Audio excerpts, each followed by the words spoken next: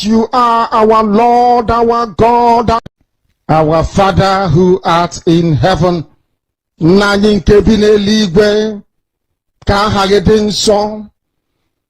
your name may be hallowed by men, that we may bow at the mention of it, that we may offer every glory unto thee, that we may offer you every adoration and adulation, because there is none like thee.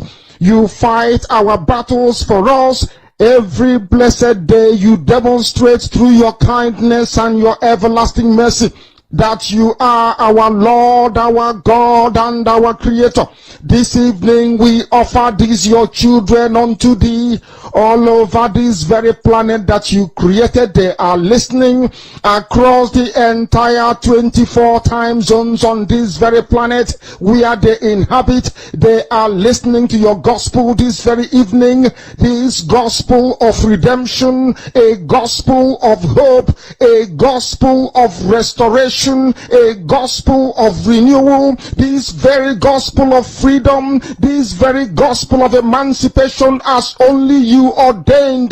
That this very gospel must be preached, that mankind may be set free from the eternal damnation of the creation of the British. My goodness me, I want to remain in the spirit, because we must worship heaven. We answer your name, O Lord of hosts. Everything about us is designed to offer glory unto thee. We have atoned for our sins last year.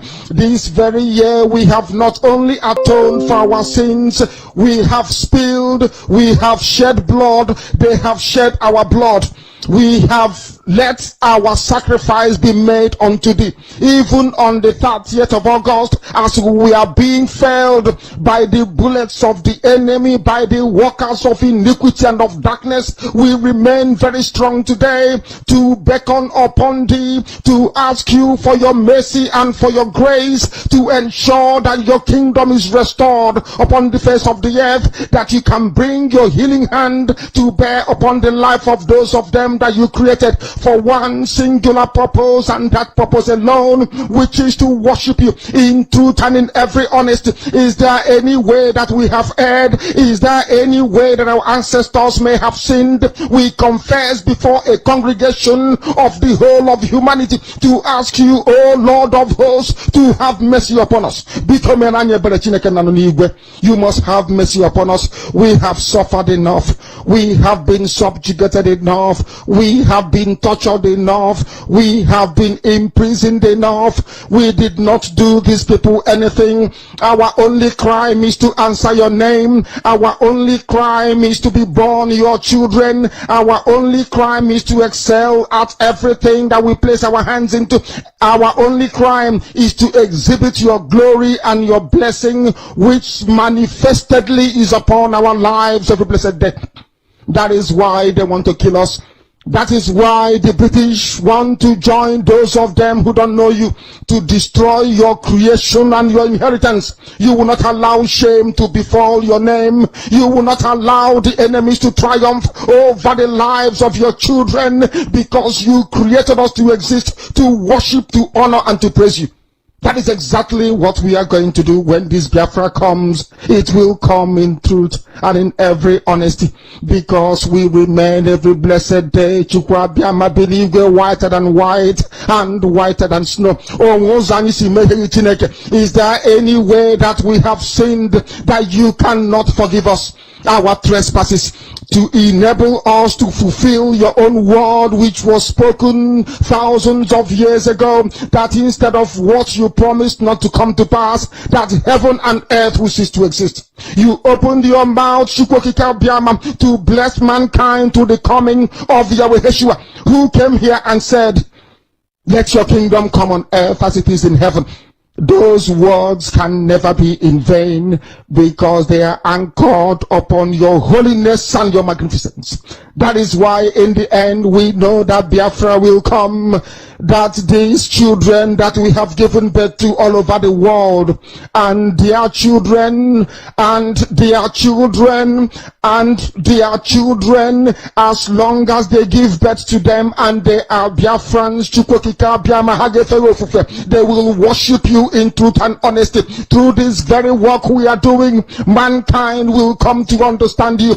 Let your miracle be wrought in our lives. Let us witness and behold your magnificence, your holiness, your mystery, and your grace under our command. O Lord of hosts, we call upon you. We call upon you to heal. We call upon you to provide succor to those of them who are inconsolable. We ask you to come and strengthen those who are weak. We ask you to restore hope where there is hopelessness. We ask you for inclusion where there is destitution. We ask you for one brotherhood, one camaraderie, one bone, one blood, and one flesh of your children. The Efiks and the Bibios, the Izon, the Shekiri, the Isobos, and also those of them from Isoko. We are traveling all the way to the lands of Igala. We are moving on from there to Idoma, to Igede, to the territories of the Igbo land. All these places we dedicate unto thee. All these lands of yours, we ask you to cover it with your mercy, because Biafra will come, and when it does, we will dance on the streets. I'm telling you, by the time that we are done, humanity will think that we are mad, we are drunk in your glory, and rightfully so, because your kingdom will come to rest upon this very earth. That very kingdom is the unadulterated, non-negotiable sovereignty of the Republic of Biafra, that your will may be fulfilled in our time. All this we pray, all this we ask for, in no other name apart from that name that belongs to you. Ahadin sosine bigebi rone bigebi. He said, being also, you know, when it comes to tech, anything can happen. When the enemies are being under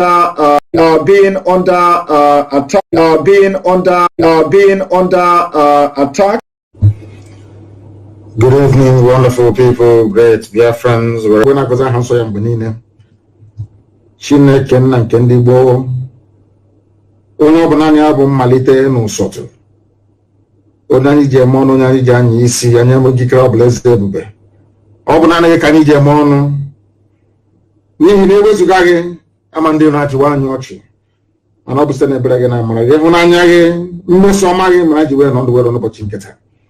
I will not do this better in Gosi, Kibe, Mengwangwa, Kabia, Zopotande, Kabia, Napota, Omoyebonde, Biafran, Akandino. He's a go to Akaze, better in Gosi way, Zopotandi, Yoruba, Dudua, the Waki way, Zopotandi middle belt. On your Nkekata to Bikunya, Mammy and Zitchi. Yan Yazin Gota, Yan Yazin Honana Megataman, and one knows in Nabengosi. Biakwa Eze, Bugonia, Kisi we tini here ne titi ndi unu anyo bochi nketa ha we na eri anu onwe ha aka si ha we ba ha onu baba ki we si etu eze bubede ngozi bia ki we tisasia olu aka ha niile bu nke ha ha kwadoro iji we megide ụmụ we bụ ndị Biafra bia kwa ki we chụgachi ndị dị etu azụ ma tinye ọgba agha n'etiti ha bụ ndị na-akpagharị we na-akpagbu ụmụ we Biakwa eze bubede ngozi ka iwe chụghachi ha azụ n'ụzọ ọjọọ nke ha na-aga ka ụgwọ ọrụ ndị dị etu a ma hope ụzọ dị mma ma ndị janjaweed niile ma ndị kalifet bụ na obodo ekpo nzuzu ka ihere ha wepụta ihe ma lekwa anya onwe anyị bụ ndị na-achị irughị ụmụ gị bụ ndị Biafra ụmụ Ipob n'ụwa niile anya onwe anyị bụ ndị nwe ezi ịhụnanya n'ezi mmasị ebe ntụziaka iwu gị nọ anyị onwe anyị bụ ndị mgbe niile na-aja aha nsọ gị mma na-asị ka anyị bulie gị elu Chineke nna ka anyị bulie gị elu ọkaka ka anyị bulie gị elu onye ọbụla ya na-achị Malenu nani boom obonye. Anyamego kobodeko nsubu zu siwe. Anyamego kabriteni siwe. Bonde na hi hajanuku. Anyamego kandi unani. Mana ọ bụ naanị bonye na-edu anyị ezi nna dị ebere ma bụ mgbe ebighị ebi. N'ihi na ọ bụ n'ime gị ka anyị gbabaworo nna nke igwe were na-arịọ nchekwa gị. N'ihi na ọ bụ naanị gị bụ onye enyemaka ụmụ Biafra. Ọ bụ naanị gị bụ onye nzọpụta. Ọ bụ naanị gị ka a na-etu Elohim, Adonai, El Shaddai, Chukwu okike abịa mapụrụ n'ihe niile. Biko nụ bịa ka ime ọsọsọ wee napụta ụmụ gị na abụ ọjọọ nke Britain kebara ha n'ime ya. Ka ọ ga-abụ n'ikpete mazụ na Biafra ga-abịa. Eluigwe n'ụwa ga-agba aka ebe ịhụnanya gị n'ime ndụ ụmụ gị. Anyị ga-asị na ọ bụ naanị gị bụ Chineke nna, bụ n'ekwesị ntụkwasị obi. Kwere n'ihi Biafra ụwa niile ga-etigheta azụ wee maa na ọ bụ naanị gị bụ onye na-eme amara. Otuto na nsọpụrụ na ịja mma dịrị sọsọ aha nsọ gị, onye kere ihe niile kere eke mana onye kere ya, ugbu a ma ruo mgbe niile ebighị ebi ka anyị na-arịọ gị. Ise, we must pray in the language of heaven, because that is the same language that the angels are using when they bow before the throne of the Almighty in heaven. We are going to preach this gospel today. As you may have noticed, my voice is very calm. I want you to get your pen and paper ready. Abandon every vestige of greed, envy, and jealousy. That's your I too know brain. I know everything. Put it to one side for the next hour or two.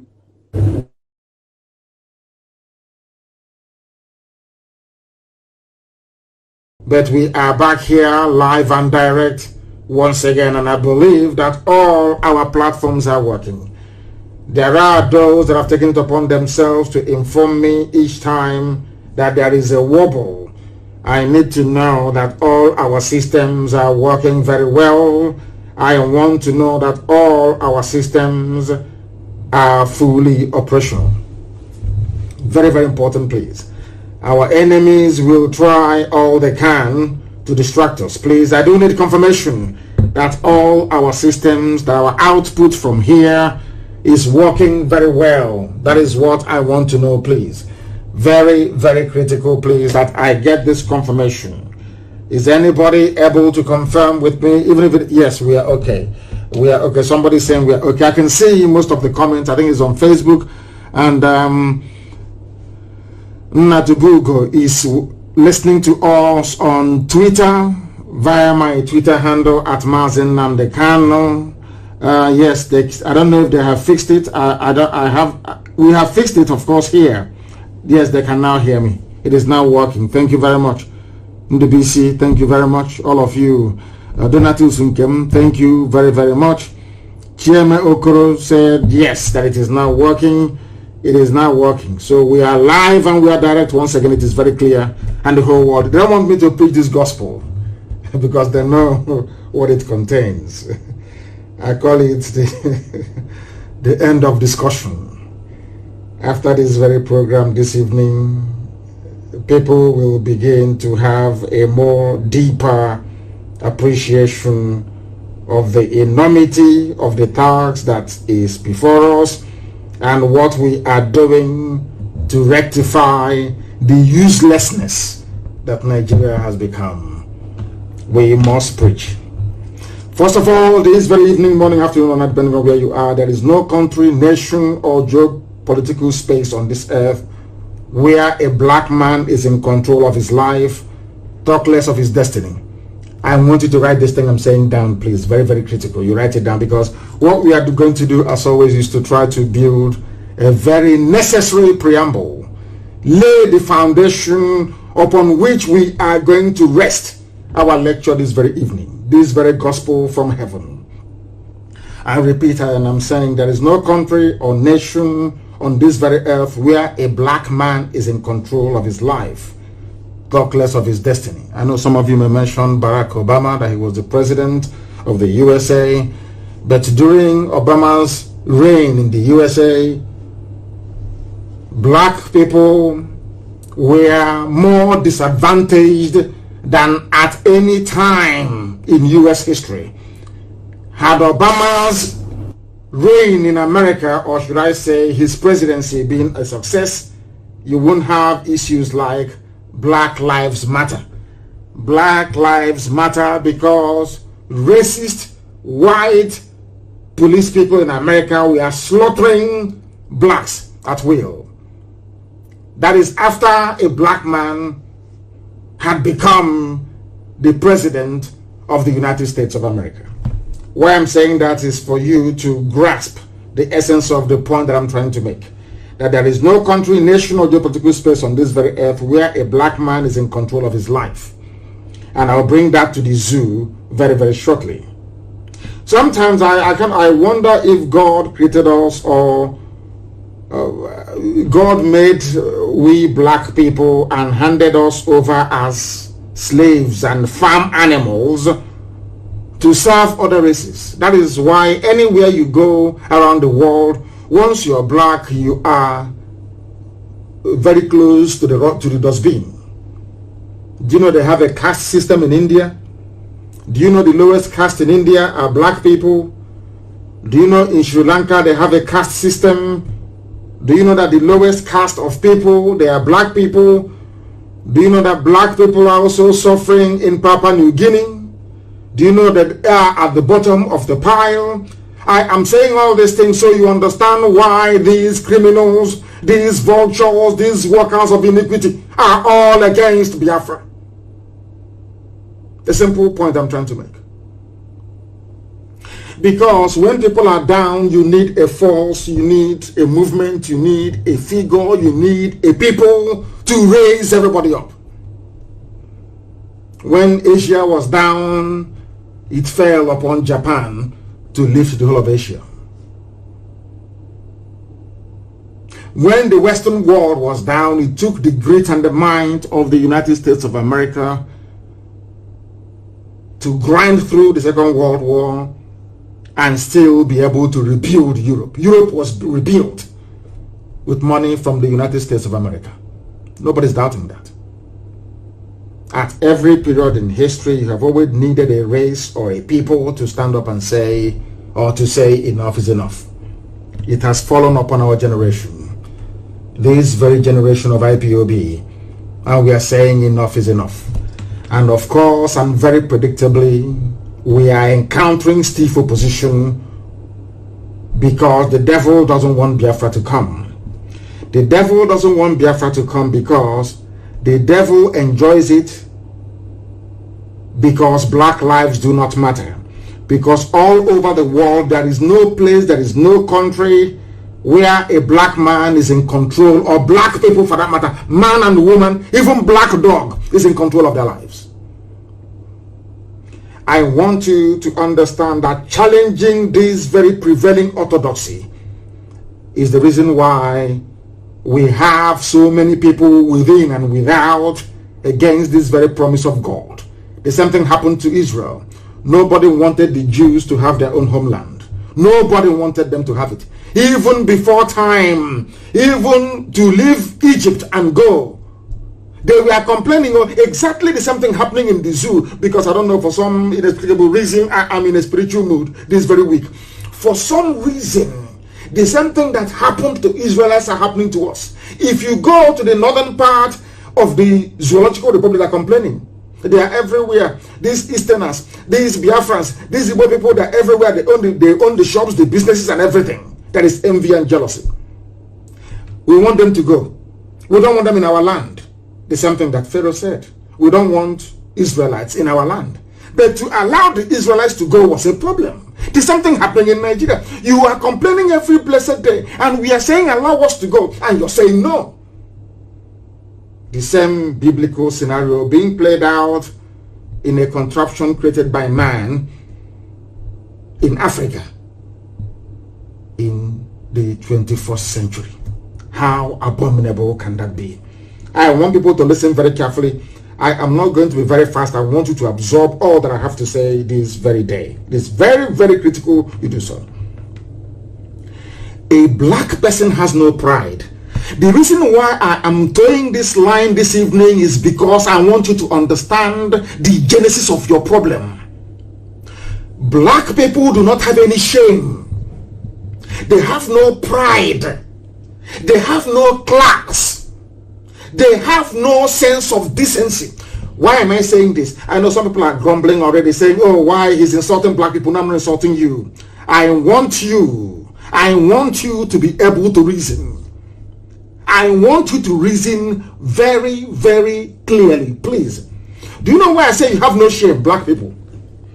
If you had any shame at all, there is no way any white man can travel up to 4,000 miles and come to your land and take away your name and give you his own name. Do you want me to repeat what I said? Let me tell you why black people are suffering, why we are the lowest of the low, why anywhere we are in the world, people treat us as if we are trash, basically. It's because we have no regard for ourselves. We have no pride. We have no honor. We have no dignity. Can you tell me why any sensible black person, any sensible human being would call himself a Nigerian? Can somebody please explain that to me? Did you create Nigeria? The answer is no. And now, the other part of the coin is, can you go, the person that came and created Nigeria, can you go to his village and create, let's say, Oduduwa or Hausa in that place? The answer is no. They came to our land, they took away the name Igbocha, they named it Port Harcourt. Some of you are shouting every day, Port Harcourt, Port Harcourt. And I'm asking you, look at yourselves and what you're doing. Do you think you have any shame in you at all? Because if you had any shame, if you had any honor, you would have done at least what the Indians did. They changed all the names back to what they were before the white man came. And do you think you can go to Liverpool and rename that very beautiful city of Liverpool into anything else from Africa? Do you think the people of Liverpool will even listen to you? They will see you as a madman. Now I'm asking you, why should we in Africa accept it? Somebody will travel for thousands of miles, come into your land and tell you that your ancestors, your grandfather, your great-grandfather, your great-great-great-grandfather, that they had no history. In one stroke of the pen, your life all of a sudden started in 1960. In 1960, your essence as a human being started. Tell me any sensible country in the world where the president is older than the country itself. And then the sensible question that any right-thinking human being should ask is this: what was my history before the creation of this thing you now say is my history? Simple research we do not do. Because had black people been engaged in very rigorous research, they would have a sense of pride and dignity. Even Native American Indians, they have dignity and pride. Europeans wanted to convert them to slaves, to use them in their farms. And the Indians, the native Indians in America said no. You know what they used to do? When the white man turns his back, the Indian will kill him. He may die in the process, he doesn't care. He would kill him. That way they realized that enslaving Indians or turning them into farm animals is not possible. And they went to Africa. In Africa, when they came, Africans only didn't serve them. Africans were willing to sell their relatives in order to please the white man. Because we have no shame and we have no pride. Why am I saying all of these things? Look at the case of Nigeria today. Somebody will come out and say that we are going to kill a particular set of people because they do not believe in what a white man created in Africa. In essence, that is what Lai Mohammed and the bandit sheikh is saying. The reason why we would not negotiate with Ipob is because they do not recognize the legitimacy of Nigeria to exist. Without looking at the reason why. That is the thing about black people. They never look at the reason. Nobody has ever bothered to sit down and say, why is IPOB insisting that things cannot continue the way they are? Of course, I'm very happy that some of them have now come around. They're beginning to reason like human beings. They are now beginning to reason like human beings. I don't know why a black man has no pride. If you have a pride in you as a black person, you cannot open your mouth and call Iguacha Port Harcourt. You cannot open your mouth and say Nigeria is my country. It shows you do not value yourself. You don't even trust yourself. You don't even trust your ancestors. You don't even trust God that made you the way you are. You have no shame inside you. That is why white people can come to Africa and draw our boundaries for us. Give us names they want us to bear.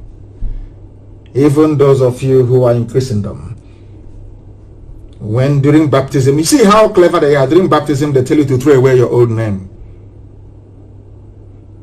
You shouldn't answer Angoreka, don't answer Ifeinwe, don't answer Chibuzo. It's not good. Why don't you answer Raphael or answer Isabella? That has no meaning. I want to point out instances as to why people out of ignorance and foolishness defend one Nigeria. Anybody defending one Nigeria is an ignorant fool. Is a fool and is going to remain a fool forever. It means you are daft, you're hopeless, and you're very stupid. You have no brain. Had Nigeria been created by people coming together, as most people had campaigned for or agitated for many years ago, but lacked the balls to execute it, had the likes of Shoyinka and the Tinubu insisted that what we want is a Son and Abakoba, of course, sovereign national conference. No matter what the Janjaweed is doing, no matter what Britain is doing, you say no, we want sovereign national conference, and then after that a referendum. But today you have pride. People wonder why we are the way we are. We are the way we are because Biafra was the first African country, second African country to taste freedom, genuine freedom, not flag independence, not neo-colonialism, no, genuine freedom for 3 years. The children they gave birth to is carrying on from where their father stopped. Because you know why? We are Biafrans, and in us there is a lot of pride. A lot of pride. I have told this story so many times that I'm sure that even some people may be bored of hearing it, but I will say it once again. One of the things that formed my outlook on life was Alex Haley's book I read, Roots. I think I was a 17-year-old when I read Roots. I read Roots, and a very brilliant book, I must say. There's an adaptation of it. I think it's a movie now as well. So some of you who are not taken to reading very voluminous text, you can go and avail yourself of the cinematic interpretation of that very brilliant book. Roots, R-O-O-T, Roots, R-O-O-T-S, Alex Haley. In that very book, that was why when anytime the two previous occasions I went to America, I had to go to Georgia, Atlanta, Georgia. From there I drove, or somebody drove me, which drove me for what's his name? What's his name again? I've forgotten his name. I don't know if it's old age that is coming. I keep forgetting things these days. I've forgotten his name, but it will come to me. He drove me for 5 hours. He's based there in Atlanta. We went to a place called Savannah. Because when I got into Georgia, you see, I said to them that I want to go and see that very place that an Igbo man said he will not be a slave to a white man. I went there and I prayed. And that very place is called Savannah. And the woman that has the house, that her garden is actually on the very spot at the bank of this very creek where they drowned themselves. She was enthralled. She said, yeah, people come around here to have a look. We were there to pray. You see, at that very spot was when white people realized who we are. That these people are a very, very proud race and very stubborn. You see, they brought them all the way from Onitsha.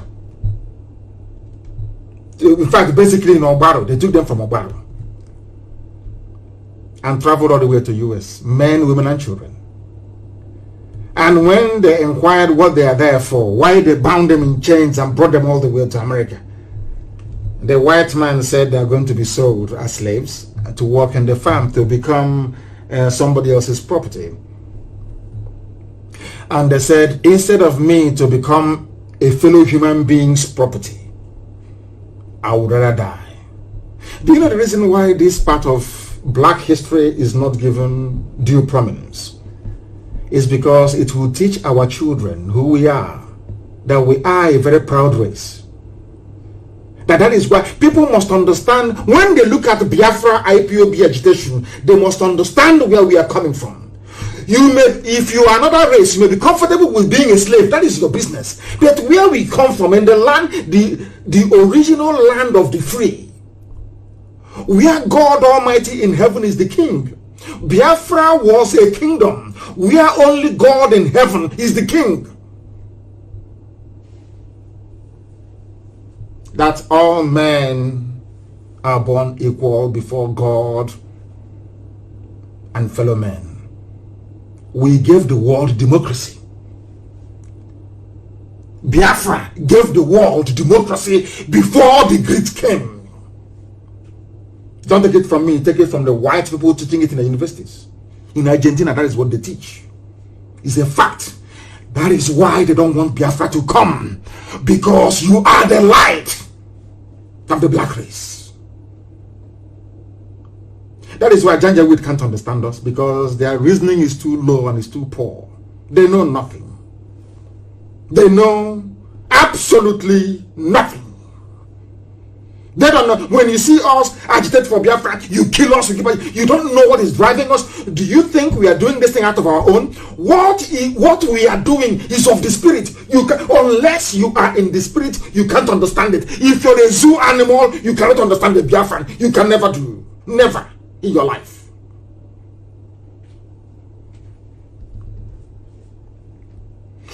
You are in a country where somebody created for you. 1960, Nigeria won independence. In your life started in 1960, and every day you wake up as a grown-up person, lettered and educated. You don't ask yourself, what is the history of my grandfather? You don't ask, because you're black, and every nonsense that comes to you, you accept. Ask yourself why we go on protest. You kill us, we go and protest. You kill us, we keep going. You kill us, we keep going. Have you ever wondered why? Do you think that what we are doing, that we even know what we are doing? No, we don't. What is driving us? What is driving our essence is something beyond the comprehension of a black person in Africa. You can't understand it. That is why Biafra is an enigma. Only the intelligent can. Only the intelligent who are in the spirit can. And because Biafra is down, that is why black people are suffering all over the world. And like do your envy all you like. Be jealous. So unless Biafra is free, you can never be free. All of you together. So it is in the best interest of everybody to join hands together, that we may liberate ourselves. Now let me ask you this very simple question. All their years of restructuring debate, all their years of sovereign national conference, all their years of talking for constitutional change, has anything happened? No. Ask yourself, why is it now that everybody is talking about change, that something must give?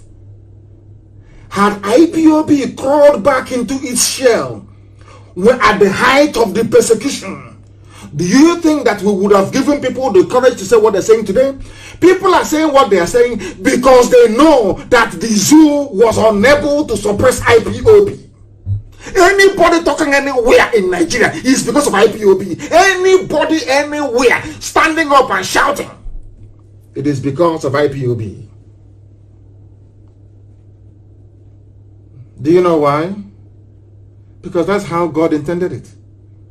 You see that race of people from the east, from Igodomigodo all the way to Ambazonia, people of the east. You see that very little place that Islam could not come into. You see that very place? Do you know that it was done for a purpose? Do you know that the time Islam was making it to the west coast of Africa, every country in West Africa, Islam, Quran dipped, or they dipped Quran in the Atlantic? Only the east. Have you, people, I don't know, have you ever sat down to ask yourself why there is Islam everywhere else, but not in the east? Because you don't know. You see, because Elohim never wanted it. God never wanted it.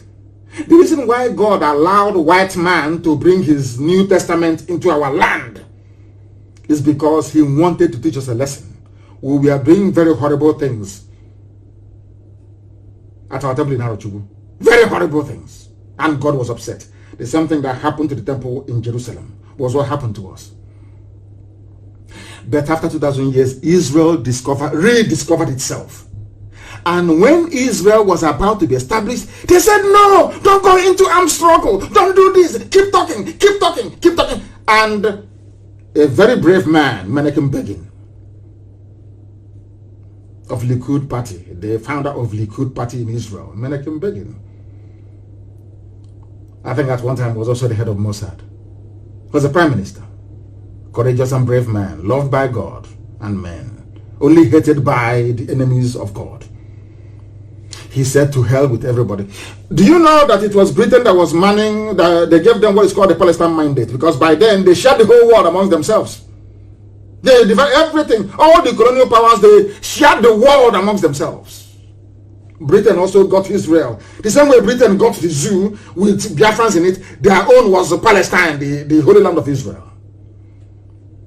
And they asked Britain to leave, that the children of God, that God said the time has come for his children to return. Britain said no.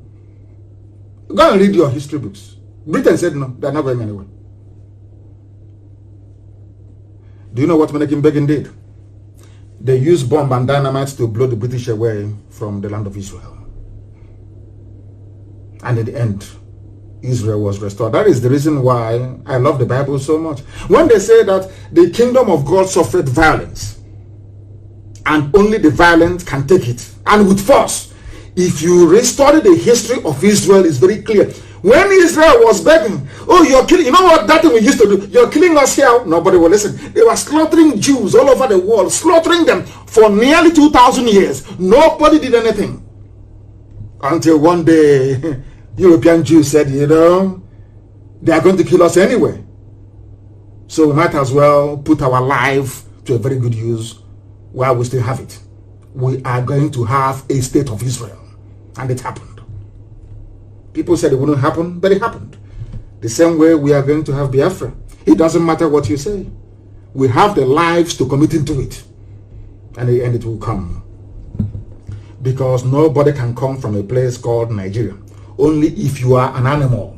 Only if you are a compound fool. Only if you are a degenerate idiot. Only if you don't have any brain. I'll keep asking you. Okay, let us take your family now, for example. All of us, we have our own homes. Is that not correct? You have your wife, you have your children, and all the rest of it. And maybe some of you, as you're listening to this very broadcast this evening, you're with your family and you're eating and dining. Is that correct? Oh, how about if I walk into where you're eating now? It doesn't matter where it is. Let's say I walk into a family at Ipob this evening and say I am a Biafran. And by the way, I want you to change your name. This night, the name of this village. No, in fact, Ipob, I want you to change it. And I want you to call it Ipob New Mbise. Are you following? What will you do to me? Even Janjaweed, if I were to go to Sokoto, doesn't belong to them. And I'm very happy today. There's a clip I will play, not audio, I will play for you to hear. And I'm sure our media will go and get it and spread it everywhere. When My Lafia was talking Dr. Malafia was talking on channels, that Janjaweed TV station. He is apart from we in IPOB, he is the only person I've heard use the word, the Habe Hausas. Today I knew that the man, he reads his books, he's intelligent. When I mentioned the Habe monarchy, some of you don't know what it means. When I mentioned the Hausa, their name was the Habe, H-A-B-E, the Habe monarchies of the Hausa kingdoms. None of you knew what I was talking about. But today, my Lafia, I heard him say it. I ain't going to be honest, we are learned. I'm being honest with you. But we shall get to that later. We must change where we reason, black people. And if you like it or not. As I warned you, as I explained to you a few days ago. As I explained to you people a few days ago. If you ask Angela Merkel, when they were exasperated with the presidency of Trump because they didn't understand him, they will say, these are European ministers, oh, listen carefully to how white, now I understand why white people, they have so much, they make so much progress. A white person, I heard Angela Merkel, the leader of the strongest nation in Europe, Germany. By none, Germany is the strongest nation in Europe. Do you know what she was saying? Oh, we want President Trump to show leadership. He is the leader of the free world. This is a German prime minister saying that another head of state is the leader of the free world, because they understand that if America dies today or is suffering, they know they are all sunk. Do you think an African head of state will do that? You have jazz. Never. Pride and envy won't let them. Jealousy and greed can't allow them. That is why they don't want to give Biafrans credit. They know who we are. They know, as I said to them, how many hours did your protest last at Lekki? Not up to 5 minutes. They vacuum swept all of you inside Black Maria, and the protest is over. Because I did not bring out IPOB. I did not bring out Biafrans in Lagos. Had I given the order, come out for protest, by today, the protest will still be on. It is nobody's fault. That is how God made us. It is not, I am not bigoted. It is not about ethnic jingoism. It is not about a sense of racism. That is all rubbish. But the creation as we know it started in my land. Creation, God Almighty in heaven chose Biafra land as the center of this very earth. 0 longitude and 0 latitude. Go and check your geography textbooks. 0 latitude and 0 longitude, where sunlight meets darkness. The center of this very earth is in Biafra land. That is why Britain created Greenwich Mean Time, moved it 1 hour to the left. Who doesn't know that? That is why they're afraid of us. That is why they cannot get any conviction in any court in the world. That is why they're even afraid of us, of trying us in their own courts. That is the reason why we are as formidable as we are. But the devil will try. Equensu will try. As they did against the emergence of the glorious state of Israel. They will try, but they will fail in the end. Because we represent the light. Do you know that darkness has no power? You see darkness. You see, darkness has nothing feeding it. I want you to understand and relate this very analogy to the zoo called Nigeria. You see darkness, or actually darkness. You know when NEPA takes light, there is darkness everywhere. That darkness has no power. Darkness is only acting because there is no light. Once light comes, it disappears. And it can never come. As long as that light is on, darkness will never come close. Never, ever, ever. It can never come close. Have you do a simple experiment? Because you see darkness, you know, when you're going out at night and there is no light, there is darkness everywhere, is because there is darkness in nature. Nothing is fueling it. There is no generator generating darkness. No, it's there, just there. Like Lucifer. Once, you see, for you to defeat darkness, you need to generate electricity or light. And to generate light takes energy. You must do something. You can't keep quiet. You must do something. If you don't do something, you continue to live in darkness. So that time you put your the battery inside your torch and you on the torch, what happens? Darkness along that line flees. It can never come as long as your light is on. As long as your light bulb is on, there is no way darkness can come. But darkness, it doesn't cause darkness anything. Like the Fulani Janjaweed, it doesn't cause them anything to destroy.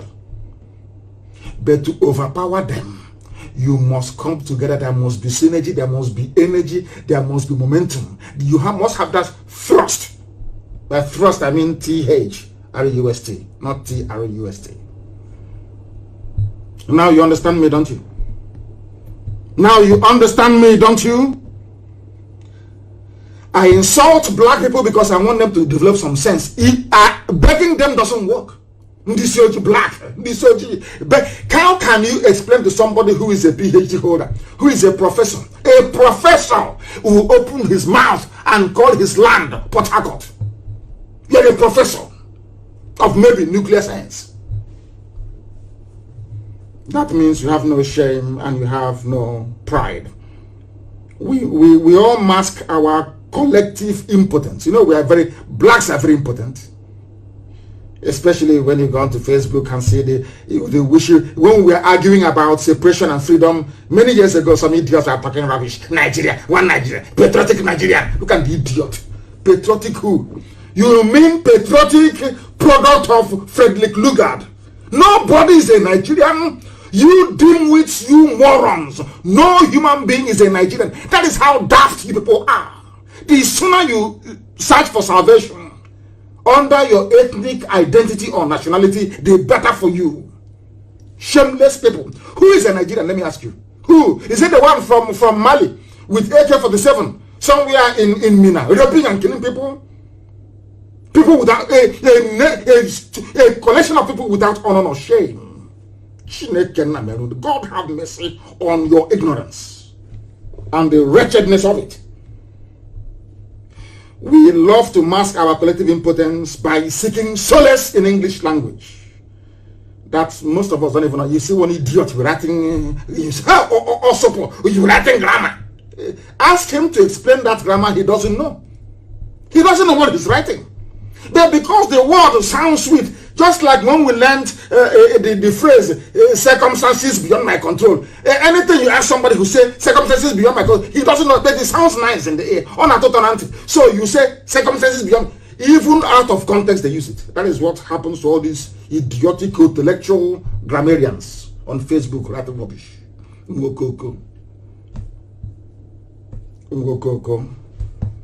Now listen.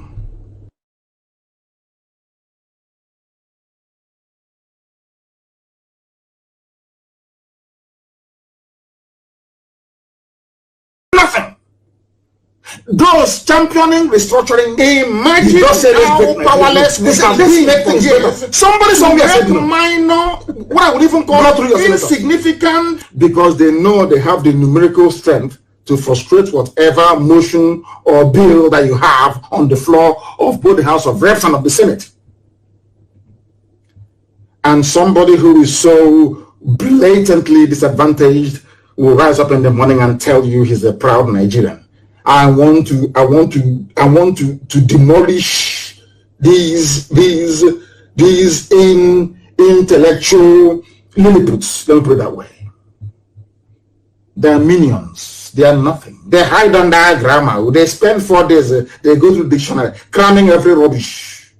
They come and they write junk because they are inferior. Because you see, an Englishman speaks English, and they are so inferior that you have to write. You want to aspire to write like an Englishman, so you can perhaps acquire some of the aura of an English person, so that your peers can respect you. But you are making an absolute idiotic fool of yourself. As most of you may know, I have been to many countries around the world. There are people who write and speak their language with every pride. Every pride. You come and you speak, they say, oh, you speak English? You say, yeah, okay. Why don't you learn my language? Oh dear. Simple change, something as minor as let us go back to the regions that was working. Fulani said no. Only one group, and they're a minority. A bunch of Janjak, a minority. They are not up to 20 million. Not up to 20 million. It's so ridiculous. I thank God that the houses have woken up after many years. Sometimes if you're IPOB, you pat yourself on the back. You have changed so much. I'm telling you that you have changed the thinking and the reasoning capacity of most people in that damnable zoological republic. And we must continue. We're going to stop. Imagine how are you hearing of sovereign national conference anymore? That one is dead though. Simple, minor, even insignificant change like restructuring the political landscape. They said no. Because you're a black man, you don't have the power to do anything. This UG. Something that should help move a country forward. Some idiots in the same country. On the contrary, some of the so-called agitators for restructuring. You know what they're waiting for? They're waiting for Britain to say something. Not to say, but to do something. They want Britain to pick up the phone, the Prime Minister of Britain, US President, then call whoever is in Asorok and say, now it's time for restructuring. And do you know what they got that nonsense from? It was during Abacha's time. None of you were able to remove Abacha. He was a very deadly dictator, a very brutal one for that matter. Abacha was killing left, right, and center. Yet in Kano, there is Sani Abacha Stadium. Somebody who is acknowledged to be a mass murderer. The same thing they did with the regime, the murderous regime of Abacha, is what they are doing with Fulani headsmen, Mietiala, killers and murderers. They always defend their own. And somebody was, I remember in those days, they said their zoo national team, Green Eagles, were going to play as a super eagle. I don't know what eagle they are now. Or maybe dark eagle or white eagle, I don't know. That they were going to play a football match in Kano at a place called Sani Abacha Stadium. And I remember the white commentator saying, come on, Sani Abacha Stadium? Was that not the dictator? Hey, Sherman left everybody and was doing me. He had a happen now, like them. Left everybody and was holding me. Now you understand it, don't you? The same way they are defending. Is it not Buhari, the dead one, or the real Buhari? When that dead Buhari was, do you remember when Buhari said that Abacha did not loot any money? Have you all forgotten? One Nigerians. You see the way you reason? That is why I feel sorry for all of you. You one Nigerians. Your stupidity cannot be weighed on a scale. Your idiocy is legendary. I'm telling you. Sani Abacha Stadium. And they said Abacha did not steal anything. Hiding under English. It's common restructuring you cannot do. Ordinary, everybody agrees it may help. You cannot do it because you're waiting for a white EU, white America, white Canada, white everywhere to do it for you. Because it was America that killed Abacha, not you. You are impotent and you're powerless. And it wasn't Africans that got independence for Africa. It was the United States of America warning Britain and the whole of Europe to get away from Africa. That was what happened right after the Second World War. Anybody telling you that they fought and they got their flag independence is a liar and is a deceiver. Do you understand? I think it was Harry Truman that said to Europe, oh, enough of that rubbish, that useless colony you have in Africa. Get out! And they went out. The same thing happened during the Suez Canal crisis. Some of you may not know because you may be too young or you are ahistorical because you do not read books. There was a very brave, young military officer in Egypt called Gamal Abdel Nasser. And he killed, what's his name again? He killed the very moderate Egyptian prime minister, or they said he was killed by the what's it called, Islamic Brotherhood. He assumed power. Britain left Britain. They want to come to Africa to be connected to toll gate, checkpoint. They set up checkpoint at Suez because it's far more easier, like the Panama Canal, far more easier for ships to use the Mediterranean Sea to cross through the Suez Canal into the Arabian Gulf. Is it a Gulf of Eden or is it Arabian Gulf? One of the two. The Arabian Gulf. As they call it, Gulf of Eden. Because that way the ships, rather than going through South Africa, the Cape of Good Hope, and coming back up again via the Indian Ocean, a very long journey, you cut that journey short by taking a shortcut. Britain built a toll gate in Africa. When NASA came in, NASA said, you cannot come here and be collecting money, tax on my father's land. You have to go. Britain said no. NASA took it over by force. I think it was Prime Minister Eden in England, in Britain, that sent British expeditionary force to go and retake Suez Canal that doesn't belong to Britain by force. The Suez Canal Company. They went into Suez Canal after 2 or 3 days. Eden got a phone call from the US president in no uncertain terms, told him to get away from there, it's not yours. That was how Britain withdrew. Because Britain listened to USA. Because USA take care of British interest as well. Now, do you understand how they play this politics? Do you understand it? In your own land, you cannot even bring about a simple change. Ordinary restructuring, not even freedom. Ordinary restructuring you cannot do. Always blowing useless, senseless grammar that has no meaning. After blowing grammar, there's no light, no hospital, no good roads. After blowing grammar and putting on tie in the middle of the afternoon, also speaking grammar all the time, and nothing is happening. Intellectuals everywhere. We mask our impotence by seeking solace in English language we don't even understand, most of us. Are always waiting for white people. We are not going to wait anymore. We are better off dead now. What are we doing with life? This stupid, useless life. A life where somebody can come from Mali with AK-47 and go to Zombe and decide to rape a grandmother. After raping the grandmother, you say they are misunderstood. You misunderstood them. They are my brothers. According to Sheikh Gumi, is that the type of country you want me to be in? Are you mad? Are you sure you're well? Are you sure you are well?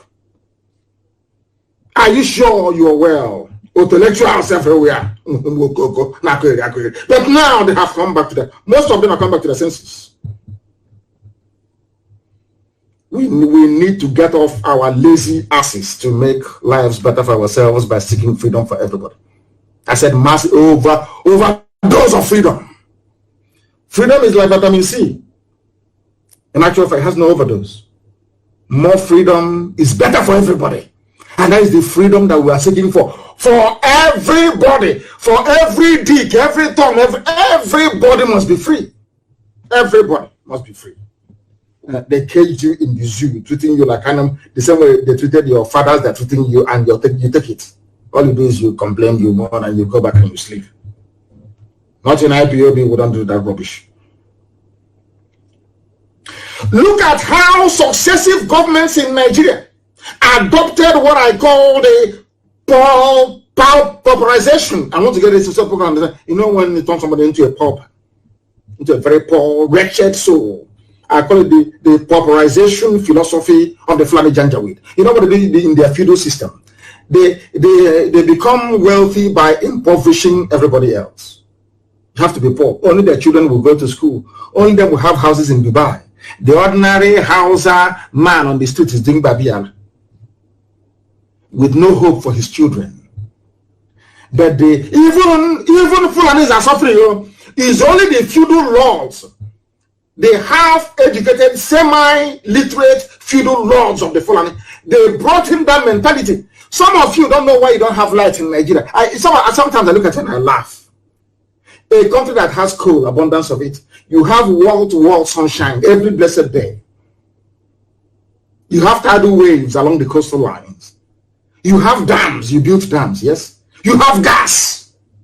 Let me repeat, you can generate electricity through thermal, which is coal, through gas, through wind, through waves, sea waves, through hydroelectricity.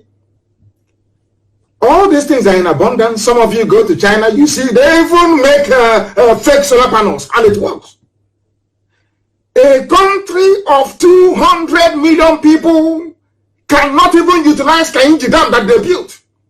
A country of 200 million people cannot, they bring out gas from the ground, they ship this gas to Europe, to South America, to Asia. Those people, they have 24 hours electricity from the same gas that you're shipping from Ahaji. But people on Ahaji don't have any light. I don't know if you're, I don't know if I'm making sense, if people can understand what I'm saying. It's a lecture. People in faraway Japan that has nothing, they have light. People in Enugu that has coal under them, as you're walking in Enugu, it's all coal under you. They have no electricity. Do you see how stupid black people are? You know, sometimes, to be honest, if you sit down and begin to ponder how useless black people are, you will go outside and you commit suicide. I'm telling you the truth. It's a simple question. How come I produce crude oil from the, no, you don't produce, God gave us crude oil. You export the crude oil in one barrel that contains everything from kerosene to paraffin to engine oil to plastic, everything. And then you only import petrol that you used to drive your car and diesel. Whereas you have refineries in your country. Let me be very honest. It's not pulverization. Pulverization is to make something disappear. That's to pulverize. Pulverize is to make something disappear, not pulverization. To impoverish somebody. Impoverishment. That is the philosophy of the Fulani. That's what they brought into Nigeria. So don't you know that? If they give you 24 hours electricity, which they can, all those girls they are taking to Dubai will not be cheap anymore because they'll have their own jobs, they'll have their own cars, they'll have their own businesses, they'll have their own mansion. That time you have to start buying flour and chocolate and behaving very well. No, that's the difference. You know, abroad, when you want to talk to a woman, you have to buy chocolate. You first start by begging. Can we eat together? That's why you may wait for 2 or 3 months to get reply. Then after that, you start to buy chocolate. You will know every brand of chocolate. You may buy one, you say, I don't want the one with milk inside it. I want original chocolate, the dark one that is 99% cocoa. You guys start looking for that one as well. Then after that one, you go into the business of buying flour. By the time you finish buying flour and chocolate and going out for dinner, you will know that khaki and leather are not the same. They don't want to go through that process in Africa. So what do? They impoverish everybody. They make the women desperate, looking for somebody to do their hair for them, to buy lipstick, to buy ordinary sanitary towel. Some of them don't have. Then now that makes them very cheap. Now do you see why they're doing it? Why is it? Why do you think they stopped you from the closed door? Industries were there before. You see, let me tell you, there is something people don't understand about Nigeria and people ruling you.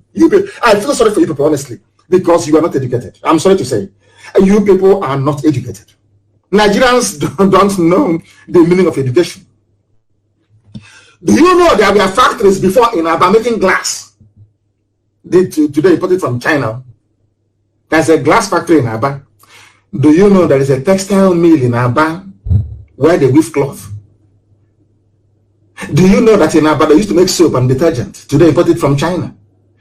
Somebody sat down in Lagos as a government minister and head of state and destroyed all these businesses. The same person is telling you about one Nigeria.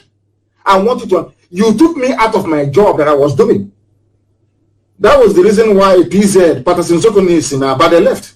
That was the reason why Liver Brothers left. That is the reason why Leventis left. Some of you may remember Leonard Shoes in Aba, even in Omaham. You may remember Bata Shoes in Aba, even in Omaham. In Omaham, we had ceramics. We had Golden Guinea. Uncles were working there aunties were working there. Economy was very good. Nobody was complaining. Nobody was begging. All of a sudden, one single day, one idiot from Abuja and Lagos decided, let's make their life difficult. Ceramics was shut down. Golden Genome has shut down. Olon Nampam plantation shut down. Glass factory in Aba is no longer working. And you know, let me tell you how evil they are. They come back and say, all these unemployed youths, but where the youths are supposed to be working, you as a greedy, evil, wicked politician, you shut it down. Now, after graduation, where do you want them to work? Because it's common sense. Some of you don't know that Michelin was in Lagos. They used to make tire in Lagos. Tire Michelin was in Lagos. You don't know that? Imagine that these Fulani, Janjaweed, primitive people had the mindset to say, let's grow the economy. By now, there will be no banditry because people will go to work. By the time you finish work, you get home and your wife or your girlfriend will handle you very well. You will not have any time. You'll be thinking about the alarm waking you up the next day to go to work. Do you understand? All of these things I'm saying is not rocket science. It's simple common sense. Do you know the white man has it, black people don't? Those that do in the black world are very, very few, insignificant few. As somebody said, these are blood-sucking fools. You call a politician. Our senator from he spoke on the floor of the house. You see that wretched girl at Channels TV. That stupid girl. I don't know what they call that idiot. Trying to, I don't know the village, trying to mimic a white accent. I don't know what her name is. The one that interviewed Senator Baribe the other day. They see all these things. Ask the minister, please, minister, the largest textile mill in the whole of Africa, with the exception of South Africa, was in Kaduna. Kaduna, the largest textile mill. It is shut down. There is a car company called Leyland Dav. Iveco, I-V-E-C, I think it's an Italian company. They used to assemble their cars. Do you know there was a time, this thing now that Emerson is doing, do you know there was a time that Volkswagen from Germany was assembling their cars in Nigeria? Do you know that Peugeot was assembling their cars in Nigeria? I don't know if you're aware of it. No, some of you are too young. You don't know. Then, was anybody complaining of hunger? Was anybody complaining? In those days, all you need to do to be able to, you don't need to buy any bone straight hair. All you need to do is to write a very good letter to somebody you like, and they'll respond. You don't need money to do anything. Money for what? Everybody's feeling very well. These idiots, they never liked it. They don't like it one bit. They want to control you. How Fulani controls you is by making all of you poor. By making you poor, you start to eat each other, to grovel. Even when you're hungry, you start looking for something to eat immediately. That was why they broke NSAS, the first protest and the second one, because all of you are hungry. They made it so. Once a black person is hungry, you can control them anyhow you like. They go to China, they borrow money, they buy Chinese products. Even I'm not saying don't buy Chinese products because China has the grace already. That's how God blessed them. But the little things you can make in your village, you just make them. They won't allow you to. Somebody, somebody said, I'm going home to build a factory. I said to him, good luck. He came back one day and said, do you know that all those machinery, they're still at Apapa Wharf, and now they're rotting away. I can no longer use them.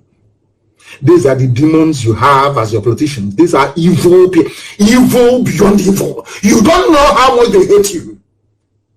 We speaking this way, we are the ones that love you because we want you to change. You don't know how much they hate you.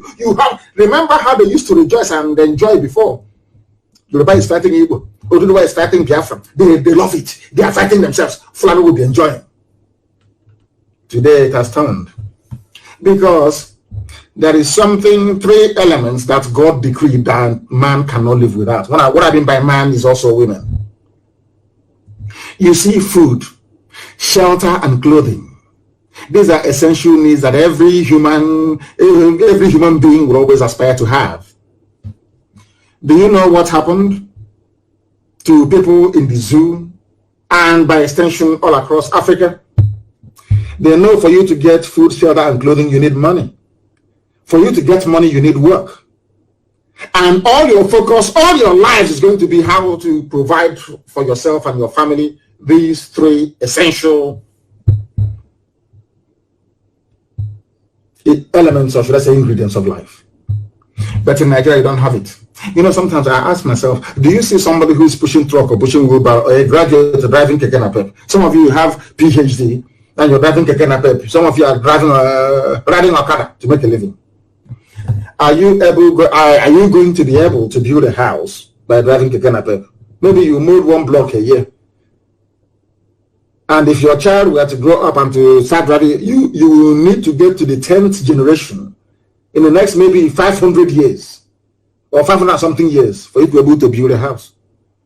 That time you're long gone. And those after you are long gone too. Now what I want to say to you is that what they're doing in the zoo is deliberate. And what IPOB is doing, what we in the Biafran movement is doing, is to set all of you free. You may not like the approach, you may not like the style, but it is the truth that we are preaching here, and we will continue to preach it. That is why you have high levels of illiteracy, but all of them, from Atiku to the dead Buhari to all of them, their children schooled abroad to Saraki, all of them, their children went abroad to study. But they neglected their mates. Their age mates gave birth to bandits that you have today. The murderers and the killers and the terrorists and the rapists you have. Do you see how it's called the irony of life? And that is why we must be free. They see illiteracy, ignorance, and chronic poverty as a tool with which to control the population and manipulate them. That is why Roger Socrates was able to rent his own thugs and help us them are his own thugs. These are hungry people, hungry youths. They have to feed and eat. Why do you think have thuggery and cults and all this rubbish? People are idle, they're not doing anything. And as they say, an idle man is an idle mind is a devil's workshop. Isn't it? You know, we are one of the people that when I read a book, I take something from the book and I practicalize it. But some of you read just for reading's sake, if at all you do. Thank goodness that today, northern so-called minorities, but anyway, northern minorities are waking up. Hausa people, the Habe Hausas are waking up as well. They own the land of the north. Northern Nigeria today is a land of Habe Hausa people. Not Fulani. Not Fulani, never. Can never ever be. And Hausa people must rise up to take their land back. It may seem impossible, but believe you me, by the time we are rising up everywhere, these murderers and killers and rapists from the vulture-infested foothills of Utajalon will head back from whence they came. You must understand this. How is it that 200 million people cannot effect a change against an oppressive gang of people, 2,000 lunatics, calling themselves politicians? Are they up to 2,000? No, they're not. And they're back up. Let's give them credit. Let's round it up to 20,000 people. 20,000 people oppressing 200 million people. Reminds me of how white people came into Africa with only 20 men and conquered all of us. Look at where we are today. And we allow these 20,000 people every blessed day to be ruining our lives. Why do you think that politicians own newspapers in the zoo? Name one independent publisher you have in Nigeria. They're all financed by politicians because they want to keep you locked down in your ignorance and your perpetual cycle of poverty and deprivation. It's time for these 200 million people to rise against the wicked 20,000. Wicked and evil. These are people at home. They are evil people. Evil. Lunatics. And the funniest thing is, with the help of Britain, they dominate the political space. Ask yourself this question repeatedly until it sinks into your black skull. Ask, why is it that 200 million people are so docile? So docile and imbecilic. That 20,000 telling you when to the structure, when not to the structure. Who told you that? A republic means a nation run according to the will or dictates of the public, of the people. That is some of you don't even know of republic. Anyway, you have His Royal Highness in a republic. Oh God, what a contradiction. I am happy that today our own intellectuals are now beginning to see the light, of course. Before they were in darkness, they are now in the light. As we have always said to you, we in IPOB, we are the children of light. We represent light in here. Light. Now people are coming from darkness into the light. And why am I saying this? The rate at which Efulefus are repenting these days, I see them, some of them on social media, some of them are asking me for forgiveness. I'm just happy. You know what they say, when one person repents, there is joy in heaven. All I have inside me is joy that people have now seen that thing that we saw many years ago. The rate at which they are repenting these days, some of them, people send me their write-ups and I'm saying no. They say no, it's him. That intellectual, he has now converted. He now has reason. Or should I say reasoning capacity? The rate at which they are embracing the ideology of IPOB, you will think that rapture is about to happen. Or that maybe that Jesus Christ has landed somewhere and making his way to the zoo called Nigeria. And following behind him is Prophet Muhammad. At the rate at which people are these days converting. We have succeeded in resetting the minds and the brain of your average Nigerian. Everybody, go to the TV and write off. Everybody now speaks like IPOB. Everybody, everything they're saying is now what IPOB used to say. This very indigenous people of Biafra.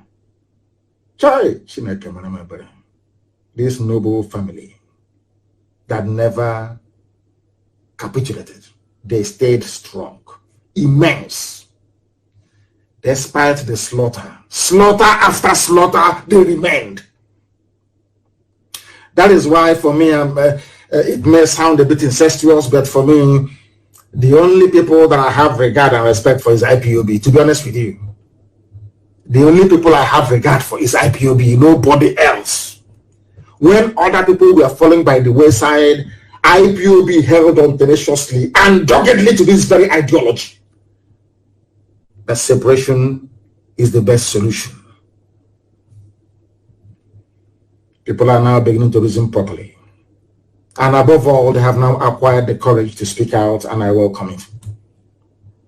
Somebody wrote a very compelling, a former intellectual, he wrote a very compelling article. I couldn't have written it myself. I couldn't have a very good argument, and I want to use it to drive home. Hey, 2 hours are enough now, but I want to preach the gospel of heaven. Because you will see it happening. Gospel of heaven, that's what I preach. You, as of course, most of a very handful of you, as black people, you will always find reason to be black in terms of your stupidity. But here, I don't have time for such. This very former intellectual wrote, United Kingdom, listen carefully please, you Nigerian. I want to make an average Nigerian appear as stupid as he or she is. I want to use this article written by a former an intellectual before castigating IPOB. He has repented, and I want to read for you what he wrote. To tell you that, as I always said, in the end we always win. It doesn't matter what you do. We will wear you out in the end. You will see who post what happened to him. In the end, we win. Always we win. Now listen. United Kingdom, the people that created you, you Nigerians, your creator, God did not create you. Stop. Every Nigerian should stop saying God is my creator. God did not create you. I can tell you who created you. And at the precise moment when she created you, I will say she, in this case, Flora Shaw. God did not create any Nigerian. The man that created you and the woman, they are both dead. That's why the zoo will die. United Kingdom was formed by the people of United Kingdom, not a foreigner. This intellectual rights. But the same United Kingdom will not allow we black Africans to freely determine our own political future. Are you listening very carefully? Britain was formed by Scotland and England coming together in a meeting, in a sovereign national conference. Let's use that term. In a confab, they came together in a confab. And Scotland and England decided we are now going to be one under these terms. Some of you don't understand the United Kingdom because you call it London, so I forgive your ignorance. Do you know that in Scotland, United Kingdom, which is part of the UK, that they have entirely different judicial system. The Scottish court is called the Scottish Court of Sessions. In the England, it's called the High Court, or Appeal Court. In Scotland, they have sheriff till tomorrow morning. In England, you have chief constable. Different policing, different legislature. Scotland, they have their own flag. England have their own flag. Wales, they have their own flag. Northern Ireland, they have their own flag. Everybody's on their own. Even the education system is not the same thing. In Scotland, people still go to university for free. In England, you go with a loan. All those things are there. But do you know what I find astonishing? The same United Kingdom will not allow you to have the same thing that they have. Now, ask yourself this question. Why is it that they don't want you to have what they have? Now you understand it. Now you understand it. Black people, when will you receive sense? This UG, black, when will you receive? Britain is against restructuring. Britain presided over, should I say superintended, the slaughter of 5 million people because they don't want you to have what they have. Ojukwu went to Aburi to go and negotiate confederation, regionalism, the same thing you have in England. The British High Commissioner then in Lagos told the Fulani people to say no. The records are there. Ojukwu never went to Aburi to go and secede. Ojukwu went to Aburi to go and get what you're fighting for now was what Ojukwu was fighting for in 1967, but none of you knew. They used their propaganda BBC to deceive all of you. If you meet an average, illiterate, useless Nigerian, he will tell you, Ojukwu went to war, Ojukwu went to war, Ojukwu went to secession, seceded. That is why I said that, anyway, by force, they will receive sense. Intellectuals everywhere, black people, they eat their own flesh. You eat your own flesh. But when you see a white man, you jump up and start, you stand and you salute him immediately. That is why a vagrant, a street, a homeless white man can come to Africa and become a manager in a top company. You have no regard for who you are. But we are IPOB and we have regard for who we are. Britain, they have restructuring. Scotland is on their own. Britain, why can't I have what you have? They say no, because we're a nigger. We created you. How can they are playing God? We created Nigeria. Every Nigerian is a British product. Some of you are like a factory product to them. You are like a factory product. And the worst factory product you can ever have is the one that doesn't know that he or she is a factory product. I'm very sad indeed. Britain, give us what you have. Common restructuring Britain will not allow us to have. This is what is called total control. They own you. Fulani are doing what they, because Britain is behind them. Fulani can kill all of you. No, Britain will say it's farmer header clash. Farmer header clash. Farmer header clash. They are raping your mother. Fulani Janjaweed is on top of your mother with AK-47, raping her in front of you. You are calling the British High Commissioner. Come on, it's farmer header clash. You are farmer header clashing on top of a woman. Is that farmer-header clash? Is that farmer-header clash? I ask of you. Black Africans, even in the United Kingdom, have a better political prospect than those in Africa. This is the reality that we black people have failed to confront.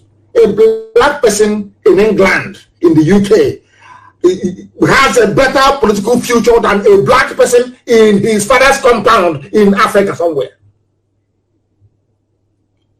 The worst thing to ever happen to Nigeria is the primitive feudal mindset of the Fulani Janjaweed, aided and abetted by British neocolonialists. I do not honestly think that any African country, honestly speaking, qualifies to be a member of the UN. What we have in Africa are artificially created political enclaves under the domination of their colonial masters. It is called neocolonialism. The brain of a black person is designed to engineer hardship.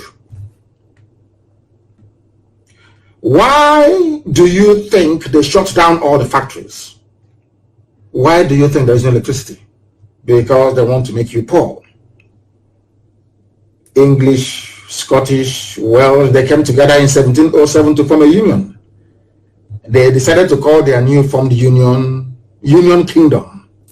The union was between the Kingdom of England and the Kingdom of Scotland. The Kingdom of Ireland joined them in 1801. The union became the United Kingdom of Great Britain and Ireland. Even they respect Ireland, even united based on common goals and interests. And they had a treaty. Where is the treaty of Nigeria that bound Nigeria to? Where is the treaty that says that a Yoruba man must be in a country with Fulani man? Where is the treaty that says a Gwari man must be in the same country with a Nupe man? Where is the treaty? Where is it? None.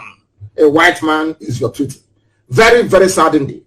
Very, very sad indeed. England, they have their own flag. Everybody, anyway, and they have a Union Jack. Go and look at the Union Jack, the United Kingdom flag, the British flag. You will see that every nation is there in that flag. They don't want us to have the same thing. Do you know that even their passports are different, their currencies are... Do you know that in Scotland, the pound in Scotland is issued by the Royal Bank of Scotland or by Bank of Scotland? It is different from the one issued by the Bank of England. Are you people aware? But I keep asking myself, why is it that Britain, you have all these things? You know, oh, okay, I'm sorry. I'm sorry. You created us. I'm sorry. We don't have any say. Sorry, sir. Sorry. So sorry, Colonial Master. I spoke out of turn. What has one Nigeria done for you? One Nigeria only succeeded in giving you poverty, in giving you nepotism, bloodshed, discrimination, tribalism, just name it. At no time in the history of the Zoological Republic of Nigeria did these zoo animals called Nigerians ever sit down to discuss why they need to be together. All they do is to preach peace and unity without the ingredients of peace and unity. You come to my land and you kill me and you're asking me to be peaceful. How is that possible? And now, please, there is something that I want us to listen to very carefully. I want us to listen to this very, very carefully, please, because I want to play this if it will let me. If at all it would let me, I would like to play it. I would like to play it because it is very, very important that I play this very evening. I need to play it. Our people need to understand what is happening, what is going on. I want to play it. I do. Seriously, I want to play it. And as soon as I get it, it was an interview on Channels Television, and I want you to listen to the final detail of that very conversation. It is very, very important. The final details of that conversation is key for people to understand what I'm talking about. Now listen, I want it is from Channels Television. I want you to listen to this very interview very, very carefully, please. Very, very carefully. Please listen. In recent times, we've also seen even Fulani ethnic groupings suffer some of this violence. In Sokoto State, for instance, the people who were attacked were Fulani in Zamfara State. This girl is defending at Channels TV. She is defending Fulani Janjaweedism because they give her money. Maybe one of them have taken her to Dubai to do shopping. And she has brought, I think she bought a new blouse. I've not seen her before because her wardrobe is very poor. She bought a new blouse now and changed her glasses. So whoever took her to Dubai, she needs to defend the person's interest. That's what she's doing. Let us listen to what the girl has to say. This is the main anchor on whatever her name is, on Channels TV. One of those doing the bidding of Fulani Janjaweed. Listen. For instance, the people who were also attacked, just a moment, the people who were attacked were also Fulanis. In Kebbi State, where we also understand that there is a vibrant farmer Fulani population, they have also suffered some violence from this so-called herdsmen. So can we really say it's about an ethnic group, or is it, something that we're yet to really put a finger on? To be honest with you, I use the word Fulani as a generic term. That we have armed militias, many of them from foreign lands. When you speak Hausa, and I speak Hausa like a native, I speak it better than my maternal language. This is my life here. Okay? And when somebody opens their mouth, you know precisely what kind of Hausa they have. Whether it is Hausan Kano, Hausan Zaria, Hausan Zazo, Hausan Kasana, Hausan Sokoto. And when you know Hausan Niger, Hausan Mali, you know it. Many of these people are foreigners. We call them Fulanis because that is what they call themselves. And but I think this is more than just Fulanis. But I think if I may respectfully disagree with you, the killings in Zamfara ethnic, it is actually Fulanis killing normal Habbe Hausa people, indigenous Hausa. Did you hear that? Fulani are killing indigenous Habbe Hausa people. This is from Dr. Mailafia. He speaks Hausa more than most Hausa people. Are you listening? Do you want the same thing to happen to you? Hausa gave them everything. Gave them Gobert. Gave them all their cities. Killed their kings for them. Fulani is not happy. Even after nearly 200 years, Fulani is still killing. They are killing Hausa today. They have houses. That gave the funniest thing is that they convinced these Hausas to help them to kill their kings, and the idiots agreed. Today they're killing them. In other words, who pulls on them? And those of you working for the Janjaweed, it doesn't matter what you do. In the end, they will kill you. Let us listen to this very erudite, intelligent, composed, polished, and intelligent man speaking. I am drawn to intelligence. When I see people who are genuinely intelligent, I'm drawn to them. Listen to the points the man is making. Hausa is in trouble. Hausa Fulani. They are saying, let's unite. Hausa Fulani. They are killing Hausa. Fulani is killing Hausa. And then let's unite. It's something they want to do to you. Listen, please. Let us learn from those that know. Call them Fulanis because that is what they call themselves. And but I think this is more than just Fulanis. But I think if I may respectfully disagree with you, the killings in Zamfara ethnic, it is actually Fulanis killing normal Habbe Hausa people, indigenous Hausa people. And Birningwari, majority of them are Muslims, but they are Bagi people. Birningwari, the city of the Bagi. In Sokoto? In Sokoto, it is mostly the farmers that are being attacked. In Kebbi? In Kebbi, the same thing. The farmers who are sometimes, and most times, Fulani as well. Have you ever come across a Fulani farmer? I think you're making this up, Mope. There's no such thing as a Fulani farmer. There's no such thing in the geomorphology of rural There are Fulani people who are settled. There are Fulani people who own land in this country, aren't there? There are extremely few, and we don't really... You can call them Fulanis, but Fulani Ngida who have lost their language and so on and so forth, we hardly even refer to them as Fulani. He even knows the nomenclature. Fulani Ngiwa, or whatever, I don't know. This man is very bright. Listen to him, please. We hardly ever refer to them as Fulani. The real Fulanis we talk about are the pastoralists. There are settled Fulanis, of course, but many of them are clerics, Islamic clerics. They are teachers, they are scholars, and they are the aristocracy, by the way. They are the aristocracy. So those of them who are farmers are an extremely small population.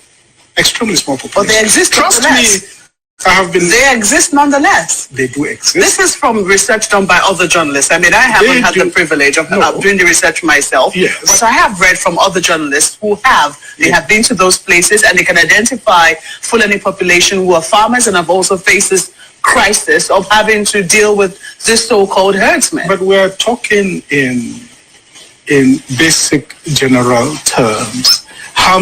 What's the percentage of those people that are actually farmers? I don't dispute. Just like, in fact, there are Biron people, there are Tiv people who actually earn cattle. And I wouldn't for that purpose, therefore, say that Middle Belt peoples are also pastoralists and so on and so forth. I mean, we should, It's called demolishing a half-baked journalist. Demolition, complete demolition. The fact that what's it called? I know Umahi has about 3,000 heads of cattle. Does it mean that Igbo people of Ibo, they are pastoralists? She's trying to justify the killing of human beings by saying that the Fulani should be excused. They are also, that's a stupid argument. We are also suffering. Rubbish, absolute rubbish. Listen. Very precise, I think, in the social categorization of these people. Yes, indeed, there's nothing wrong. There would be some small percentage of Fulanis who own farms, and then there wouldn't be anything wrong with that. And that is not the issue. The issue is the scale and the genocidal level of ethnic cleansing that is going on in the Middle Belt. So this has come up again because of this. In the Middle Belt, I said genocidal killings going on in the Middle Belt. The same Middle Belt and the Fulani is convinced to join hands with them to fight Biafra. That is why when I pray, I say, I can sing about let that hand they used to feed others poison. May they feed from it as well. And may they too be poisoned. The same Middle Belt, they convince Igbo man is your problem, Biafra is your problem. That is what Fulani does. Every time two of you will be fighting, they'll be busy advancing their agenda. Are you hearing it now? The Hausa gave them land, accommodated them. Today, Hausa people are being killed. During the war, they said to Middle Belt, Igbo man is your problem. Whenever you see them, kill them. They helped these people from the Middle Belt. They helped to kill Igbo people. Today, they themselves are being killed. What goes around, as they say. Listen. What it was saying. Absolutely. Which some people say tends to come up every electoral cycle. The moment we're getting closer to an elections, we hear calls for restructuring and we begin to get much louder. We also seem to see some violence on the increase. Do you think they're connected? No, they are not connected. You see, Maope, the call for restructuring has been going on for a long time. And I can tell you, in all sincerity, that I myself was quite skeptical about it at the very beginning. He was a skeptic. Some of us are real Nigerian patriots. We love Fulanis, we love Muslims, they are our people. We have no issue with that. The issue we have is with this ethnic cleansing that is going on. All men and women of conscience must reject it. We must draw a red line beyond which we will not longer accept it. And this nonsense has got to stop now. We reject it in total. And the call for restructuring is just right, because if this thing is going on with such a warped federal structure that we have, then it is better to have a proper federal system so that all the ethnic so-called minorities, and the Middle Belt are not minorities, because we've done some statistics, they're up to 40 million people. They're one of the largest groups in this country, as a group. Let these people have the right to choose through a referendum which region they want to belong to. Did you hear that? Why I said, if you are in IPOB, you must pat yourself on the back. You are formidable. He used the word referendum. So the Middle Belt, what they're angling for now is a referendum to determine if they want to be with the Fulani-controlled Janjaweed core North, by which I mean the Sharia North or not. Who brought referendum into the debate? Political debate and discourse in the zoo. It is IPOB. Are you listening to it? There is a point I want to make reference to, and you must be very patient and listen to it. You must be patient and listen to what is happening, because this Fulani journalist or Fulanized journalist, you opened her mouth to say what I've always wanted them to say. Basically, she hanged herself. Listen carefully. So people that want to come together, that believe in the secular order of the state, that believe in humanity, that believe in social justice, can come together. Those who want to introduce the Wahhabi ideology from Saudi Arabia are free to do so, chopping people's heads and chopping their arms. That should be their goddamn business. But people who want to live in a civilized community should be free to come together in their own region under their own government. It's and very their own interesting laws. you use the word civilized. So some people will Yes. say they take exception to that, because for them, Sharia is civilization, and they don't see anything wrong with it. Some countries have practiced it successfully. I've told of Wahhabi ideology from Saudi Arabia. That is barbaric and totally... With due respect, it is, they're allowed to choose whatever. It is very barbaric. They have no rights with women. But you cannot condemn what they have chosen. It is. You cannot condemn what they have chosen. Are you listening? This woman is saying you cannot condemn what they have chosen. Why don't you allow us as well to choose if we want to live that way or not? She's from China's television. That's how they hang themselves. And she's an intellectual. Do you see the way they behave? Do you see the way they are? They know that referendum is the way to go. If the Fulani can choose to behave, to live with Wahhabi tendencies, that is their business. Also allow me to live in the land of Biafra the way I want to live. And they're saying no. That is why you have Fulani in your bushes. That's why you have the Janjaweed in your forest. They're raping your mothers, abducting your sisters, killing your grandparents. And there is nothing you can do about it, because you are in one damnable zoological republic. The more you call yourself a Nigerian, the more you're setting up yourself for destruction. If in doubt, go and ask the Habe Hausas. They are being killed today. If you're in doubt, go and ask those in the middle belt, the Gwari people that are being killed today. Why? Because they allowed them to come in. So all of you like Hope Uzadema. Hope Uzadema. Okay, we shall see. We shall see. That is why Sheikh Gumi can come out to brazenly and shamelessly justify the killing and raping of women and children by his own people, the bandit Sheikh. Have you seen the video of those, I call them fools in the army, Christian fools in the army praying in Sambisa forest? The same Sheikh Gumi that they are fighting for. They're in Sambisa, they are Christians from the south and middle belt fighting a war to keep Sheikh Gumi safe with his family. The same Sheikh Gumi turned around and said that, and told bandits who are killing people and kidnapping school children, oh, don't worry, those killing you are Christians in the army. Nigerian, one Nigeria. Nobody has arrested him. The man you heard his voice a few minutes ago, my Lafia, they invited him to come to DSS for questioning. Sheikh Gumi opened, he's a Nigerian, no? He is a revered, the learned Sheikh. People are so daft because a Yoruba newspaper said you should call him, he's revered. That's why you're calling him, he revered Sheikh. He said that those killing them are Christians and soldiers from the south. Sheikh, a Sheikh in the zoo, negotiating for money to, so when they give money to these bandits, he will share with them. And he's a one Nigerian. He's an intellectual, so to speak. Because I call him a learned Sheikh. A black man doing Sheikh in Africa. Not in Saudi Arabia, not in the UAE, not in the Arabian Peninsula. He's doing Sheikh in Uguzo or in Kotangora. Mad people everywhere. Ndiara, Jupiter Benine. Sheikh Abubakar Mahmoud Gumi is angry that Nigerian soldiers of Christian, should I say, of Christian lineage, so to speak, or leaning, are killing bandits. Or killing Boko Haram, not bandits. Nobody can touch bandits. He's not happy about it. Same as the late dead Buhari.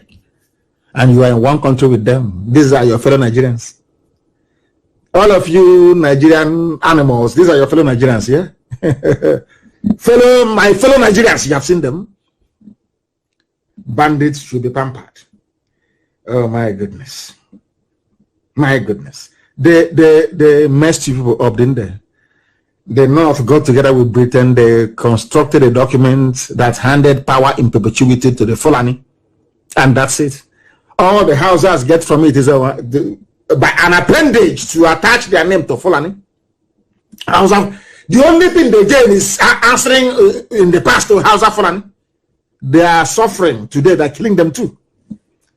And we have reason enough to say enough is enough. And they're saying no to it. And that is why they have failed and will continue to fail. Even today, you know, Bagi people in Abuja, that was that own Abuja, when we said to them that the army is helping the terrorists to take over people's land, some of you did not listen. Don't push us to violence for those who are complaining.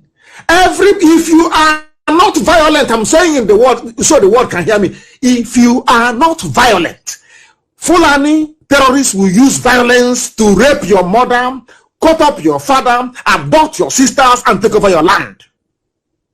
If you call self-defense violence, that is your business.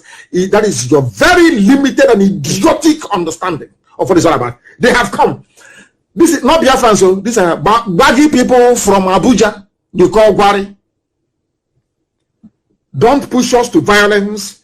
Federal Capital Territory communities want Nigerian army over land. Nigerian army will come, use their uniform, use the equipment they got from Britain, from USA, from Germany, meant to fight Boko Haram, to be grabbing land for terrorists.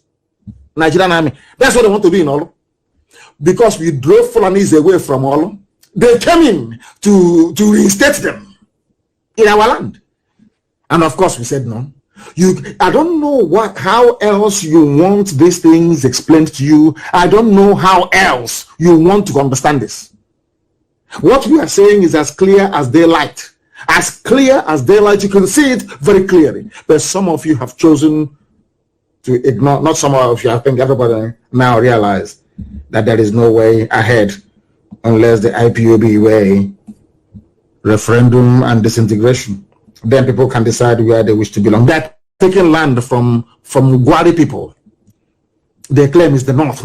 You know all that myth about North, have we not shattered it? It's shattered, it's gone. But that North is gone, rubbish. Now everybody to your tent, oh Israel, needs now Fulani. No more North. Yeah, you telling me that the North is one that Gwari people are complaining that army is they are using army van, army uniform to take land from people to give to terrorists from Senegal, from Mali, from Niger. In your so-called one Nigeria, and you're a Nigerian, and you're proud to be a Nigerian. People with such mindset, we are those that allowed the white man to come in to take over our land. And have you all read the report? Have you all read it? Are people tried anyway? A plane crashed in Abuja. The US ambassador wrote a goodwill message to Nigeria. That same ambassador is there, and the army is attacking Olo. She never said anything. UK the same thing. Because they know who we are. More than we do ourselves. They know who we are. They don't want Biafra to come. They represent darkness. They want darkness to prevail. They want you to be unemployed. They want our women to be going about and being useless by these idiots. They want you to be riding Okada after having your PhD. The British High Commissioner and the USA Ambassador, that is all they do. They want you to continue to suffer. They give them money from the zoo. They bribe them. Who says a white person doesn't take bribe? They take bribe even more than black people. US Ambassador taking money from Nigeria not to speak the truth. You're commiserating with them over the death of murderers who died in a plane crash, and many more will die. Come and bomb Bolu again. One of your planes will also go down. All of you will die. You have not learned anything yet. Those that confronted IPOB, all of them, from Buhari to the last one, where are they today? To Junaid Mohammed, they're all dead. You confront this great family, you will die in the process of it. US ambassador is a woman. And in life, I used to think that women are more, they have more empathy. They are like mothers, and they feel they have that motherly, compassionate feeling for the suffering of humanity. They sent a British High Commissioner who is a woman, a US ambassador who is a woman, and these two people are just there. Even under their watch, the slaughter and killing of the innocent has tripled. Plane crash. So you want to commiserate, so your money will keep flowing. The US ambassador, I'm talking to you, so your money will keep coming. A white person who is compromised. You come to Africa, wretched poor Africa. You take bribe from a very corrupt government in order to sweep human rights abuses under the carpet. And you are an ambassador. Is that your job? Is that what you can? They posted you to Nigeria to be collecting money and watching people being slaughtered by terrorists? Let me hear any of you again talk nonsense about Boko Haram or say we are going to provide support to help fight Boko Haram. That she never said anything when people bomb fighter jet and the helicopter gunships came to Olo. They know where the bandits are in the north. They never went to the bandits in the north. They are in Olo killing innocent people. And you as an ambassador, you said nothing. Absolutely nothing. And you are an ambassador. An ambassador. There is heavy gunshot and explosion in Maiduguri. Hey, hallelujah. Thank you, Lord. Anybody, if you're a Biafran, you're in the north, if you die there, you are a necessary casualty in this effort.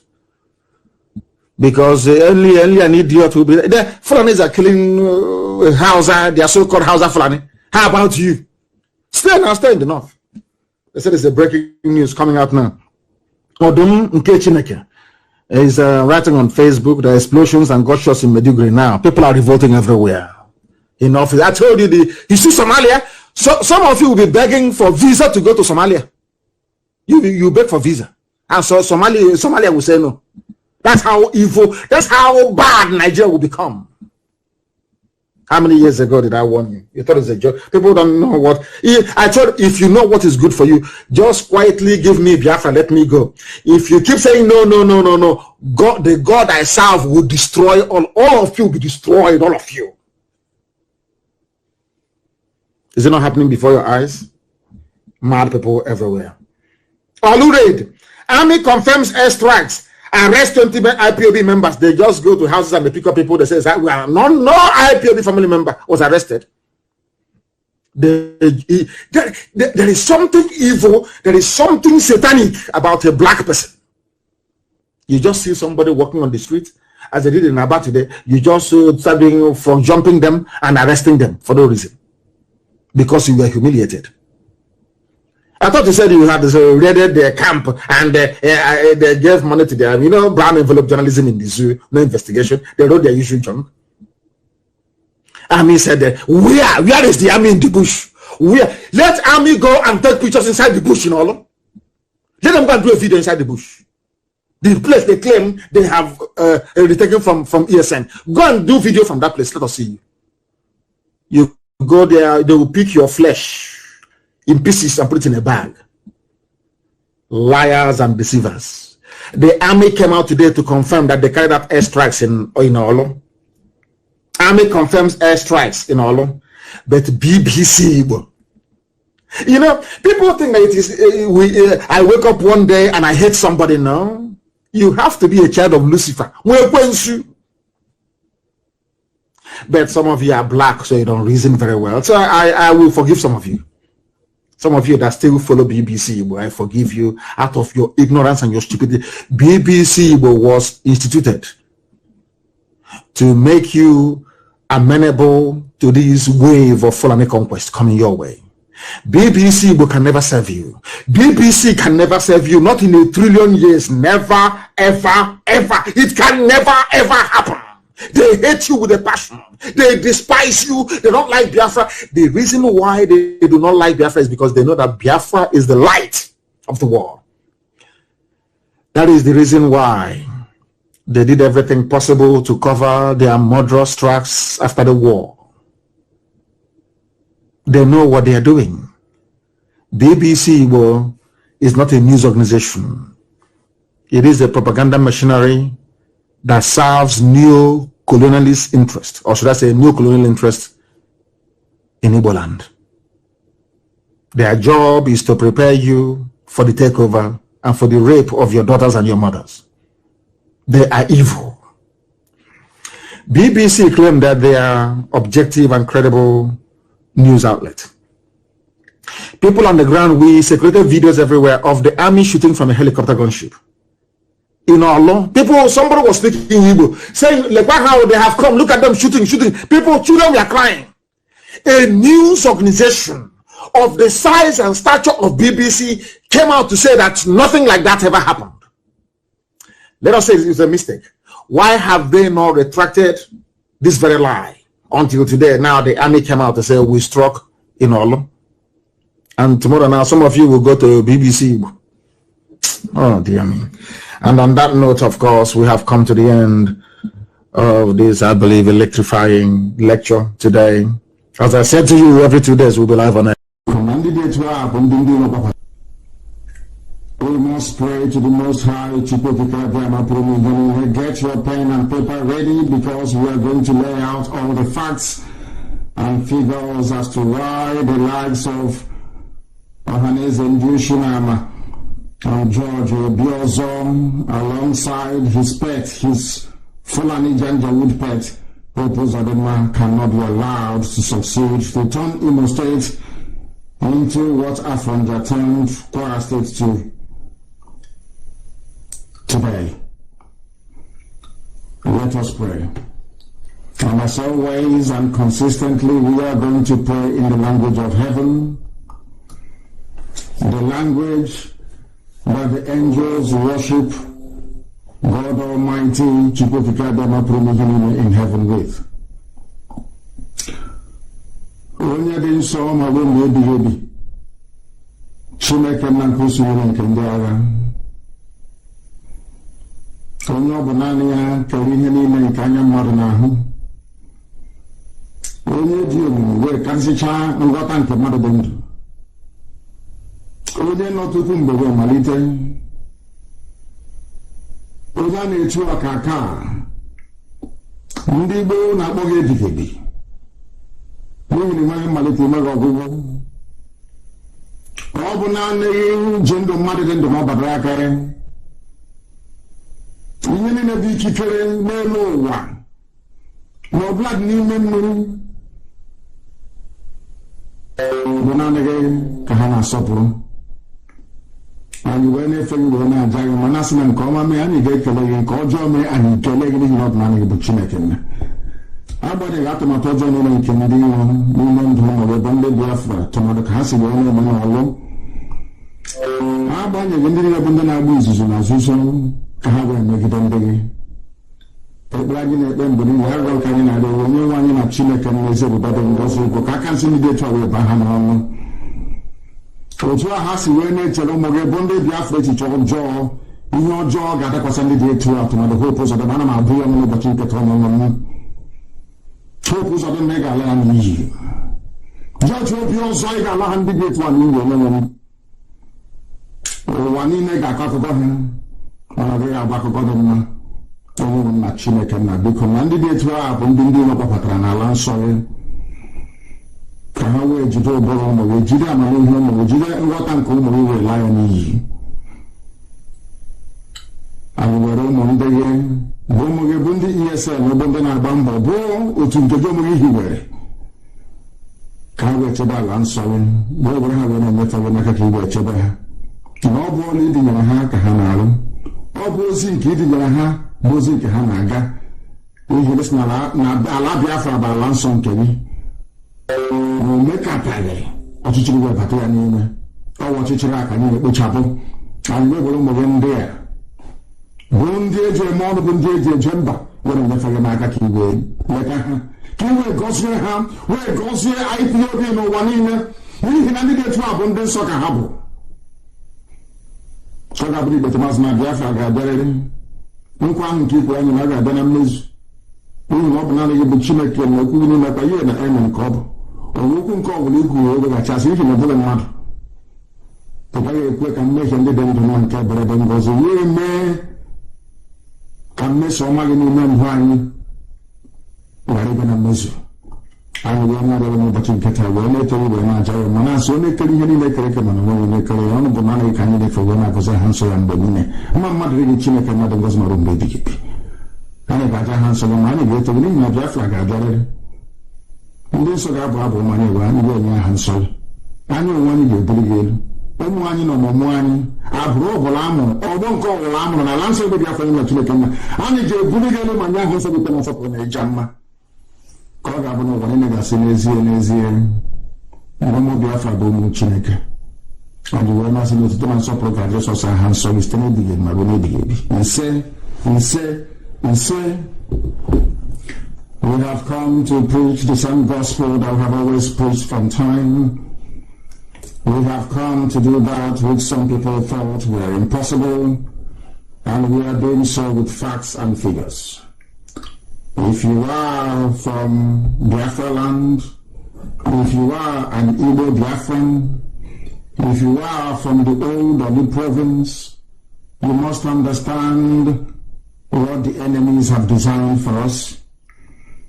They brought Hope Uzodinma from a 4th position to number 1 and nobody complained. Those of us that complained were asked us to go and try and make peace with these impostors. Hope Uzodinma was put in office, whereas the governor of Imo State ostensibly to carry out the dictates of the Janjaweed North.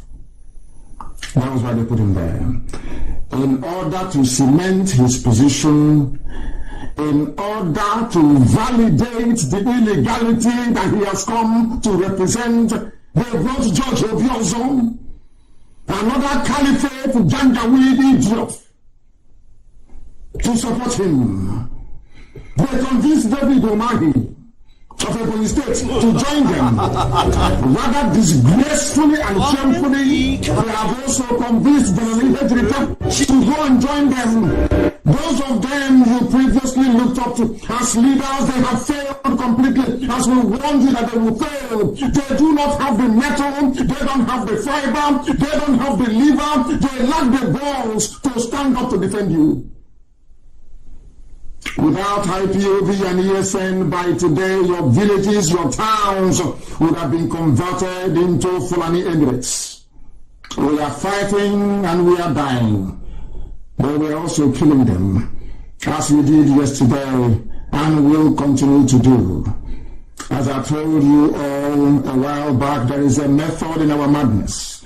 We are going to draw the zoo army away from the north, so that the bandits, the kidnappers, the rapists, the murderers, the terrorists that they groomed will overwhelm them, all of them. That is why the zoo can no longer be the same. When we were preaching to you from very many years, some of you never understood where we were coming from. Some of you never appreciated the enormity of the task ahead of us. We are living in those times that I told you about many years ago. We are now living in 2021, the time that I told you that the Fulanis will take over your land and your villages. I told you that Britain will support them. I told you that nobody will raise an eyebrow to come to, at least not to defend us, but to speak that which is the truth.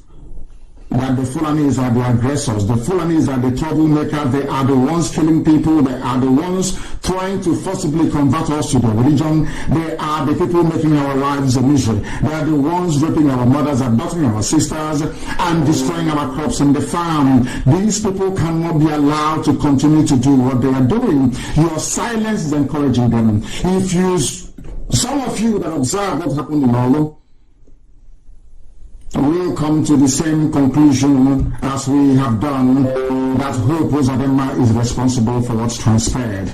He brought them in. Hope Uzodinma and George Obiozo of Ohaneze brought them in.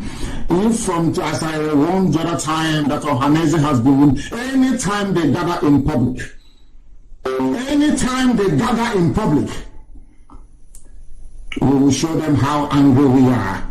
Anywhere you find Hope Uzodinma, he can only operate from inside Douglas House, and where where the Janjaweed gave him in Abuja, anywhere else we find him, he will be in one almighty trouble. I am making it abundantly clear for the whole world to understand. Hope Uzodinma is not the governor of Imo State. He never won any elections. Hope Uzodinma was not democratically certified as the governor of Imo State. Hope Uzodinma is a product of the Janjaweed project in Biafra land, of which, of course, Nike is also part of them. Whoever was part of them. Now he's gone and he's silent. As silent as the imbecilic coward that he is.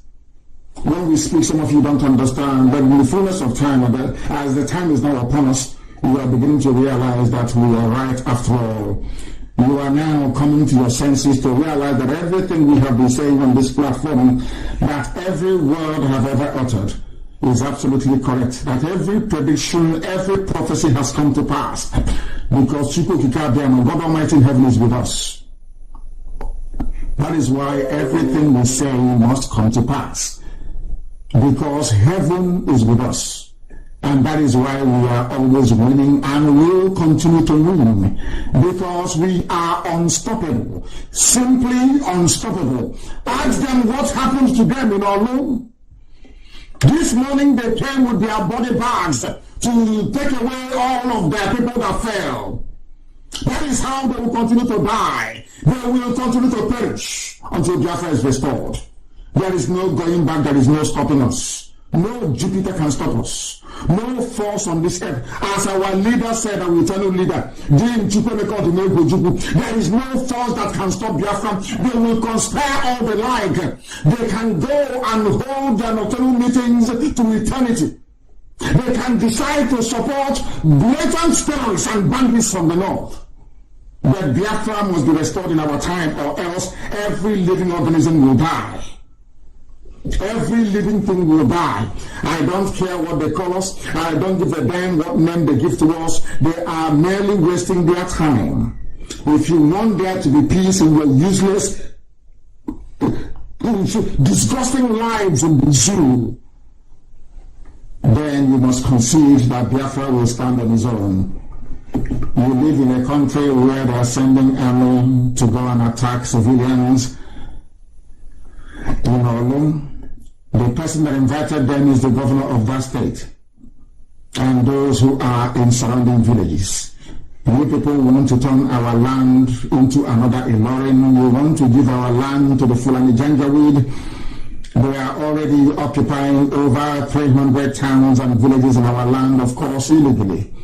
They have not come to do business. They have not come to contribute to the economy as we are doing in the far north. They have come to emasculate, to conquer, to humiliate, and to take over our land with the help of the likes of Hope Uzodinma. Anybody in support of Hope Uzodinma is an enemy of the people. Anybody in support of David Omahi is an enemy of the people. Anybody in support of these agents of darkness, these modern day Afonjas in our land, he is an enemy of the people. And will be treated accordingly. Because we're not going to forgive nor forget. We don't give a damn how many of them gather to conspire against the work of God. But they can never prevail. They trust in their own mortal might and power. They trust in their ability to bend the truth. But we have only one trust, and that is in the God Almighty who resides in heaven, unto whom every power belongs. And ultimately, what is mortal cannot defeat what is immortal. And Biafra is immortal, it's unkillable. And that is why it must stand, and that is why we proclaim it without fear nor favor. And that is why this very day I am here to tell you that what Eastern Security Network is doing and will continue to do is in line with the thinking of all sensible people in the Zoological Republic. So much so that even their Minister of Defense, Ron Alamajiri, or should I say Janjaweed, his name is Major General Bashir Magashi. He was the one who only a few days ago asked each and every Nigerian to defend themselves against bandits, against terrorists, against Boko Haram and other criminal elements in the country. And I repeat, what ESN is doing is in line with the directive from the Ministry of Defense of Nigeria itself. I'm saying this so that all diplomats who are listening, of course, they listen to this very broadcast anytime I'm live on air. I want you to understand this, that what ESN is doing, I want Hope Uzodinma to understand. I want George Obioza to understand. I want every hunger zone, every agent of the Janjaweed in Biafra land to understand this very simple fact. What ESN is doing is exactly what your Ministry of Defense directed everybody to do. Go and Google it, it's everywhere.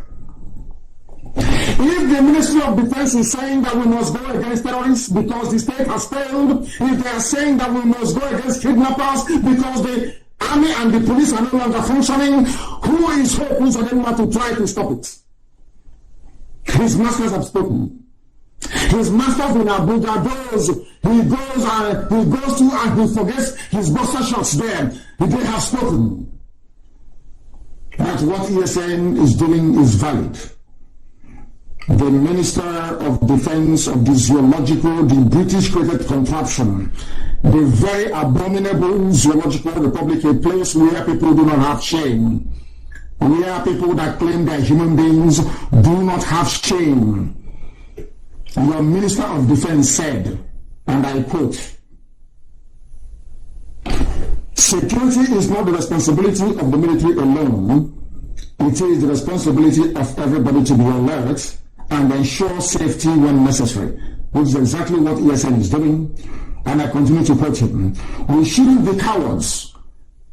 This Janjaweed, the magazine, is telling all of us, even Biafrans, do not be cowards. Sometimes the bandits come with about 3 rounds of ammunition, and when they fire their shots, everybody will run. In our younger days, we stand to fight any form of aggression." In other words, I am directing ESN, I'm directing every Biafran this very night, that since the Nigerian army in Imo State has brought aggression to us, wherever you see them, you will attack them. Wherever you see the police, you will attack them. I am saying it because they brought aggression to us. They came to kill, to maim, to pillage. They came to water the ground for the main Fulani army to come in and take over our land. That is why they are not in Sambisa forest fighting. That is why they are not in Niger State trying to rescue those who were abducted by terrorists. That is why they are in Imo State, a very peaceful Olo, trying to intimidate our people into allowing foreign terrorists to come in to make our life a misery and ultimately, of course, take over our land. The Minister of Defense of Nigeria said that what ESN, of course, not in those terms or exact words, but what is saying, in essence, lends credence to what ESN is doing. And what ESN is doing is quite simply this: to defend our land against those that the Minister of Defense actually mentioned. Those are terrorists, to defend ourselves against bandits, to defend ourselves against Boko Haram, to defend ourselves against kidnappers and other criminal elements, wherever you find them. Now it is becoming very clear. Now you're beginning to understand that the work that Hope Uzodinma is doing for the Fulani Janjaweed Caliphate. You will now understand that by ordering the army to go into Olu to kill innocent people, to deploy helicopter gunships, when those same helicopter gunships were supplied by the international community to help with the fight against banditry and terrorism, which they have lost very clearly. They cannot fight bandits and terrorists. They have come into our land to try to kill our people, and we are going to resist them. According to the minister himself, he said, when you are confronted with an aggressor, the best thing for you to do is to fight back, and we are going to fight back because Nigeria is dead. I told you we are going to kill Nigeria, or for Elohim will kill, not us. We don't have the powers to do so. With very simple truth that we preach. Today, the eyes of people are beginning to open. Today, the eyes of doubting Thomases is now so wide open that they are now preaching to us what we have been preaching to them for very many years. That is the power of truth-telling. That is the power of consistency. That is the might of fearlessness. Now they understand that we are not moving. Where we are is where we are going to remain until Biafra is restored. The minister is saying that why should people run away from minor aggression?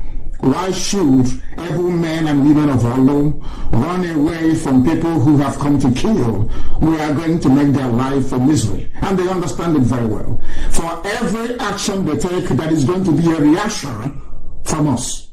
Every action we take against civilians, you are going to get a reaction from us. Be rest assured. And that is not going to stop us from fishing out all those terrorists in our forest, because yesterday work was ongoing across Abia State. Across Abia, work was ongoing. ESN was in their element, rooting out and flushing out terrorists who are being harbored in our forest by the so-called governors you claim are your leaders. Anybody referring to those people as their leaders goes to show or to prove how even stupid some of you are. Fulani put them there to do their bidding. That is why over 300 villages and towns are being occupied by these people. That is why they were not able to raise any regional resistance, the same way that the Yorubas did. That is why, in terms of understanding the needs of their people, they failed woefully and will continue to fail. These are the people that they claim are your political leaders. But there is no cohesion, there is no understanding, there is no belief, even in themselves. All they do is to beg for an agenda. When here we don't beg them. That is why they see Ipob, Biafran as a Kano, as a nightmare. That is why Lai Mohammed cannot sleep very well at night. That is why Femi Adesina is sick. And that is why Garba Shehu is always rambling like somebody who is demented, the way that he is. And above all, that is why we are not going to stop. We are going to continue what we are doing until Biafra is restored, until they leave our land, until they leave our forest. We don't care what it's going to take. They understand. They claim sometimes that they are stubborn. Funny things that they are very stubborn ways. But in Biafrans, we will tell you, go and ask the British. We fought them for 40 years. We fought Britain for 40 years until Arochukwu fell. We fought them for 40 years. How about wretched Janjaweed, unthinking cows in human form? Do you think you're going to succeed? You think all those years we were playing with words and trying to manipulate our people into submitting to your caliphate mentality is going to work? Oh, you fought war before. Remember all that nonsense? Britain fought war for you, not you. Britain is the architect of the lawlessness in Nigeria. Britain is the United Kingdom is the architect of the lawlessness in Nigeria. And the world is moving forward and not backwards. And we accept the advice of the Minister of Defense in Nigeria that said that we must all go out and confront, we must all go out to confront every form of aggression, including those coming from the army and the police in Olo. If you have a member of your family who is in the army or the police in Olo or in Imo State, you must prepare to bury them. You have seen what they are doing. Even the useless, heartless BBC were the worst. I don't even know why our people still allow them to move about freely. Those evil people who met another appointed monarch, whatever the idiot answers. That was driving about in his government car telling people that nothing was happening in Olo. That tells you how horrible these people are. That tells you the work or the depth of the work that the Fulani Caliphate has done within the leadership cadre of our land. With the exception of one or two people in the mode of Abaribe, the rest of the politicians are basically errand boys. After uselessing them in hotel rooms in the north, they bring them back to preside over your miserable lives. That is what Hope Uzodinma is seeking to accomplish. And I can assure him and all those who are supporting him that by the time we come after them, there will be no Janjaweed military or police to defend them. I can assure them, be you a PG, be you a traditional ruler, be you a vigilante group, when we come for you, there will be no Fulani Janjaweed. I'm saying this because your families will bury all of you. All of you are going to die, all of you, one after another. So what you're doing, you're going to die, you will perish. Every female that is found to be aiding and abetting Fulani terrorists in the forest, yours is gone. You are finished. Go and look at what happened in Opa. Pastor Babachuku yesterday, I'm telling you the truth. You people cannot go scot-free. You cannot, all of you harboring terrorists in our forest, all of you giving land to terrorists in our forest, all of you claiming your positions, your governors are in Abuja, all this rubbish. And our people are being slaughtered. When our mothers were being raped and killed, nobody sent helicopter to go and look for those that attacked them. When crops are being destroyed, nobody. When Nimbo was being massacred, when people were dying at Uzo, nobody sent army, nobody sent helicopter. But we are driving away terrorists from our land. We are sending helicopter. And not just anybody that is found, anybody found, any abetting hopefuls for him, the person is a dirty idiot what they are doing to. If you are helping hopefuls for him, you are a dead soul. They will bury you. Your place. You know those coffees that are doing in Oba. We hear coffees today in Oba. Is there any coffees in Oba? I'm asking you. All these villages with all these idiots further out by Benjamin in our land, they brought almost one. No more new intakes in Congress, no more new people to join us. And all of you fools, I'm not sure you just know of you fools, do your videos all the time. We have not to bless with these idiots. Then some of you will see to happen to you. Some of you are invested. We don't want the personal details of ESN to become public knowledge. If you lack discipline, you shouldn't be ESN. You cannot be it. We are doing the most disciplined army the world has ever seen. And you know you don't have what it takes. But they are not willing to have a kind of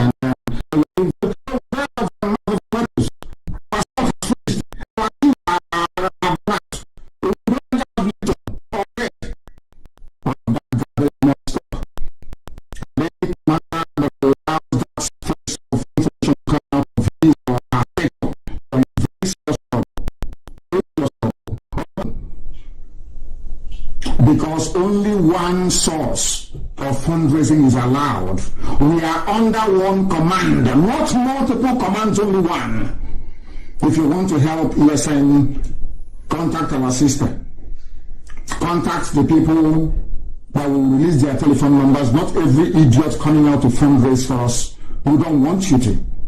We didn't get to where we are today by fundraising like people who have no direction or sense of purpose. We are IPOB, we do things differently. We must learn, as the Ekumeku taught us. It was Ekumeku that fought the British. Ekumeku, mostly in Ahaba. Today they call it Asaba. Some of the idiots that say, we are Nyama Igbo, all those fools.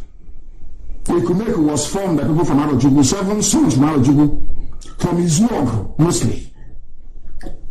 Then went to Anioma when Arojugu failed to go and fight the British. Do you understand that very clearly? Ekumeku was so secretive that the British became frightened. That is the essence and purpose of ESN. We must go back to it. Secrecy is true. Mind that careless talk cost a lot of lives. We must understand this very, very clearly. We must understand this very, very clearly. They are saying that Nigeria cannot have peace because those who occupy the upper echelons of power in the zoo in terms of the military are Fulani Janjaweed. Everybody is Fulani Janjaweed. Don't take it from me. A former military administrator of Ogun State, his name is Navy Commodore Kayode Olofi Moyin has berated the Fulani government in Asorok for filling every position of importance in Nigeria is manned by a Fulani person. Do you know the funniest thing is that they don't even obey the law? These are the same people that tell about law. Remember under Jonathan, the national character. All of a sudden, under their watch, under Fulani control of Nigeria, there is no more federal character. Everything is Fulani. Everything is Fulani. Now, this former governor of Ogun State, he's a Navy Commodore, Kayode Olofimoyin, is now saying that you cannot fill every position in Nigeria with your clansmen. They are doing it because Buhari is not alive. The real Buhari is dead. Everybody knows that. Only if you choose not to acknowledge this very obvious fact because it's coming from Ipob and Mandekan, you may not agree. That's entirely up to you. That is why Garba Shehu will be meeting Yala, the Sultan of Sokoto, and of course their British advisors. They are the ones who are running the zoo. As I said to you before, what is happening in Nigeria today is as a consequence of those of you who were not brave enough to rise up to say that enough is enough. Nigeria is killing people by virtue of its existence. A Fulani terrorist cannot come all the way from Senegambia, come from Mali, come from Niger, and come to southern Kaduna to kill you, or come to Opa to occupy your land illegally, or take over the Delta State is gone. Is it that Delta that's telling you, you're not people, you are Myanmar, they have taken it over. All these people taking over your land are doing so because you are part of one Nigeria. You need to get this thing right into your skull. Some of you need to be able to reason very, very clearly and very well. The reason why they are coming in is because it's only Fulani, their own people, that occupy virtually every position of authority within the security architecture of the damnable zoological republic. They are allowing, look at Bauchi governor, the type of garbage coming from his mouth. Compare his activities with that of Hope Uzodinma that is killing his own people. This man is in Bauchi. He is not content, with Fulani in Nigeria, loving it over everybody else. He even wants to go to Mali to bring more Fulani. He wants to go to Senegal to bring more Fulani. He wants to go to Niger Republic to bring more Fulani. He wants to go to Burkina Faso to bring more Fulani. He wants the Fulani in Ghana, northern Ghana, to come to him. He wants the Fulani in Benin Republic to come to him. He wants the Fulani in Cameroon to come to Nigeria. He wants the Fulani in Chad to come to Nigeria. But somebody who is a governor, a so-called governor, in our land, in Igbo land for that matter, is busy killing his own people. But I have never seen a thing like this before in my life. That is to tell you how demonic these people are. The same Fulani governor of Bauchi State are the ones telling you that you must have settlement. There are Fulani settlement in every part of the country and the government must give them money. Why are they saying it? Because they are in the army. And under Buratai, they were giving guns for free to Fulani militia. Under the watch of El Rufai, the midget of Kaduna State, they were giving guns for free to their fellow Fulani bandits from across West Africa. Very clear. El Rufai went abroad to go and pay them by his own admission. He's a governor. He went outside Nigeria to pay people, to pay Fulani people. But inside Imo State, I didn't say outside Imo State, inside Imo State, I didn't say outside Biafra land, I didn't say outside the Igbo territory. No, inside Imo State. The person you call your governor is killing you and is very proud and very happy about it. Now, do you understand why?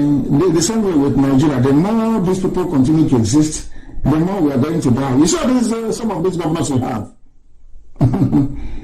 The more they are alive, the more Fulani will take us over. I'm telling you the truth. You see some of this your Igwe, some of this your PG, President General, some of this your Eze, His Royal Majesty, His Royal Highness, some of these criminals with traditional titles. If you suffer them to live, believe you me, if you allow them to continue to live, we are all going to die. And the Fulani will take our land. You know, this is something I've been preaching to those of them in America, here where I am, for very many years. And they don't want to understand. You are doing, you know what is Kolanot, our tradition and all the rest of it. The children you give birth to in America will not know. Their children will not know. Your families will shut down. They will shut down in the villages. Fulani will take them over. And then, of course, some of you have no shame. You have no regard for your culture, no your name. You have no, should I say, sense of responsibility towards your way of life and your traditions. The Jews survived for 2,000 years before coming back in 1948 to re-establish the state of Israel. But I can assure all of you that by the time the Fulanis take over our land, forever and ever and ever and ever, you'll have no homes to go to. That I can assure you very clearly and unambiguously. You have no homes to go to. Some of you in America are talking about Nigeria. You have no homes to go to. That is for your information. But at least, at the very least, our Yoruba brothers and sisters can now understand what we have been saying from day one.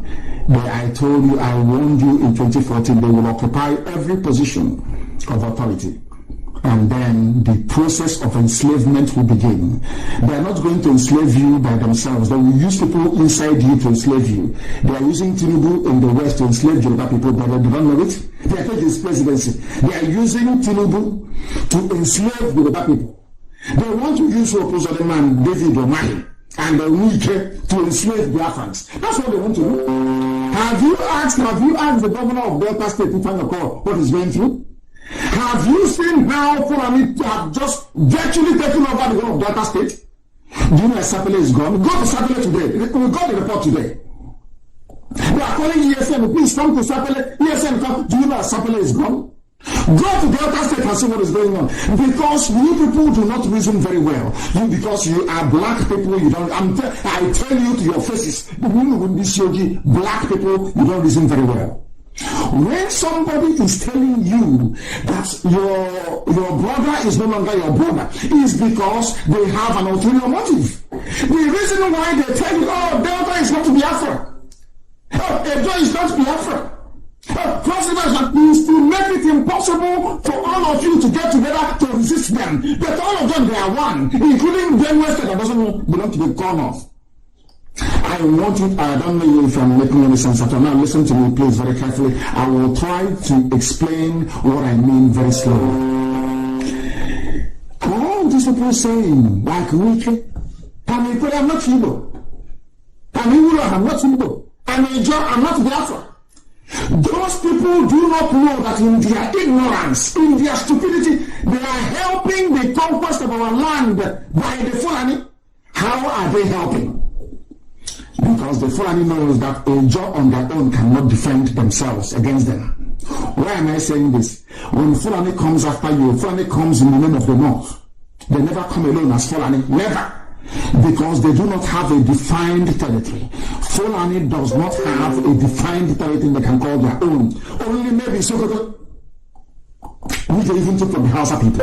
Understand this very clearly. When Fulani comes, Fulani, they are very clever. Of course, Britain, United Kingdom is advising them. So they first of all manipulate the media. They use the media to manipulate all of you, to keep twisting your mind, to keep you until they get you. Once you fall for their trick, they now hit you.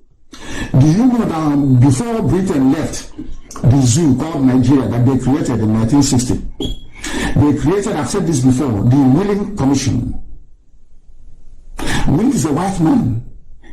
Do you know why Britain brought them in? Britain brought them in to divide Biafra by telling Efik, you know, the same Britain that I read in their own history book, the same Britain that told me that Ibibio and Igbo are one people. The same Britain, the same Britain that came to Hope, the established Hope Water Institute in Calabar.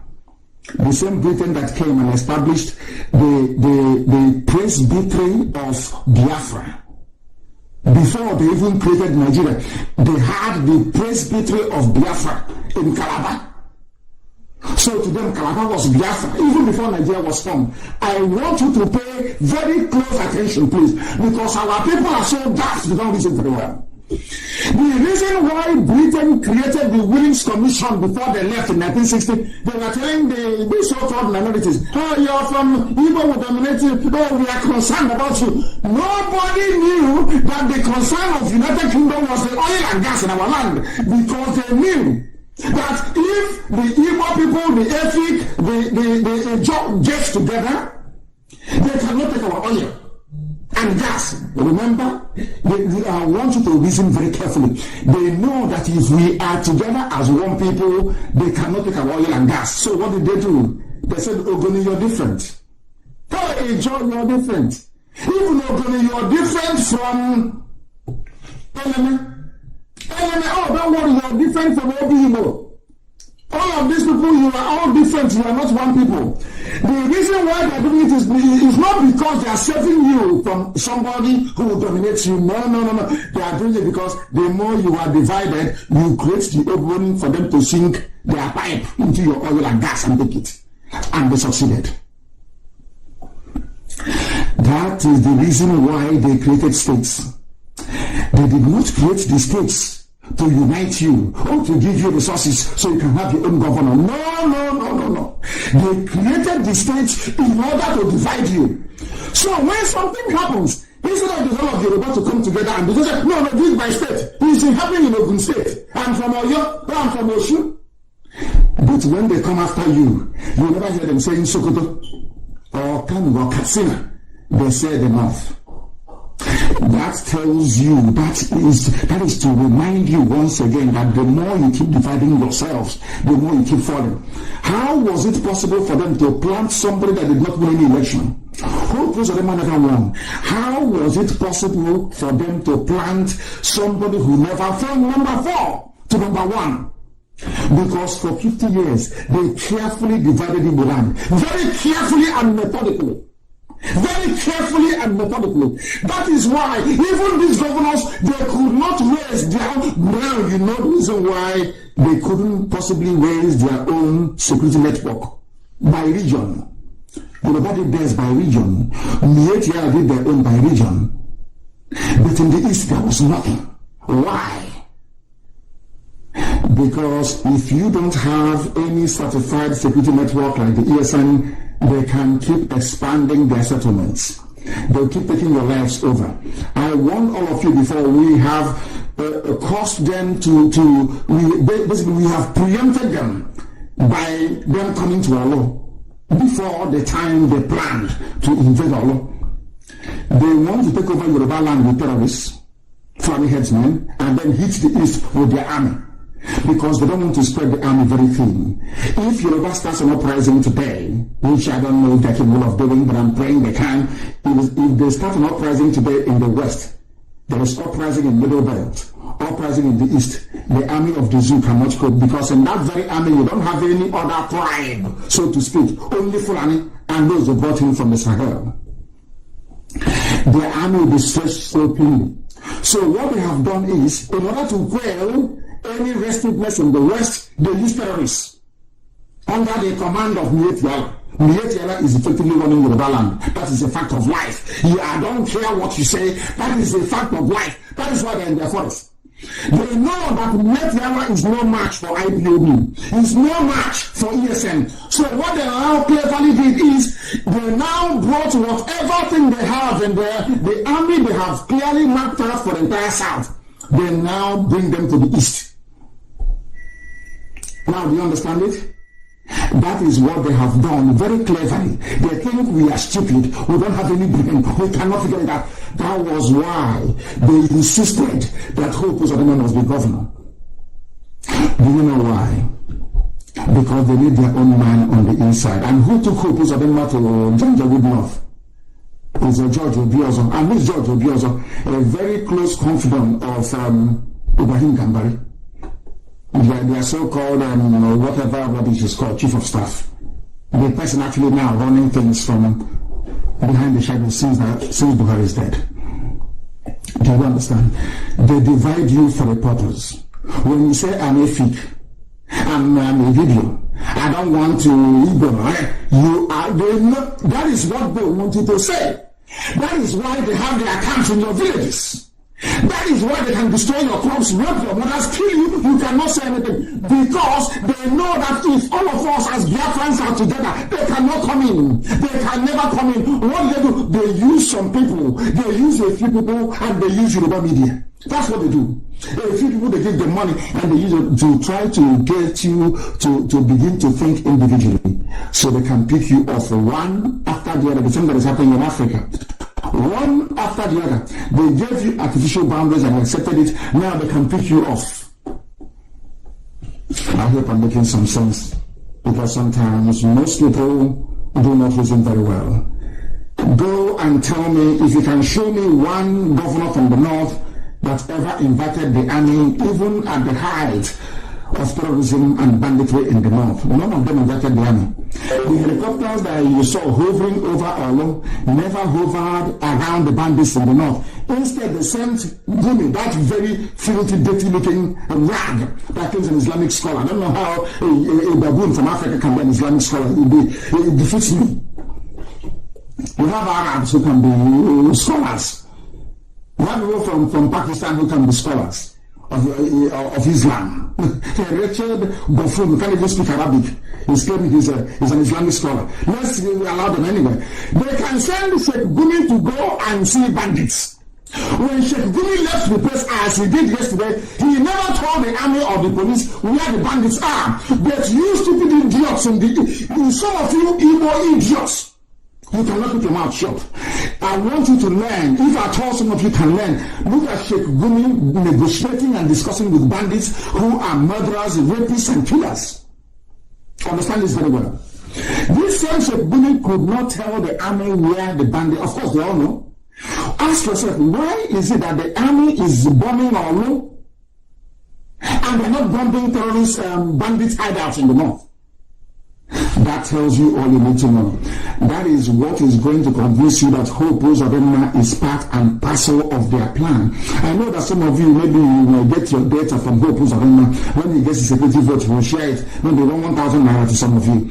And because you are black people, the need of the stomach will always supersede your need for freedom. That is why Africa is poor and very wretched, because we always put the need of the stomach. When somebody gives you 2,000 naira data, you start talking rubbish. When BBC comes to you and maybe gives you 20,000 naira, you start to talk rubbish. Do you understand it very clearly? You have people that claim, oh, we are intelligentsia, intellectuals, of course. They have here in Lagos. And I'm not asking them to support ESN or IPOB. What am I saying? Ask this simple question. Why is it that we have helicopters hovering in Olo and not in Zamfara, not in Babuchi, not in Yobe, where you have bandits wreaking havoc every day? Simple question they cannot ask. In other words, all the leadership you have had after the war, they have all been compromised. Some of you should pray that IPOB came. Or should I say, pray that Chukwukika are determined that IPOB should come. If not, by now you are all toast. If not for IPOB, believe you me, the entire South, including the Yoruba land world, have been firmly under Fulani control. We are the ones delaying them. If not for us. Our people need, a black person needs to be able to reason. Sit down and you will be able to reason to understand. If you see ESN at work, keep your mouth shut, Mechiano. Shut up your mouth and don't say anything. It is for a reason.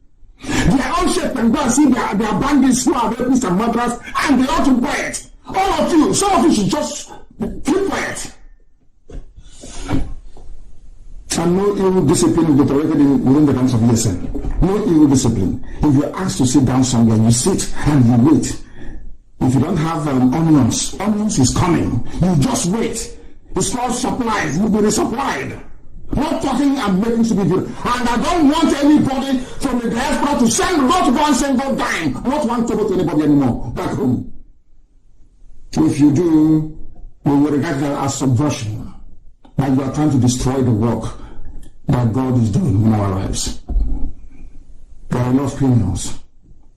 And we cannot condone such. People making videos claiming they are the war fronts when they are not. Please stop it. I'm asking you to stop it. Why I invited soldiers to Olo? I want all of you listening today to go and scour every newspaper publication since Buhari El-Rufai launched Boko Haram.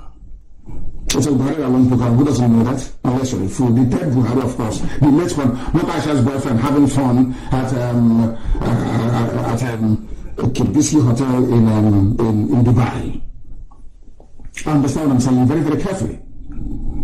Show me where another. They have Boko Haram, they have Al Qaeda in the Maghreb, they have ISIS in West Africa provinces, they have Fulani bandits, they have Fulani kidnappers, they have Ansari, they have all these things. I am asking you, please.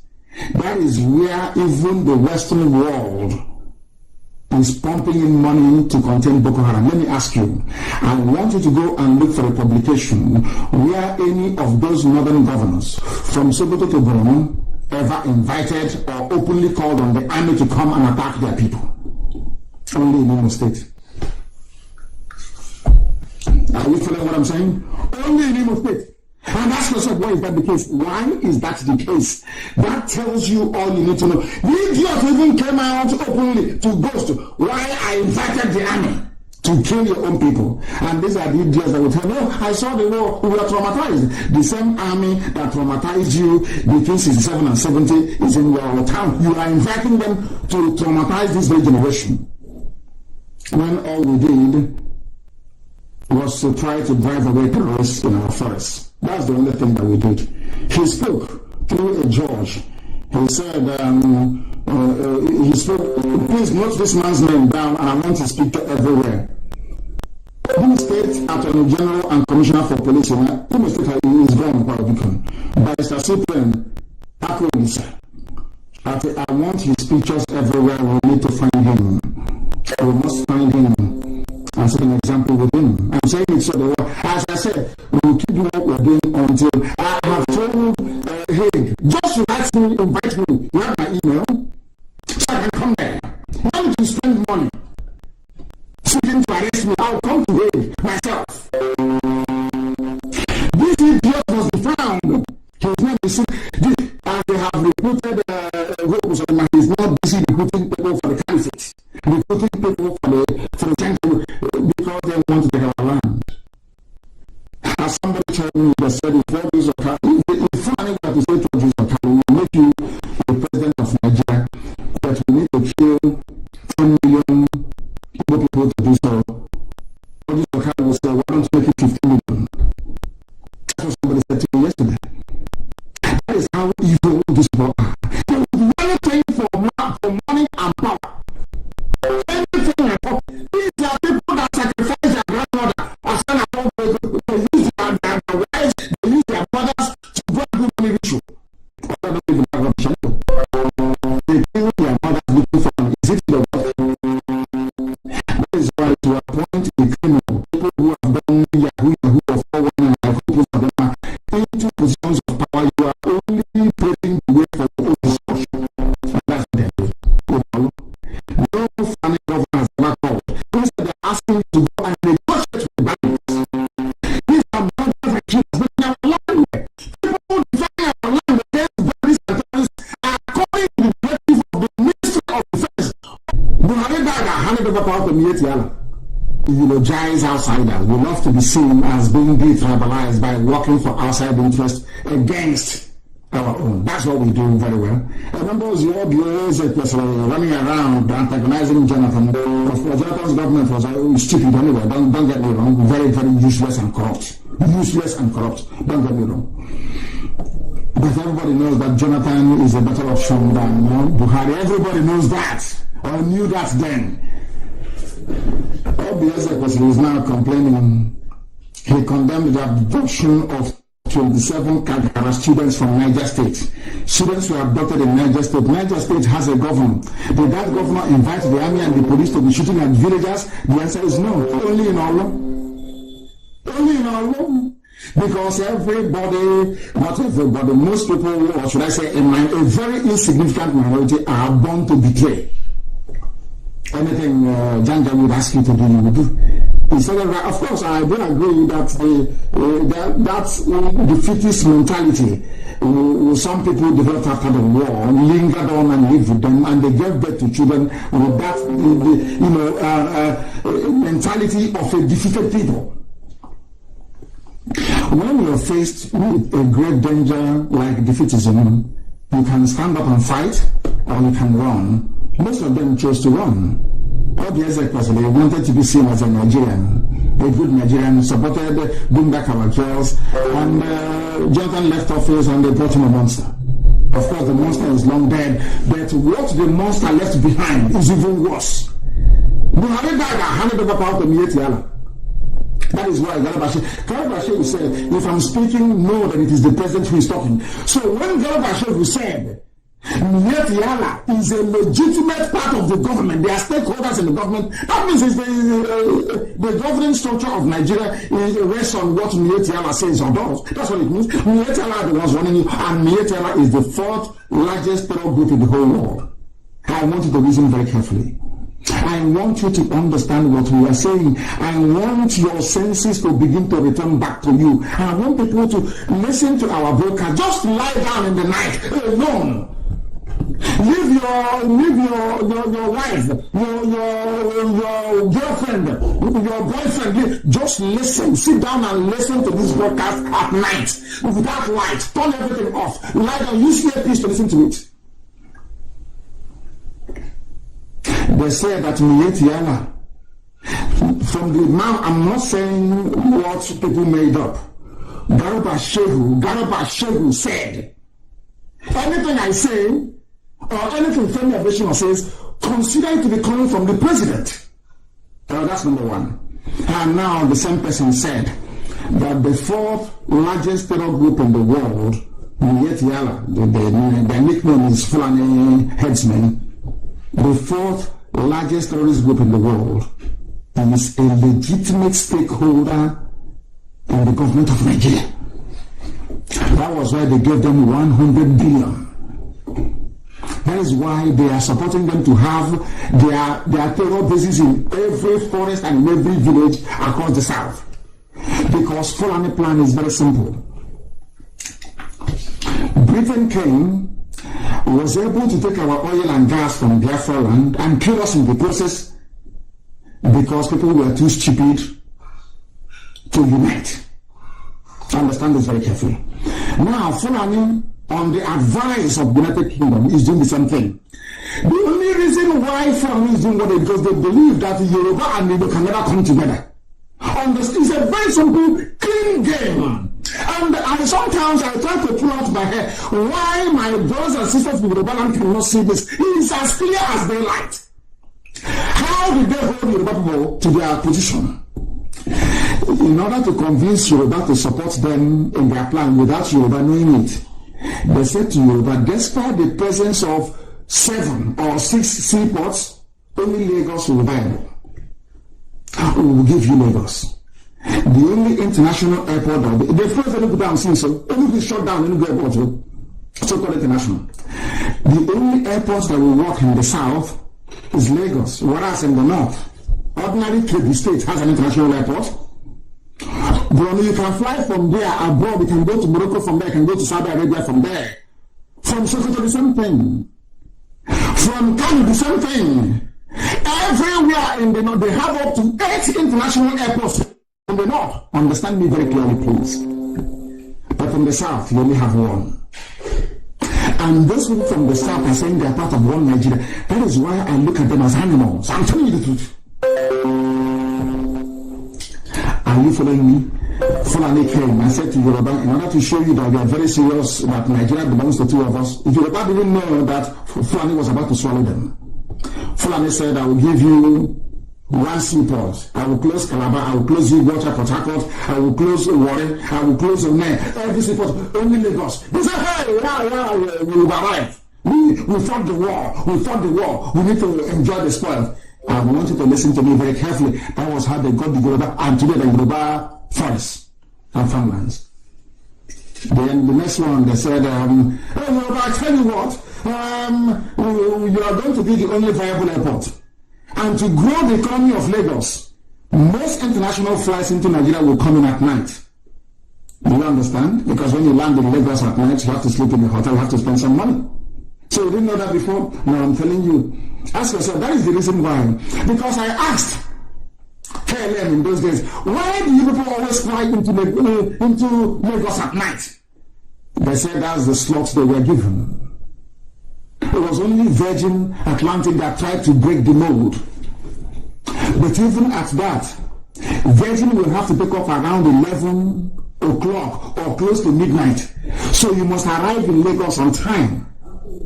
You're not going to travel by road in the middle of the night, so you must arrive on time, and because most domestic flights are not reliable, you have to come to Lagos to sleep to be able to make your Virgin Atlantic flight in the night. Very clever, isn't it? I call it the economics of a very primitive people. And Yoruba accepted. Yoruba did not know it was a Greek gift. That was why they were trying to outline how close they are with the Yoruba people. That is why today they are in Yoruba and they are in their forest trying to take them over. Or they have not taken them over already. Now do you understand?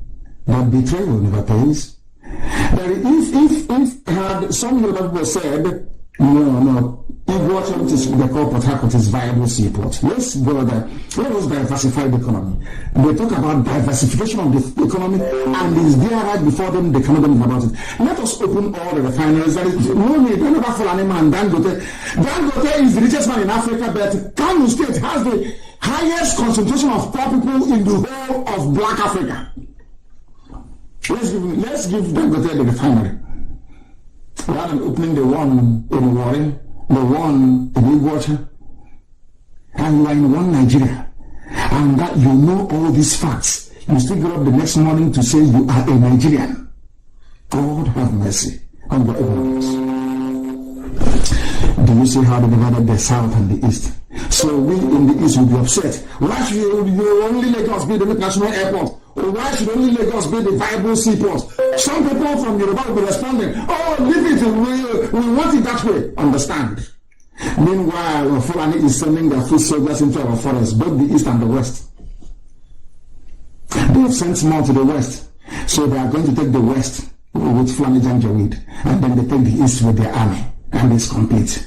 And Britain will be enjoying in Abuja the High Commissioner, because they are no longer in the EU.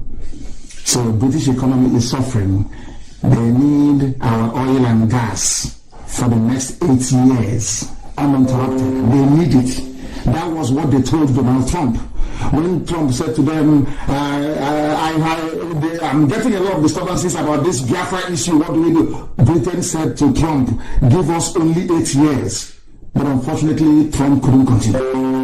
That is, I'm telling you, confidential fact. Ask, they are listening to me right now. Ask any intelligence agency in the world, they will give you these facts, very clear and neat. That was why Trump never did anything. Trump was waiting for the 8 years to be complete. They need oil and gas for 8 years. Free. But now Trump is not there.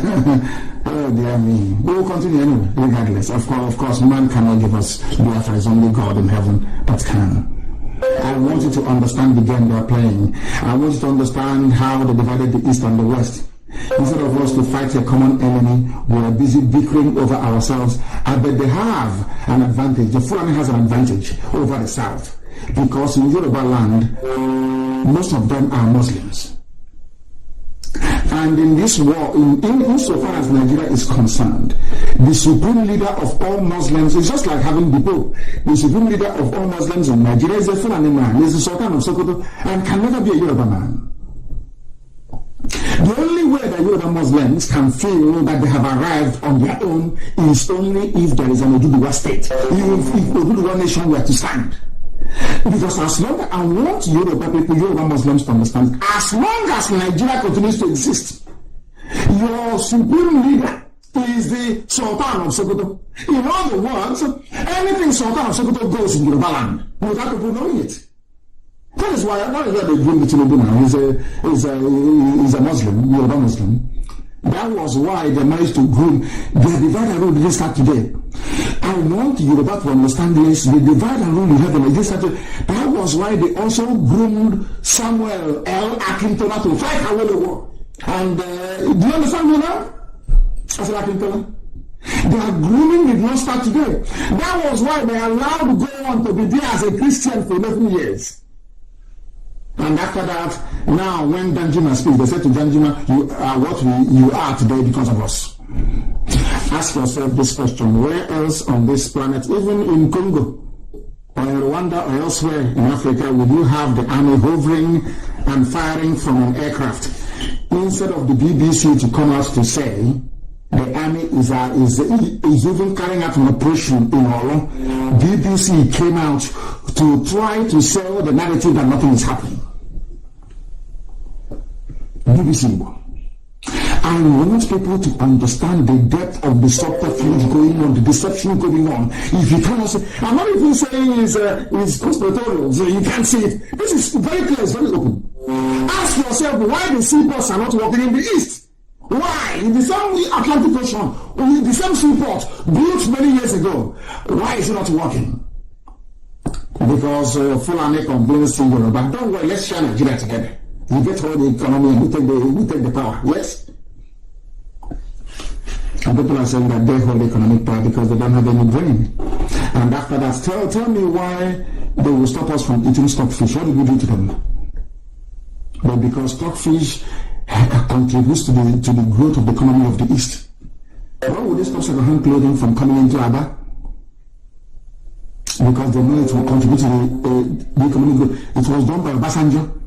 Obasanjo did it. These are evil men, evil men. You don't know that before. And after doing all these things to the tune of God, you want to enjoy life in Nigeria. It's not possible. We are the chosen race. God loves Biafran people. There is nothing you can do about it. You can do your envy from now to the kingdom come. It can never save you. The same with Israel. You can be as envious as you like. As Obasanjo was busy strangling the economy of the East, so too was God also busy strangling the economy of Nigeria. And they know it. They understand it very well. And that is why we are going to prevail. This is a live presentation. We are live and the time now is 7 minutes. I believe it is past 8 p.m. in the land of Biafra. I am in Houston, Texas, preaching to you the gospel of redemption, of the kingdom of heaven upon the face of this earth. Biafra. We call it Republic of Biafra. But I have said it before, we're not going to have a republic when you have crowned heads, like monarchs. It doesn't make any sense to anybody. A republic means a land run by the people, not a monarch. So our people will need to go into that debate and decide, do you want a republic? Or do you want a quasi-monarchical regime where you have the Igbo of Ubunike, the Egugu or Afarugu? Do you want, is that what you want? So you must make up your mind. We're not going to have both. In America, I'm here in a republic. There is no king, there is no royal majesty, there is no royal highness here. In every republic around the world, there is no royal majesty. In places like Netherlands or Sweden, they do not call themselves a republic, because they have crowned heads. They have the crown to look up to. It's simple common sense. Some of you have political science departments, but you learn nothing. Every blessed year you come out, your brains are empty. So Biafrans decide, what do you want? A republic or not? A republic, you don't have any king. No Igwe, no Eze. Chief grace of God Almighty in heaven is the king. And that is the type of Biafra that I want. But I'm letting everybody to understand we must all protect ESN. Mind what we write, what we say, who we gossip to. Keep your mouth shut. And I am making it very clear, I have not mandated anybody to solicit for funds for ESN. Anybody coming to you asking for funds to support ESN, that person is a rogue, is a thief. If you support them, you are enabling the cause of the Janjaweed to take over our land, because what you're doing will bring curse upon us. You are in ESN, you must stay there. If you're out, then you're out. Don't let anybody outside know you are part and parcel of ESM. It is very, very important. And our enemies are going to die. That I assure you. That I assure you. And they, of course, they know it. They know how stubborn we are. Do you think they will go free? Even for flying with a helicopter, you can allow them to go free? We've got to be joking. We must be joking. So anything that happens in Imo State, you know who to hold responsible for it. Now they're killing us and shooting from the top as the cowards they are. Oh, no, none of you can see it. All of you have gone deaf and dumb. The executions of everyone is dumb. All those idiots, all those intellectuals in Abuja, they have all gone deaf and dumb. You cannot see what's happening in Olu. You cannot see what Rose Adama is doing in Olu. All of you are blind, you can't see it. And I'm also letting the other media to know the more you keep quiet, the more what is happening in the East will also happen in the West. You have seaport, are you using it? Is it not congested? Are you using it? Are people having fun? Using only one seaport in a country of supposed 200 million people? Common sense must prevail. Why I ordered the soldiers into all. Hey! When it starts happening, when that rain starts to fall in Imo State, don't say I did not warn you. Don't say I did not warn all of you. Oh, you are trying to put our land into a theater of war. Now they brought war to our land. You cannot see it. You are blind. You are foolish. You can't see it. But of course, we are coming. And the Fulani herdsmen do not need permission to occupy our forests. Being a former colony, not a former, being a colony of Britain, that Nigeria, that's why it was UK that created Nigeria. Some people don't know where they got the name United Kingdom from. Scotland voted to join England to form a union over 350 years ago. It was called the Act of the Union, the Union Act. That was where they decided to answer United Kingdom. Are you following me? But in our land, Britain decides who should live or who should die. Isn't it very fun? Who are you, IPOB, to destroy what a white man created? You are black, you're niggers. Who are you to destroy? Do you know we are England, we are Britain, we created you. And to do that very job perfectly for them, they brought the Fulani, the same thing they do with Hopos Adama. Every oppressor will always have an inside agent working for them. They are called saboteurs. They are called traitors. And as long as they live, you can never be free. Go and read your history, no? As long as traitors are alive, they are more dangerous than the enemy. Those of them brought army to kill his own people, whereas his counterpart in Bauchi went to Niger Republic to bring Fulani to come and occupy our land. Lord have mercy. And they don't need, they said, do you know what is it? Do you know why I said that Nigerians are mad people? Do you know why I said that anybody calling him or herself a Nigerian is an animal? Do you know why I said that? In the news today, this same Bauchi state governor that is the flag bearer of Fulani hegemony in the zoo called Nigeria, they are the ones that told us, listen, they are the ones that told us before that all these headsmen are killing. They are from Fulani from the north. Sorry, from outside Nigeria. Are you listening to me? They are Fulani from outside Nigeria, not inside Fulani. Now they are telling us that those Fulani, they call them terrorists from outside Nigeria. They are now in our forest and nobody can remove them. I want you to put it into context with what Hopos Adama is doing in Imo State. They are criminals from outside, Fulani criminals, bandits, rapists, murderers from outside. That was what they told us. They said these are foreign bandits from Mali. That was what Fulani governors said. And that's a rock. And the spokespeople for the late Lugard. Today, the same murderers, the same rapists, the same land-grabbing demons, the same terrorists, the same bandits, we are being told that nobody can remove them from our forests. And we say, well, Nigeria, you people are mad. insane human beings. People are fools. You know, I would have thought maybe that black people are sensible. When I look at Nigeria, believe you me, I know that black people are useless. They are the most useless thing to ever grace creation. I'm telling you the truth. Somebody said, an armed robber came to my house and asked you, why are you raping me? Why are you killing me? Why are you? He said, no, they are from outside town. And then you come out and tell me that same person raping and killing me, I should give him a room in my house. And I don't even have the right to remove him. A rapist, a murderer, I don't have a... Oh, shit, cannot be. Oh, God. That's why I say that Biafra is the last miracle. If given the stupidity of black people, the overwhelming force fighting against us, Biafra comes, it will be the greatest miracle in the history of mankind. And of course it's coming. No one's going to stop it. Somebody came to my house, killed me, raped my mother, went to Ozowan and massacred us. Who killed us at Ozowan? They said it's a Fulani from Mali, from Niger.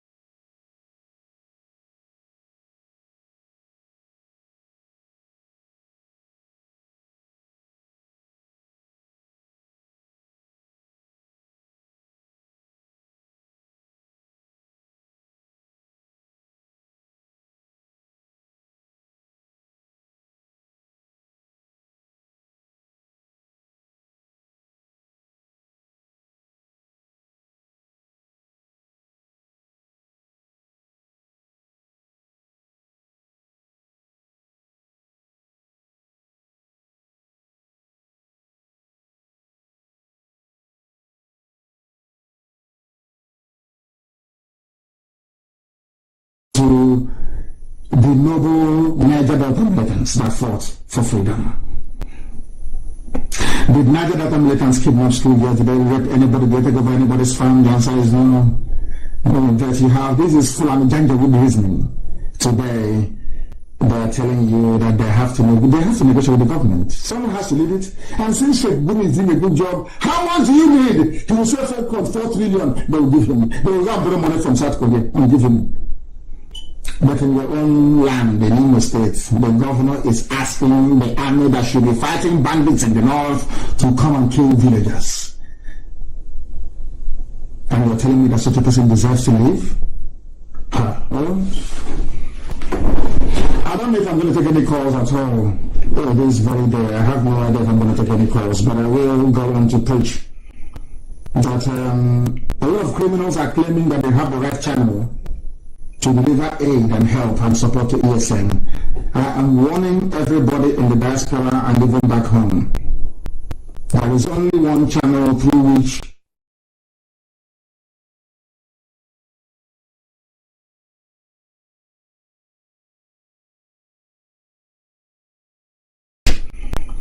a lot of criminals are claiming that they have the right channel to deliver aid and help and support to ESN. I am warning everybody in the diaspora and even back home. There is only one channel through which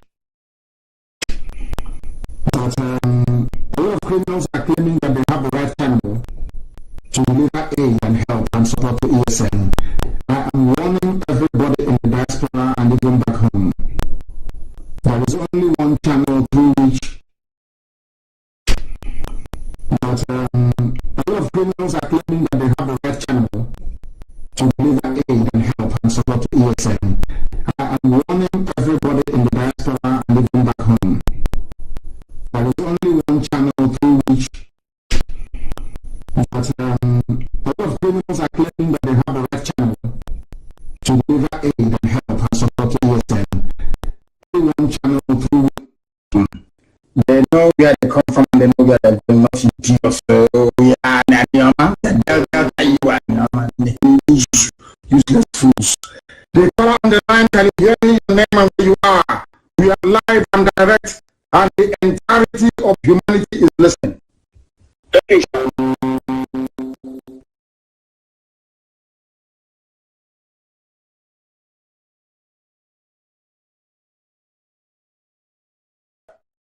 Where in America are you in?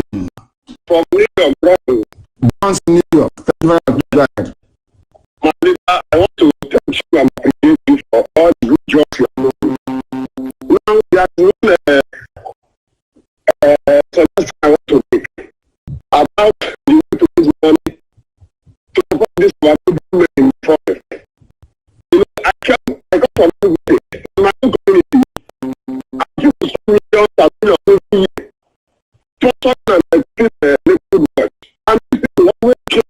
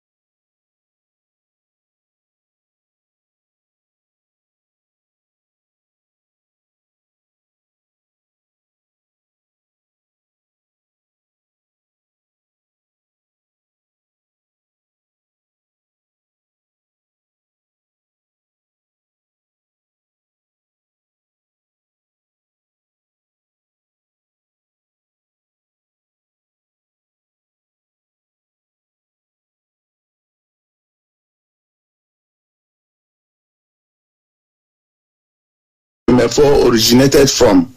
You see what makes you a true freedom fighter.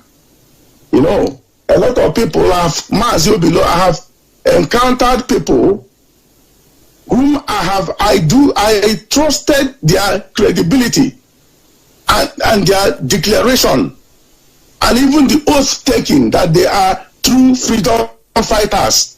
But as time progresses, I discover that some of us, I have to be honest, are not what we think they are. They are not true freedom fighters. Let me say who a true freedom fighter is. You see, our leader Mazi Nnamdi Kanu, I will never in 1 million years or billion years doubt his credibility. I will never. I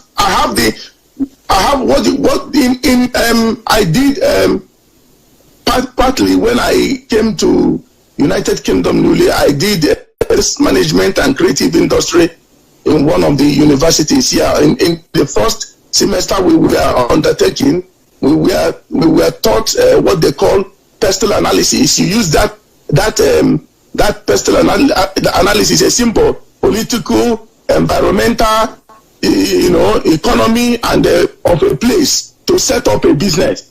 If you do the analysis, if that place is not conducive, if that pestle analysis didn't give you go ahead, banks use it today. That's why they ask you for business plan.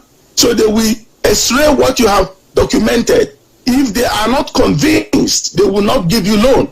So I have our own freedom fighting pestle analysis to know who is a true freedom fighter. So a true freedom fighter is someone that can go against every odd, against every status quo. Take a look and take a look of our leader and see. When he began, he has to pay bills. A lot of people don't know what bills is all about in Europe or Western world. You don't get anything for free. It's not like here. I mean, it's not like in Africa where you just go at the back of your compound and pluck, or in front of your compound and pluck orange or banana or mango, and that can hold you for a while you are trying to struggle to get money to get some nice meal or hot meal. You can hold yourself, but in the part of the world where some of us are, you don't get anything for, I like using South African language, for mahala. For mahala, for sir, you don't get it. You pay for anything that you use. Actually, in the Netherlands, you pay for the environment. You pay tax for your air, the air you breathe. They call it milieubelasting, environmental tax. You pay for it. So our leader, having set up the radio platform, it takes a lot of money. I think at that time he said he was broadcasting on shortwave, and it takes a lot of money.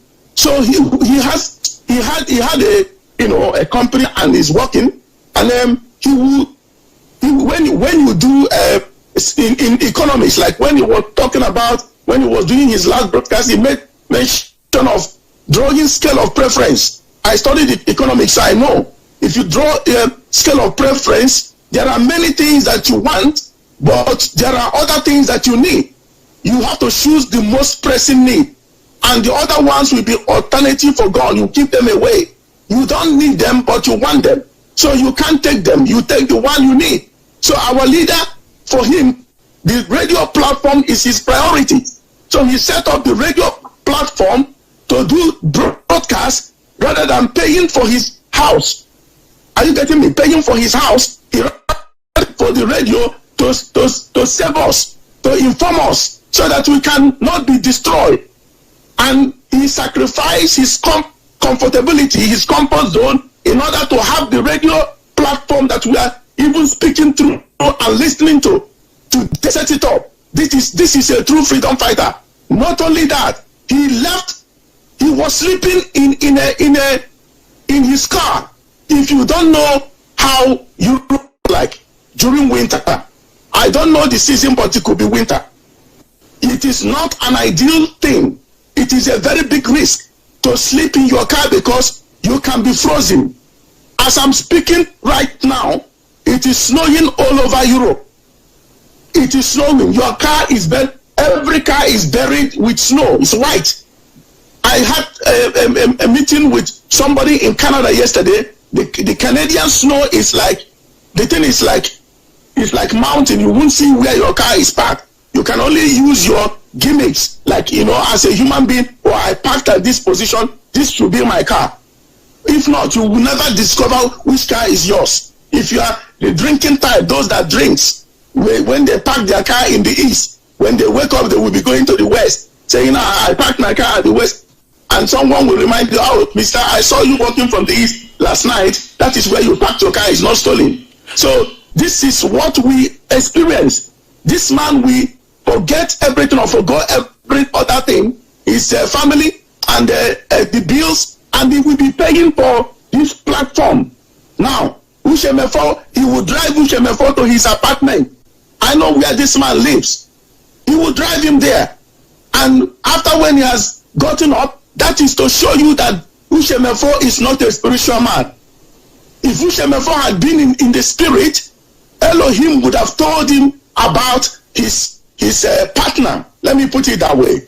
His boss, who is sleeping in his car. Because he's not a man of the spirit. I will go a little bit on Ushemefo when I have cleared this thing that Mazi and I was talking about last time. If Ushemefo is a man of the spirit, at the first encounter, the spirit of Elohim would have told Ushemefo that, look, your brother is homeless because of this. Regardless of what, you can clear the lounge, or you and your wife can come to the lounge, and while your boss goes to the bedroom. I have been into a business partner's place. I traveled to one country to buy some product, and the man who invited me saw when I came, he said, it's not ideal thing for you to go and stay in a hotel while we have a beautiful home. My kids have their rooms. You know what? I and my wife will vacate the bedroom for you. So he remodeled, he kind of, made the bedroom make over.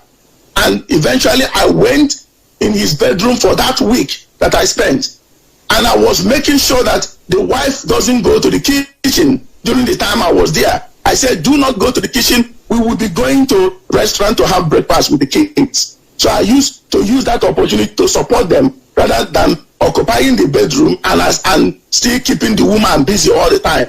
So she kind of said, each time, if I don't show up, she will push the husband, say, call him, ask him when he's coming, because anytime he comes here, I don't go to the kitchen. You see to that? So Ushemefo isn't a kind of guy that is connected in the spirit. And I am not surprised for what is going on. So our leader will forfeit everything, and was using the money to pay for the radio while sleeping in the car. Can you imagine that? And nobody knows. I have done it. I have done this sleeping in a car. Not that I was homeless. I had a home, but there is a certain country that I challenged. So when I challenged that country, I took them to court. It's a Western country, superpower. I took them to court, so they were now sending their secret agent to come and eliminate me in my house. I got the notification. I started sleeping in the car. I was paying for the place, but I was sleeping in the car. I don't stay there at night.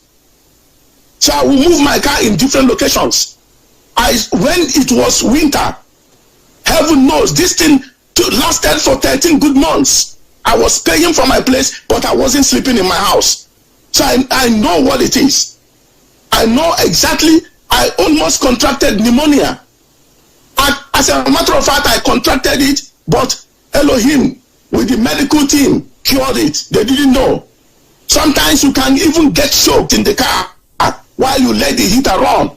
You can get choked. If you let the engine run and you slip off, you can die from there. And a lot of risk that is attached to that. I went through it for 13 good months. So I know exactly what that man went through. I know what he went through. Not that I wasn't capable of keeping a home. It was registered. I sue a country in Europe to court for violating my rights, and so many other people, Africans, are killing. I challenge them. That is the reason why I am in the location where I am today, because they were saying that it is a very big embarrassment with evidence that I took them to that level and embarrassed them. And that's exactly what made me to be very, very in this freedom fighting, to make sure that we get our nation. There is nothing like having your nation. You can't amount money. There is no money. This is the reason why I am so passionate about what I'm doing. But let me go back again to this particular issue of sleeping in a car, and Uchemefo is living in a house comfortably. Our leader did not inconvenience him. Our leader did not ask him, may I just pass 1 week? Spend a week in your house. This is the situation. He did not communicate to him to that level. So you can understand whom your leader is, whom our leader is, because of those running their mouth. That he didn't share anything with him, no information. They don't know what is happening. And you think because you don't have information, you can now go and start blackmailing somebody and destroying what you have, what Elohim has set up himself, and using our leader. You see, there is something Mazi Anayo said. I want to paraphrase on that. He said, any day he sees Uchemepo, he will not let him go scot-free. It is not only Mazi Anayo from Finland that had that or is having this much notion in his mind. So many of us, it is clear that we can understand him. He declared his stand from day one. A true freedom fighter will never look at you from the tribalistic point of view or from family point of view. Do you know, as I'm saying it clearly, I have already passed the message to anyone that I related with or to.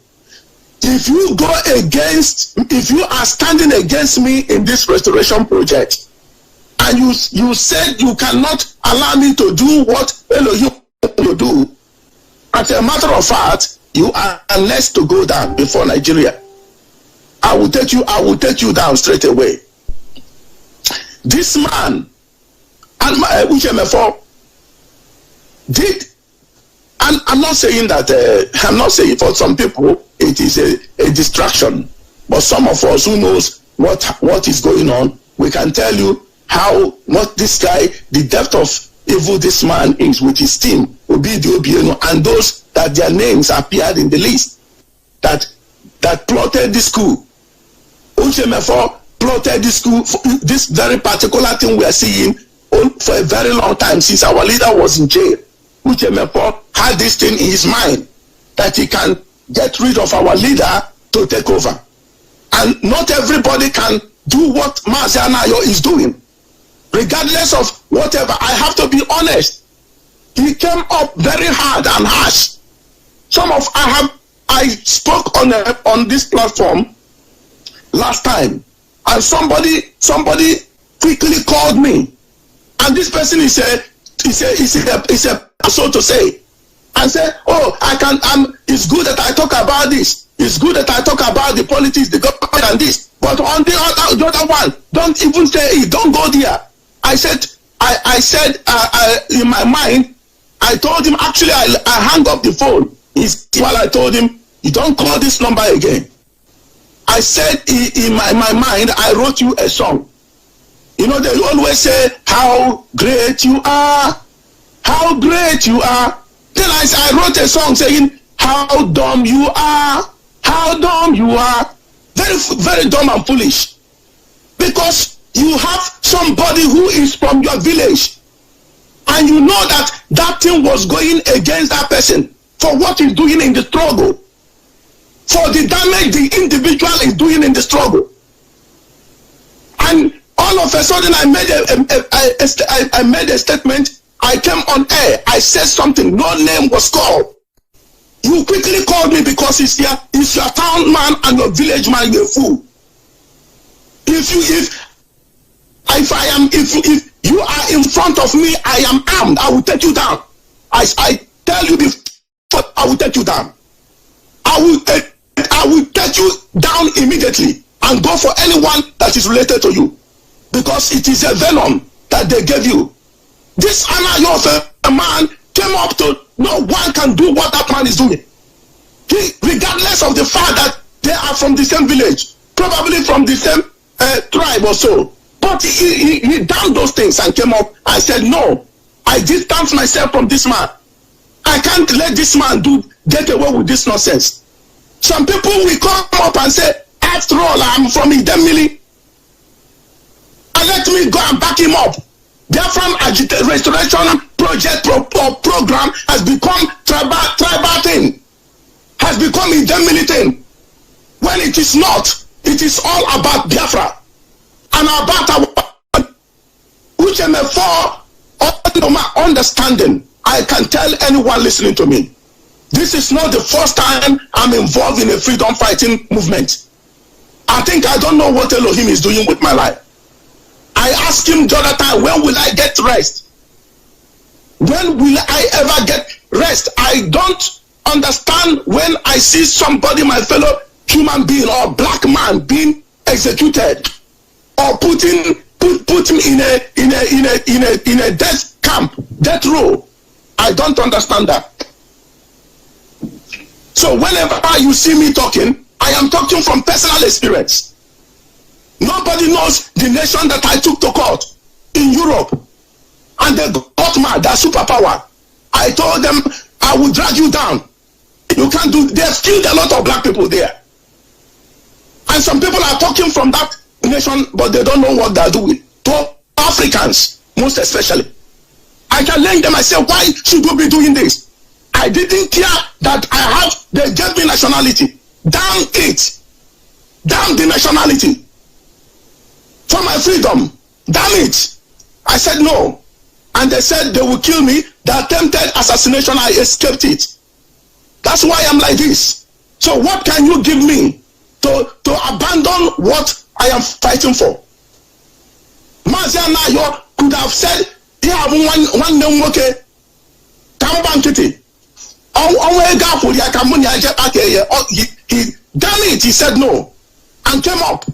I hear some people talking because one individual came on air and said, oh, somebody did this, did that, and I came on air. I said, do not crucify the young man.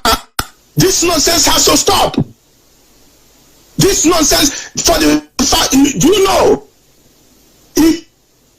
Let me say this on air. For those of us that have taken photograph with our leader, I want to warn you. If you use that photograph to go and launch some certain things and said, I am with this, I'm very close to our leader, 5 and 6. If you are caught, you will be dealt with sooner or later.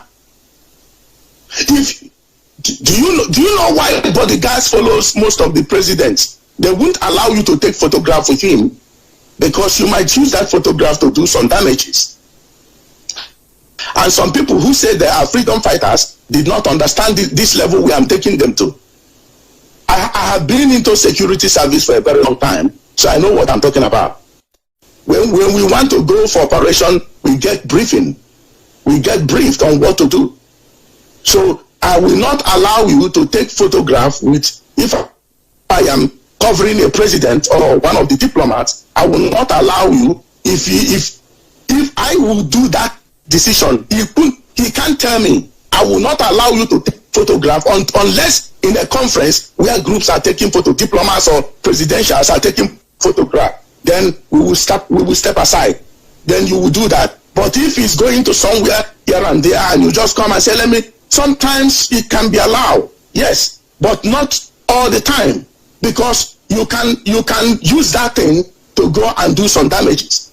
Likewise, some of the people that have appeared at the background of our leaders, activities, and they have photograph, and they use that photograph to do some certain things. Or some people, they come online all the time and use that privilege. They say, I am connected with this DOS. This DOS is my 5 and 6, I know him. We talk all the time. And because of that, you use that opportunity to go and do destruction.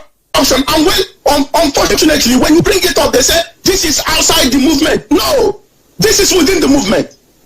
It is within, let me tell us, I said it last time. Mazo below, did you see the picture that you on your WhatsApp? Yes, I did. The very young man you saw in that photograph, who had flag on his head, was the one ushered Madiba in when he was being inaugurated as the first black president of South Africa.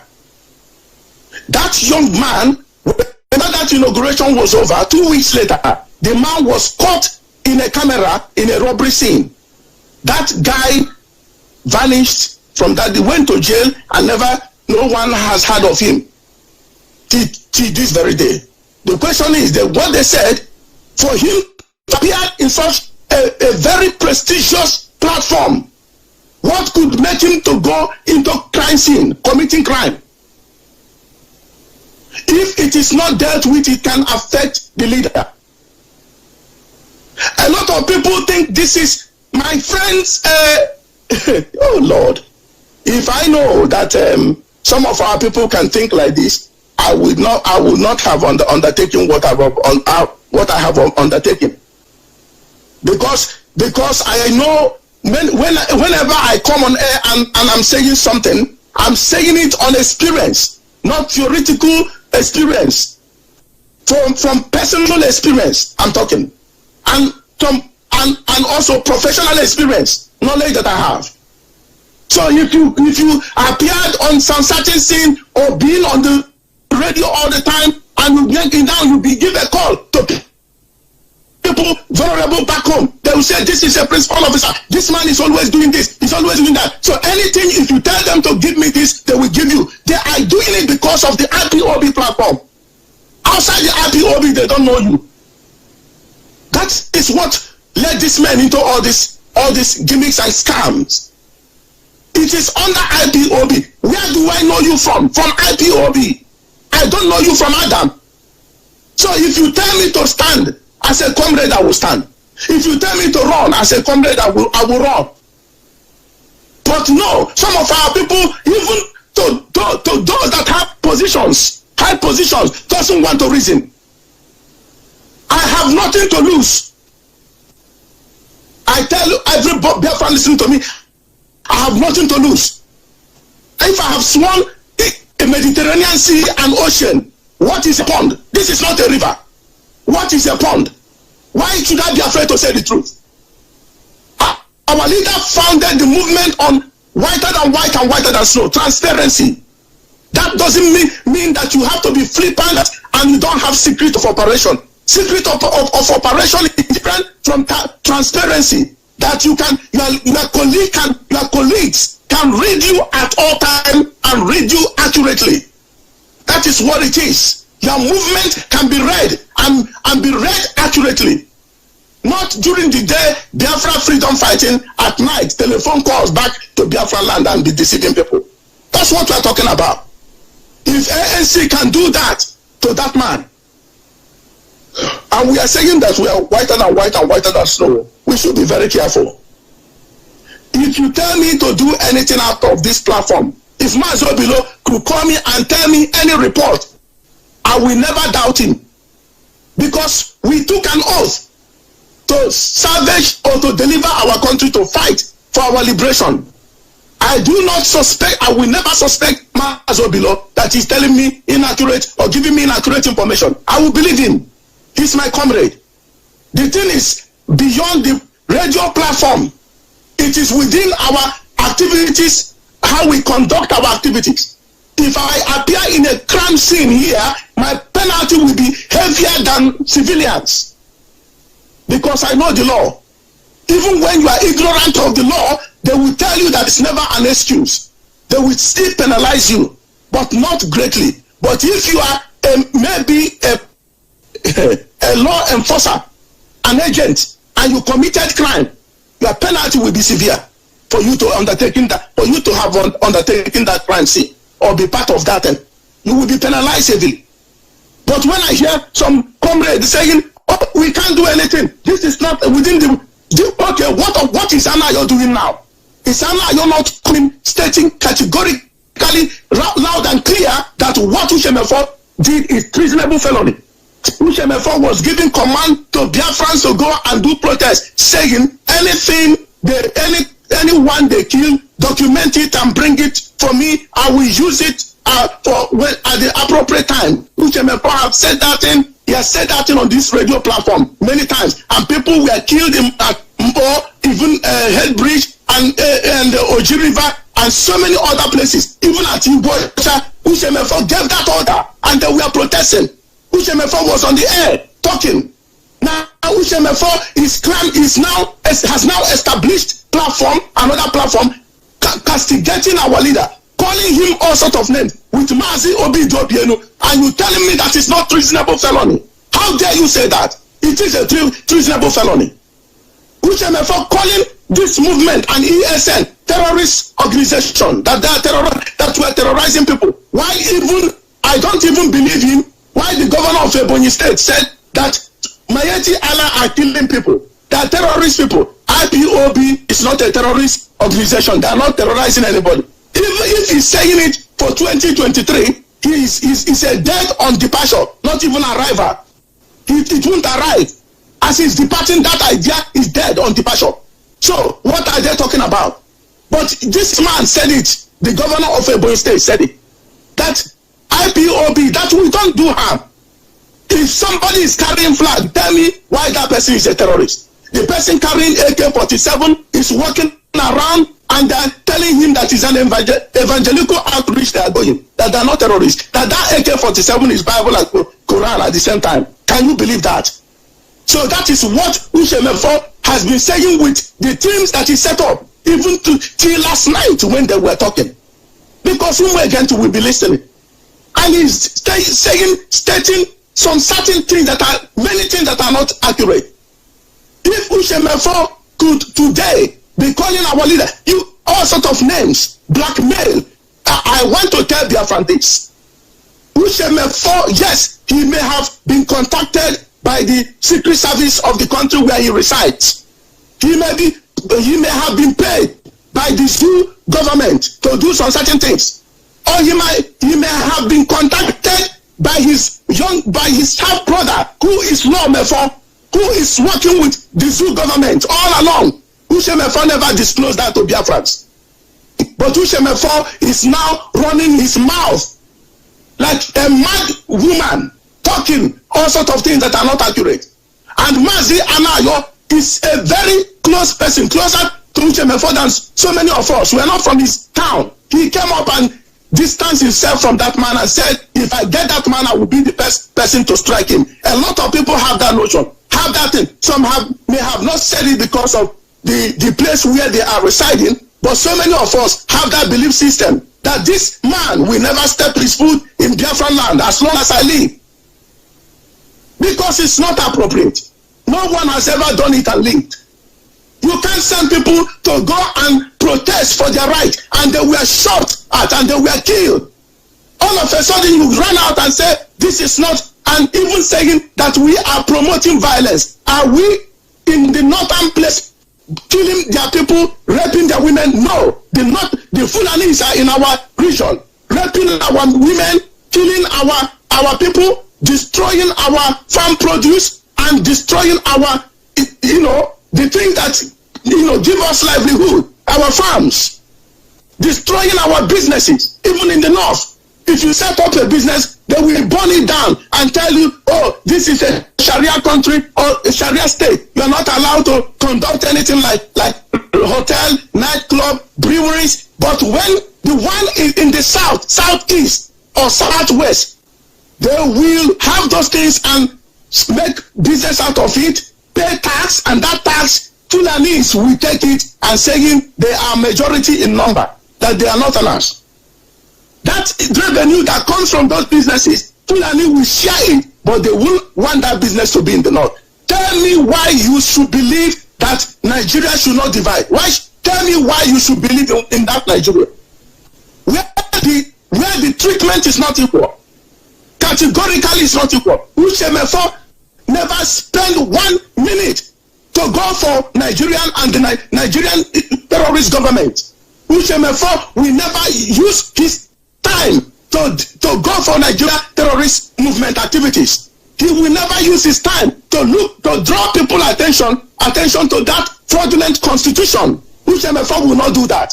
Ushemefo will get calls from different quarters and different people he programmed, paid for, to come on air and be talking while he's sleeping, snoring at the end, and he muted his microphone.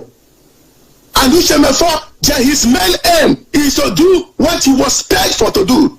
What I can tell Biafran is this: before your enemy will kill you, your enemy will destroy your partnership. If you are in partnership with somebody,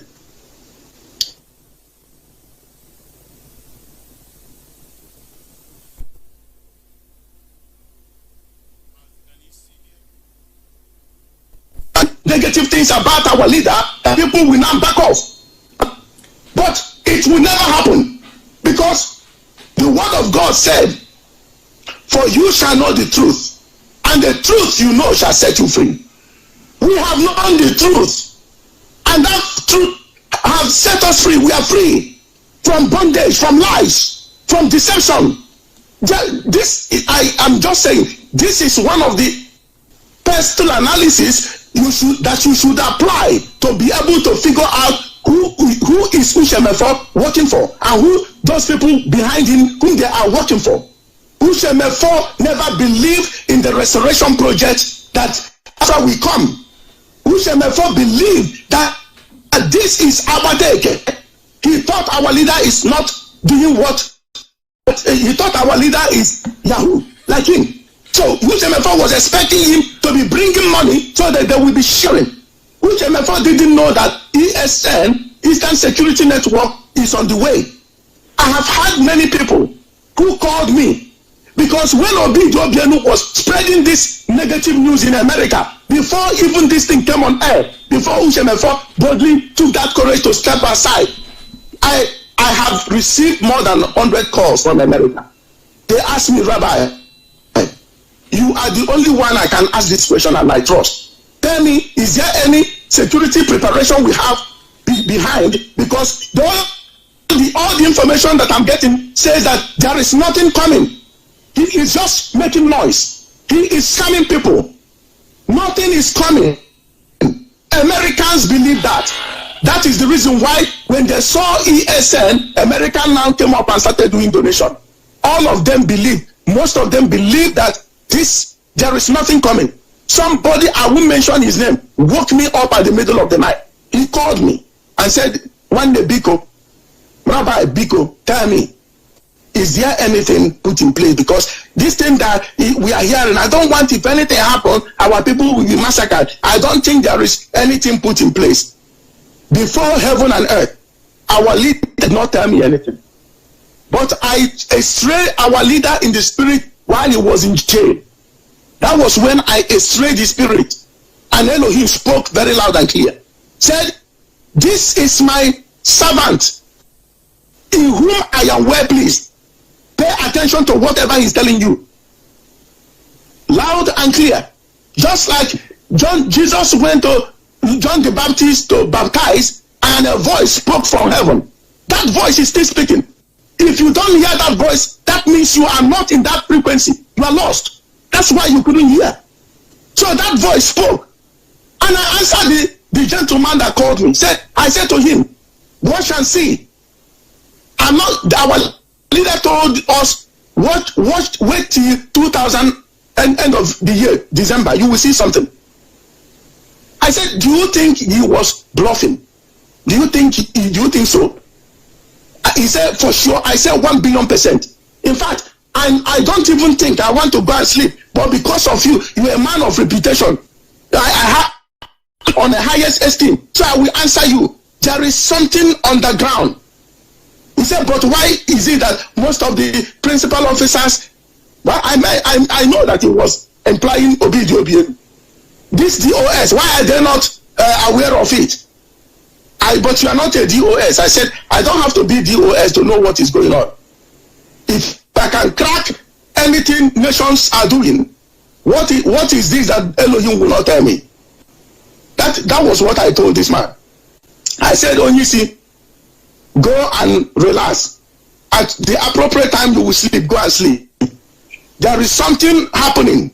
You will see it, and when you see it, you'll be proud. Didn't our leader unveil ESN? And what did you hear Obi the Obiano and Ushemefo say? Ushemefo said initially that he's not aware of all this. Our leader said there are things he knows that Ushemefo, even Ushemefo doesn't know. But it's our leader that made him his deputy. It is our leader who made him his deputy. And we respected that and honored that. But when this man could not believe in what our leader, in our leader's agenda and the vision, it's God that gave our leader the vision, not two people. He gave one person the vision. He called him, he said, go for this assignment. Now he's sharing some of the information. Now saying, bring the money, increase the money. Why are you having what paid? You are being paid a lot of money. Everything about them is money. Why they are coming up is to see if they can get gullible Biafrans so that they can be paying them. And if you listen to this man and give them a dime, you are a fool. I have had even someone of a high esteem in this movement called me. That was when I knew that something is wrong with this man. He said, there is nothing happening. Let him set a kind of government. But because he doesn't have, it's like he's moving around like a tourist. He said it clearly to me. And our leader he doesn't even know me, talk less of making me his emissary. But I was acting as emissary, as a diplomat. I was representing him accurately. I said, no, sir. If this thing is not true, I wouldn't have put my dime in it. If this man is not genuine, I wouldn't have stepped out and for people to see my face. This is true. I will never hide when I'm fighting for Biafra. The enemies that are ripping us off are the one that should be in hiding, not me. I've not seen maybe a criminal come. It is criminal that should cover their faces, not the owner of the house. So these Western powers are coming in our place and making us do the Fulanis with their British counterparts, the Dutch. And I'm the one hiding. Instead of them to run, they will run. And we will shake them, they will run. So what are we talking about? Ushemefo is a man that, oh God, he's lost. He doesn't have vision. Visionless man. Very heartless and wicked. That is Ushemefo. Ushemefo is out of touch. Even when I met him on one-on-one, close range, which is counterpart those ones running around with him. Very heartless people. Tell me if you are legalized and you don't want your fellow brothers and sisters to be legalized. Tell me about that. I love what Emeka Gift wrote. I read what Emeka Gift wrote. If you haven't read it, go to his homepage and read that thing that man wrote about Ushemefo. Ushemefo thinks that he will use the blood of Biafrans to practice his human rights lawyer. That IPOB, our contribution paid for. One like ever practice here. Where will he be to practice that thing? Obuho obose eburo sisi ko na wo. Oburu obose akwaturo sisi ko sisi na wo. He doesn't think about our people. That is why I will always recommend or commend Anayo for standing up. We love people like that. If you are my brother, if you are my friend Francis, and you engage into some certain fraudulent activities or insubordination or a wicked act in this movement, before heaven and earth, if it gets to my notice, I will go for you. Regardless of whatever you may think you are, I will go for you. Sooner or later, I will track you down. A lot of people are talking, oh yeah, I will. Don't you be listen, if you are in my position, you will do damages to people. People that have power don't talk. People that have power don't talk. There was a day we were in Trafalgar Square. I came there to supervise our people. I was badged. I don't wear badge publicly. My badge stays inside. And I had a team of law enforcement agents around. So I was greeting one of our brothers who saw me. So our body language, because they were watching me, So they thought maybe that guy was resisting my instructions. So they came immediately to apprehend the brother. So I said, this police white guy, you know, they said, what's going on? Is he? I said, no. We are actually he was excited. He's excited to see me, and I'm excited to see him because we lost contact for a long time. So the man said, oh, okay. Then that was when that brother saw that man moving back to his position. He saw where they crowded, where they were. And say, are you with us? Of course. You think they are not around? So I don't wear uniform, but I put my profession, my badge at stake for this. So if I die on the process, you think I will regret? I didn't die young. So this man, whomever that may have contacted this idiot, and he started talking, hear what this man, all these men, hear what they are saying. You will know that these guys are paid by a Nigerian agent to do this nonsense. I will apologize to South African because I always use our people to say, our people can't do this, so my people can do this. I will apologize. I will write an apology letter to them because back in the days I was selling, I never knew that this bunch of idiots can be bought with a morsel of bread. What can they pay you for your freedom? To jettison your freedom, to abandon your freedom, and that of others. What can they give you for you to start talking rubbish? If you tell me to step down, I will go and step down and sleep. It is holiday for me. Our leader always say, we leave to Kenya. If you kick a toad or frog, you give it a lift because he's always hopping. And I love the Dutch name for frog. They call it kicker. So if you kick it, you give the kicker lift. So our leader sacrificed greatly and still sacrificing. His Ushemefo's mother and father, did they die as a result of freedom fighting?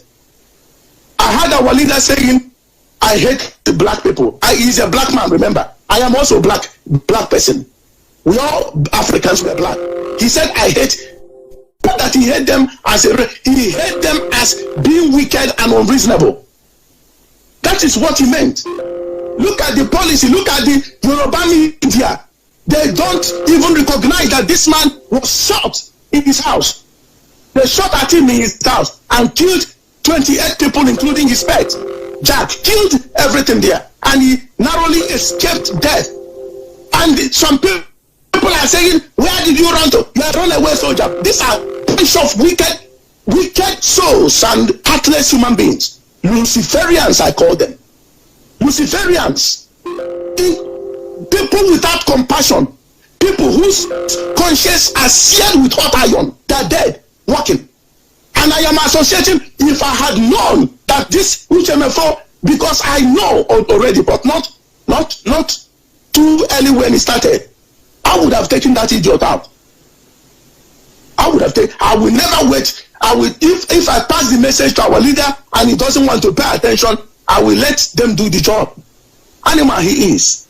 And he's telling people standing in his comfort zone in that place where he is residing, talking about the movement, IPOB do this, IPOB bullying people, Eastern security, that terrorists of me,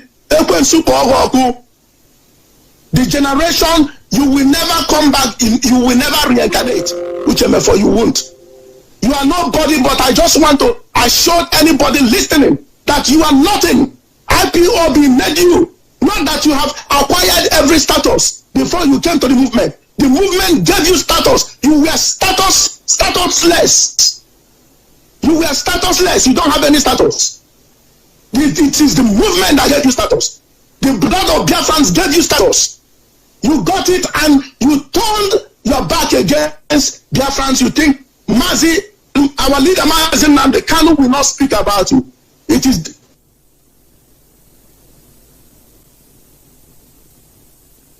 Are you still there, Mazi? Combine them together or bridge was indicted before for fraud, embezzling, and not letting people that know what to do come on to do the job.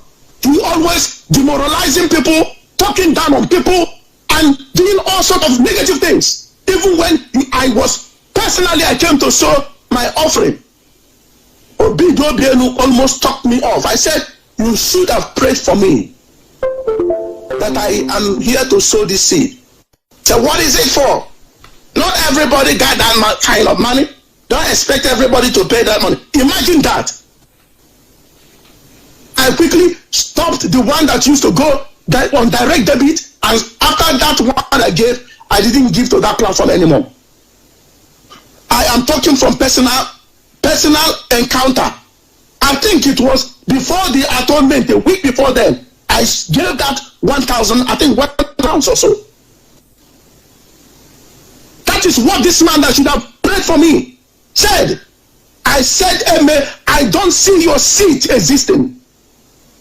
And he has been doing it to many people. What about Onyibe? The dog that is talking, bingo, that is talking. If they give him a little thing, he's jumping up and down and talking, thinking he has people. Onyibe, you can't bite the finger that fed you. It's a seed against Elohim. Biafran fingers all over the world, we are all for you, supporting you, paying you, giving you whatever. But you lost vision, you don't have vision. You don't know what you are talking about. You will get on the platform. What you will descend is on the Yorubas. Yoruba did you this, Yoruba did you that. And you have Yoruba people too, because they don't know your face. Because you will talk about them Yorubas. You know, as we, Biafrans and the Yorubas or Duduwas have connected for a very long time. We've been good neighbors. Yorubas and Biafrans have been doing business. Even those that haven't come to this platform, this family IPOB, they have been doing business and no issues. They have been building Yorubas or Moniles. If they have Igbo agents that is connecting them to Igbo rich men, they will be eating. You can't sever them, you can't separate us. Moniles live on the Igbos to connect them to people with money to buy properties in Lugard and even Ogun State. Sometimes area of Ikorodu, they are there. That's their business. Igbos and Yorubas, and this man will begin to lash them. Yoruba did what Igbos did some certain things too. Even to your attack to tell about people. Can we talk? So it's not only for it's not from Benue State saying we Igbos play always victim. We are not playing any victim. We are telling it the way it is. So Mazi Onyibe, who has been living on Biafran's sweat, even mine, I was sending money to him. Our leader doesn't know about it. It was from my benevolency, out of my benevolent heart. My heart, I was giving that man money until Elohim spoke to me and said, that man is evil. Onyibe is evil. He's an evil man. A wicked man. Look at how he is, how he looks like. Even every appearance of Mazi Onyibe states satanic. Satanic indeed. He said, who is blackmailing who? I don't have time to black. Anything I tell you is what I'm doing. I not only me, many other people in America, they were giving you money. You thought you've gotten them. You've gotten us. Shame on you. You will pay heavily for what you have sold. For the word of God states that God is not mocked. For whatever a man sows, that he shall reap. You will reap what you sowed. Mazi Anayo, I commend you for your stand. For you look at, the barriers. Look at things you should have looked into, but you didn't look at them. Looking at from the area of being from the same place, you didn't look at it. Looking at from the area of being the same Anambra as they think. Biafran agitation, restoration has nothing to do with Anambra and Igbo. We didn't shoot that Anambra. We were East Central states. we were Biafrans before we joined, amalgamated to become part of Nigeria. We were never Anambra, Imo, Ebonyi. These are the things they created while you are even a grown man or woman. And you are doing what? So what I can say to them is this, that the evil they sow, we hunt them. If you think the security network is your nightmare, that will remain your nightmare, because you now feel, oh, these security men are everywhere. I can never go back home. That's what they're thinking. That they can never go back home. So let them do what?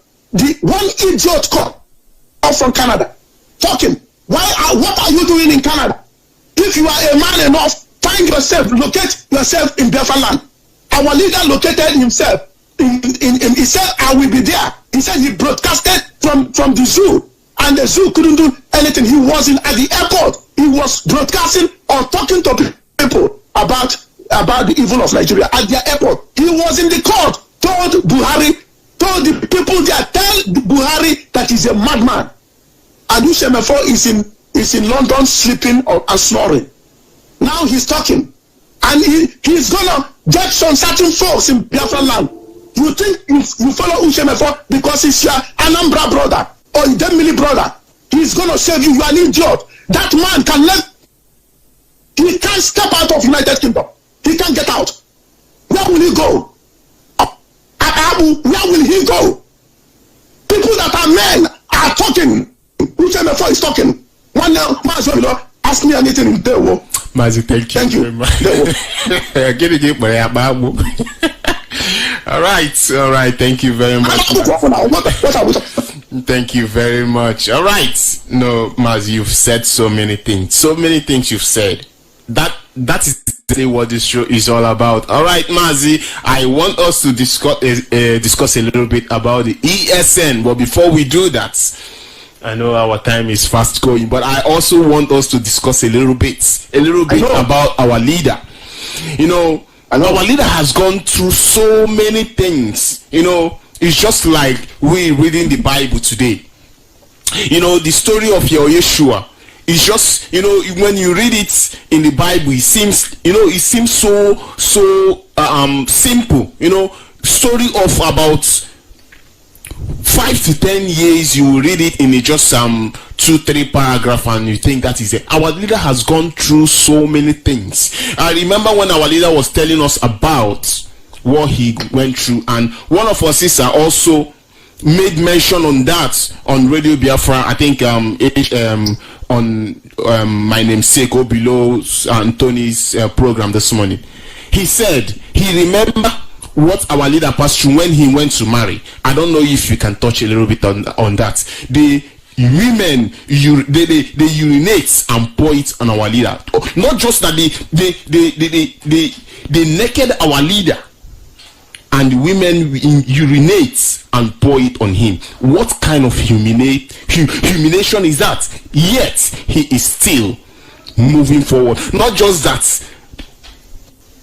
Nigerian government alone is hunting him. Even those that are his own people is hunting him, trying to kill him. Now you have this one, the one you call Ababo, fronting himself with radio human rights, is also hunting our leader. Please, can you go a little bit further on this story that can you go a little bit further about it before we there is a saying in Igbo language,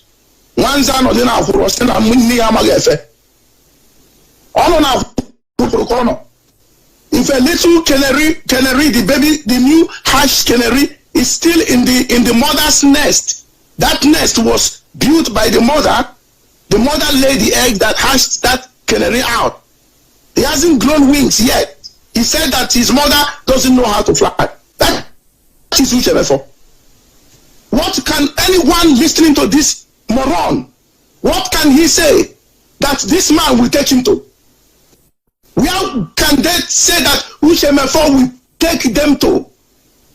Where Uchemefo, the level of his understanding, the scope of his knowledge.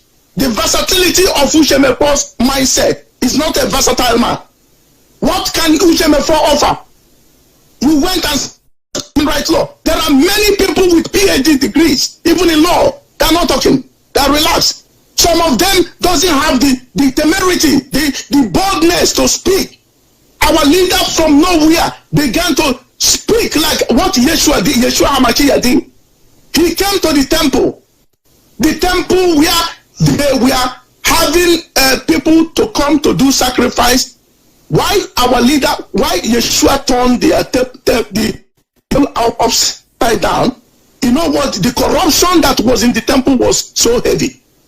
He came there, he saw the Pharisees and the Pharisees, the Sadducees, the Sanhedrin, the high priest. They projected on certain people who will be there exchanging money and giving them animal for sacrifice. So when you bring animal without blemish, you have to come with animal without blemish for your sacrifice or atonement. So when you come there, these people will locate one thing in that animal and tell you that the one you came with is not good. That you have to buy the one they are having. The thing became business too. And the people will now go back, abandon the animal they came with. They will take it back and buy the one the high priest and these Pharisees and Sanhedrin were selling to them, and they will sell it double the price just to extort money from them. So this thing came to Elohim. Elohim sent his son there. When he got there, he kicked everything upside down, the table of money changers, and went to the place where the cage where they put the doves and let the dove fly off, and then all of them flew away. If you bring your dove, they will say your dove is spotted. He has a working party hop. It doesn't work properly. In fact, this dove is not qualified for this. Buy this one. That's what they were doing. Haji, the Church of God, Abambere. That is what Uchemefo Mazo Onyibe. I heard our brother Jonathan Chinedu yesterday, last night, saying Onyibe was collecting money for even his comrades to come on air to talk. He will collect money from them. What a wicked man. And this Jonathan Chinedu, our brother, was confirming it with every authenticity. He wasn't lying, because I had it already. I had it as well. And these are the type of people that Yeshua saw and kicked them out from the temple. Say, don't use my father's house as a place of merchandise. Don't use Ipob, Biafran agitation, restoration as a place of merchandise. That is what we are doing here. Some people are using it as a place of merchandise where they do transaction.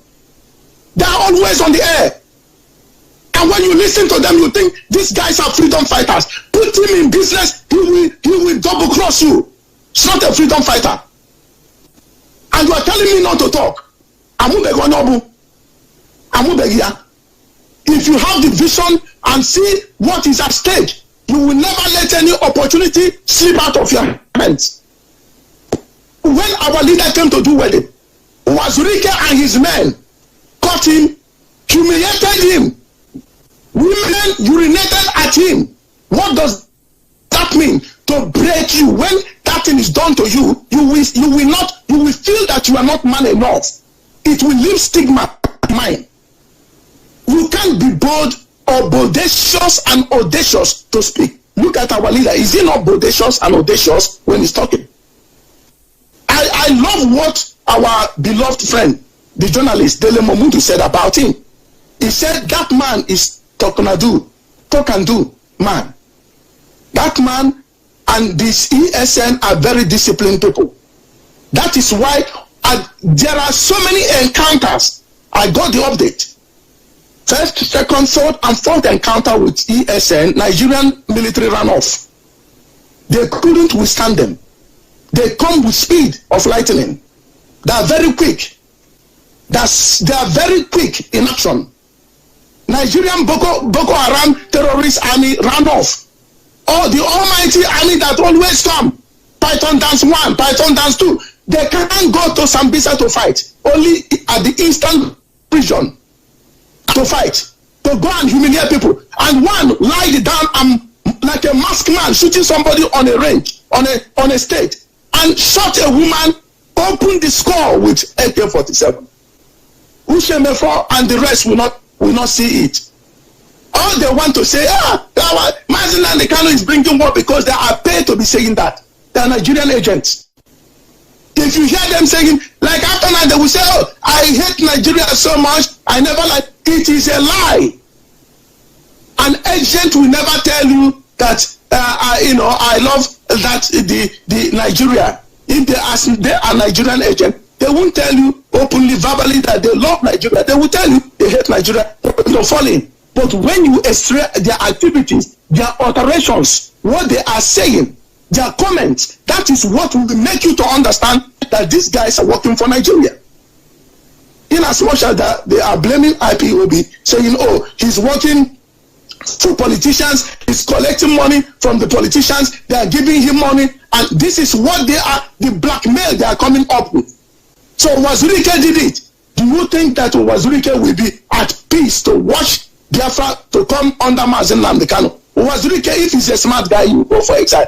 And they are saying, there are things they are saying, why can't he go and attack all these politicians? Why are they going to Obuni? Why are they attacking? Why can't they go and attack, what is his name? Why can't they do anything?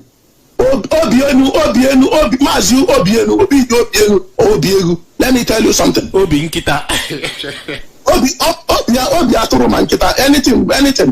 Let me tell you something. You don't write agenda for IPOB. The person doing the command and control with giving directives is Mazen Nnamdi Kanu. He knows when to tell them to stand up, they will stand. When to sit, they will sit. When to move, they will move. It is not you. So you cannot tell our leader or the Biafrans what to do, because you lack the vision. You don't have it. You never have it, talk less of lacking it. This thing is what they always tell me in those days. There are some certain guys that when I meet them, their size will scare me, and they will be, doing all sorts of things to me. One day, and my mom said to me, there's a guy that always bully me around. And my mom got angry and took me to bitter leaf tree that stem. And we had a bitter leaf plantation where we planted bitter leaf in our place. And pull one stem and use it on me. Wiped me bitterly. Said, do you know that you are a few months older than that guy? I said, but what believe? My mom asked him,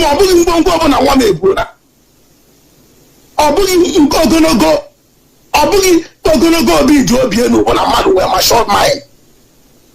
If you see him, he look like Goliath. Goliath appearance, but he has a heart of ant. It's not a man. He is talking. When you hear, listen, these people, I don't know what to do to our people. Sometimes I feel like I am Yeshua HaMashiach, where understanding this. Some of us, we are very gullible that somebody will call you from overseas, you think he has arrived. Batano obodo Igbo kefune nwere ndeka enwere chikashi. Batano obodo Igbo kefune nwere level obodo Igbo. So ndị a na-agbo gị say gị do this for me. You are in Africa, I'm in overseas. Tell him to shut up. Tell him to shut up. Overseas, you are in overseas doesn't give you what it takes. It is the level where you are. And if you are at that level, you will not be calling people in Africa to do this and do that.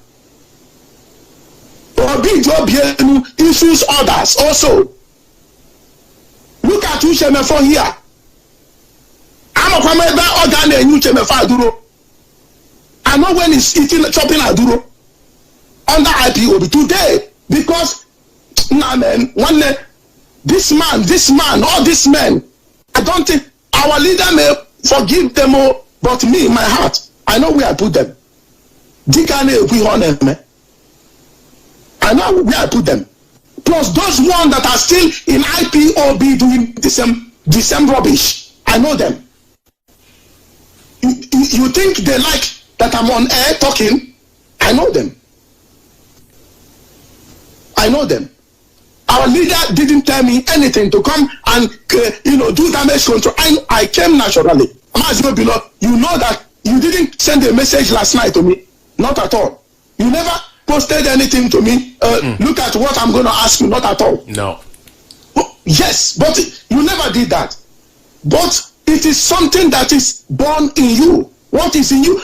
When I finished that last time, I had a brother coming. Oh, I am praying for Rabbi, nothing for him not to fall. Hey, Chideketa. Mazi, I love you so much. I love your prayers. Pray for others. My life is in Biafra hand in this restoration.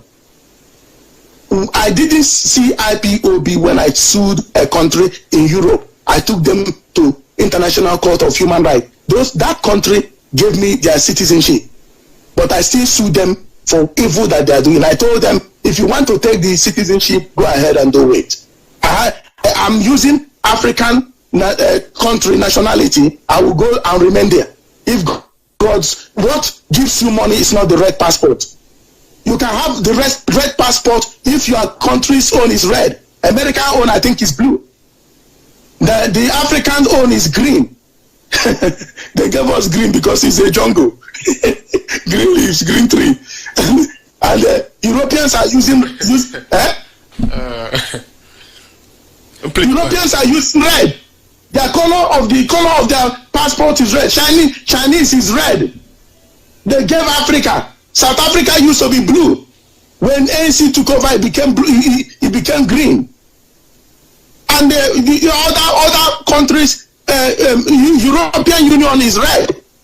For the fact that you have it, we never put food on your table. All it gives you is security and sense of belonging, free movement. But to become anything has to do with your mind, what you have upstairs.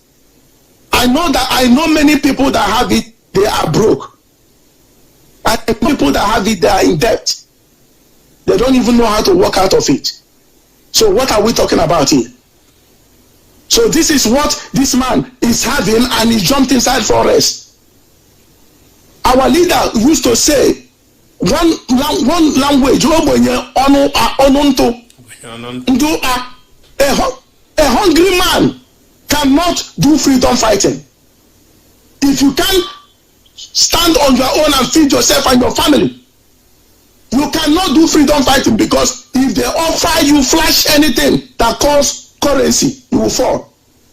So if they couldn't break our leader by urinating on him, beating him up, tying him, and giving him all kind of assault, he's still up and is still standing and talking.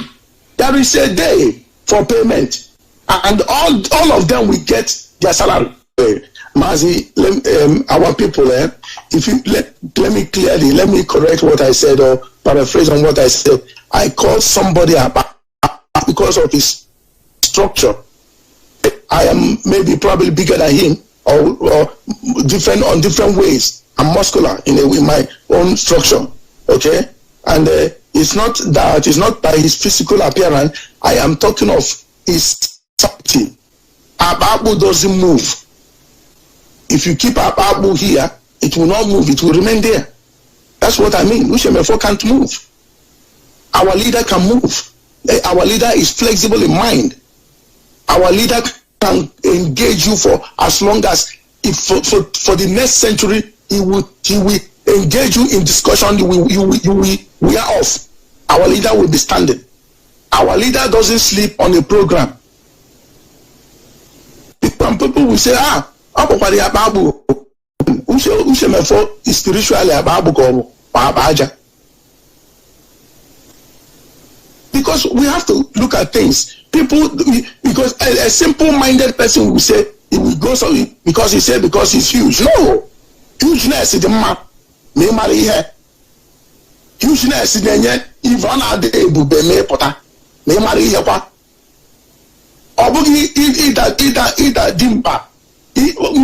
Our people, my mom always say, na mmadụ buru ibu kobo buru na nego. The old kobo, if you see that penny, it is bigger than even 50 pence, 50 kobo. In that time, it was in coins. If you see 1 penny even in England, it's bigger than 20 pence, 20 penny.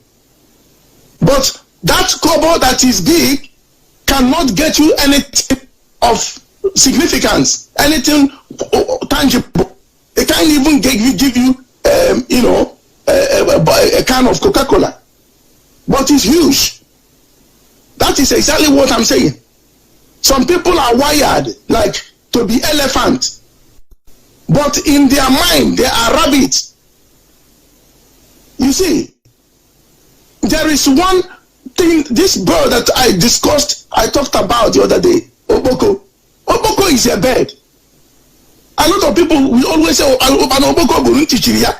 Oboko is a bird that is wired to fly. But Oboko cannot fly properly. This Elohim has ways of creating. He created these things for us to use it to express ourselves. If somebody call you also, that means you don't belong to the flying birds and you don't belong to the crawling animals. Because if you go to the flying birds, they will say, wait, what are you doing here? I can see teeth in your mouth. Then if it goes to the one that is crawling, they will say, what are you doing with wings here? So also is bat. It doesn't belong to the flying birds in the air, and it doesn't belong to the crawling animals on the ground. So somebody can be spiritual also. By his behavior, he's a bat. He doesn't belong anywhere. And also only sees clearer at night. These guys operate in the dark. They don't come to the public as our leader does come to the public. They walk in the dark. That is, God gave us these things in order for us to use it to express ourselves. So I am not telling him because it's huge by structure. After all, Obidobienu is bigger than Mazu Shemefo. The centen and 10 pence. So you just get huge. That you will use your size to do significant achievement. When they needed people of high duty structure to come out, you will be hiding. Lugard toughness. Or Ashabazi Obi Africa. Shabazi Shemefa Africa. Shaba Dimba Nkena Bambana Radio. Mazu Onibe Africa. Ohani Nebara voicemail. Now operating the dark. That is what I'm trying to say. Now coming to what you are saying about the ESN and our leader not telling them, and how long will this thing take to take our leader to achieve? Let me tell us something. When God told Moses, or when God said in his prophetic declaration about the state of Israel, he said they will be in the land of Egypt for 4 days. That is what their treasury will put them into. What the act of the sons of Jacob did to Joseph brought them down there. And he said 400 years they will be in that slavery. But do you know that Moses was visited by God? He gave him that heart to deliver them at the age of at the period of 390 years. 10 years to 400 years was when this thing, the restoration, came into place. But the people did not understand. God actually minus 10 years of suffering from them. Do you know? Because I have dealt with this before, and let me do it again in a different place. What God intended to do was to allow the present Pharaoh as at that time to die. If that present Pharaoh had died, Moses would have been the Pharaoh of Egypt. And Moses could have, while he's in that position, he knew that he was a Hebrew man. He knew, though he speaks Egyptian language, he dresses like them, he acts like them, he doesn't live in Goshen. He lived in the place where they were living. Who knows? It could be Cairo. It could be Alexandria. I don't know where the position is today, but it is the same. Now, Moses could have rose up as a Pharaoh and said, "From today, I will abolish this thing. Let these people go. I don't want them to be here." So when he has discharged them at night, Moses will flee and run away. You see, and the council of heaven gathered together, and they said, "This thing is an act of cowardice." Let me tell you, this is deep. The council of heaven gathered together and said, "This is like escape. Why are you the God of wonders? Where are these your wonderful or wondrous acts that you possess?" You know, this is a being that you can challenge. If you go, I come from a royal family. When you come to the palace of a king, you don't talk to him, "King, I don't know if you are credible enough or capable enough to do this." If you come to the palace of my grandfather, you say, "I'm a Mizrukeme." While he's eating,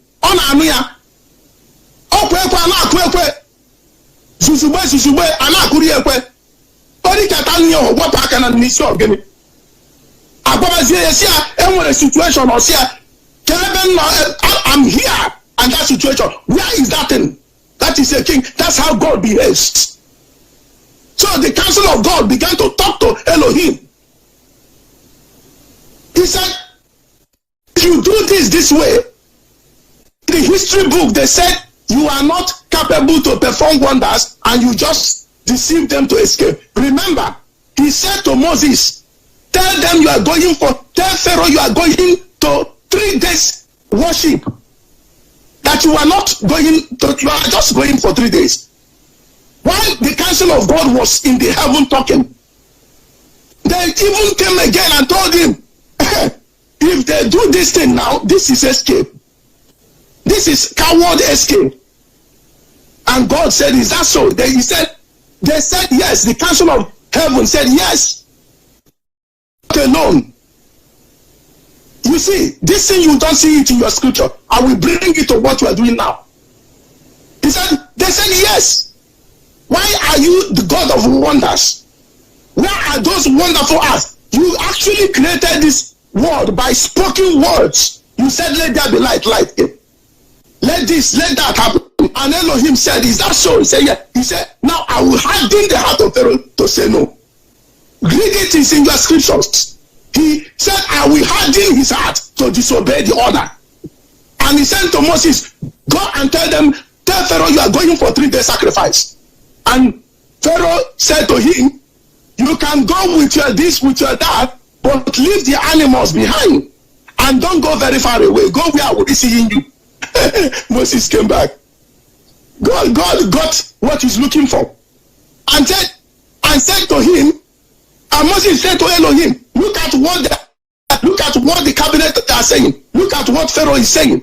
And Elohim said, "I will go to the river Nile in the morning. Who comes there to bath? Just touch that rock there and you will see what will happen. I have commanded you." And Moses departed from his presence till the 10th plague completely occurred. Remember, look at what our leader said. People don't catch what he's saying prophetically.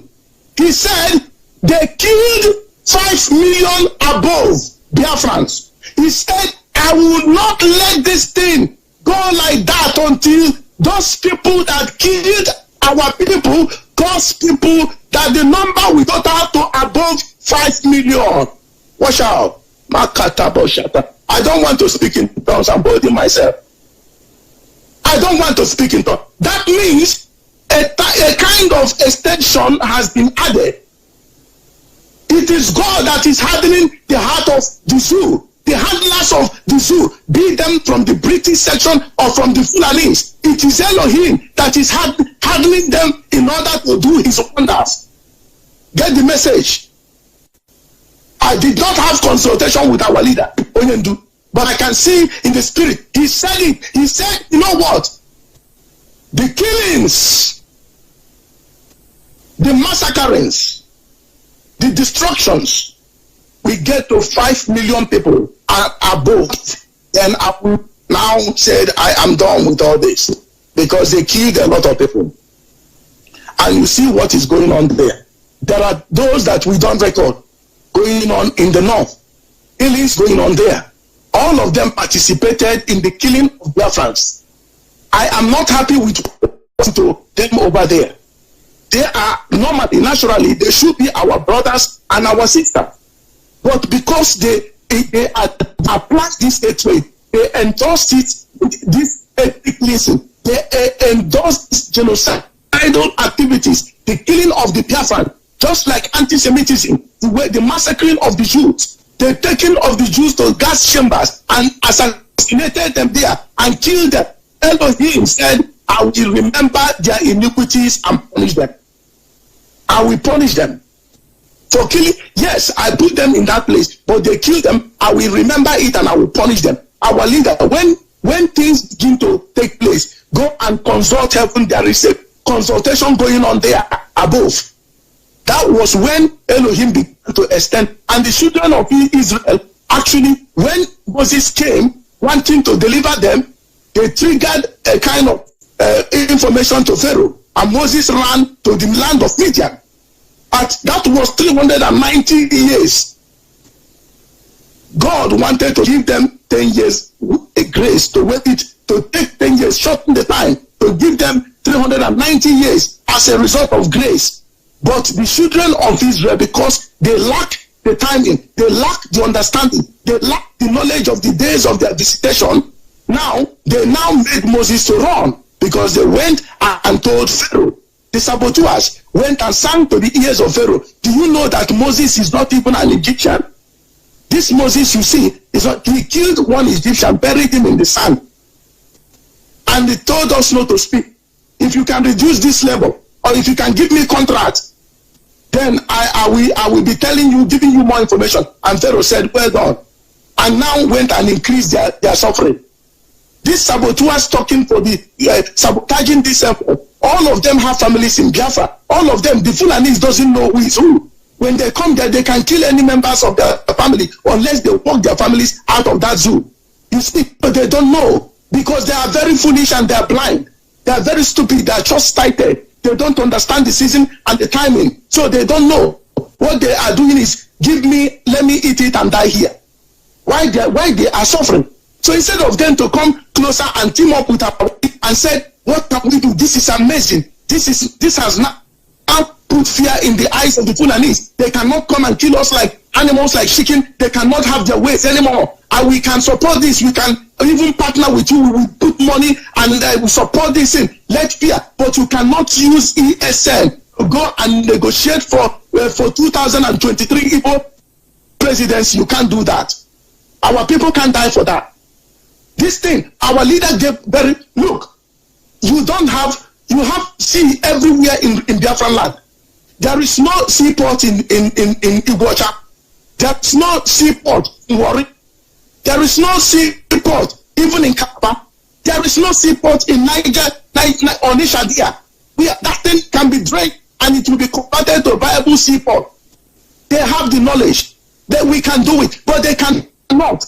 And you don't have airport in all these places that I mentioned that the people from that area travel the most. They cannot do that. So now they are now telling you to 2023. You are a fool to believe them. Even Igbo man, if my papa is there, that he wants to become a Nigerian president, I swear before heaven, I will take a trip and gun him down.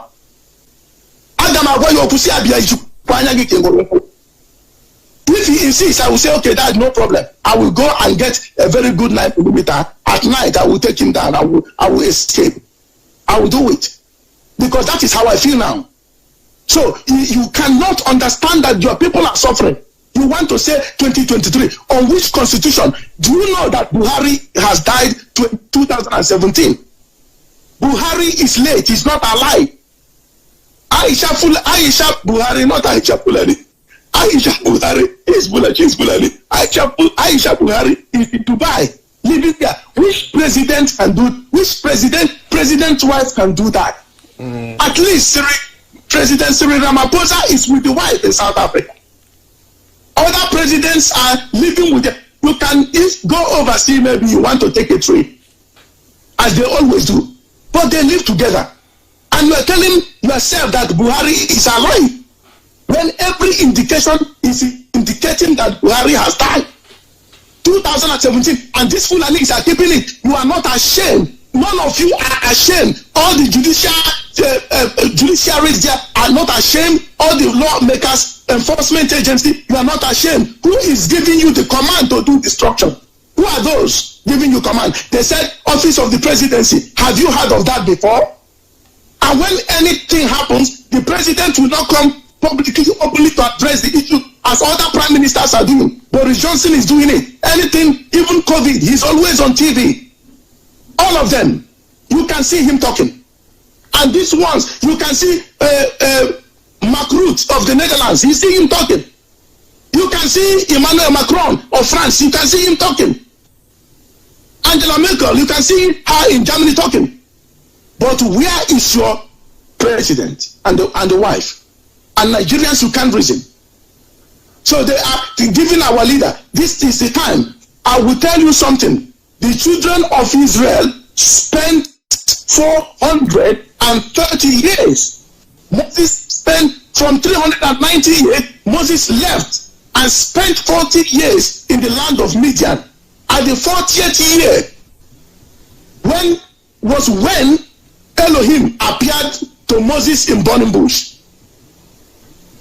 and sent him back. Moses had encounter with Pharaoh, heavy encounter. Do you know that Pharaoh actually wanted to assassinate Moses, but he couldn't? When he gets to that place, the wonders will appear. They will run back. Do you know that he has used his magician to pin Moses through their enchantment and incantation? And they couldn't. When they invoke the spirit will stand up and tell the magicians, I see a pillar of fire around that man. And they will run back. Do you know that? Because you never have in your scripture, it is there. Pharaoh attempted to assassinate Moses, as Nigeria attempted to assassinate Mazi Nnamdi Kanu. You saw it on that fateful day, on the 14th of September 2017. We all saw it. And you want to sweep it under the carpet, Yoruba journalist? This is the thing. So our leader and Elohim and the Council of Heaven are having consultation. Obi Jobienu will tell you, which Council of Heaven? If you see dead people talking, I mean dead in the spirit, when you tell them the secret counsel of God, it is foolishness to their understanding. They won't understand. So the Council of Heaven now looked into the level of atrocity committed by Nigeria and the British. And they said, I will punish these people. I'm not satisfied with their things. And our leader, they have promised our leader so many times, okay, if you do this, if you call off this protest, we will do this. When our leader call it off, they will begin to do another thing. Didn't that happen in Egypt? When another plague will come, flies will come, Pharaoh will say, okay, I have repented. You can go. Just this fly to go. Tell it to go where it came from. Moses will come out and raise his hand and the rod and say, oh Lord, suspend this. And the next minute, you will not see them anymore. They will fly off. And Pharaoh will harden his heart, thinking, yes, it is a coincidence. And the next time, God will say, command frogs to come. Frog, he will tell Pharaoh, say, it is frog that will come. I am not telling you it's cockroach. it is frog. So when you see frog, you know that I'm the one that did it. This is what he said to Wike. If this thing, when this thing happened to you, don't say it was a coincidence. You know that I am the one that said it and it happened. Una de gente. Una chena onya hubaka. Onya huna gunu obu. Onya duna gunu agwa yobu. Una chena that man hubaka. Ya hoji n'enigwe ka agwori ya nye. I don't know. Oh my God. I think I spoke in tongues. I said, the day Biafra will come, I will speak in tongues. It came naturally out of my mouth. Biafra is here. I'm telling us. That man, Abalaka, Biafrans, that man, Mazin Namde Kanu, Abalaka, Eziriosi, anyway, Eziriosi, Ogezi Shadiosi, accomplish it. Onwere ihe okuru. Ọ sị na Biafra degodi na ya ga-continue kwatil Nigeria apụọ. Unu ama ihe o minuru. Ọ bụ ịnụrụ ya maazị. Of course. You had him. Yeah. Because, oh my God, if you speak to people that are not connected in the spirit, they won't understand this. Obi this year, you 2020 ka ọ ga-abịa. Do you know how many years ANC fought white oppression? Do you know how many years ANC fought that regime? The people that started it, all of them died. And eventually, Mandela, Watasisulu, Govan Beki, that is the father of Thabo Mbeki, were the last session we saw. We recorded them. I saw them. I know them. I met them alive. And you know Watasisulu, the one with gray hair. I didn't meet Steve Biko. He died before I was even born. So something like that, yes. Oliver Tambo, I did not meet him. He's already dead. Before South Africa was liberated, so to say. I didn't meet them. There are those that Govan Beki, the father of Thabo Mbeki, knows Steve Biko, knows Oliver Tambo. His generation knows those ones in the past. You saw the man, nobody. I saw Clarence Makweto of PA, Pan-African Congress. He was a member of ANC before the ANC moved out and said, one settler, one bullet. He had that slogan, one settler, one bullet. And they said, no, we don't want to use that slogan because of international communities. And ANC doesn't use that word. But PAC used to have that word, one settler, one Fulani, one bullet. That is what it means. One Fulani, one bullet. And PAC believed it. Can we talk about Bantu Holomisa, UDM, General Bantu Holomisa? I know them. These are the generations that I saw that fought for the liberation of South Africa. Their names are written in the book of life for liberating South Africa. No matter how we see it, at least South Africa was liberated. The young man I sent the picture was the one that after the inauguration, he was on the platform. They said you can't stand the president, and went to this level, condescended this low, and disgrace us. Go to jail for life. They don't talk about whiter than snow. They practice it. You see, so when you are a principal officer or even coming as a member of IPOB, you appeared in a crime scene. You are into crime activities, fraudulent activities. You are not supposed to be talking on the radio. You should be behind the scene and doing whatever you are doing, asking God to help you. When God liberates you, channel your idea and your finance into something else. That you can be proud to say, this is what I worked for. This is what I achieved. That is true freedom fighting spirit. So if somebody come to tell you, he gave us a time, that time has elapsed, he's confused. I did that to Moses. Moses at a time went to get communication from Elohim at Mount Sinai. When they got there, and the thing took longer than they expected. They said, this Moses, he has lost his way. He can't lead us. This God has lost direction. The navigation that he was using is at fault. Now, let us put money to make a golden calf that will deliver us. Look at that. Remember, the gold they are about to use to make that calf was Elohim that told them to go and ask. When at the final encounter, Elohim made it look impossible to show you that this is not ordinary thing. For those who are asking, it wasn't ordinary. He said, go, while in the midst of these killings, in the midst of death, in the midst of plague, go and ask them to give you articles of gold, articles of silver, even diamond, anything that you can ask them now, they will give it to you. Now everyone went to different homes. I said, imagine somebody conducting funeral, and somebody comes to him and said to the family, please, we want you to give us your gold and silver. And they'll say, wait a minute, Abiba.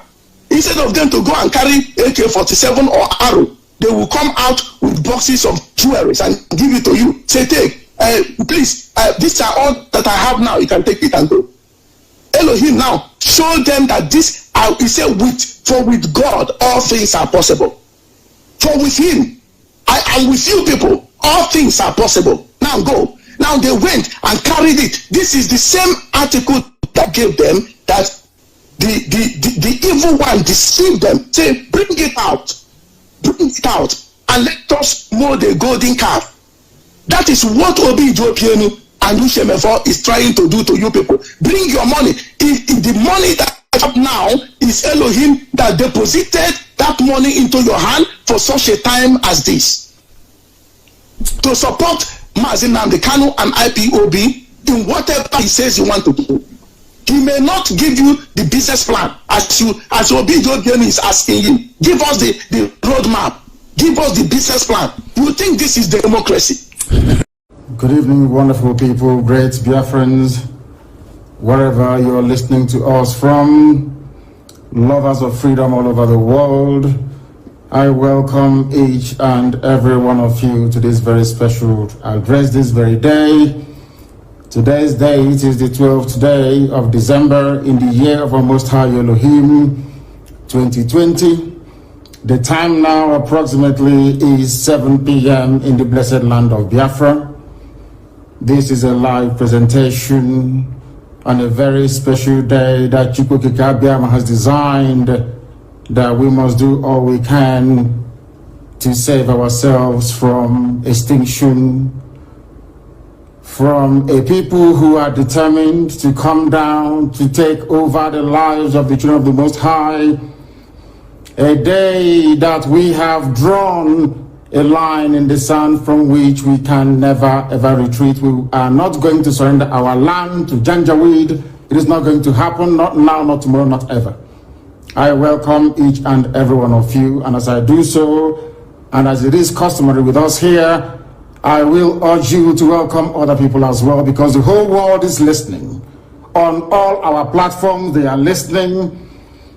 And if you are doing so, it is very, very important that you pay particular attention to the announcements we have to make this evening. Very, very important that we do so. But as always, and before we go any further, we must hand over our proceedings to the Most High.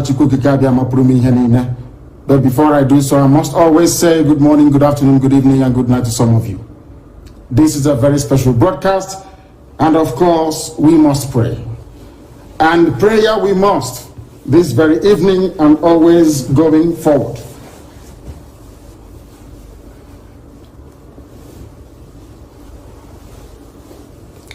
And I will pray in the language of heaven, because Chukwuka Biama is in control of all that we have been doing and will continue to do until Biafra is restored and all the suffering indigenous populations in the damnable zoological republic are set free. Chineke na nke pụrụ ije niile Chukwuka Biama onye ndefu na aja aha nsọ ya mma mgbe niile. Onye ọbụla na ya na-achị eluigwe n'ụwa na-agba akaebe ịhụnanya gị na ebere gị amara gị na ọmịiko gị ebe ndị gị na-eze ebe dị ngọzi. Anyị wee na-etoghị agbanyeghị atụmatụ ọjọọ niile nke ndị iro, iwe nye anyị ndụ ala nke dị ndụ n'ụbọchị nke taa. Anyị wee na-asị na ịja mma niile otu niile dịrị aha nsọ gị.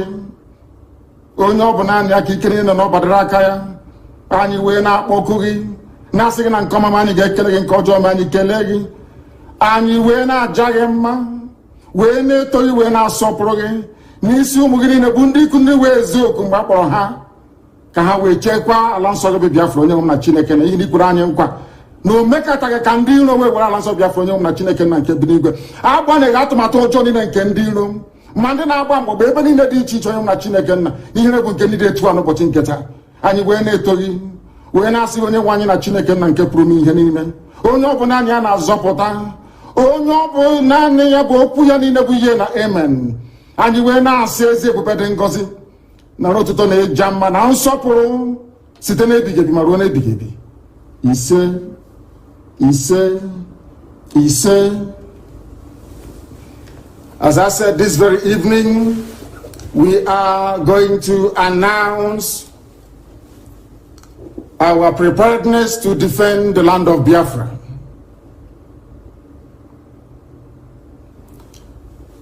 And having waited for very many years for the governors in our land, the entire East, by which I mean the Southeast and the South-South, to do what their counterparts in Yoruba land did, and even what the terrorist Mietiala also managed to do, which they have failed to do up until this very day, we have decided to take it upon ourselves to defend the land of Biafra. We are determined and we are resolute, and we are not going to stop until we eradicate every trace of Fulani terrorism, every trace of hegemonic Janjaweedism in our midst.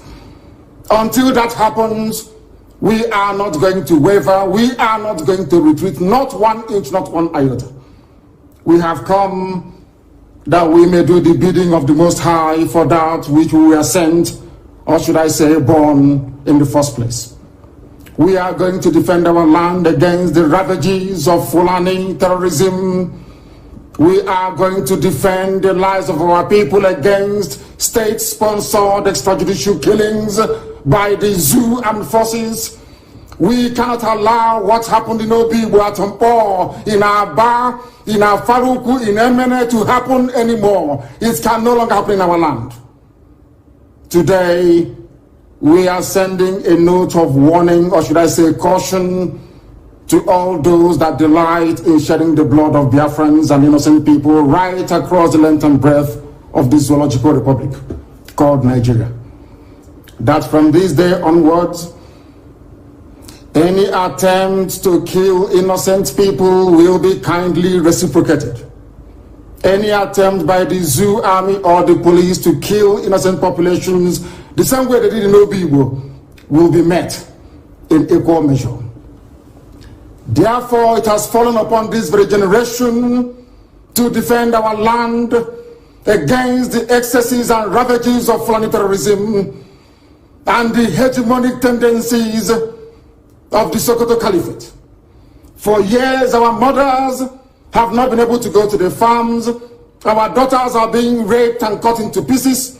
Everybody is aware of what transpired at Nimbo, at also Wani, what is happening right now in Delta, what is also happening in Ebonyi State, and also in parts of Abia. We cannot allow it to continue. We have cowards and spineless, lily-livered idiots as governors. They have given over our land to the Janjaweed to occupy in perpetuity. This very generation, this very IPOB will not tolerate it. Not now, not tomorrow, not ever. We would rather all perish and die than to allow our land to be taken over by the Janjaweed. It cannot happen. This is a warning to all the governors who are conspiring due to one political consideration or the other to give our land to infidels and blood-sucking demons from the Sahel. It cannot happen, not under our watch. It's not going to happen. Not now, not tomorrow, not ever. Our invaders, we are being told, come from Senegambia. We are being told they come from Mali. Some are from Niger Republic. Some are from Chad, according to the governor of Kaduna State, El Rufai. Therefore, we are setting up the Eastern Security Network to combat the excesses of these vagabonds and criminals from across the Sahel. Along the same lines as Amotekun, and even the ones set up by the terrorists themselves, Mietiala. What we are launching today officially before the congregation of a global audience is the Eastern Security Network. Not a Biafran army, no. Anytime this army will march, we shall let the world know. But for now, and for our present purposes, we are there to defend the land of Biafra against these marauders from the Sahel, against a very determined incursion being led by terrorists, Fulani terrorists to be precise. What we are doing is no different from what Amotekun is seeking to achieve in Yoruba land. What we are doing is not far from what Mietiala, the terrorists themselves, are seeking to achieve in the northern part of the damnable Zoological Republic. Our response to the endless cycle of insecurity, lawlessness, mayhem, destruction of lives and properties in Biafra land is the launch of this very Eastern Security Network. This very day, in the coming days and weeks, you will see them in their uniforms. You will see them performing very critical and vital functions of ensuring the security of our land. I urge each and every one of you to give them your maximum cooperation. Attempts in the past to resolve these very raging Fulani terrorist incursion into our land has been very fragmented and piecemeal. It has never worked. Just a few days ago, we received reports that Delta State under Governor Ifeanyi Okowa launched what he referred to as Delta Safe Operation Delta Hawk, only for Delta State. Whereas Yoruba governors launched Amotekun to safeguard the whole of Yoruba land. Mietiala launched their own vigilante group to safeguard the interest of Fulani Janjaweed all over the Zoological Republic. When you come to the east, by which I mean the southeast and the south-south, all the governors there are cowards. They have not done anything to secure our lives and our properties. That is why we felt it is necessary for us to do the right thing to protect our land, or else we will go the way that the Hausa people went. And we are not going to allow that, not under our watch. They have managed to fragment our people. They have managed to divide us. No governor in the southeast or south-south has the courage nor the conviction to stand up to defend the people. Therefore, we must. Therefore, IPOB must defend our land to the very last blood in our bones. We are not going to stop. Not now, not tomorrow, not ever, until we rid our farms and our forests of every vestige of Fulani Janjaweedism. This evening, I'm announcing it, that our forests and our farmlands shall be free of Fulani terror presence. They cannot dwell in our bushes. They can bring down their cattle to do their business, after which we expect them to domicile in our cities and in our towns, to rent houses like any other group of people. If they decide to venture into our forests and into our farms, they will have us to contend with. We do not care who they come with. We don't care if they come with their army, their air force, or whoever is supporting this caliphate, relentless incursion into the south. We shall meet them head on. We shall confront them. I do not want to hear about any rape of a mother anywhere starting from this very night. I don't want to hear that any daughter of Biafra has been abducted anywhere in our territory, because starting from this very evening, our forests and our farmlands are no-go areas for Fulani terrorists. masquerading as headsmen. Because the Fulani very cleverly discovered that the only way they can defeat our people is by dividing us. That is why all the governors of the South-South and the Southeast never got together to float any security outfit capable of defending our land. None of them did. Absolutely none. Even what their counterparts are doing in Yoruba land, they cannot replicate. What ordinary terrorist group like Miyetti is doing, your so-called governors cannot do it because they are cowards, they are beholden to the caliphate. They have come to do the bidding of the Fulani Janjaweed, and we can't allow them in our land. If they want to serve the Fulani Caliphate, they can go to the north and do it. Not in Biafra land, not anymore, not from this very night. That is why this very announcement is being made before the full view of the international community, that they may understand how serious we are, how determined we are.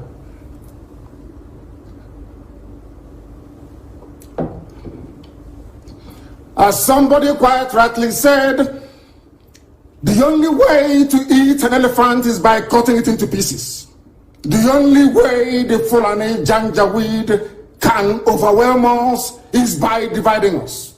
If you are an agent of Fulani Caliphate, if you have come to do the bidding of Fulani Janjaweed in our land, I am asking you this very evening to retrace your steps. Because again, starting from this very day, anywhere Biafrans are killed, any governor, any police commissioner who tolerates the massacre of innocent people will pay very dearly for it. Will pay very, very dearly for it. Do not underestimate our resolve. Because this evening, first of all, I speak as a human being who is possessed of a compatriot spirit and empathy with the suffering of human beings everywhere, especially in the zoo that Britain created called Nigeria. Second, I speak as a witness to the suffering of Biafrans at the hands of their so-called fellow citizens in the zoo called Nigeria. And what we want to make abundantly clear is that we are warning everybody who is a stakeholder in the zoo about our determination and our resolve to ensure that our land is defended. This is a resolution we have reached, and it is cast in stone. I know that some people may say that Amotekun has some veneer of legal backing from their various houses of assembly in the West, that we must also seek to do the same in the East. We are letting them understand this very that our land is under occupation. The land of Biafra is under occupation with the tacit approval of those you call your political leaders. They have sold us down the drain. They have benefited from the relentless onslaught of a government determined to exterminate Biafrans, especially their youths.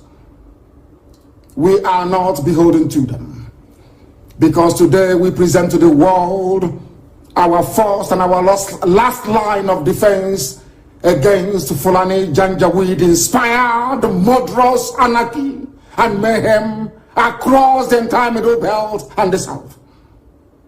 The Eastern Security Network is here to bring to an end years of Fulani Miyetti terrorism in our land.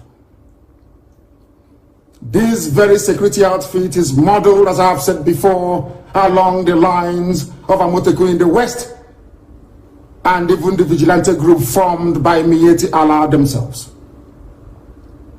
Therefore, we are going to secure the entire Southeast and South-South, which is the former East, with the necessary assurance that crimes such as kidnapping, armed robbery, illegal abduction of innocent people, is brought to an end very imminently.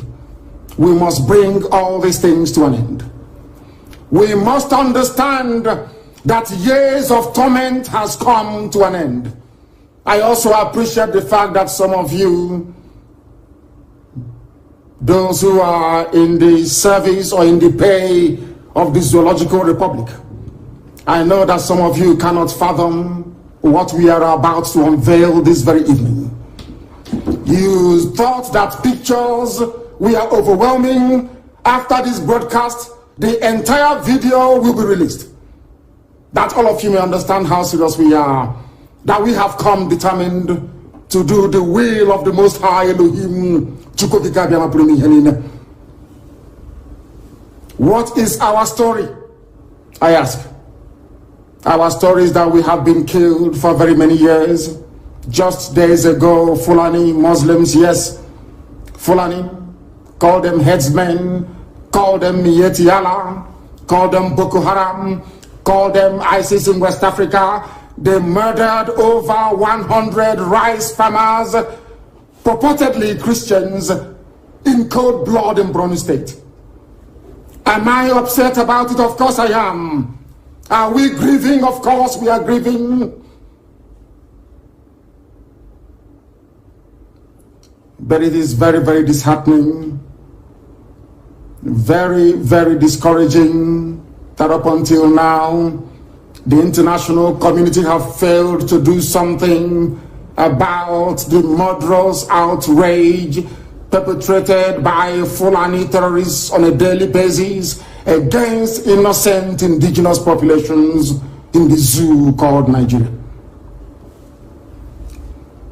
Sometimes I feel disconnected, sometimes outrage and anger over these killings and the insincerity, the duplicitousness, and the profound lacking of seriousness, or should I say, stark appreciation of history. Our people, we do not learn, we have never learned, and until we rise up, all of us, one after the other, to support these very glorious efforts we are making to secure our land, our enemies will triumph over us. That heaven will forbid it. We will ensure that that will never happen in our time. You might ask, what is history? It is a very dark, hideous history of our people, banned by those who rose to power on the ashes of a genocide they themselves committed. It is a history banned in schools out of a sense of denial, yet it is a history still accessible to anybody and everybody who is willing to learn. On the trajectory that we have decided to embark upon, there is no going back. People are going to call, I know that for sure. There are those who may be interested to understand the reason why we do things the way we do it. In the fullness of time, they will come to appreciate the benefit of our tenacity, the benefit of our dedication and devotion to ensuring that Biafra land is secured. There were those in the Middle Belt in years gone by who stupidly joined in committing genocide, dishonestly, I must say, against the people of Biafra. They called it a civil war. They said they fought that very war to unite Nigeria. That same Nigeria is now killing everybody, or should I say, presiding over a reign of terrorism from Fulani Janjaweed. All of you are now regretting it. History is now repeating itself. What transpired against Biafrans, all the conspiracy against Biafra, is now being visited upon those very people that helped the Fulani Janjaweed terrorist caliphate to inflict what amounted to the second worst genocide in the history of the world. Some of them are weeping. We are all weeping. But none of you wept for Eastern Nigeria, so to speak, which is land of Biafra. None of you wept for the Ipob when they are being massacred. None of you wept for the Efik. None of you wept for Anang. None of you work for even a job. And other ethnic groups that made up Eastern Nigeria. None of you ever work for us. We died that your useless Nigeria may be won. And today, all of us are dying. But one day, weeping must come to an end. We have decided not to weep anymore. We have decided not to cry anymore. We have decided not to complain anymore. We have decided not to petition anybody anymore. But I'm sure by the time the Fulani Janjaweed gets exactly what they're looking for in our land, the world will be forced to intervene. This very security outfit is very proactive. It has been set up that very way. We are going to confront every enemy. We are going to confront anybody who will come to kill us. Because trust me, they will come. As somebody once said, there is a method in our madness. We will draw their army down into our land. Their flanks will be opened up. Their villages will be occupied by bandits and terrorists that they themselves created. That by the time they are done and we have sent them packing from Biafra land, they will have no home to go to. All of them don't have no home to go to. The zoo is finished. And there is nothing anybody can do about it. We are not going to keep on weeping. This very evening, we want to remind the world that Fulani terrorists massacred us at Nimbo. They killed us at Ozowani. They came to my house with uniforms and killed over 28 people, as a result of which my parents died. These people will continue killing. All of you are witness to what happened in Obibo. We cannot allow such to happen again. And any governor who foolishly sides with the zoo to inflict death, pain, and suffering upon our people will be held personally responsible, himself and his family. Himself and his family. And all of you that participated or encouraged the slaughter of the innocent at Obibo, you all will be held accountable at the right time. You cannot go free, including Wike. You cannot go free. I assure you, I'm saying it so that the world can hear. So that the day you meet your nemesis, they will know that I announced it live on air. If they want us to go to ICC, we go to ICC. Any court in the world they want us to go to, we'll go there. But Wike cannot go free. Not now, not tomorrow, not ever. And the same goes for any other idiotic governor that may want to kill our people. It will no longer happen. In the coming days and weeks, people are going to come out to protest. This very Eastern Security Network will provide much needed security for protesters across Biafra land. I repeat, they will provide security for peaceful protesters across Biafra land. Any idiot in uniform that wants to dare us, you're more than welcome to do so. But you will bear the brunt and the consequences will be very dire, I assure you. I assure you.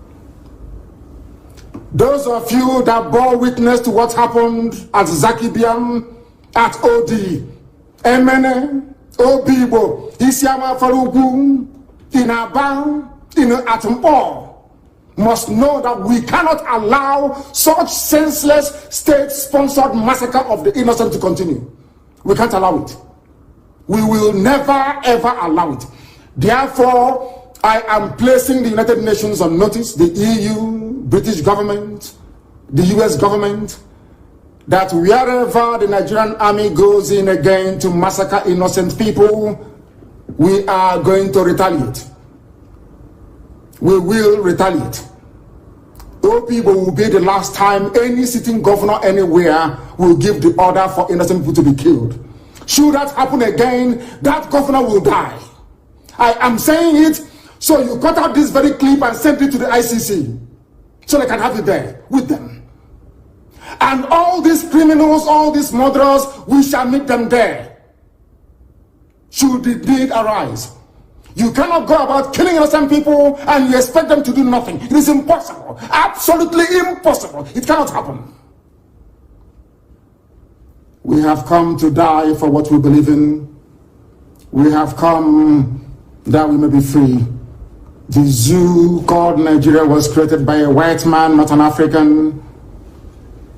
Named by a white woman, not a black African woman. It has no right to exist. And anybody that kills in the name of Nigeria will be held responsible by us. Because it seems that the ICC doesn't want to do anything. It seems that all the courts of the world are silent as innocent people, men, women, and children are being slaughtered on a daily basis in Nigeria. We can't allow that to continue. Not now, not tomorrow, not ever. This very Eastern Security Network is not, and I repeat, is not the army of Biafra. When the time comes for us to raise the army of Biafra, we shall announce it to the whole world. It is merely a vigilante group, the same way you have Amotekun and Miyetti Allah's national vigilante in Nigeria. That is why we must all be very, very measured in how we approach the issues that confront us at this very critical time of our history. We must remain resolute and determined. All those in the pay of Janjaweed that will come to try to discourage you from supporting this very wonderful initiative that none of your governors were able to do. As some of you will see in the video that will be posted or published after this very broadcast, you will see that we are united all the way from Kogi down to the Atlantic Ocean. We are one family and indivisible. We are not going to allow ourselves to become distracted by paid agents of the damnable Zoological Republic.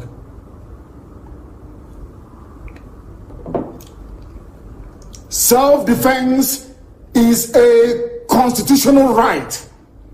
Self-determination is not a crime, but a right under the laws of the Federal Republic of Nigeria and customary international law. Therefore, I make no apologies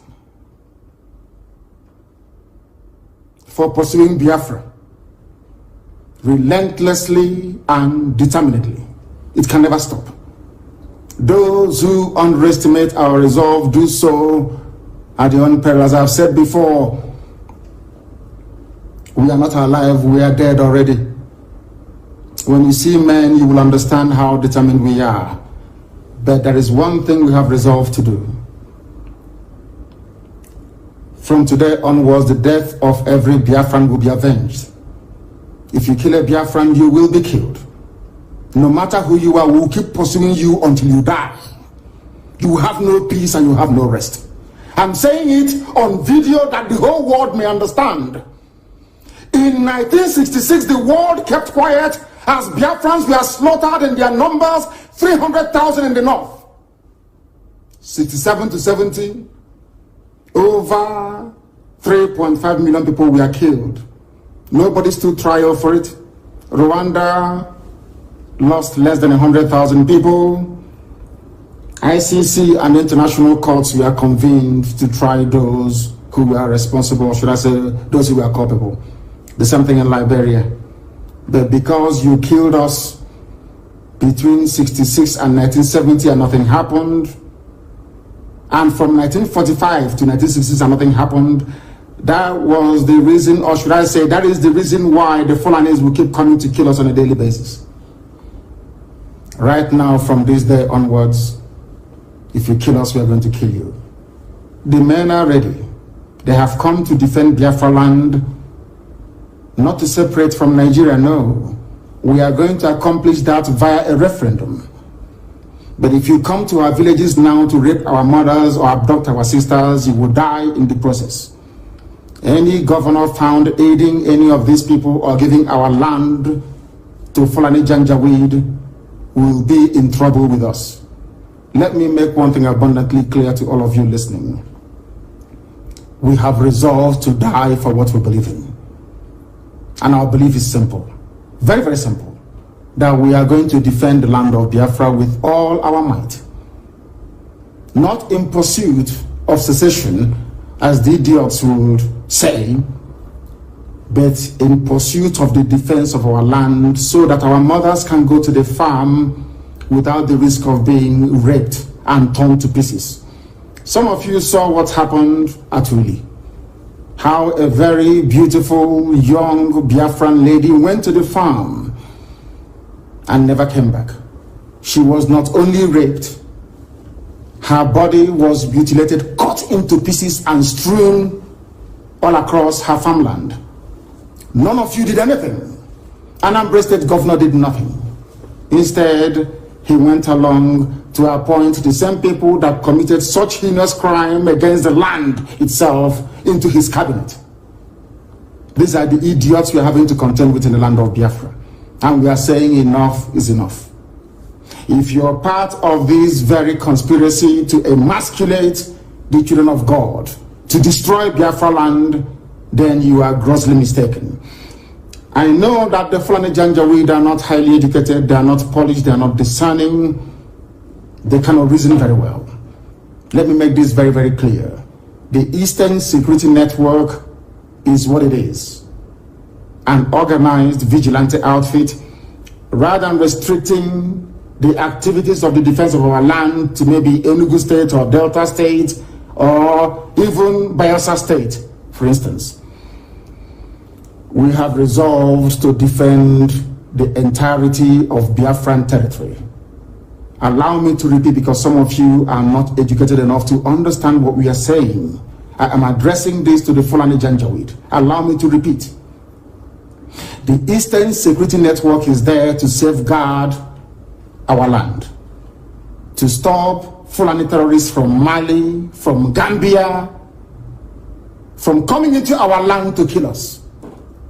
Our mothers must return to their farms, and our daughters must be able to move about very, very freely. The only way out of the mess people are in Nigeria is that people should stop talking and doing the work necessary to free everybody from this Fulani-inspired bondage. Today, people died, or should I say a lawmaker was killed in Yoruba land. This same day, today, in Benue State, 4 people were killed. Even in Katsina, young boys were abducted, and girls, as a matter of fact, from the dormitories. That is the level of insecurity in Nigeria, and people are dying on a daily basis.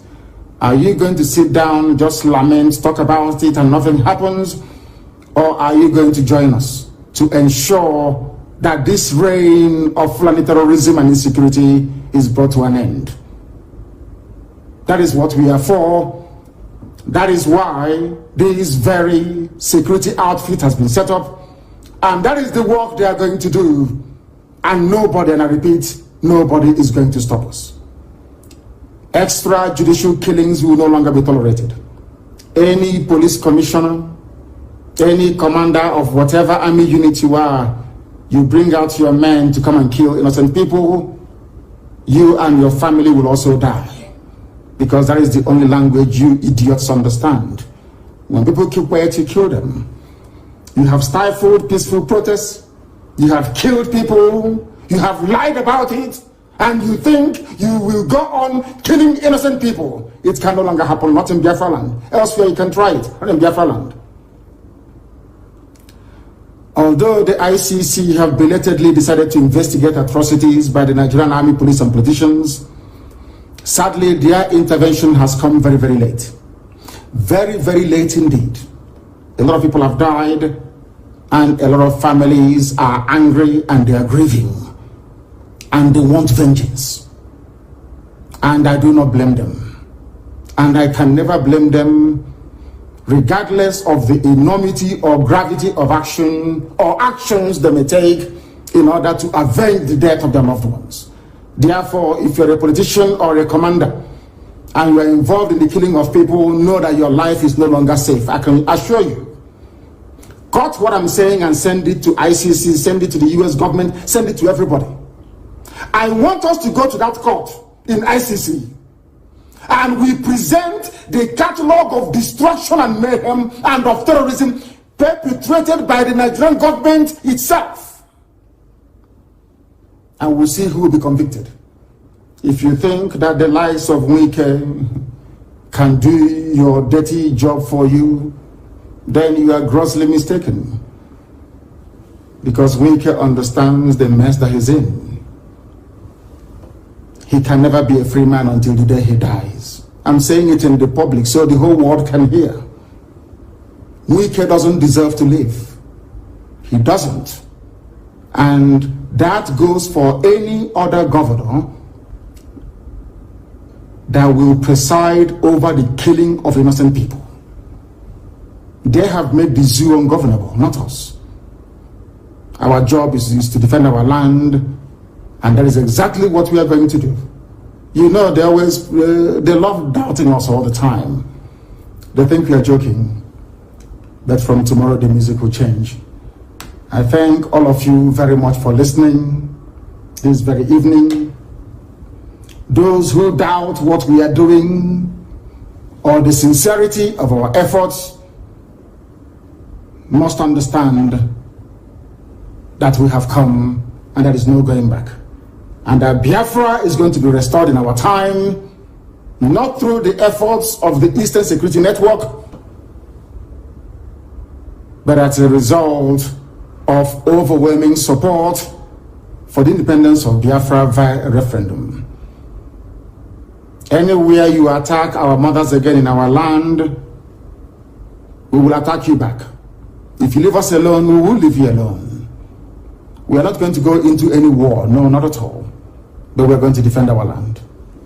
I thank all of you very much for listening this very evening, morning, afternoon, or night, depending on where you are.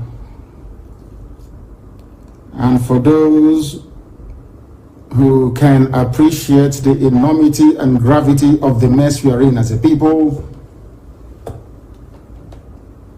we welcome your understanding. If you know you cannot do anything, you stay out of the way. From me, from here, good evening.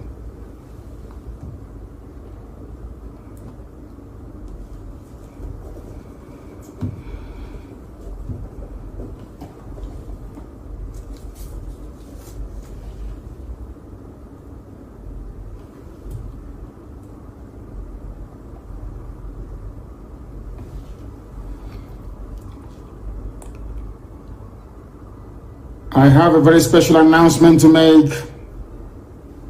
Very special announcement to make this very evening. From today going forward, my social media secretary and principal private secretary is Uchenna Okorafo, who is domiciled in Houston, Texas. From now onwards, she would manage all my social media accounts and handles, and will be responsible to make sure that each and every one of us is part and parcel of this very effort we are making. In other words, she is going to be our social media czar, so to speak. And you will join me in wishing her the very best. Once again, thank you very much. And may Chukwuka Maki preserve each and every one of you as we move forward into a land that is blessed, into a land that will once again be free. Thank you very much, and good night to you all.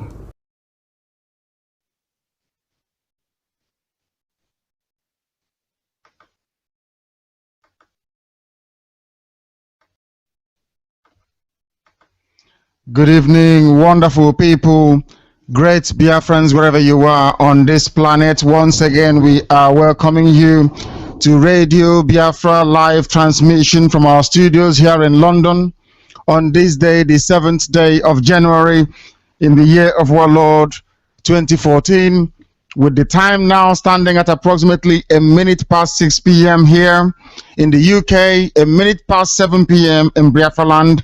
Wherever you are on this planet, across the entire 24 time zones of the world, We say good morning, we say good afternoon, we say good evening, and we say good night to some of you. Because Radio Biafra, unlike any other, is listened to across every continent on the surface of this earth. My name is Nnamdi Kanu. I happen to be the host and director of Radio Biafra, and by the grace of God, a servant of the wonderful people of Biafra. Therefore, wherever you are, we must say welcome to you. We would also start by reminding you that today is our Tweet Tuesday. Today we have been tweeting. If you have not tweeted, we ask you to comment immediately. All you need to do is to put down the message that you can find on Radio Biafra London on Facebook. Send it out, put it on your timeline with hashtag Biafrans, hashtag Indigenous People of Biafra. We welcome you once again. We remind you that this is your radio station. This is Radio Biafra. You support it, you fund it, it belongs to you. You set the tone, you tell us what to do, and we do it. We are here to effect the will of our people. We are here to do as Biafrans command us to do from all over the world. We have presence in over 70 countries around the world. We have presence in over 100 regions around the world. We are growing day by day. Our listener base is growing. We are the largest broadcaster coming out of Africa. We are the largest broadcaster coming out of Africa. What we run here is a dedicated program towards the restoration of the sovereignty of the Republic of Biafra. That is why we exist. That is why some of us were born. We don't do anything else apart from seek the restoration of Biafra, not just that Biafra may come, but that it may come in truth and in all honesty. That is why we remain incorruptible here. That is why Radio Biafra is incorruptible. That is why everything we do, we keep our hands clean. Everything we do, we offer honor and glory to the Most High Chukwu Abiyama, upon whom we rest all our trust and our belief, upon whom we know that Biafra must come. As long as we remain whiter than white and whiter than snow, there is no way that Biafra will not come. We must remain without fear before our enemies. Our enemies are afraid of us, rather than us being afraid of them.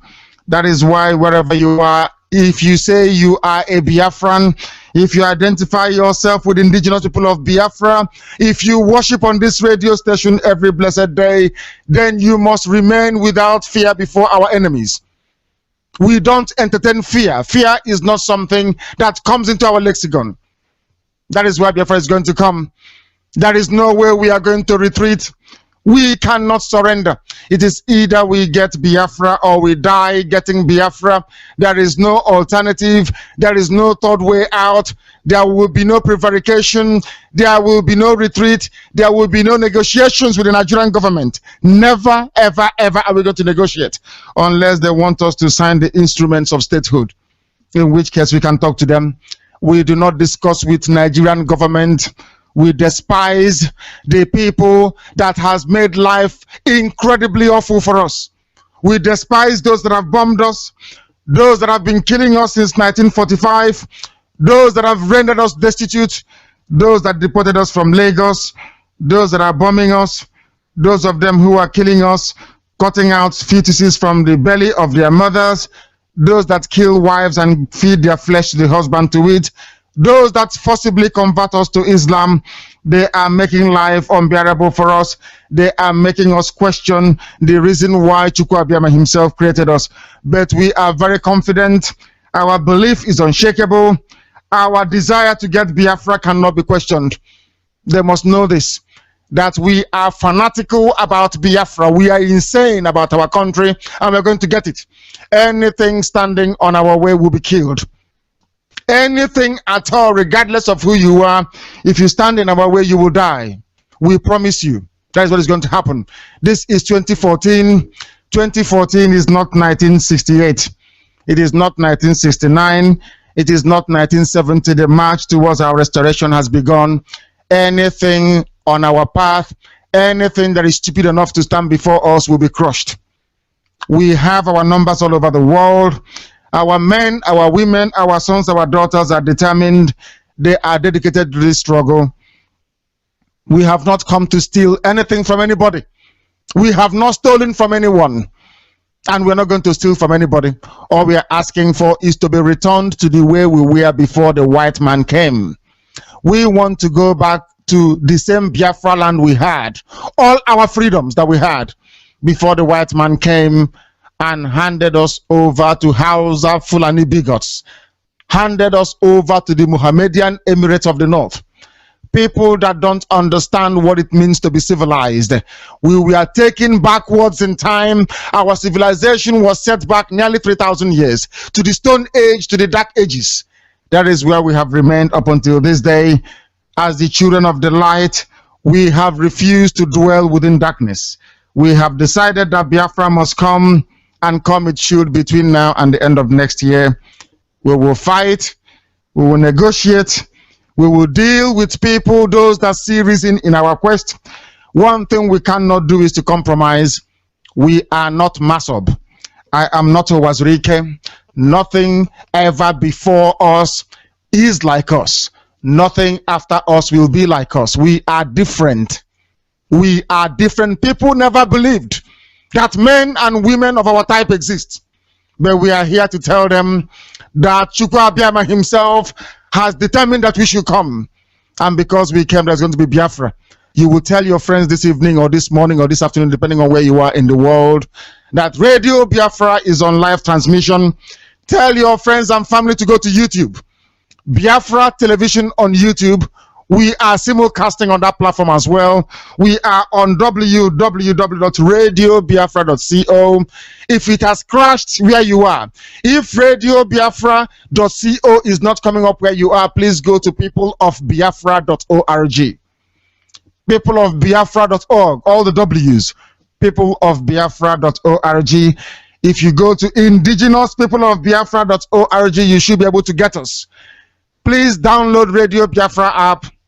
Download our app, is free. Radio Biafra app is free. If you go to Android Market, if you have an Android phone, go to Android Marketplace, type in Radio Biafra. You will see Radio Biafra app is for free. You can download it.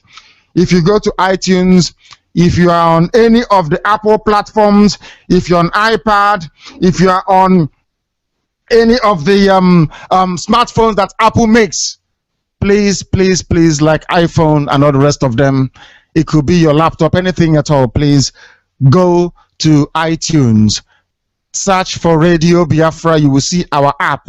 You will download it. It is free, please. Radio Biafra app is free.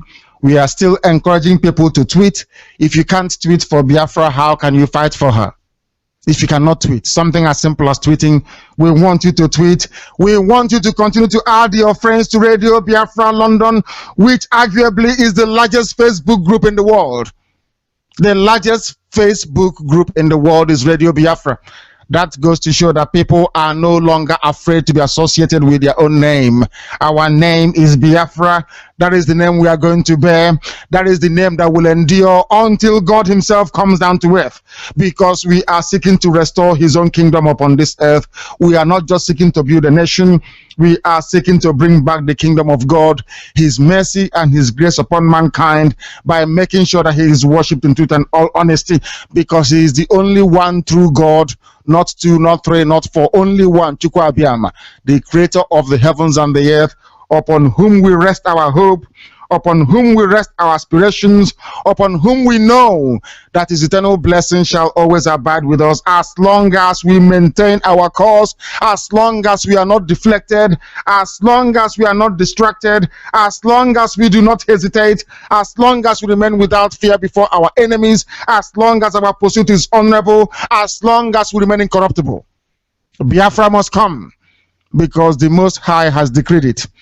And we have between now and next year to do so, to let the world know that we exist. Every coordinator, wherever you are, you must begin to prepare. This is Radio Biafra live transmission. We are coming to you live and direct from London, from our studios here in London. Wherever you are, you must tell your friends, put it on your BlackBerry, put it on your WhatsApp, use every social media platform you run. You must tell those around you that Radio Biafra is on. And you must get them to listen. Get your friends to listen with you. Inform them. We have millions of listeners all over the world. You must tell them. Very soon our lines will also open. We have paid for the Skype, which I paid for it today. Which MFO is doing a lot of work. He is doing Omugwa. I don't know if a man does Omugwa. Which MFO has a very beautiful Biafran son. He's taking care of this boy. And Uche MFO also is finding the time to work for his country for 20 hours a day. Those are the people we call Biafrans. Those who are dedicated. Ikechukwu Nyago is also fighting for his country, working for more than 24 hours at a stretch sometimes. I seem to beg him to sleep. These are Biafrans.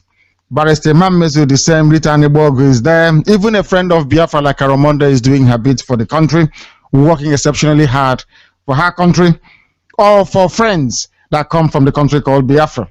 We also have our dear sister, Ngozi Madu, who is working very, very hard. Or is it Chukwu, the former from Australia? We have Biafrans all over the world. Clifford Iranians in the USA. Ekwenche is there. Dr. Justin Akujeze. We also recognize the amazing intellectual contributions of Dr. Innocent Udeni Igbo. Our people are everywhere on this planet, and they are called Biafrans, and they are tuned into Radio Biafra this evening. I am humbled to say that Karamonde is with me. Karamonde has joined me. Very soon, we shall give you the number with which to call us with. You can always add Radio Biafra to your Skype contact list. They are the two platforms, sometimes three. We are on Viber, we are on WhatsApp. Please, you can also get through to us via those platforms as well. We are on Viber, we are on WhatsApp. You can send us messages there too if you send it to us. If it's interesting, we shall read it. Carol Monday, I shall introduce you to the people of Biafra. They are everywhere on this planet waiting to hear your voice. The same way they are hoping to hear from Barrister Mamezu when he is disposed because he's in a meeting. Barrister Mamezu is a barrister and attorney at law here in the UK. He went to a business meeting. He shall be with us later. Please, Carol Monday, our people are waiting. Could you please acknowledge them? Good evening, Biafrans worldwide. And as I say every time I'm on broadcast, it's good morning, good afternoon, and good evening to the world, because we do that to the entire world. And there is many Biafrans all over the world, because unfortunately they've been scattered. They've been scattered through what has happened in Nigeria and the atrocities that have been going on in Biafra. I'm a human rights activist here in London, Carol Mundy, based in London. I am for the human rights of the indigenous people, especially the indigenous people of Biafra, their right to bear their name, their right to self-determination, and their right to protect their children. It is Twitter Tuesday. Don't forget to Twitter, #Biafra. Let's keep twittering, please. Everybody out there, welcome and good evening. Thank you very much. Good evening to you as well. We commend you for the work you have done, all your sacrifice, the way you abandoned your family to make sure that you serve the people with an honorable cause.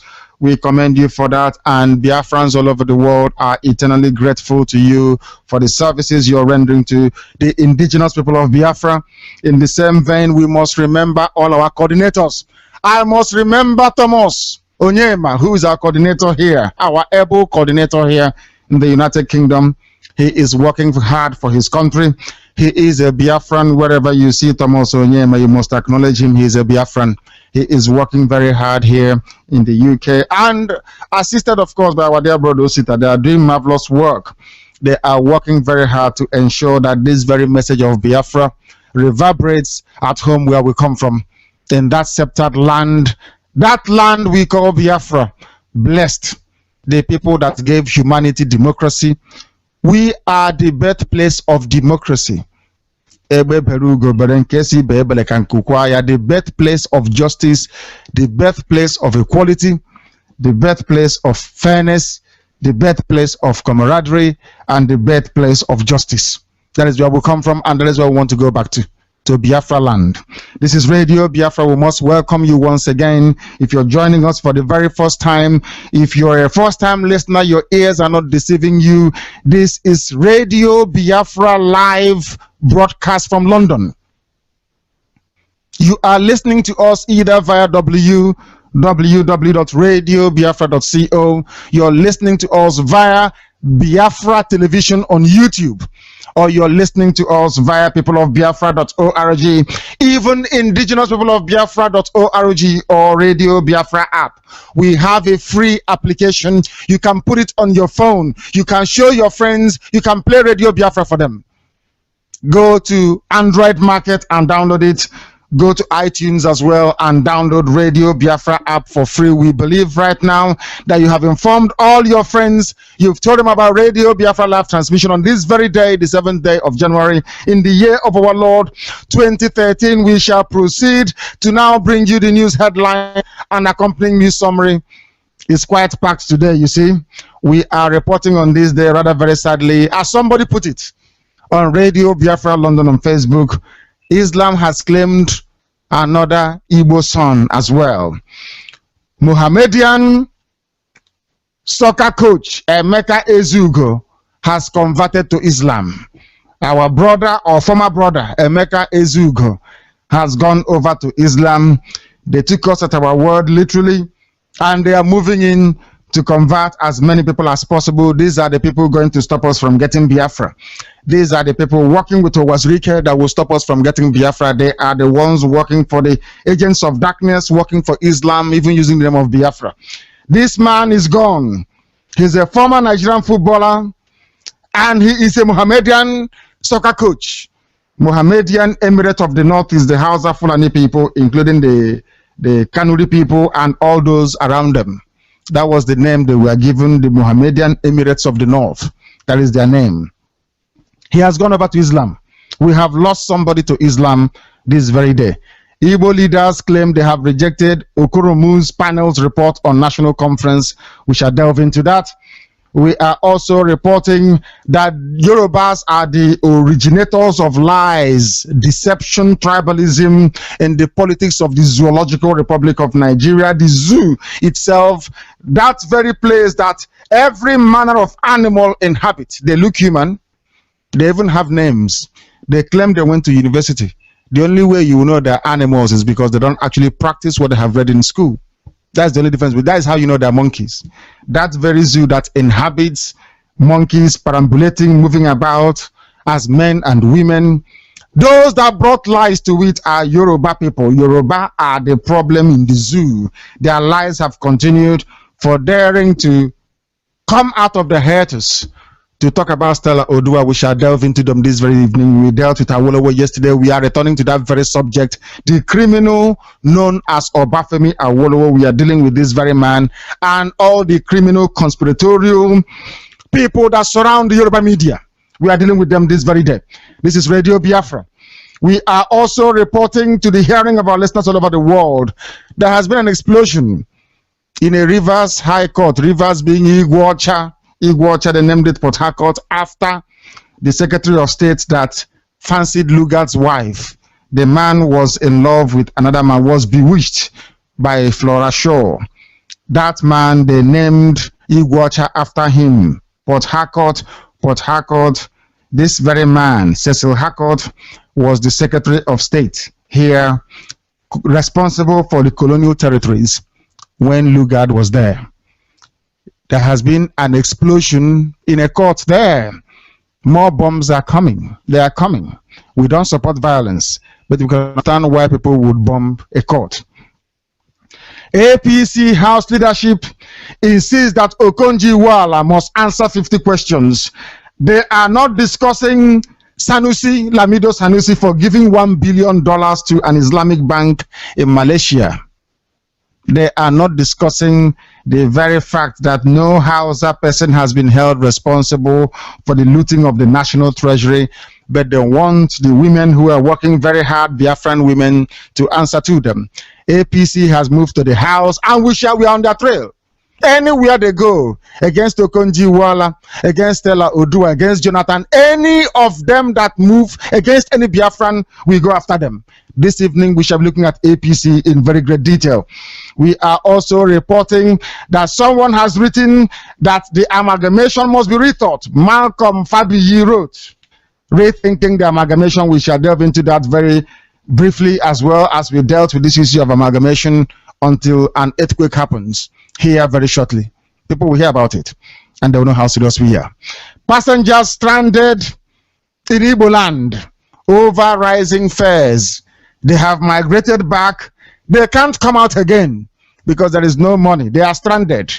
The largest animal movement on the face of the earth is Igbos going back for Christmas. Not even wildebeest in the Serengeti has the same number of people moving from one place to another. The largest human migration on the face of the earth are nearly 15 million Igbo people traveling back to go and celebrate Christmas. The largest human movement on the face of this planet.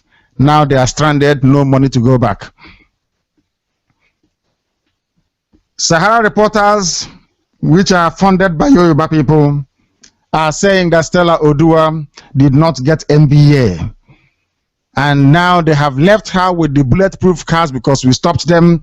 Now they're saying that Stella Odua did not get her MBA. Today we are going to educate Sahara Reporters about the list of men in the zoo without any formal qualification, but who are senators, former presidents, masquerading, parading with forged certificates. Sahara Reporters should go and investigate those people and leave this woman alone. And today we are going to implicate Sahara Reporters in this very grand conspiracy of Yoruba people because they lost out on a 16 billion naira scam, fraud with the airports. That is why they have moved against her. Today we remind Sahara Reporters that their duty is to be objective in their news coverage. For moving against Stella Odua, we shall move against them as well. This is Radio Biafra. We are here to protect Biafrans anywhere they are on the face of this earth. Hausa Yoruba APC Boko Haram is saying it is their word against ours. APC is not a Muslim party. Of course, they are listening to us. Who said they are not listening to us? Today, the national chairman or spokesperson for APC, Lai Mohammed, has said they are not an Islamic party. They listen to us. We are the only ones attacking them that they are an Islamic party. And now the news in detail. Former Nigerian footballer and Mohammedan soccer coach Emeka Ezugo announced that he has embraced Islam after being inspired by the life of Prophet Muhammad. No wonder being inspired by marriage to a 9-year-old. We shall proceed.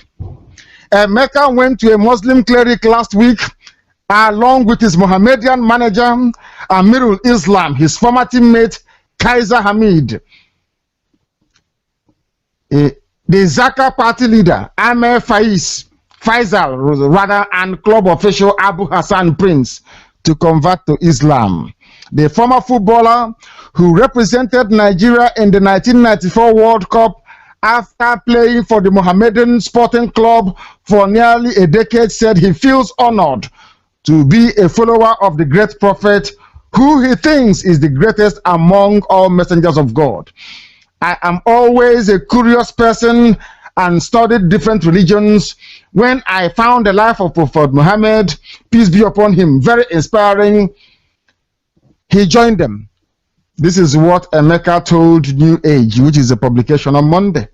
Emeka, who has now taken a new name, Mustafa Muhammad, claimed that his family has accepted his decision, though they are all members of Roman Catholic Church.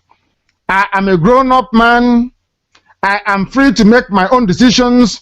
None of my family members protested the decision, said Emeka. However, he said that the large number of friends he made in Bangladesh is like his family, and they gave him good support in making the decision. He's in Bangladesh. A major crisis of confidence has hit the planned national conference following yesterday's insistence of Igbo leaders on a new constitution.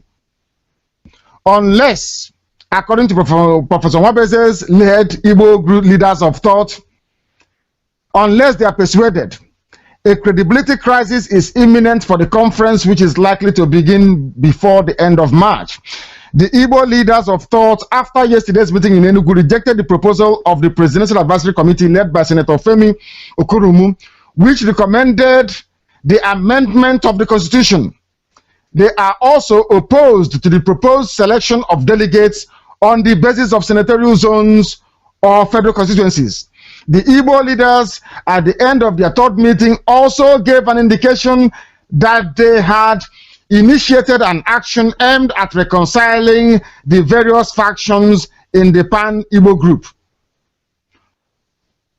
The meeting was attended by prominent Igbo elders, including Senator Anyimude, President General of Ohaneze Chief Enwe Egariwe, Archbishop Maxwell and Ikwenwa, Dr. Ekwesileze Nwodo, Senator Ofianwale, Dr. Chiokongwu, Chief Ben Obumselu, Dr. Dozie Kedife, Mrs. Maria Okwo, Chief Enechi Onyam, Mr. Chris Okoye, Elliot Uko, and Igwe Aja Nwachukwu, among others. These are the Igbo leaders that attended this very function. I don't know how many of them are in the payroll of Hausa Fulani people. The professor himself, Webeze, lives in Lagos. This is Radio Biafra. The truth must be spoken at all times. In an interview granted to Sahara TV, these same Sahara TV people, these people laundering the dirty image of Yoruba men and women. We reported this news yesterday, and we shall go into it in detail. This man talked about comparing Awolowo to Mandela, somebody who has their brain cells intact, who has their understanding and their reasoning faculties intact, is attempting to compare Awolowo to Mandela. This is what happens when universities are shut for a year. They come back and study for 2 weeks, write exams, and graduate. What do you expect? This very man, his name is Odia Ofemun. He was speaking about the world eulogizing over Mandela, about his accomplishments, and in true jealous-riven Yoruba style, has said, why should we be commenting on Mandela's illustrious life when Awolowo could be comparable to him, or even surpassed him in terms of accomplishments? This is the same Awolowo that presided over, apart from Pol Pot, Hitler, Pol Pot, and Stalin, the next mass killer is Awolowo. Would go on. Awolowo single-handedly a Yoruba man. Yoruba people are responsible for the death of over 1 million Biafran children. That is why if your husband or your wife is Yoruba, you are in very serious trouble. You are living with a killer of your own kind. They are the ones that killed our people. Over 1 million children starved to death by Obafemi Awolowo, a culmination of which led to his suicide. Awolowo killed himself in 1987. He committed suicide because the demons came to pay him a visit. We shall revisit this very issue this evening. The political crisis in Rivers State took a new turn on Monday as 2 High Court divisions in Ahoda East and Okehi in Eche local government area were hit by bomb explosions and fire respectively. The 2 incidents are coming on the heels of a similar explosion that occurred at the premises of the Ahoda High Court under Justice Charles Wale on December 18, 2013. In Ahoda, eyewitnesses said the impact of the explosion, which occurred at about 2 a.m. on Monday, destroyed the office of the Nigerian Bar Association within the court complex. The Ahoda High Court was expected to hear arguments on the vacation of an order restraining a member of the State House of Assembly, Mr. Evan Bipi, from parading himself as the Speaker of the Assembly. Sources said the court register had noticed 2 strange objects when he resumed duty at about 8 a.m. and alerted the police. The All Progressives Congress APC-controlled House of Representatives has set stiff hurdles for the passage of the 2014 federal government budget, including a comprehensive answer to the 50 questions on the economy presented to the Minister of Finance, Dr. Ngozi Okonjo-Iweala. Elements in the emerging new leadership of the House, who disclosed this yesterday, also said that the 2014 budget must be scrutinized to ensure it meets the felt needs of Nigerians. The lawmakers who spoke ahead of next week's resumption of the House of Representatives ruled out early passage of the 4.6 trillion budget presented to the House by Okonjo-Iweala last December. The occasion of the 100th anniversary of Frederick Lugard's amalgamation of the Northern and Southern Protectorates of Nigeria has reopened discussions about whether that action was a monumental error, one which has led to the entrapment within the same country of ethnicities that would otherwise never have been in union with one another. There is no question that the amalgamation of 1914 was intended to benefit the British. Its goal was solely to reduce colonial administration costs by consolidating the two civil service operations of the northern and southern protectorates into one.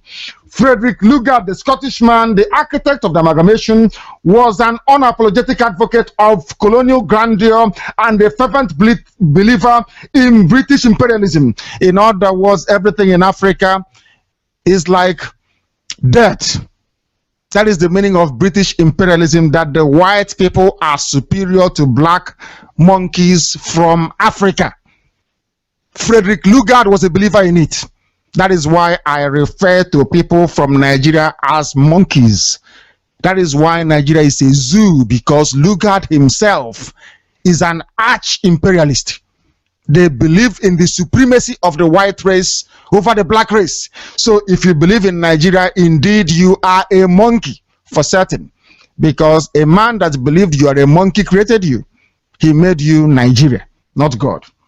We must continue. I will repeat. Frederick Lugard, the architect of the amalgamation, was an unapologetic advocate of colonial grandeur and a fervent believer in British imperialism.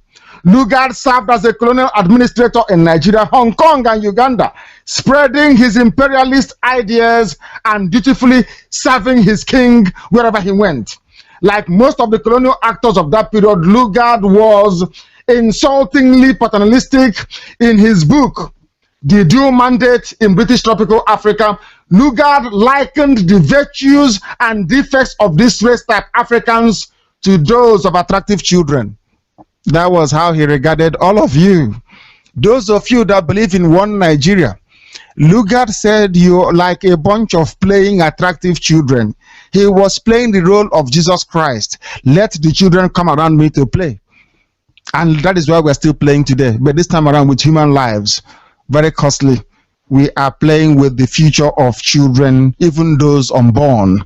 Anybody calling him or herself a Nigerian is beneath contempt. Does being outside is better than you. You are not a human being and you do not deserve any respect, because the man that created you, the man that made you, said you are like a bunch of children. You are monkeys. He's an imperialist. He is a racist. He believed that white people are superior to black people. That is why you have that useless name, nigger area, an area full of niggers, full of people who cannot reason. That is why you're Nigeria, why you don't have any light, why you don't have any good roads, why your education system is crumbling, why you gave us Omadiko. That is why you produce the likes of Awolowo. That is why you have the likes of Buhari. You have them Dangote. Feudalism merging with monarchy, merging with republicanism. That is why you cannot move forward until the day you die and they bury you, because your life is useless, because you're a Nigerian. Passengers going back to their various working places from the eastern part of the zoo. We are stranded in different loading parks in southeast states following a sharp increase in transportation fares. It is called demand and supply. If you go home in large numbers, the only way to regulate those going will be to hike up the fares. It is pure economics, demand and supply. You are going back to where they're going to kill you, where you will be deported from where you will go as a human being, you come back as in a coffin. That is why this yearly migration, claiming that celebrating Christmas is nonsensical, foolish, and useless.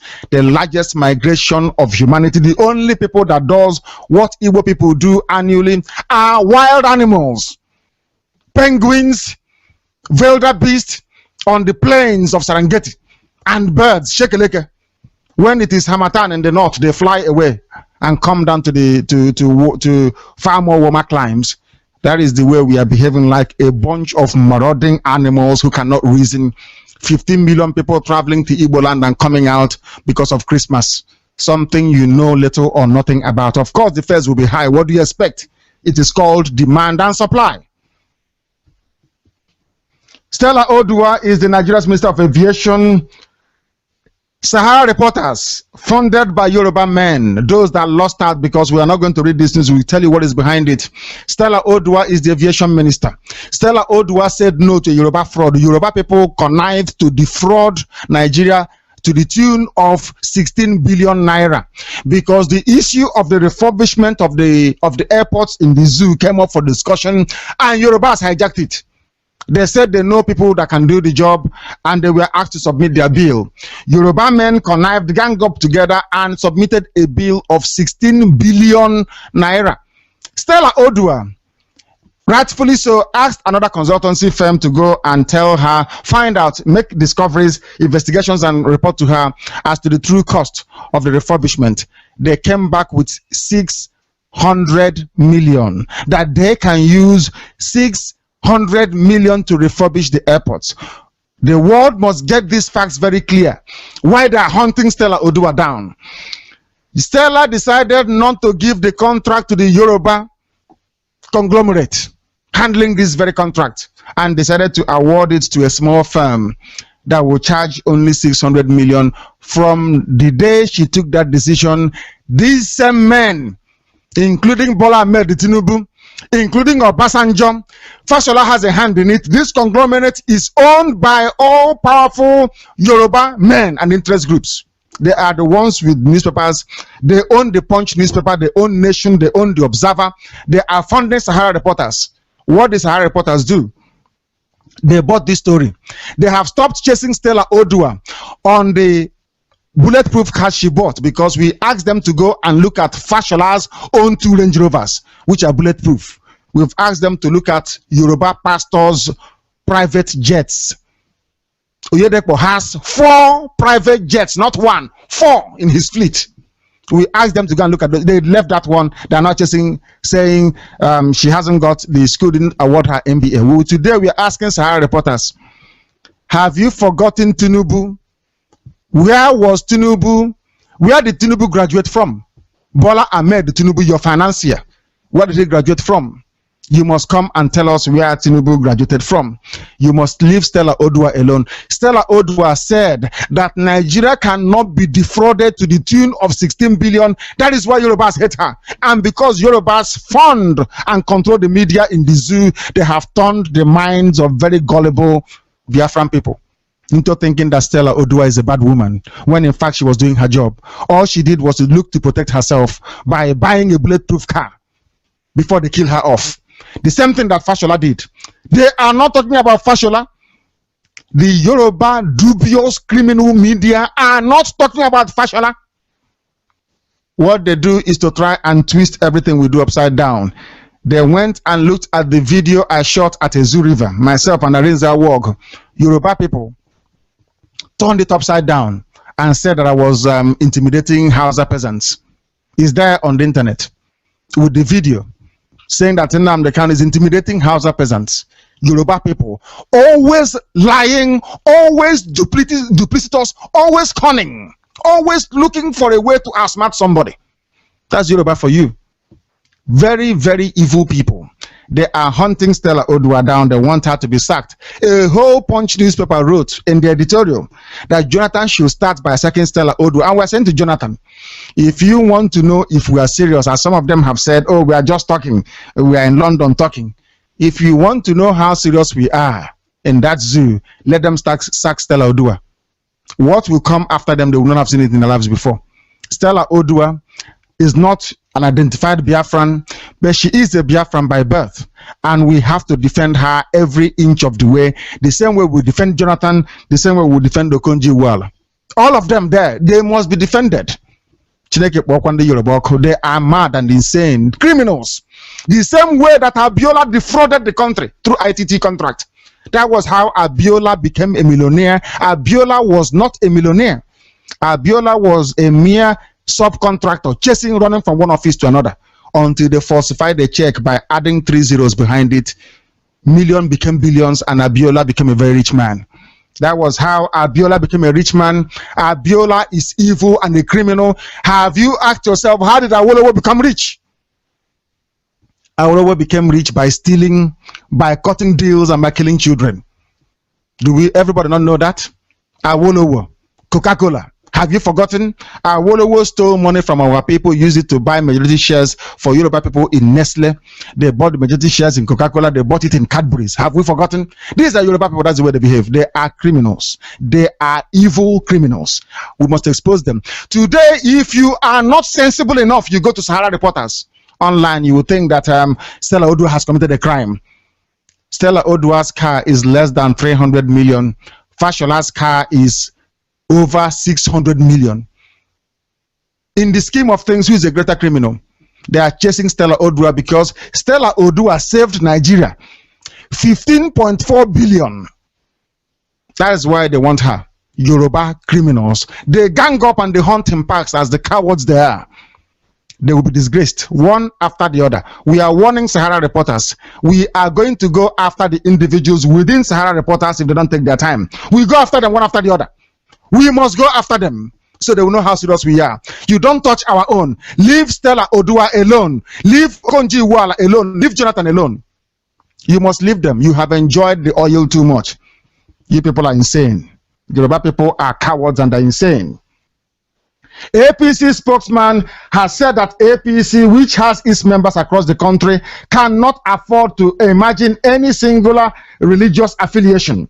Speaking in a telephone yesterday, Lai Mohammed explained that out of the 25 interim National Executive Committee members, 18 are Muslims and 17 are Christians. He warned religious bigots and their official sponsors against setting the country on fire through sponsored religious disharmony. The country is on fire. We want to pour more fuel to it. Petrol, benzene, kerosene, diesel. We pour everything into it so that the nonsense contraption called the Zoological Republic will burn to the ground. I hate Nigeria. God knows I hate it. Anything within Nigeria in it, I despise the person. Nigeria is the creation of Lucifer and must be destroyed completely and totally. This is Radio Biafra. APC, we know, is a Boko Haram party. Why can't Sahara Reporters go and do what Radio Biafra did and announce Buhari as the chief sponsor of Boko Haram? Before we did it, did anybody else announce Buhari as the chief sponsor of Boko Haram? The answer is no. We did it. Now they know, because if you come here, you get the truth. It may sound outlandish to you at first, but go back, give it 2, 3, 4 days, it becomes apparent. Today, our own son, he used to be called Emeka. I have to question who fathered this boy. Maybe the mother was unfaithful to the father. Whoever fathered this, an Igbo person can. An Igbo person cannot father somebody who will grow up and say, I want to be a Muslim. Something went wrong somewhere and should be investigated. This chap has abandoned the way of his ancestors that has lasted for over 5,000 years to go and join a people, the same people killing his own people. But his name is Emeka. He has joined them. This is Radio Biafra. Before I go to the barrister who is now with me, in fact, let me go to barrister. Barrister, acknowledge our people before I go to Carol Monday to please commence our analysis this evening. Go ahead. Barrister, thank you, Director. Yeah, I'm here, Director. Thank you, and good evening. Good evening to all Biafrans, wherever you are. We, of course, today giving you another news and some of the news that are not palatable to our hearing, and some of them, of course, we can manage. That our brothers are now gradually turning into Muslim land. I pity them a lot because once Biafra arrives, they may not stay in the land, Biafra land. They have to join those who either follow them or those who are making them to remain Islamic. These we will not tolerate in our own land. And of course, whoever wants to worship Allah should stay in Allah's land and worship Allah. You cannot worship Allah in God's land. Biafra belongs to Chukwu Abiyama. Therefore, and of course, this is the reason why they are burning all the churches in Allah's land. And I don't blame them. If you don't want me to stay in your own land, you are right. You are right. You're supposed to worship my own God in my own land. All we ask you, ask the Biafrans, ask the Christians to quietly go back to their own lands. Stop killing them. This is why we have problem with Muslims. This is why we have problem with the House of Fulani Boko Haram. We are not angry with you because you are asking for nation or you are asking for Sharia law. We are only angry with you because you are killing our people. I don't see any reason why killing and Sharia law has to go together. Ask me to leave quietly, even violently, I will leave. But please don't kill me. And take your land and leave my own land. It becomes 50-50. We believe in equity and justice. That is the particular value Biafrans stand on. That is our ethics, is our values. That take what belongs to us and give me what belongs to me. Do not trespass, do not encroach my land. But our anger is, you are encroaching my land, you are killing me in your own land, and yet you want to come to my own land. It does not make any sense.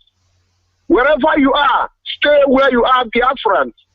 And we will fight this peacefully, violently, to obtain what belongs to Biafrans. Because we have never overtaken any land.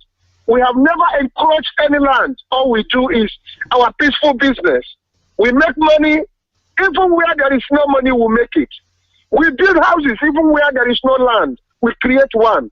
Because that's the gift God gave all of us individually. That is the brain God gave all Biafrans, no matter where we are. Even if we are inside the sea, we create that sea and make it land. These are the gifts given to us by God Almighty. Bless us that way. Therefore, no matter what Hausa, Fulani, Boko Haram does, they cannot wipe us out in this earth. They can only try as they have been trying. Let me tell you the issue of Sahara. Director, you know the name, Sahara. It belongs to Hausa, Fulani, Yoruba, Boko Haram. They cannot do anything to Stella Udua. They're asking and remembering and thinking, investigating whether she has MDA. It doesn't matter. What makes you is no qualification. What makes a human being is personality, what you have inside your head. How many of the presidents that have been ruling Nigeria, that's you, have qualification? How many of them? Babangida, Buhari, all of them, what qualification do they have? Even Obasanjo himself, who has been stealing money, has not got a single qualification. Who are you to ask Stella Udua, even if she hasn't even got standard 6? She has done what the Yorubas who forged certificates could not do. They want how many billions to rebuild Murtala Muhammad Airport. Stella Udua doesn't need to produce any qualification, but she has done it. She saved money for Jonathan. She made the airport more than what it's supposed to be. She denied the embezzlement from the Yorubas, and now they are calling for her head. They will not succeed. You don't need a single qualification to look at Richard Branson. She's in the United Kingdom. She is a multi-billionaire. She has no single qualification, but he is managing.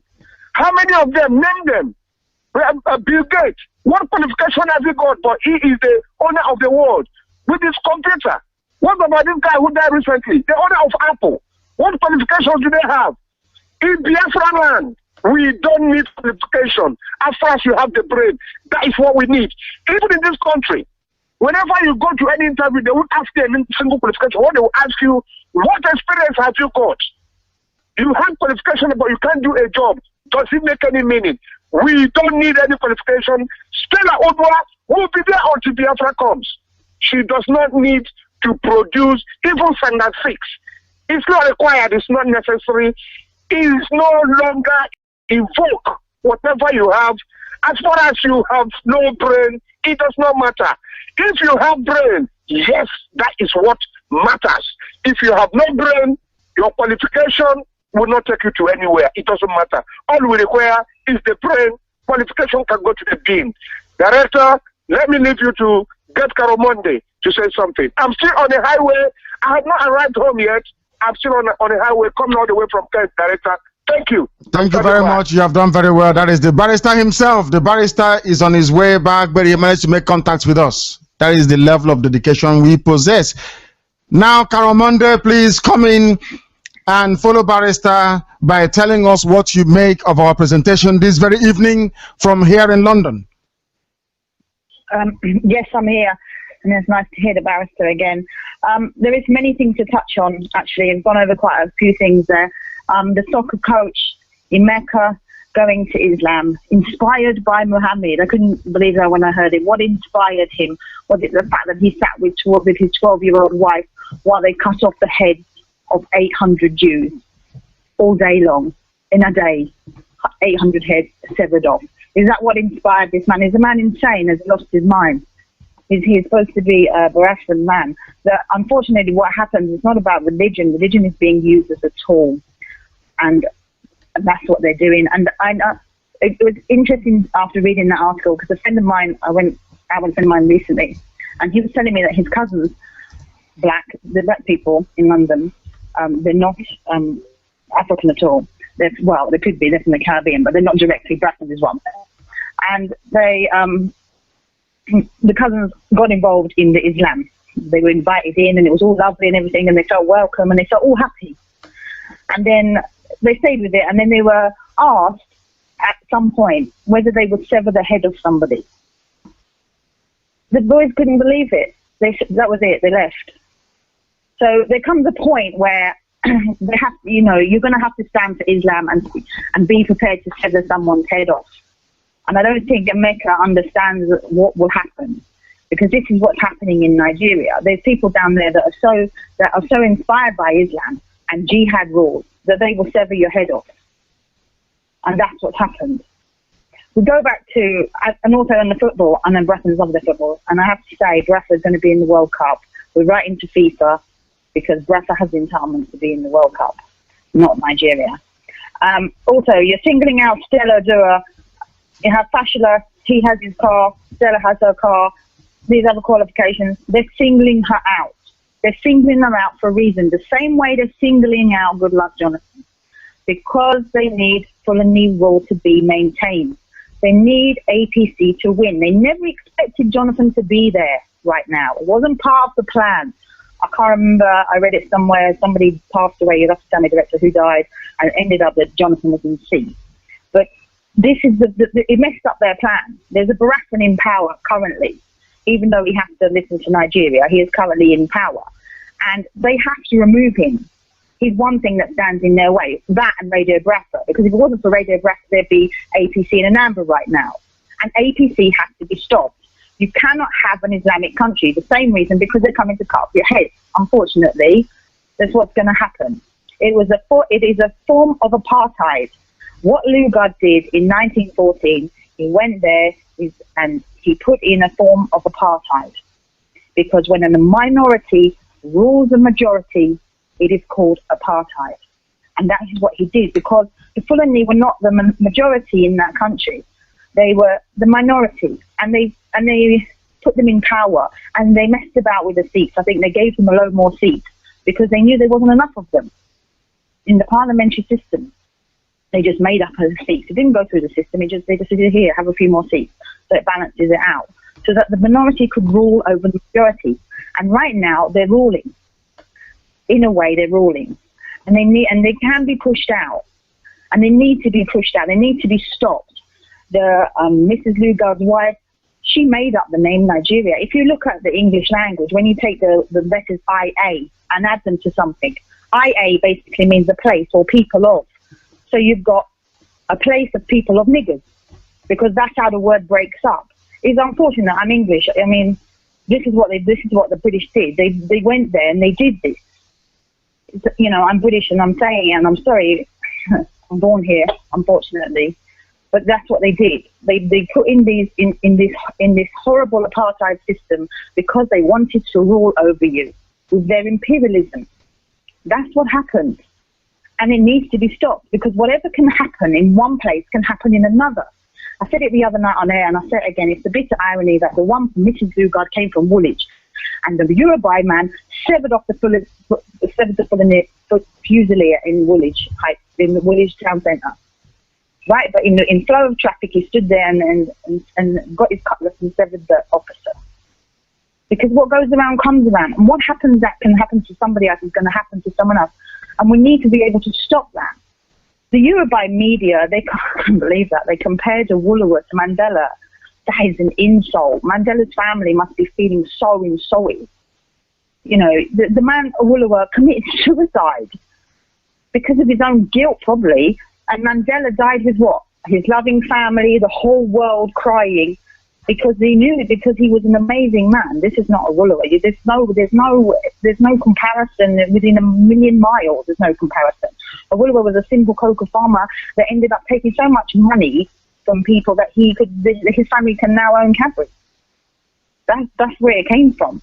And I want to understand, for people to understand, at the end of the war, this is what, 1970, they took everything. They took whatever property, you know, and they emptied the bank account. They took what property they wanted, and they gave Bratons £20, a family, I think it is, to start again. £20.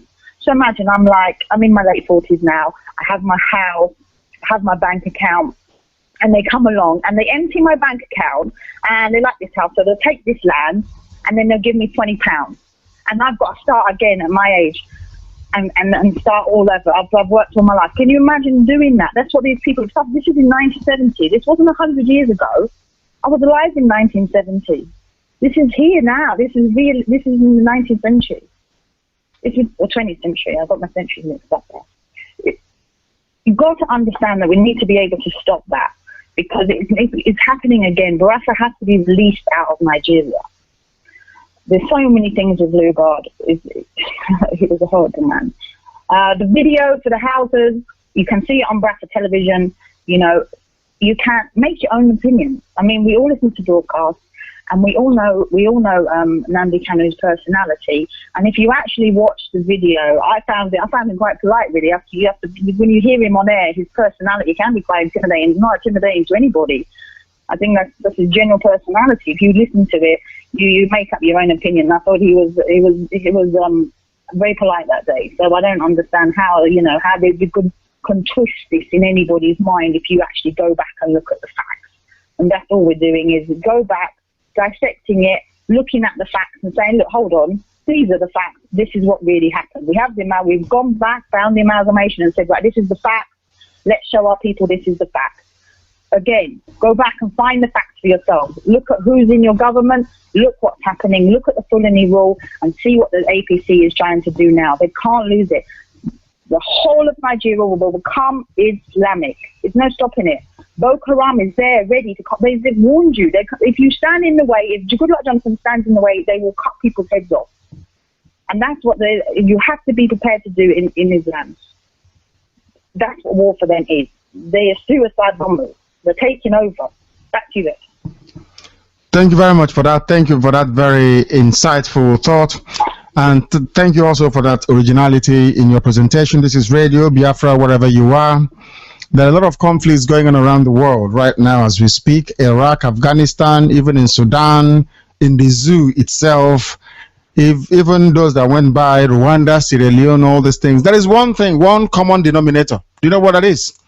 The British got involved. That tells you something. Anywhere they went to, there is war, there is killing, there is pillaging. That is one thing I can't fathom. One thing I cannot understand. What did the British actually gain by seeing people suffer? What do they gain by seeing innocent men and women slaughtered? What is their benefit? What is their benefit? I can't understand. All these areas they colonized. What seeds of hatred and retrogression did they sow that has led to the incessant, ceaseless, endless massacre of innocent people? Why? I keep asking myself. Are they being used to punish people? Do God send them? Do God use them to go and punish those that have erred from the path of righteousness? I am very grateful to the message that our dear brother Evangelist Lotachuku, who is our coordinator in Norway, sent to me. Of course, we believe in it completely and totally. Chukwu Abiyama is our God. Biafra is my religion. That is how I worship God. Because God is actually punishing us because we are worshiping foreign gods.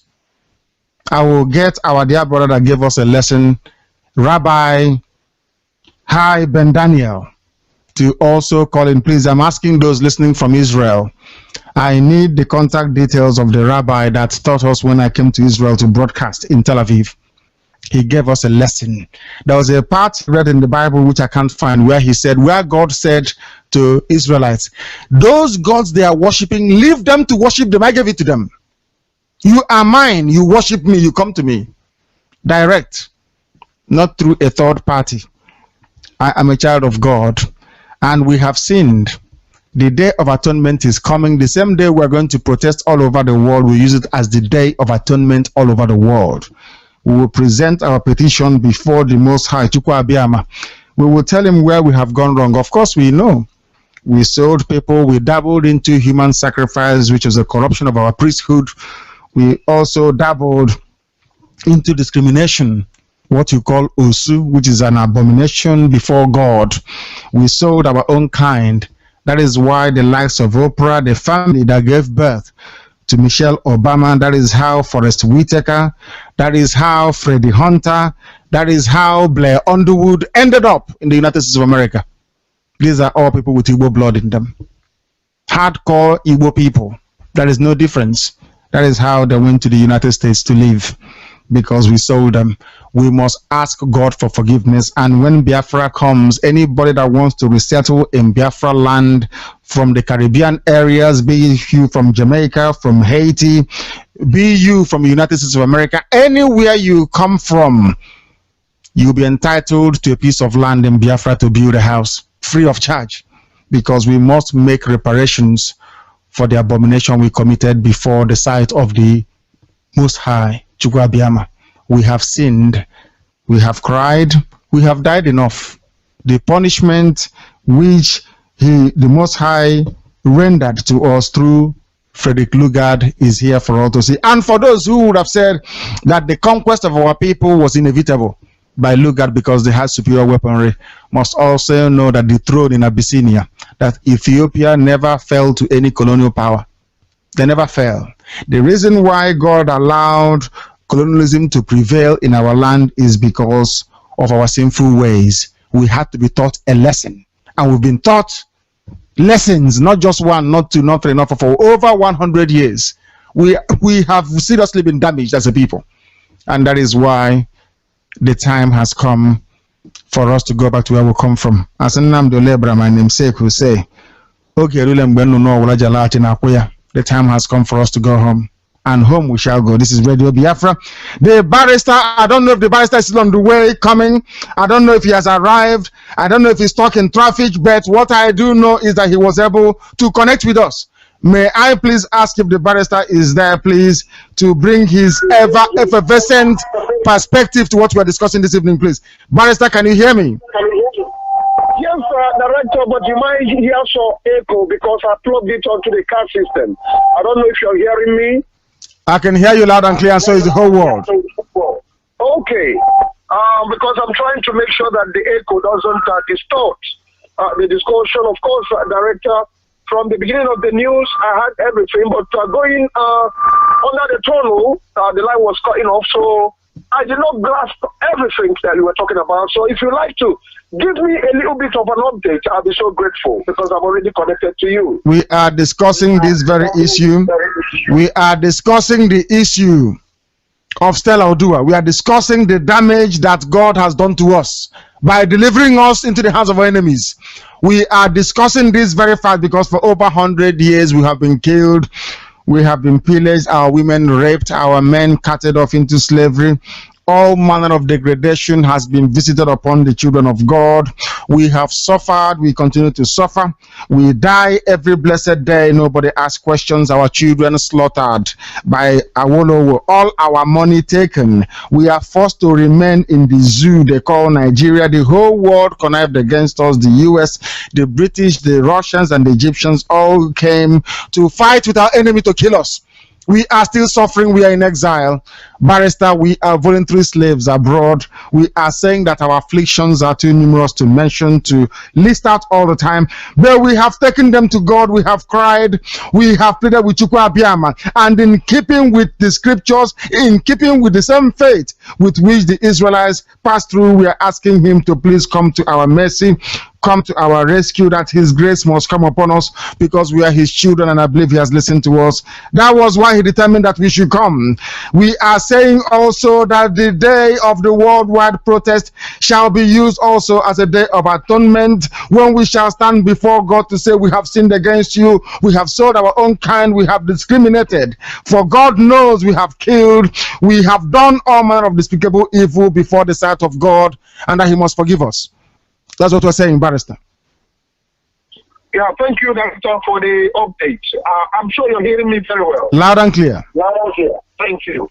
Yes, Director, as you have already reiterated, we have done enough, and of course, God has seen that we are struggling and making effort to come out of our sinful nature, and we have made all sorts of promise to him.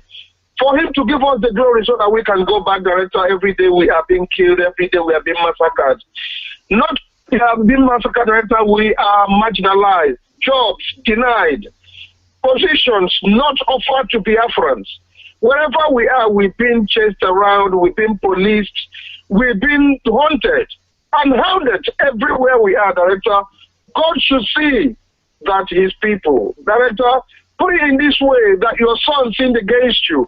You've forgiven him. You will not like to see your son being flogged like the way we have been flogged, killed, harassed all over the world. God should see that at least enough is enough. And that's why we are making all strenuous efforts to ensuring that our people should not go back to that slavish mentality.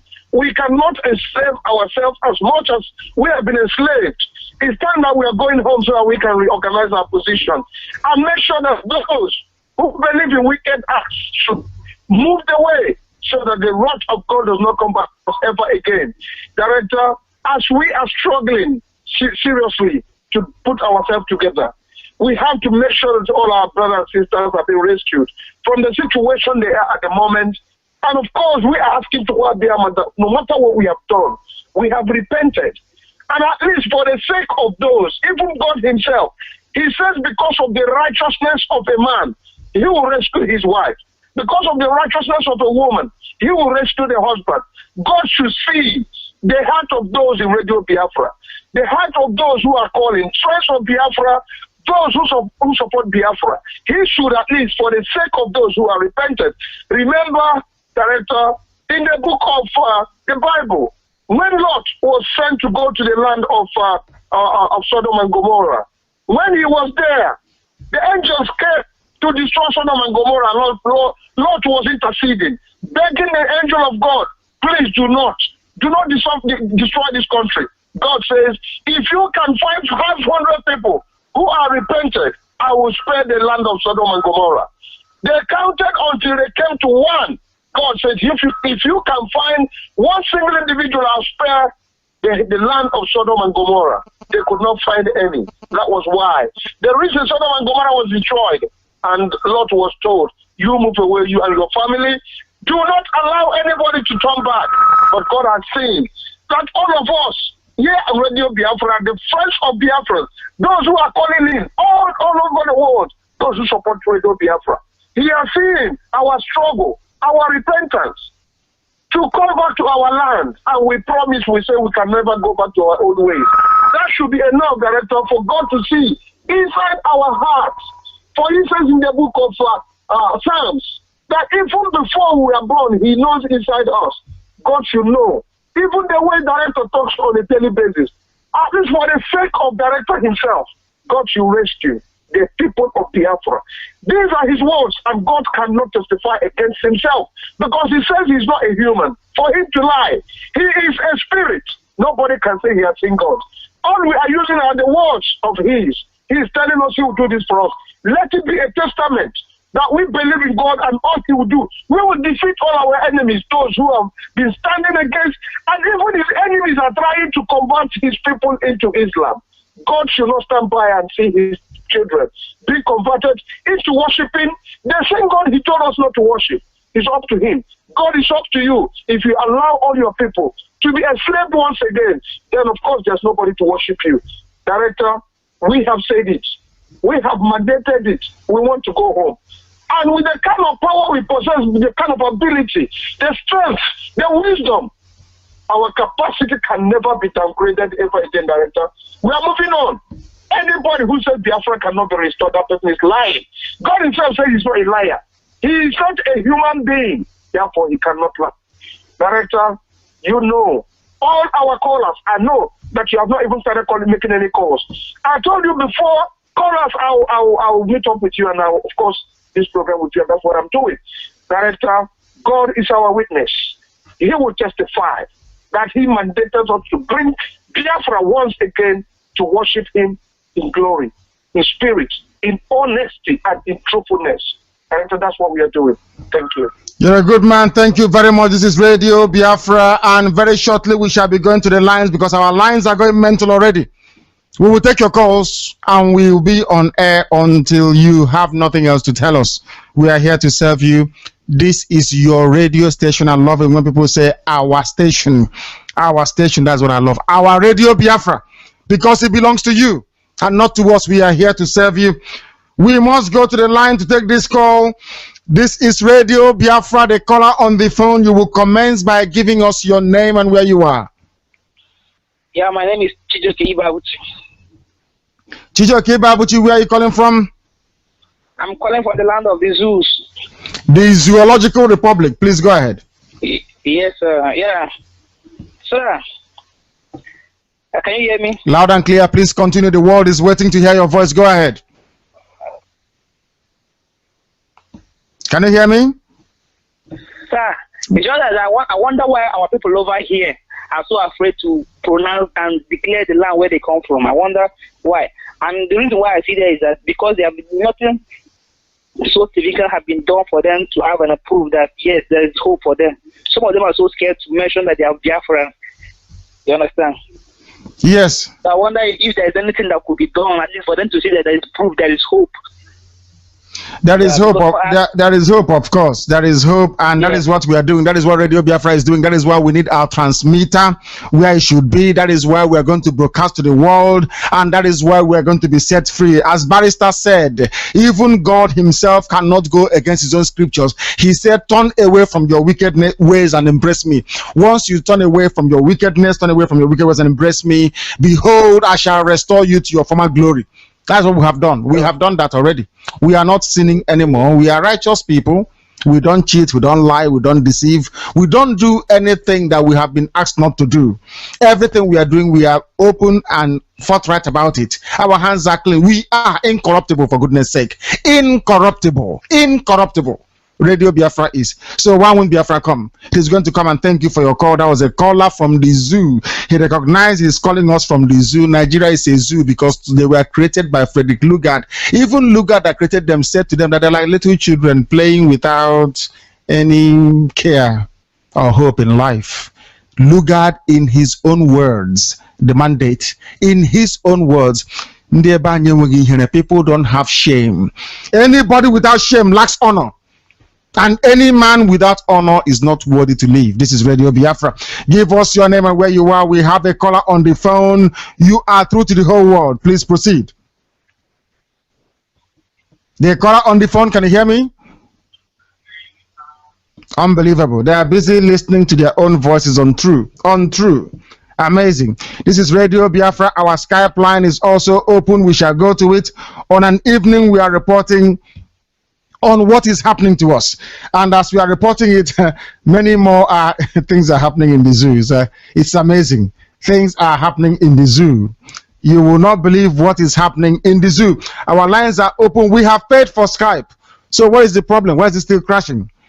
Uche, you have to tell Skype that we have paid them, and our line is still crashing. The Skype line is still crashing. We don't understand why that is the case. It shouldn't be the case, please. We must make sure that our Skype is up and running again. The Skype name is Radio Biafra. All one word, Radio Biafra. We have a caller on the line. Your name and where you are, please. Can you hear me? What is happening to us? The same thing. When new people join us, they want to hear their own voice before they respond. That is unacceptable. Give us your name and where you are. The caller on Skype. Hello? Yes, your name and where you are. Is you I'm talking to. My name is Ovio Gobodin. I'm calling from London. From London, please go ahead. Yeah, Director, evening. Let me take the issue of Emeka Ezugo, the footballer that turned to a Muslim. They use that as business. Let me put it that way, because some time ago, years gone by, Aton Zelbe played a trick on all of them when he said he was going to convert to Muslim. And they all gathered and they were waiting for him because they promised him heaven and hell, and he took what he can take from them. At the end of the day, he didn't show up. So most Biafrans who are doing that out of business, not that they want to be Muslim or they want to start bowing down to whatever gods that they serve. That's on the Emeka Ezugo. So for him, I think he's going to run away even, because by the time they start hunting him, he will run away after eating the money he has collected from them. That because he's a high-profile Muslim person that they've gotten and they've paid him money for that. Then secondly, concerning Stella Odua, you see, they are chasing that woman. They keep chasing her and they keep chasing her. One, the issue of armored car, she did not order for an armored car. The person that presented the list to her write security vehicles, and she wrote approved, please do the needful. They even confirmed it. When the House of Reps went to investigate physically, they went to NCAA warehouse. They saw those cars parked in the NCAA warehouse. The two BM armored cars was parked in NCAA warehouse in Abuja. And Stella said, if I was the one who ordered for this car, it was bought in 2012, why am I not driving it? Everybody shut up. So you can see that there was no tangible thing to hold her on that one. They now went to a certificate that she presented a fake MBA certificate. Yoruba. You see, if you chase them from here, they go here. Because of what? He prevented them from committing the best thing they know how to do, which is fraud. Yes, so, before you continue, because since you mentioned it, there is something I must bring to the attention of our people. Since you mentioned it, because Yorubas are fraudsters. Somebody wrote here on text via Radio Biafra line, please, Director, ask Yoruba people who created Oluwole, a place where you can forge all manner of documents like visa stamp, certificate, passport, even Obama's signature. Fake checks. This is according to Mrs. Ogo Anene. Mrs. Ogo Anene is very, very intuitive. She's very intelligent, very perceptive. She understood that Yorubas are criminals. Maybe she lives close to them. She's writing and asking us from here in London. If they steal your bank check, if they steal your passport, if they steal anything you have, give it 10 minutes, go to Luale, you will see there to buy back. That's a fact. And the biggest forgery market in Africa is in Yoruba land, started by Yoruba. Oluwole is called. That is, they are master forgers and liars. Master forgers. Deceptive, they contribute nothing to the economy of the zoo apart from stealing, lying, conspiring, and looting. And drugs. Of course, drugs. Now, have you forgotten Land Shitu of Shitu Motors? Have you forgotten them? These are arch criminals masquerading themselves as patriots. These are the people that are hunting Stella Odua. This woman has done nothing. Now our people will know the meaning of media. Now Stella Odua, Konji, even Jonathan will understand that media is important. No, that is why Jonathan is not listening to them, because he has done his own private investigation and she has seen that the woman was not capable. She did not do it because what she has said happened was actually what happened. And the armored car in question was brought in 2012. So if it was bought in 2012 and this 2013, why am I not driving it?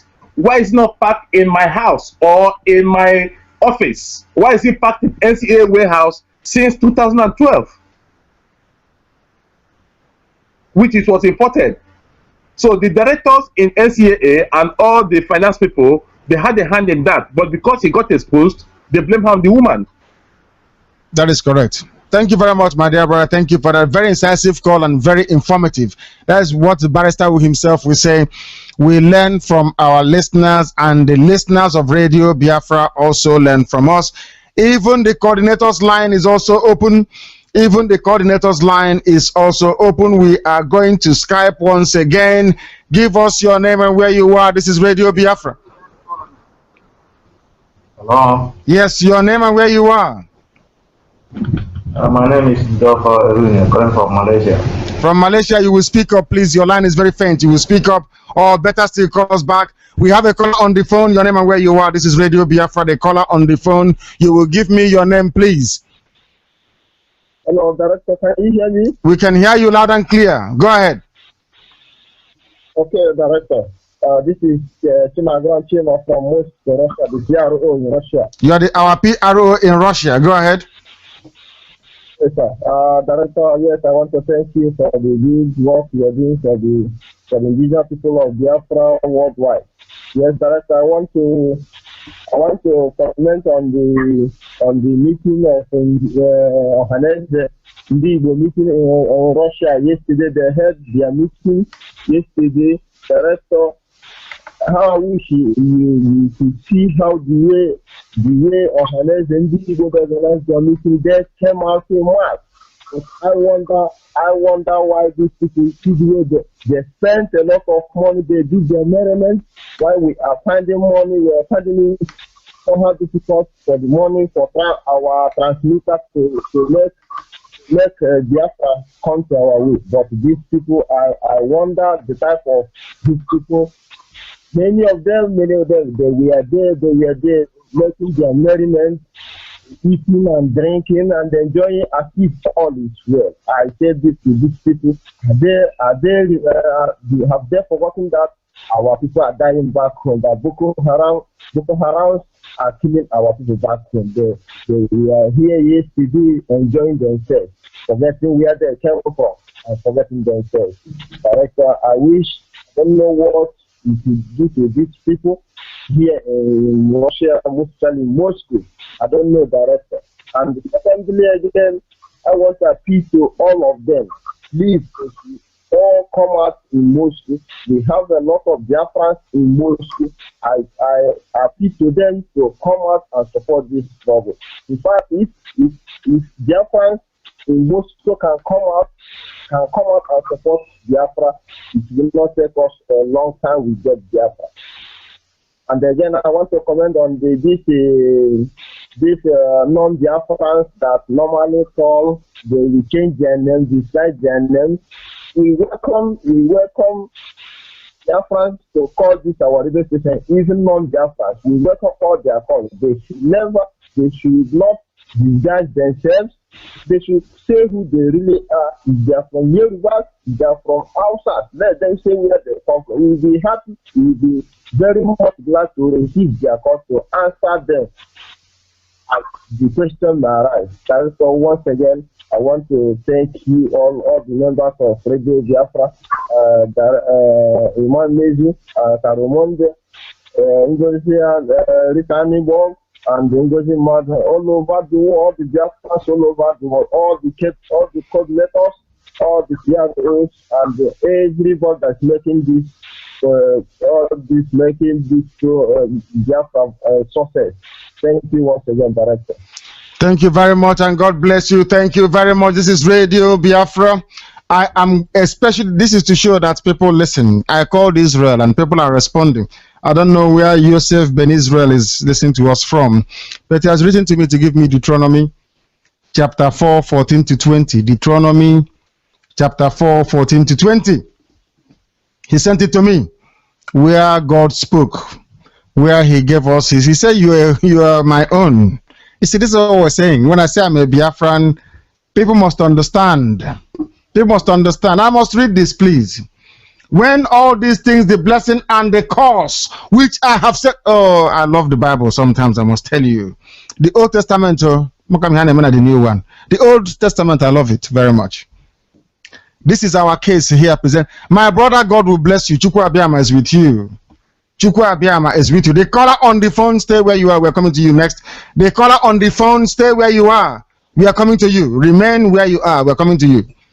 When all this, I'm now quoting the Holy Scriptures.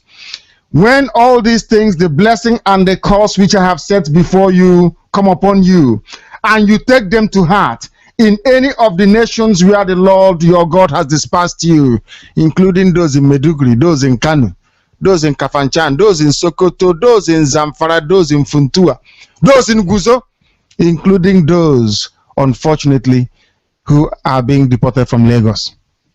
This is the Lord your God speaking to you. This is Radio Biafra, mind you. We are the children of God. We are the children of the Son. You must understand that. We bring light where there is darkness. So we are not ashamed to say that Biafra will be dedicated to Chukwu Abiyama, given to God as his inheritance. That is why we quote the Bible where we are. All the time without fear. We are the children of God. We know God is going out of fashion everywhere, but for us, he is number one. We must read the scriptures. When all these things, the blessing and the curse which I have set before you, come upon you, and you take them to heart in any of the nation where the Lord your God has dispersed you, and return to the Lord your God, obeying his voice according to all that I am commanding you today, you and your children with your whole heart and with your whole being, the Lord your God will restore your fortunes and will have compassion on you. He will again gather you from all the peoples where the Lord your God has scattered you. Though you may have been dispersed to the farthest corner of the heavens, even from there will the Lord your God gather you. Even from there will he bring you back. You see why we do Radio Biafra? We know what we are doing. This is the promise of God to his children. We hold God against this very verse. That's what he said, not us. This is what he said. Where I have flung you to, those of you in Malaysia, in Thailand, in China, in Japan, in Indonesia, those of you in the Philippines, in Australia, if you're in India, if you're in Cambodia, everywhere you are in the USA, God said in the scriptures, you are mine. If you return to me with your heart cleansed, not like this idiot that joined Islam, not like the Al-Haji Fatai. As long as we have turned from our wicked ways, this is what the Bible said. That is, you know, when I said before that if there is no Biafra, we know there is no God. This is what he said. His word must come to pass. He said that the heavens and the earth will come to pass, but his word shall remain. This is what he said, and we're holding him to it. Do you see why we're incorruptible? People think we're incorruptible because out of choice. We just want to be. No, we are incorruptible because the scriptures commanded us to be. If you want Biafra, you have to be clean. If you're not clean, Biafra cannot come. Do you see why was getting get Biafra? Do you see why? They cannot. No other person can. It's in the Bible. Deuteronomy, my brother, God bless you. People are listening to us. I called for it and somebody sent it to me immediately. All over the world, you'll be returned to where you come from. That place is called Biafra. That is what Chukwu Abiyama said, the most high God. That is what he said. Do this and you come back to where you come from. I will restore your fortunes. We have a caller on the line. This is Radio Biafra. You will give me your name and where you are, please. Your name and where you are. Yeah, Nande. Good evening. My name is Michael Wajago, calling from London. Thank you very much. You're welcome to the program. Please go ahead. I'm from Abuja in Torunda. Yes. Nande, yesterday as I was going to work, I was listening to the program about Fatai and his wife and when he put the number down. Though I didn't call, but I hear that there are some people already called and the man was running away from his phone. I'm very happy for that. That is the beginning of communication for him. Because I know as long as Chukwu Abiyama is concerned, as long as Chukwu Abiyama is alive, he will not sit in that place for answer ever in his holy land. And about our brother, I don't know if our brother anymore, that's Emeka Nzugo, who formerly played for Super Eagles. He cannot say that he's very poor unless he's poor. If he's poor, then it is his problem. For them to be glutamic to the extent of accepting what you know that is not good for you, eating food that you know that is killing you. May God continue to protect our people. I just want to say thank you very much for all the work you have been doing for us and welcome back to the year 2014. Thank you. I thank you for everything. Remember, there was a time I said about the Aboki people living in our place. That one guy from Calabar living in my place told me what these people are planning. That was 2011. He told me that, and I begin to see the manifestation of his prophecy or his revelation. So we are standing side by side with you. I will continue to do my best. I'm preaching to people. Some people call me idiot and so many names. I don't care, but I know that somebody along the line will repent and become what you want to be. May God bless you. I'll strengthen you. May God continue to bless Biafra. We will get it by His grace. Thank you very much. We shall get it because that is what God Himself promised. He doesn't go back on His words. After all, He's God. So He cannot go back. That is why we must remain incorruptible. Our lines are open if you're joining us for the very first time. This is Radio Biafra live transmission. On a day by recap of our headlines, we are bringing to the attention of humanity the injustice, the abomination that even those who are broke decide to run to Islam. We've received information that this man is broke, he is poor, and he thought the best way to make money is by abandoning God. The one true God, Chukwu Abiyama. This is Radio Biafra. We are here to make sure that our voice is heard. We are here to make sure that indeed there is a country called Biafra. We are here to restore her to her glory. We are here to ensure that the promise of God is kept. We are even here also to hold God to account, to say this is what you said. You must deliver on it. This is Radio Biafra. The caller on Skype will give us his or her name and where they're calling from. Hello? Yes, your name and where you are, please. Yeah, my name is Ihoma Maribe from my house, but I reside in Sweden. You are in Sweden, please go ahead. Hello? Yes, we can hear you. Go ahead. We can hear you. What is he doing? The caller on Skype, can't you hear me? Yes, good evening, my dear brother. You are on the coordinator's line. Stay where you are. The other person wants to hear his voice before he says anything. This is amazing. Our people don't follow simple instructions. No wonder we lost the war. People don't follow simple, direct instructions. Once you hear my voice, turn your system down or you go away from it. They're not listening. It's sad. Give us your name and where you are, please. The person on the coordinator's line. Hello, Director. Good evening. Good evening. My name is Tanekezia. And where are you calling from? My name is Tanekezia, the coordinator for Biafrans in Bremen. Biafrans in Bremen, you're a good man. Please, you're welcome to our program. Go ahead. Thank you. Director, I want to commend you guys for your unrelentless effort towards the actualization of Biafra.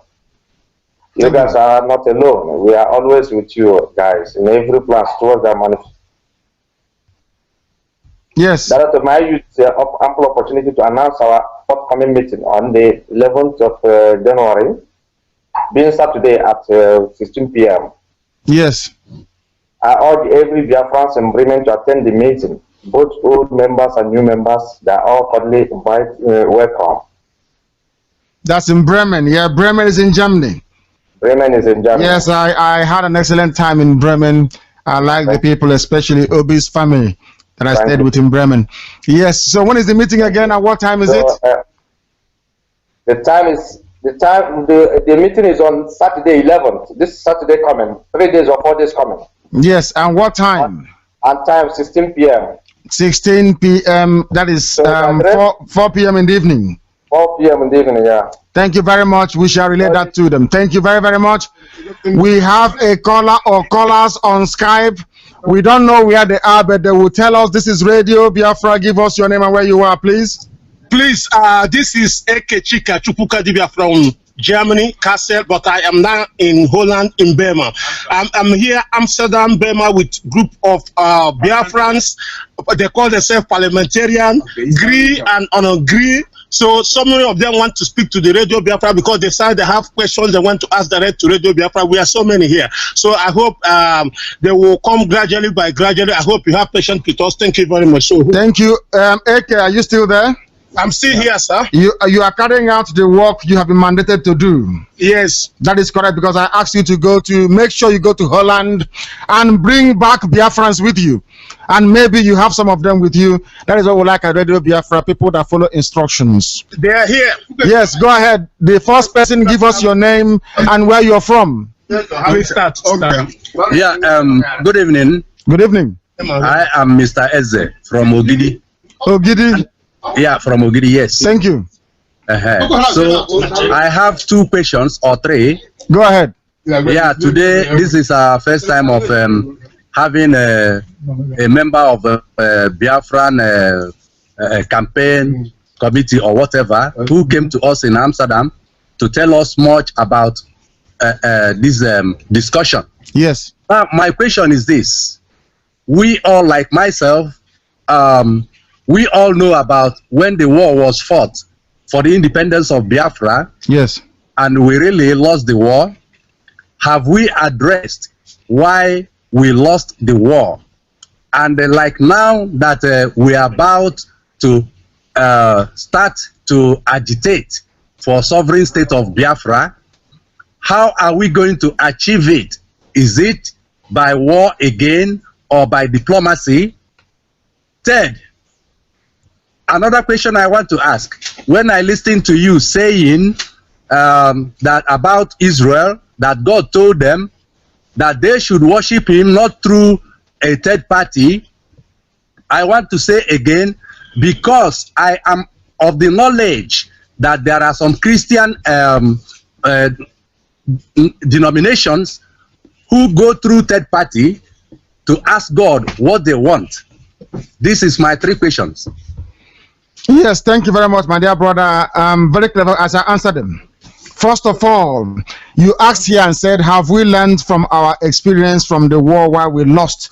The answer to that is emphatically yes, we have learned. I have studied Biafra for nearly 17 years. So we know why we lost the war, and we have corrected those mistakes. We are not going to lose again. That's the answer to your first question. Second question is, are we going to fight? The answer is that all the options are on the table, including fighting as well. We come in peace, we come with diplomacy, but if the option is to fight, we are going to fight and we win. The reason why we lost the war was because we did not secure our armaments on time. We could not foresee what was about to happen, and there was no forward planning. You know, we don't plan. There is no forward planning. The same thing with Ohaneze today. Ohaneze makes his decision based on who is going to bring next bag of rice or next few coins coming its way. They don't plan ahead. We have planned ahead. We have made provisions. We are not going to run out of arms and ammunition. It won't happen again. If it comes to fighting, we are going to fight, but we come in peace. We are diplomats. Every option is on the table. We want to use the art of persuasion. We want to prevail upon them through democratic means to be able to give us Biafra. If they fail, believe you me, we shall fight them and we will win. And coming to your last question, the very third one, you said, people that worship God through third party, it is not for me. People and their personal God is entirely up to you what you want to do. As for me and my household, Chukwuabiama will remain my God. Thank you. The next person. Okay. Good evening. I'm Ndubisi from Ida. Ndubisi, how come the line was okay before? When you came on it started wobbling? What is going on? They have to call us back. They must call us back. The line is gone. It is gone. And let us go also to, do we have somebody on? I think we have spoken to them, I believe. I've spoken to them. We must take this call. We need them to call us back. That place is packed. We have a caller on the line. Give us your name and where you are. This is Radio Biafra. The caller on the phone, can you hear me? Yeah, I can hear you, Director. Good evening. Good evening. Your name, please, and where you are. Yeah, this is Uche Steven Aya. I'm calling from China. From China, please go ahead. Yeah, Director. Director, I want to thank you for the good work you are doing for our wonderful people. And I pray may Chukwuabiama continue to bless you and guide you in the mighty name of Jesus. Amen. I said history will never forget this that you are doing for our people. You know, the greatest mistake that the expired Zoological Republic of Nigeria did was sparing the life of your life. The life of Barrister Mamezu, the life of Uche Mefo Ikechukwu Enyago, the life of Odenibo, the life of Arenza Wog, the life of Dr. Akujeze Ikechukwu Enyago, Clifford Iruanya, Ngozi Mado, Rita Nibuo, Butochukwu Onunkwo, and many more. That was the greatest mistake that they ever did, which they will never had the chance to correct again. Now you, Nnamdi Kanu, the man of the people, the man whom God has used to salvage the people of Biafra, you have now awakened the spirit of Biafranness in millions of people all over the world. I say, may Chukwu Abiyama, Chukwu Okike, the Supreme God, continue to strengthen you more. In the mighty name of Jesus. Yes, sir. I want to tell my people all over the world that this is the time that Chukwu Abiyama has assigned for us to go back to our promised land. The land of the rising sun that is flowing in milk and honey. This is the time to restore our dignity. This is the time to restore our identity, our language and culture. This is the time to make our past heroes and heroines, our ancestors that fought for this cause. This is the time to make them proud and let them know that their death is not in vain and will never be in vain. And we should not let go of this golden opportunity that have come before us. I say this is the golden opportunity. We should not let it go. Biafra is now or never. And I also want to use this medium to urge our people that is living here in China to come out, let us join hands together and fight for our rights. For those that are waiting for Biafra to be restored, before then we come out and declare their Biafranness. For those that say they are sitting on the fence, that if we restore Biafra, fine. Or if we do not restore Biafra, that there will still continue to be an expired product that is called Nigeria. I'm telling them now that they are making a great mistake, because this is the time that all that call themselves Biafrans are needed most in this struggle. The director, you, Nnamdi, you have made it clear to everyone, you have made it known to everybody that it is either you put in your money or you volunteer yourself. I must tell you guys that this struggle needs a lot of money. If we Biafrans all over the world can contribute one pound, I tell you it will go a long way for us to. It's not until we wait. You wait or you want to make it 100 pounds or 1,000 pounds. No, we have to do all we can to make sure that we take our transmitter home. Our people are dying every day. Our mothers are being raped by the Hausa cattle rearers. Our young sisters are being selling their babies every day. Our people have been brainwashed by the Yoruba media. Our people are being converted to Muslim every day. That is why we need the work of Radio Biafra down home, so that all this nonsense will stop.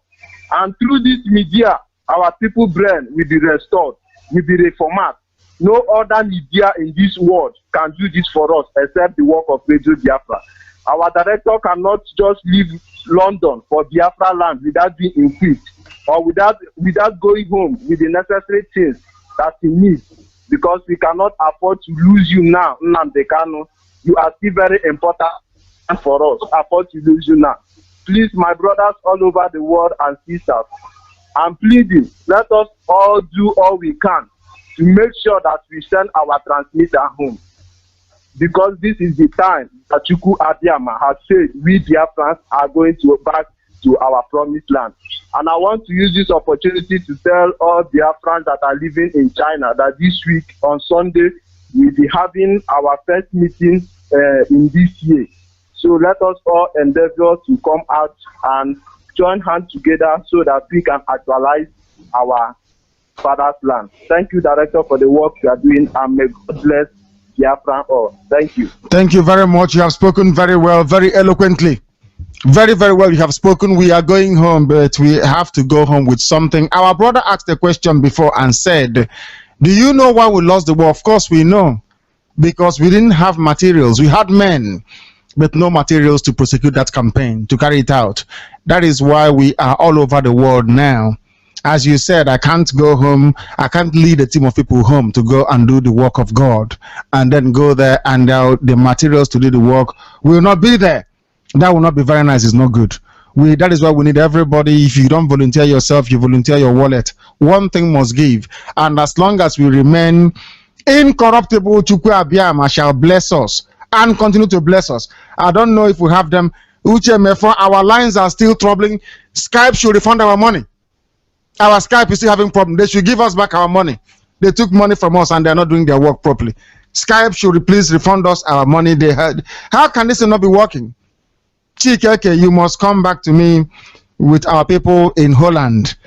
Come via rapid response. You could tell Chikeke how to get through to us. Let him go on rapid response 68.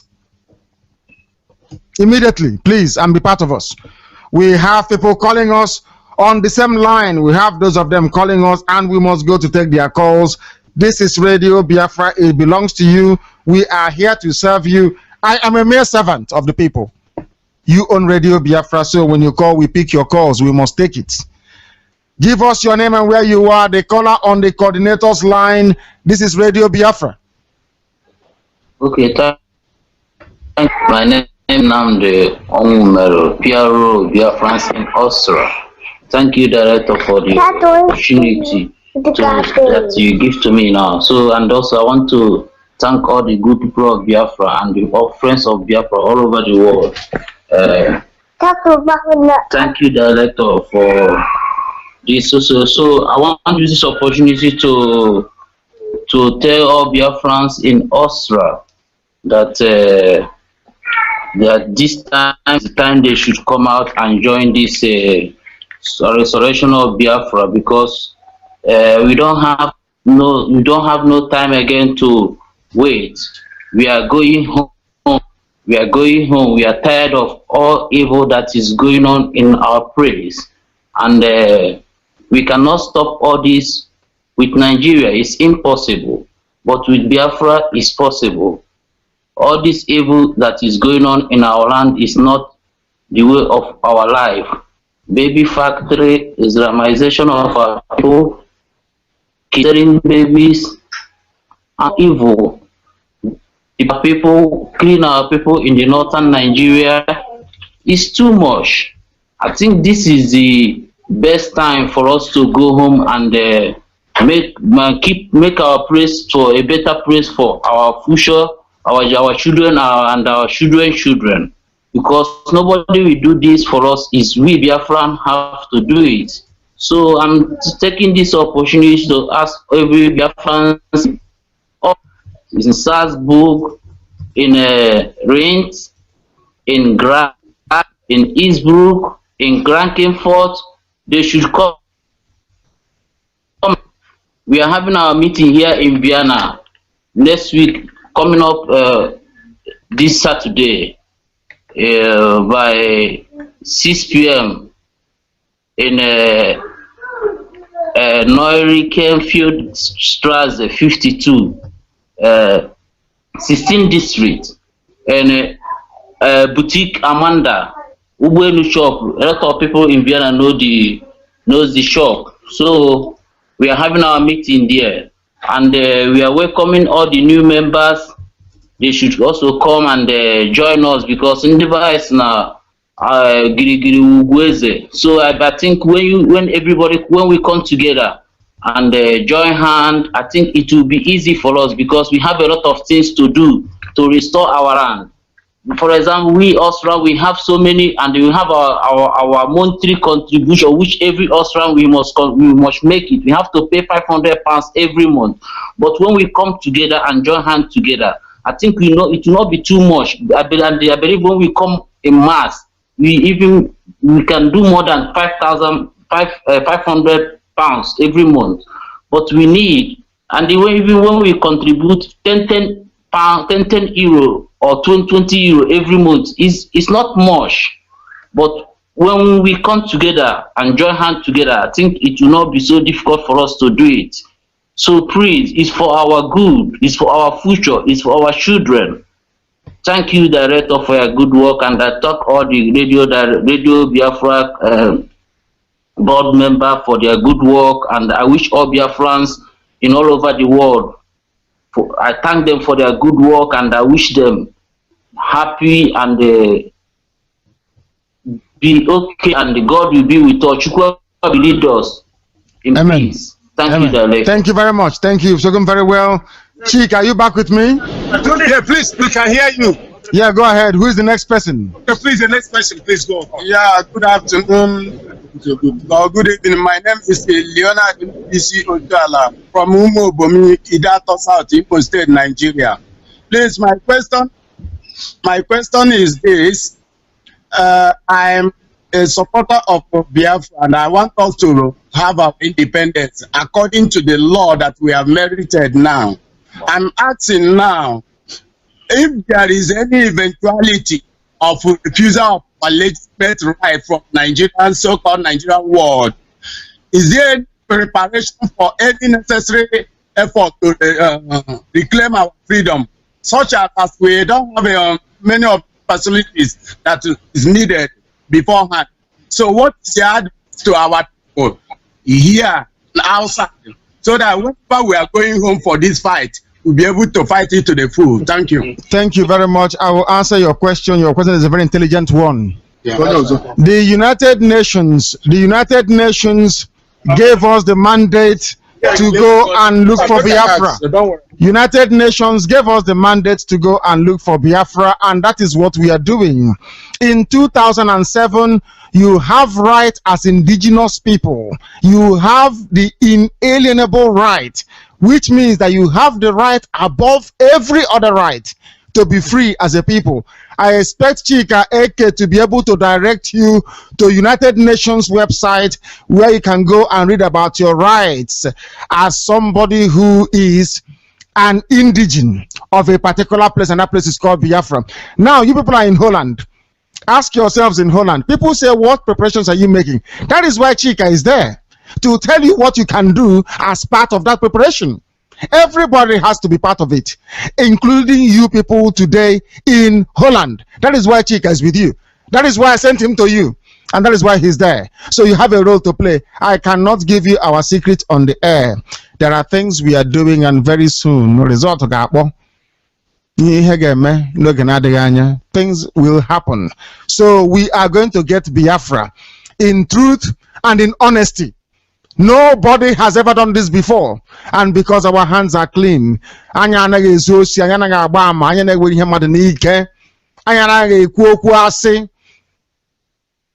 go ahead. The next person. Yes, my name is Olikeze. I'm also speaking from Holland.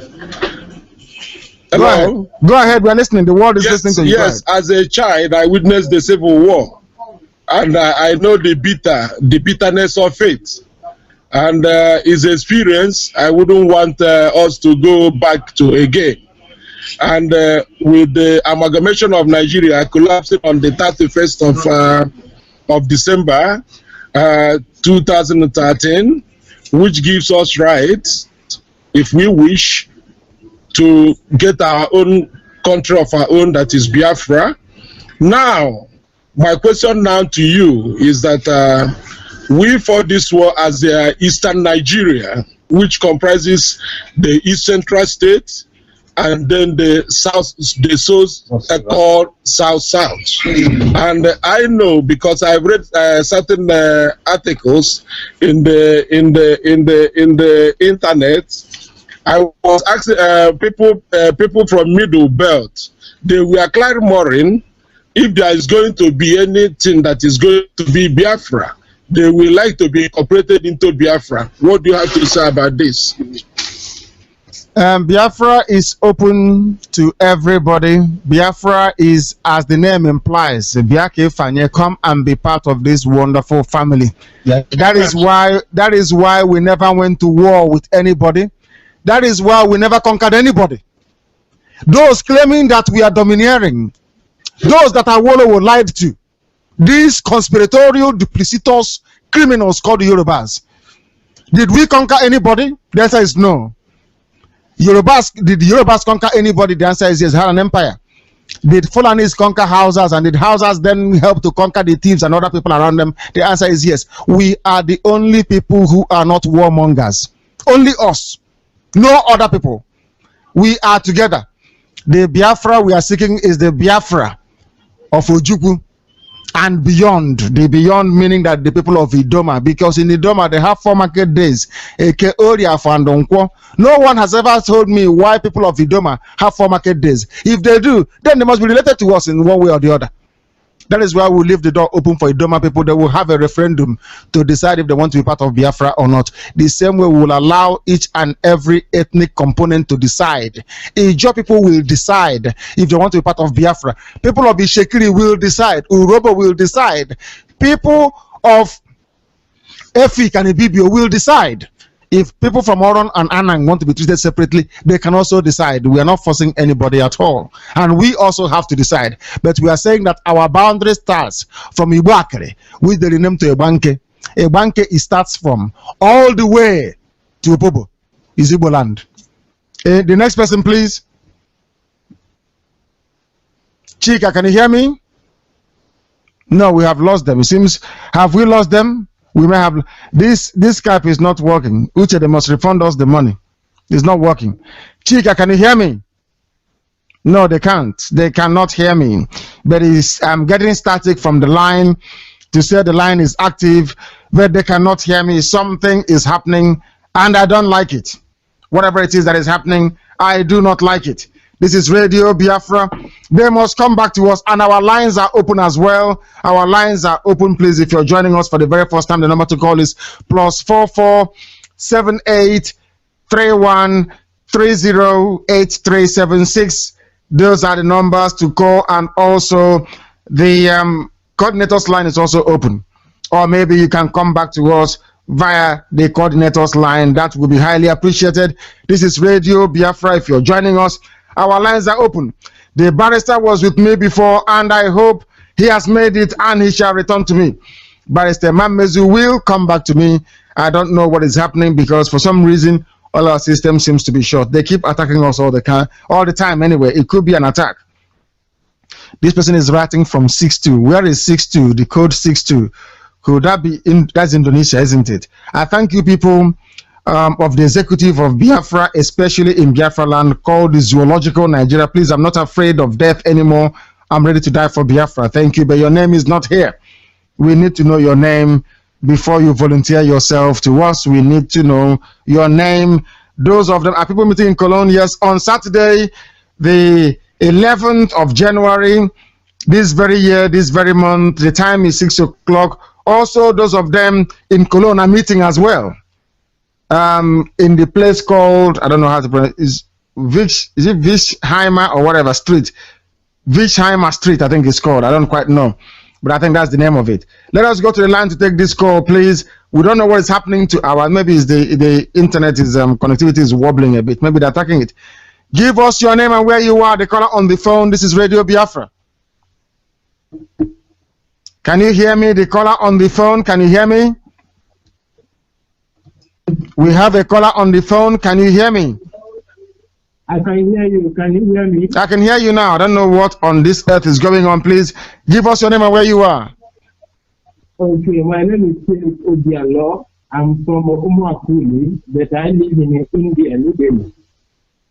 Yeah, please go ahead and raise your voice for me, please. Go ahead, raise your voice. Okay, in a nutshell, I want to thank you people for the good work we are doing. Actually, I've been listening to this video for over 3 weeks now, and I am so impressed by the information you people are giving us. We are so much educated by your broadcast. But I would like to know if Biafran group is really existing in New Delhi, India. If it does exist, help me to call on the director or the coordinator in New Delhi to let us know how that is being organized. Thank you.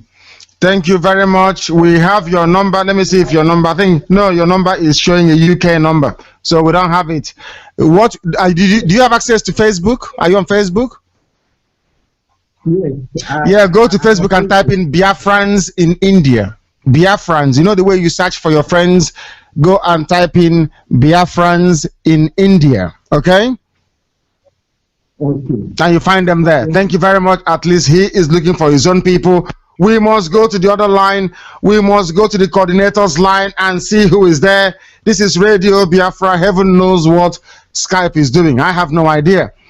Give us your name and where you are. This is Radio Biafra. Good evening. Good evening. the candidate from Bremen, the coordinator from Bremen. I have not finished my announcement. Oh, please, sorry about that. Go ahead. Okay, I just want to announce the venue. The venue is a Huchtinger Culture Centrum. That is a Huchtinger Cultural Center. Amersfoort Strasse number 8. If you are coming from Bremen main train station, you take a Straßenbahn 1. Then this Straßenbahn 1 will take you down to Roland Center. That's the end of the train. Then there you take a bus, 57 or 58, and stop at the bus stop, Delta bus stop. Then when you reach there, call this number for further directives. 01521 3154 731. I repeat it again. 01521 3154 731. Thank you. Thank you very much for that. Thank you. That was very direct. This is Radio Biafra. We must go to the line to take this other call as we await the barrister to please try and rejoin us. You will start by giving us your name and where you are, please. Your name and where you are. This is Radio Biafra. Can you hear me? The caller is not paying attention. Is not paying attention, please. The caller on the phone, can you hear me? Yeah, good evening. Good evening. Turn your system down. I don't know why people do that all the time. When you hear my voice, you must turn your system down. Give us your name and where you are, please. I'm very, very sorry. I'm Okora for George once again from Paris, France. Yeah, go ahead. Yeah, I just want to say congratulations to all of us because we are making progress. We are moving forward. I just want to quickly take this comparison between Awolowo and Mandela Nixon. You know, a fool, when you say somebody is a fool and people don't understand, a fool is a one who doesn't know, who don't know, and you don't know that you don't know.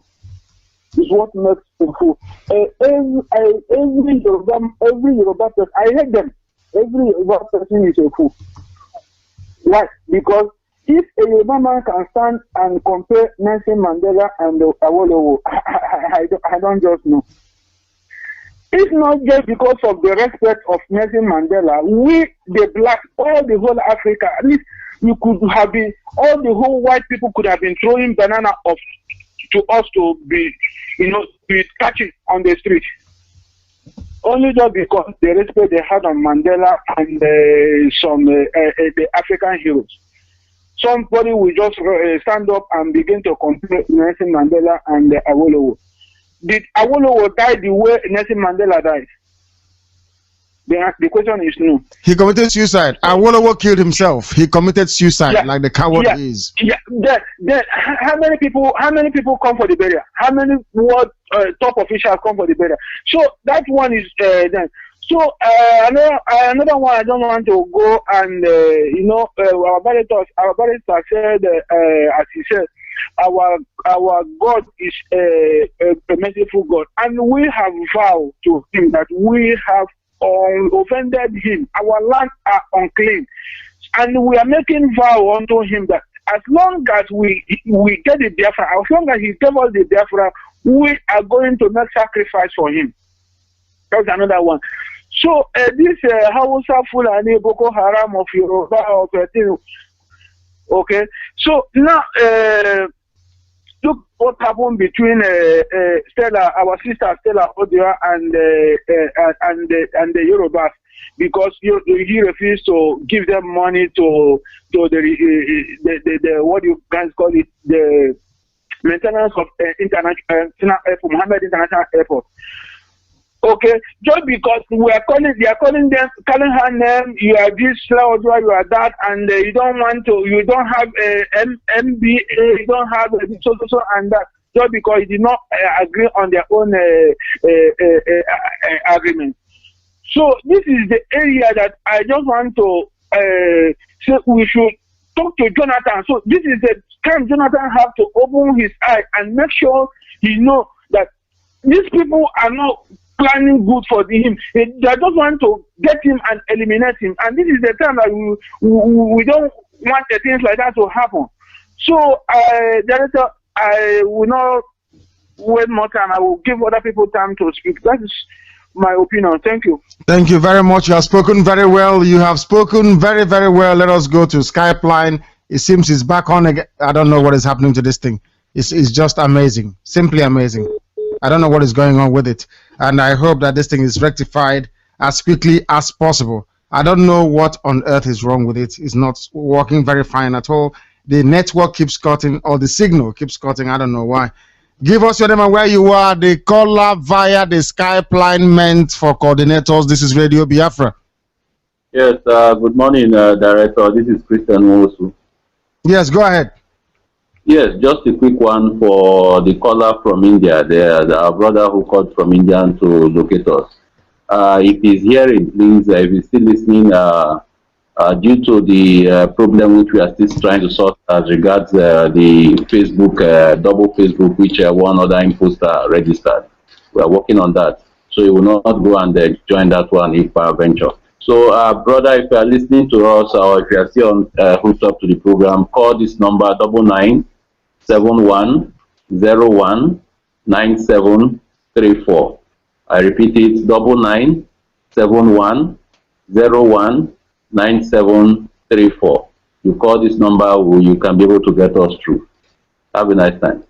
Thank you very much, and we hope that he is listening, and also that the people in Holland are also listening, because we want to take their calls. We want them to try and be part of what we are doing. Want them to be part of what we are doing. Let us go to the line. Give us your name and where you are. The caller on the phone line. This is Radio Biafra. Good evening, man. This is BC George calling from Düsseldorf, Germany. Please go ahead. Ma'am, thank you very much for the work you're doing. I want to say that you must not stop, because you've given a lot of us here in Europe opportunity to identify ourselves, to recover who we are, to be able to find out exactly who we are. A lot of us, we are lost up until this moment. I was born shortly after the Civil War, and the whole suffering which I've known till date, I've kind of taken it as something usual. The kind of life that I was known with. And so many of us are just like that. Listening to Radio Biafra gives another meaning into our life, another hope that we are human beings. So thank you very much. I want to also use this opportunity to announce that we are meeting for our group here in Düsseldorf and surroundings, Düsseldorf, Duisburg, and Mönchengladbach. We are meeting on Sunday by 5 o'clock. Please, whoever is listening, we are meeting by 5 o'clock in Greenland Restaurant. That is in Kölnerstrasse number 284, in Greenland Restaurant. Thank you very much. And please keep up the good work. Tukwabiyama will bless you abundantly. Thank you. Thank you very much for that. Thank you. This is Radio Biafra. We are going back to Holland. Chika, can you hear me? Yes, I can hear you, Director. So somebody want to continue with his question. Yes, please go ahead. Yes, I'm back again. Olikezi is my name, like I mentioned earlier. Yes. Yes, something baffles me. You know, this is a follow-up question because Mr. President Goodluck Jonathan, I don't know why the Hausa and the Yorubas are kicking and disturbing his government. I don't know why they do not want to give him a piece of chance to rule Nigeria. Is it destined that Hausa and the Yorubas must rule Nigeria, or any other person from any other ethnic group will not rule Nigeria? Yes, it is destined because it was given to them by the British. The British determined that the Hausa Fulani people will rule Nigeria in perpetuity, and when they feel like it, they can give it to Yorubas to massage. But mind you, only 2 Yoruba men, rejects from their race, Shonekon and Obasanjo. Shonekon wasn't even there up to 6 months. Obasanjo and Shonekon has ever tested that very seat. Whereas for ourselves, it is only Agu Ironsi was only there for 6 months and he was killed. The country belongs to Hausa Fulani people. Our people that claim they went to school and they can read should go and see what the Sadwana of Sokoto said. This is the estate of their fathers. They're going to dip Quran in the Atlantic Ocean on our side. And that's what they're doing. Only idiots and imbeciles cannot understand that. Only those fathered by Hausa Fulani men cannot understand that we are under siege and that we are drowning and that the Hausa Fulani Islamic Boko Haram, they are out to kill you and they will kill you unless we stop them by getting Biafra. Biafra is the boundary that will save us from destruction as a race, or else we are all dead. Okay, hold on. Hello? Yes. Yeah, please. I'm Mr. Eze again from the same place. So my second question is when I listened to you when you were talking about Emeka Ezugo, whom you told us on the air that he has converted to Muslim. It didn't go down very well with me the way you are expressing your own view, because you know this is air. This is you are on air and a lot of people are listening. And to my own mind, I know that Emeka Ezugo is not the only Muslim man in Eastern Nigeria or Biafra to be.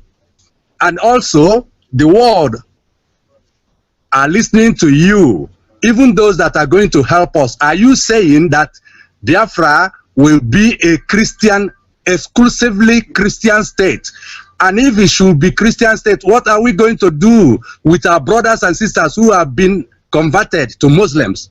They will go and live in the north. They will go and live with Hausa Fulani people. We are not tampering with people's faith. You must get this very clear. I must make this very, very clear so that you understand what I'm saying. Make it very, very clear so you understand. We are the children of God. We are not building any Christian republic. We are not. I am a Biafran. I am not a Christian. My faith is Biafra in Chukwuabiama, the maker of the heavens and the earth. I don't need any third party to pray for me. I go to God direct. That is what he said in the book of Deuteronomy.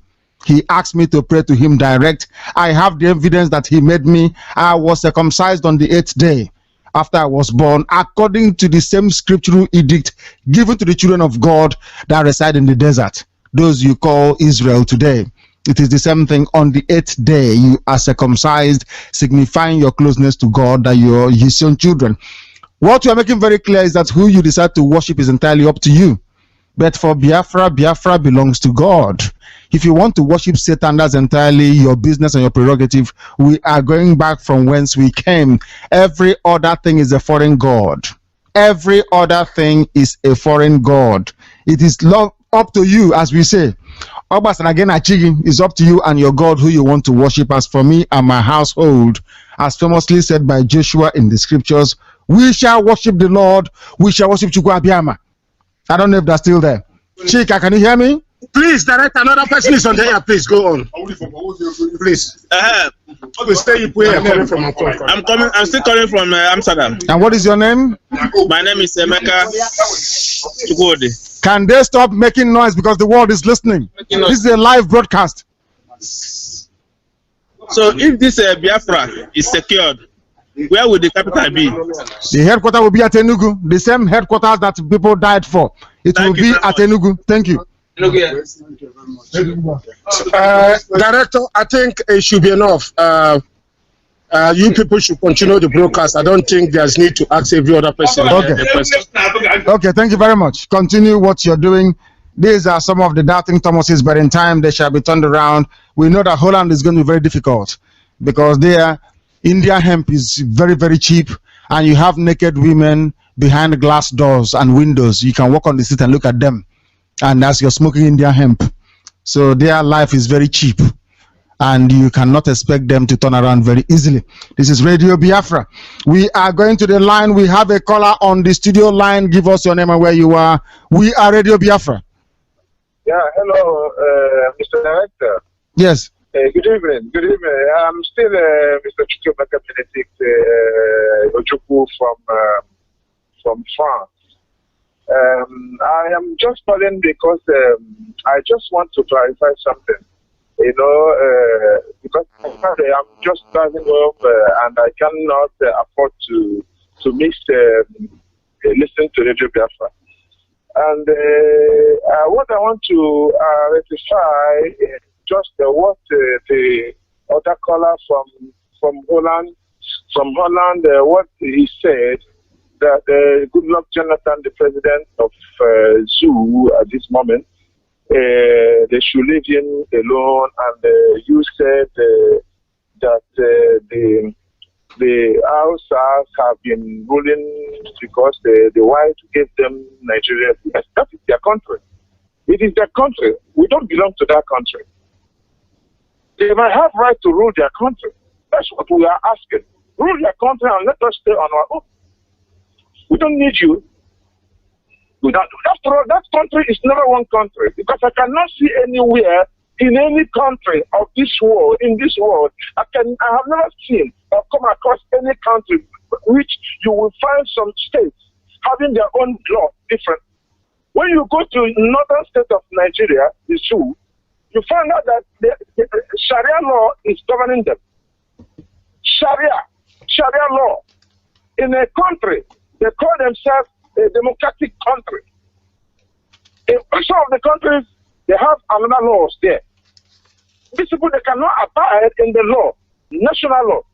They have made their own law. And I have not seen in a country by which only small group of armed robbers, terrorists, will hold the whole country under ransom. And nobody is doing anything. Nigeria is true. They have military, they have every equipment, they have everything it takes to fight. But yet, these hoodlums over there call themselves Boko Haram. They keep on terrorizing the whole nation. They call themselves giants of Africa. Which kind of giants of Africa are they calling themselves? We don't belong in this the giant of Africa. Biafra is the giant of Africa. We are the Biafrans, the giant of Africa.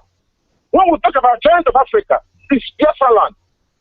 Go to Aba, go to Newi, you will see everything. There is no motor pass that you will find that is not being fabricated in all those places.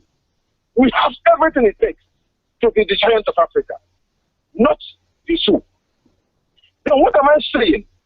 The advice I want to give to Goodluck Jonathan, the president, Mr. President of the zoos, of the monkeys, is he should do everything possible to give to Caesar what belongs to Caesar, and to God what belongs to God. There's no way you will have Caesar material and God's material. This uncircumcised generation will have nothing to do with them. Sorry, I am tired of this country called zoo. The zoo is meant for animals, for monkeys. What is good for them to eat is banana. To eat, vegetables like grasses. That is what is good for them. We cannot afford to live in that kind of climate, in that kind of circumstance. We are above that. We are giants. A giant, if you are a giant, when you wake up in the morning, you walk like a giant. You talk like a giant. You do everything like a giant. Biafra is giant. But they have subdued us to nothing. It is time for us to wake up. Every Biafra, I have been telephoning to Nigeria this evening. I called all the people I know in Nigeria. I was telling them, it is time to wake up. We might not need you people there. But what we are doing is to let people know that we are up to something. There are many millions of Biafrans all over the whole world. And even the gate of hell shall not prevail us when we will come up. Because we have meant it this time around. And what am I saying? Jonathan, good luck. It is time. It is time to give to Caesar what belongs to Caesar and give to God what belongs to God. And what belongs to God is Biafra. And we're going to take it by force. So let anyone that is saying that why is it that outside and they are ruling their own country. The Biafrans, they kept quiet. They were subdued. They were living under bondage. But it is time we should tell them. Let message go to Goodluck and tell the outsiders, the pharaohs, that God said, let my people go. It is time. Let my people go. And God will do what? We harden his heart. But the Bible said that Bible said that God sent Moses to go and tell Pharaoh, Pharaoh, let my people go. And at the same time, God hardened his heart for him to destroy him, because God wanted to destroy him, Pharaoh. He hardened his heart. That is what I think that these people, they are going to do. God will harden their heart for them to be destroyed, because they will be destroyed. Definitely and absolutely, they will be destroyed. Come what may. They are destroyed people. They are people. They are people. Even the people stuff. They call themselves a dead body among the living. They are the dead bodies among the living. They are already gone, because God has weighed their balance, their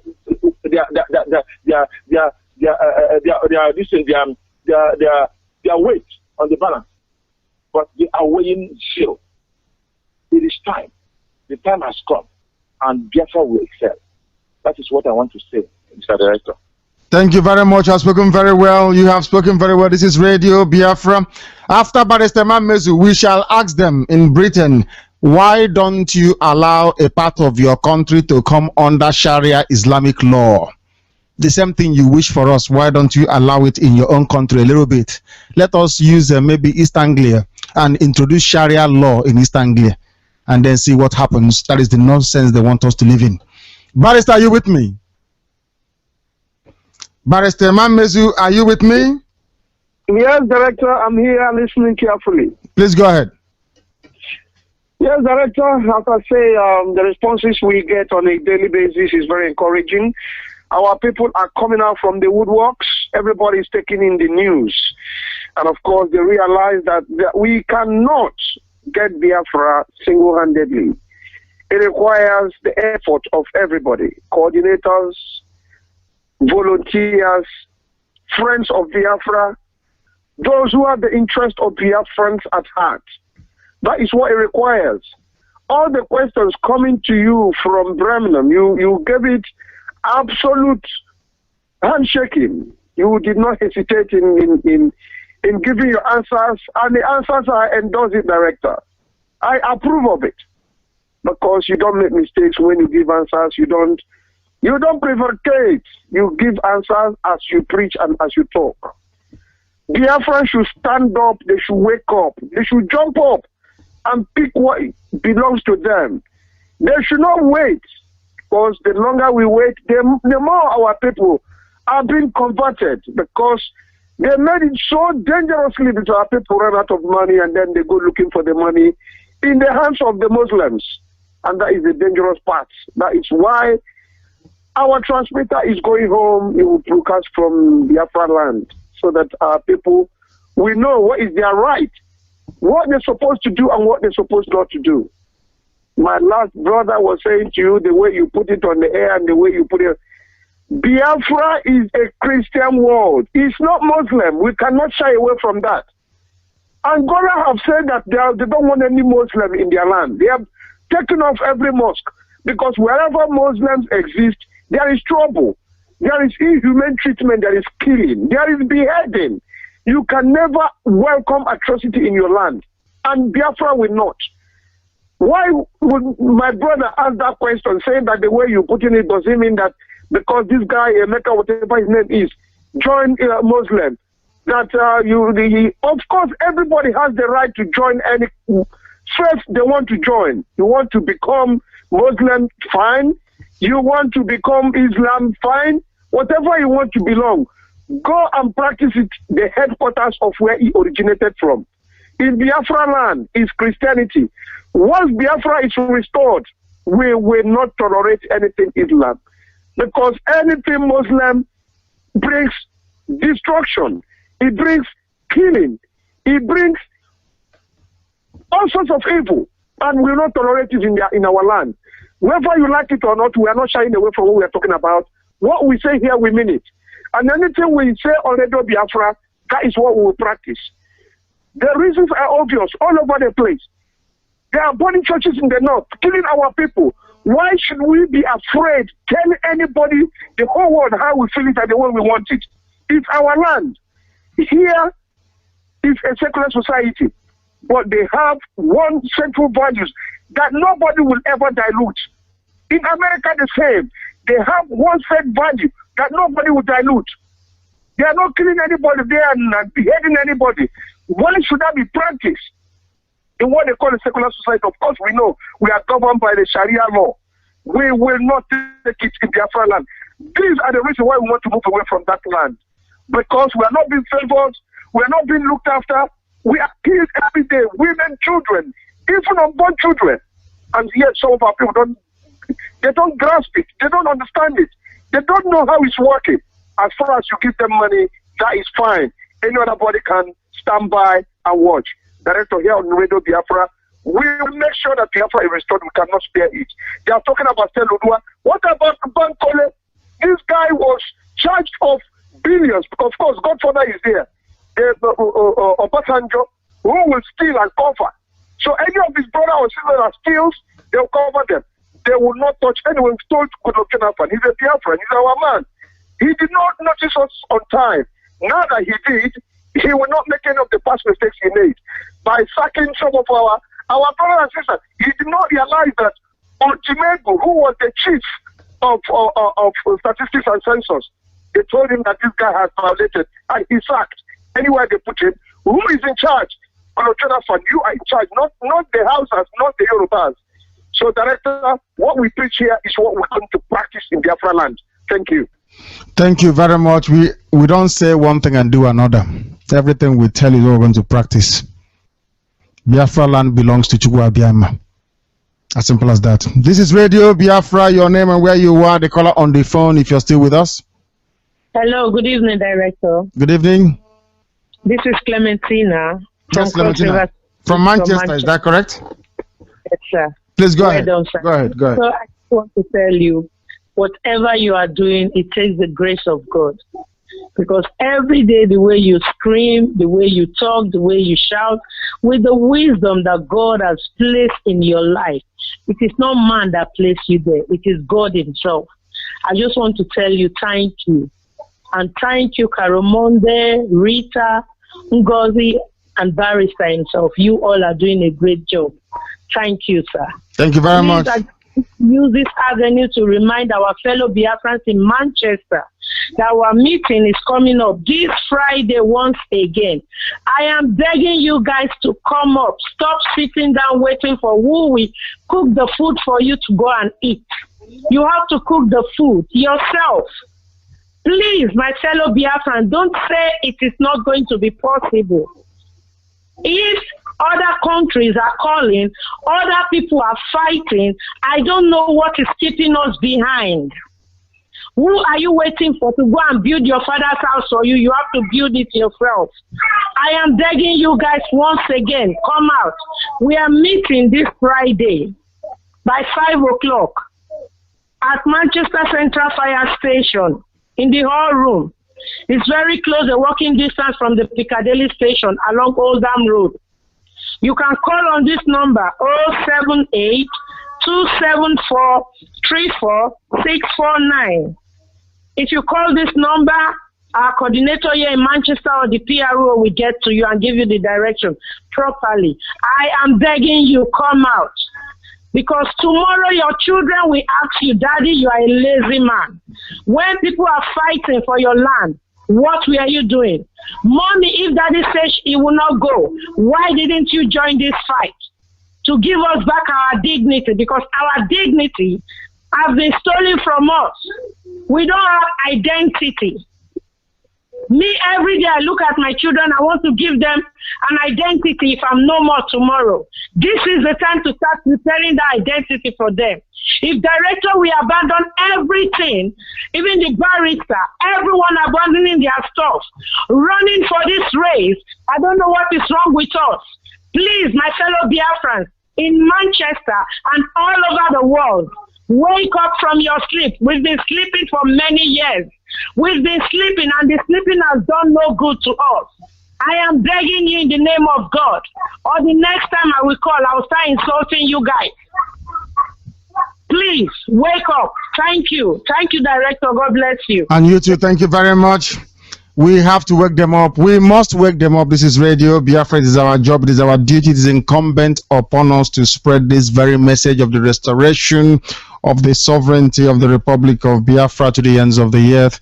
It is incumbent upon us to also uphold, to prevail upon our people to understand the need for the irreducibility of truth and honesty in what we are doing, that we must be transparent, that we must make it very clear to all those listening that Biafra must come regardless of what we do.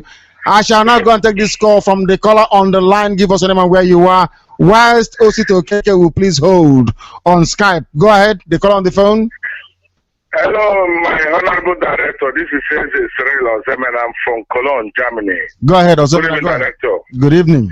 Yeah, director, I want to make some comments over these people in Holland. First of all, I will give my thanks to Eke by traveling from Stuttgart, Kassel to Holland in order to join these people in their meeting.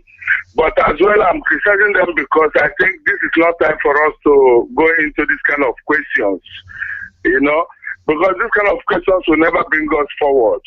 No matter whatever they are doing in Holland, no matter the kind of drug they are taking in Holland or smoking in Holland, this is not the right time for them to ask this kind of questions. This is the right time for us to join together and go and get back what belongs to us. Not asking director, if somebody converts to Muslim, what does that mean? Or if that and that is happening, how do you get Biafra back? We are getting Biafra by fire, by force, whether they like it or not. We are going to get Biafra by fire, by force. Even we get it by diplomatic way, we will still fight and destroy that zoo. Because that zoo, we must destroy that zoo. That knowledge will never exist again in this world. Let the people of Holland know that. If they are afraid of death, we are not afraid of death with the Biafrans. We are ready to fight. Our forefathers, they fought this fight. And we are coming back again to defeat that country called Zoo. We will not be afraid. Let the people of Holland know, no matter the kind of ganja or wee that you are taking, it will not cost us anything at all. We are going to fight for this and we are going to get it back, whether they like it or not, because I can see that the people of Holland are scared. They are afraid. They are afraid because of their ganja that they are selling. They don't want to lose their business. But let them know that Curaçao have the freedom to them from the Caribbean. And it is the Curaçao people that make or dominate that Holland in the right of black people. And these our people who are living in Holland are using the influence of the Curaçao people in order to settle down in Holland. You understand me, director? I do. They have to wake up. They have to wake up. This is not time for questions. Eke left his family, his work, left whatever he's doing in Germany to travel down there to talk to a mature, able Biafran men who are just sitting down there, laughing in the studio, or thinking that the director is just wasting his time, sitting down there to answer their questions. Are they not old enough? Whoever wants to get for them to come to Holland should listen to the kind of questions this mature men are asking on the studio. Yes. Director, I want to raise my case here. I know you have spoken. You have spoken. Everybody, not many people are happy. I mean, but what can we do? We answer questions if they put it to us. We answer. We encourage them to keep asking their questions, and we pray that the Chukwu Abiyama will continue to give us the understanding to be able to respond appropriately. But the truth must be spoken. Our people don't like the truth, but that truth must be spoken. That is why we have Radio Biafra. Osito Keke is with us. You will go ahead to address the world, please. We are listening. Thank you so much, Director. My name is Osto Keke, calling from Thailand. I greet each and every one of my fellow Biafran all over the world. I greet you all. I say, may the peace of Chukwuabiara be to each and every one of us. Director, we thank you so much for your great work, for hope you are giving to us as a people. Whenever I'm listening to your voice, I keep asking myself, if not Radio Biafra, what we could have been doing? Is it 10 p.m. we sleep just like that, keep slaving? Yes, we thank you so much. We thank each and every one of you. Our brother Barrister Mames, we love him so much. Karamonde, each and everybody who is contributing in any way to make sure Biafra will be restored. I thank you so much for your good work. Director, I want to use this opportunity to tell you this little thing. I think this our brother who called us is the type of person we need at this very moment. It's not, we know, yes, you study this course even 20 years, Director, but please, I want you to know that Biafrans which are angry now is people who we need most than those who is still blind of what we are doing. We know you answer every question, but not cowardly question. How can somebody who calls himself a Biafran, who knows that we are into freedom fighting, will come out here asking us if we are prepared? If we are prepared, we want to tell everybody who is listening to my voice this moment that if you are still doubting this very movement, I don't know what to qualify you as a. Well, you know that Nigeria is a spy entity. You are still asking us if we are prepared. Director, I don't want to go far. Let me use this opportunity to call upon my fellow Biafrans here in Thailand. I want to remind them of our upcoming meeting, our first meeting of the year. The first meeting which we are going to raise Biafran flag in Thailand. We call on everybody to come out in mass in this our very first meeting of the year, because Biafran flag must go up high this very meeting. I call upon each and every one of you who are still in doubt in this very Thailand. We know, yes, many people are listening, Director.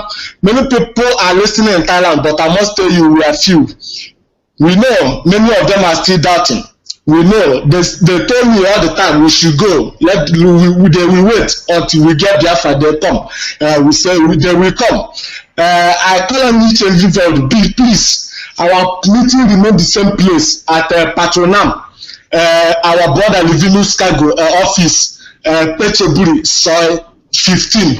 You can get us, or if you like to call our PRO for direction, anyhow you can call on 0890 53 5672. Director, please, I have been calling more than 2 weeks after our last meeting, and I don't know if you get our message, which we got it. We got the message from of course. Anytime it comes to contribution, I have been calling since that day. My number, my call hasn't got through, but I understand.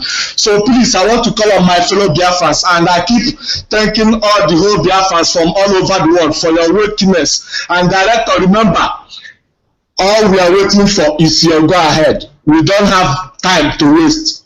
Please, we want to make everything hasty for your go ahead order. That is all we need for now, not coward question.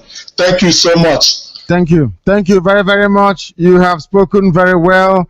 This is Radio Biafra, and we must continue to preach this very gospel. And we shall return to the line, and the caller on our Skype line will give us his or her name and where they are calling from, because we are Radio Biafra. Can you hear me? No, they can't. Give us your name. The caller on the phone, can you hear me? Hello? Yes, the caller on the phone, go ahead, is you. Your name and where you are. Yeah, this is Chika calling from China. Chika, what is your surname? Chika BDK calling from China. Yes, please go ahead. The world is listening to your voice. Go ahead. Yeah, exactly. I really want to know. I just have to comment on. You are fading away. You are fading away. Can you come back, please? Your voice is. We are losing it. Can you hear me? Yes, I can hear you now. And whilst the caller on Skype shoes, please stay where they are. I must commend you for your good work. Thank you. Heaven will provide everything you need. Thank you. What I want to do, I want to know the coordinate here in China. I want him to reach me on this media. Maybe he's online now. I want him to reach me so that I will get his number and I will call him. Yes, okay? our coordinator in China is Tochukwu Onungwo. We need somebody to confirm the number. Give us the number with which Tochukwu can be reached. Please send it to me so I can announce it. Keep listening and you get this number. Keep listening. Thank you very much. This is Radio Biafra. We have a caller on Skype. You will give us your name and where you are. As for us, we are in London. I'm Juliet Obi. I'm calling from Lagos, Nigeria. You're welcome to the program. Please go ahead. I want to speak about the former caller, the one that said that someone asked a question that is not right. If he's listening now, I want to tell him that everyone has every damn right to ask any question that they are not clear with, and it is our duty to put them through. So no question is too cheap, or no question is just too stupid for us to answer. So that's what I want him to be clear about. Anyone can call us to ask us any question, and director, it's your duty to answer such questions. It doesn't matter if it's stupid. It doesn't matter if the question is senseless or anything. You just have to answer it. It's your duty. So that's why I called. The guy really provoked me. Thank you very much. Thank you. It's freedom of speech. You see why we are different from Hausa people. People can understand why we are different, why we are the children of the light, why we believe in enlightenment. Reason. That's what makes us different from the rest. We differ in opinions, but we are pursuing the same thing. The caller on this phone will give us his or her name and where they are calling from. We are Radio Biafra. Hello? Yes, your name and where you are.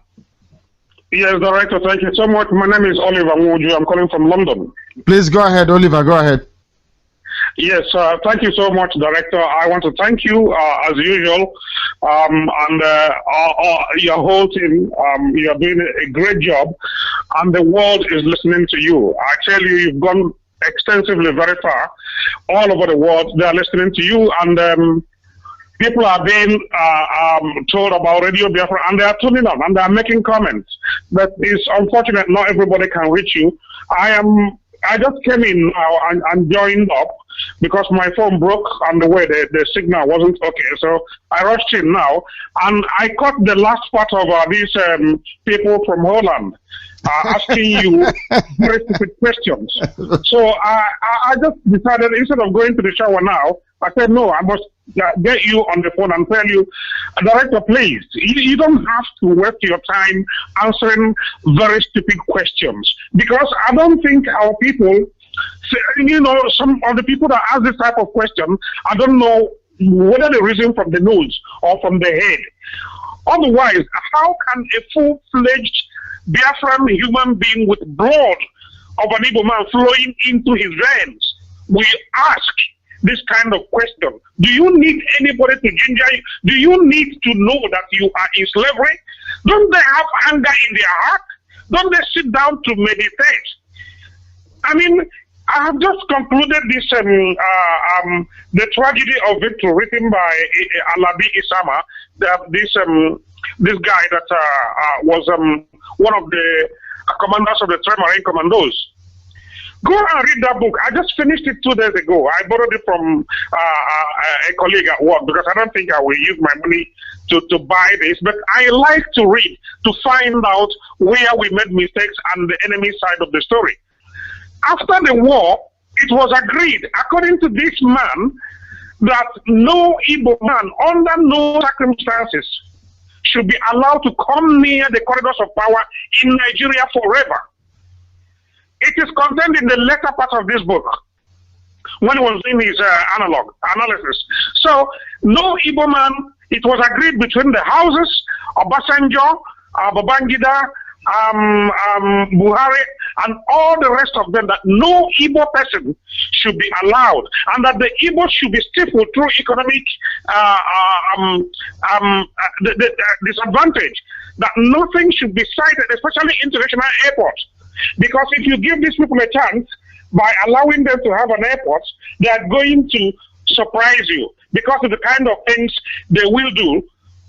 Now, you can see that since how many years after the war, 40 years, we do not have an international airport in the whole of the eastern region.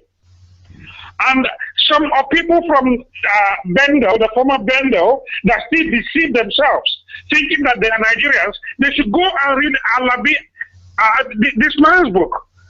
All the services he rendered to the 3 Marine Commandos at the end of the war, what happened? They just pushed them by the side, including the so-called Scorpion. Where is he today? He is dying in Lagos. He is so wretched and very poor that nobody remembers him. He is the one that spearheaded them through Cross River and all that. Reading that book, I got so angry, but then I continued because I wanted to finish it. And it's giving me a lot of information. People who are still doubting about Biafra, people who are still doubting whether Biafra should stay or whether they will continue with Nigeria, should go and read that book. If you continue with Nigeria, you are going to remain in servitude. Your children and great-great-grandchildren, in fact, time shall come when nothing. In fact, there is what he calls Spicer 1.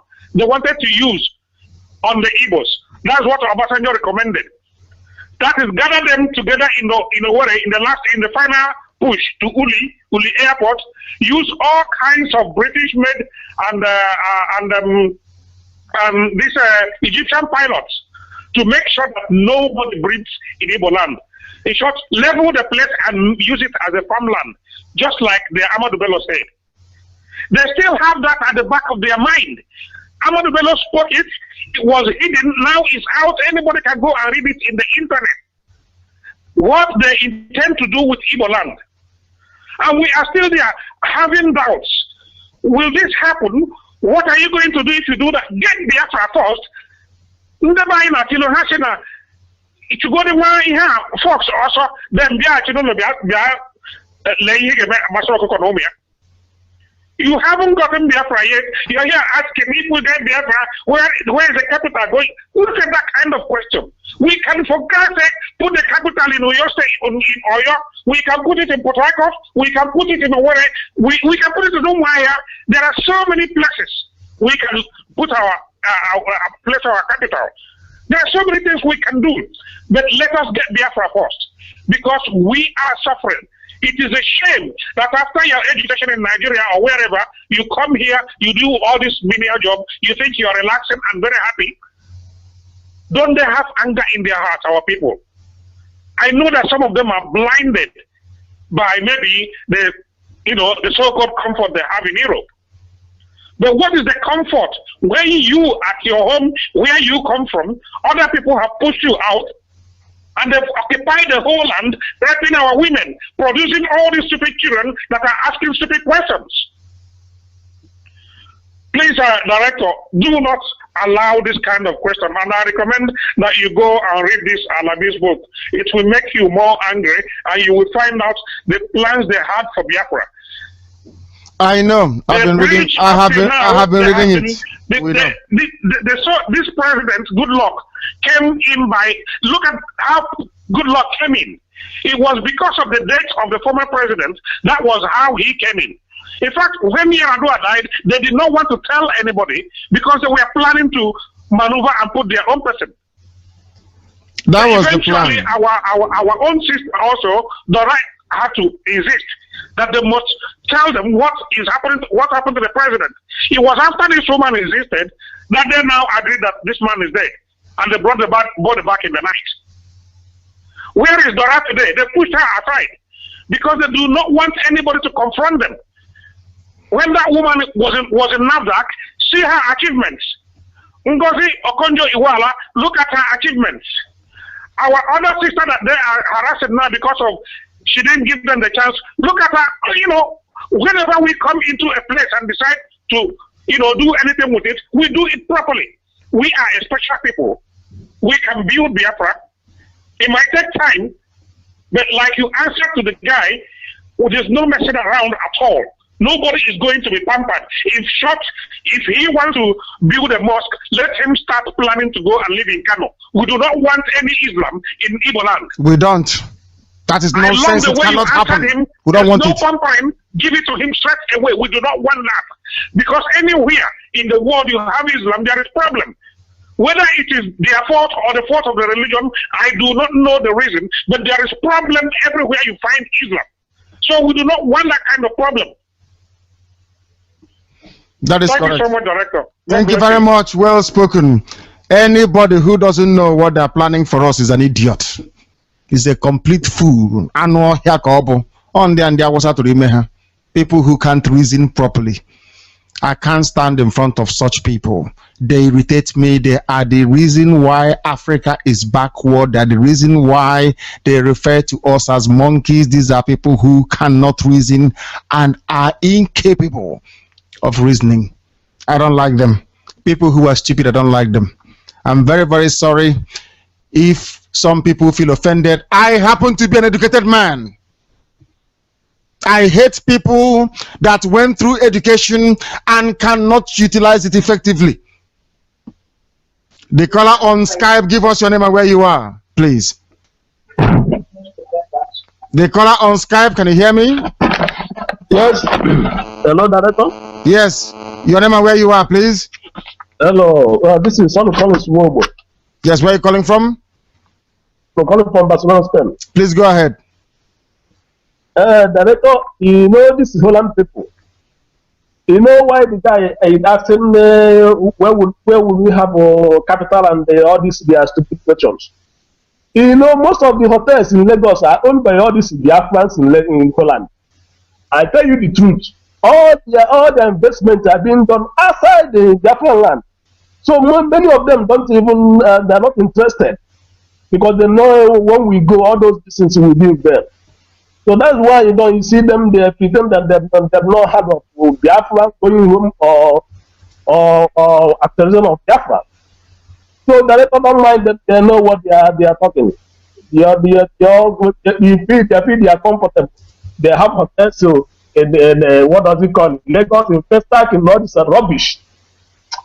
Director, thank you for my call. Thank you. People are not happy about it at all. Thank you very much. Give us your name and where you are. The caller on Skype. This is Radio Biafra. The caller on Yes, Skype. can you hear me?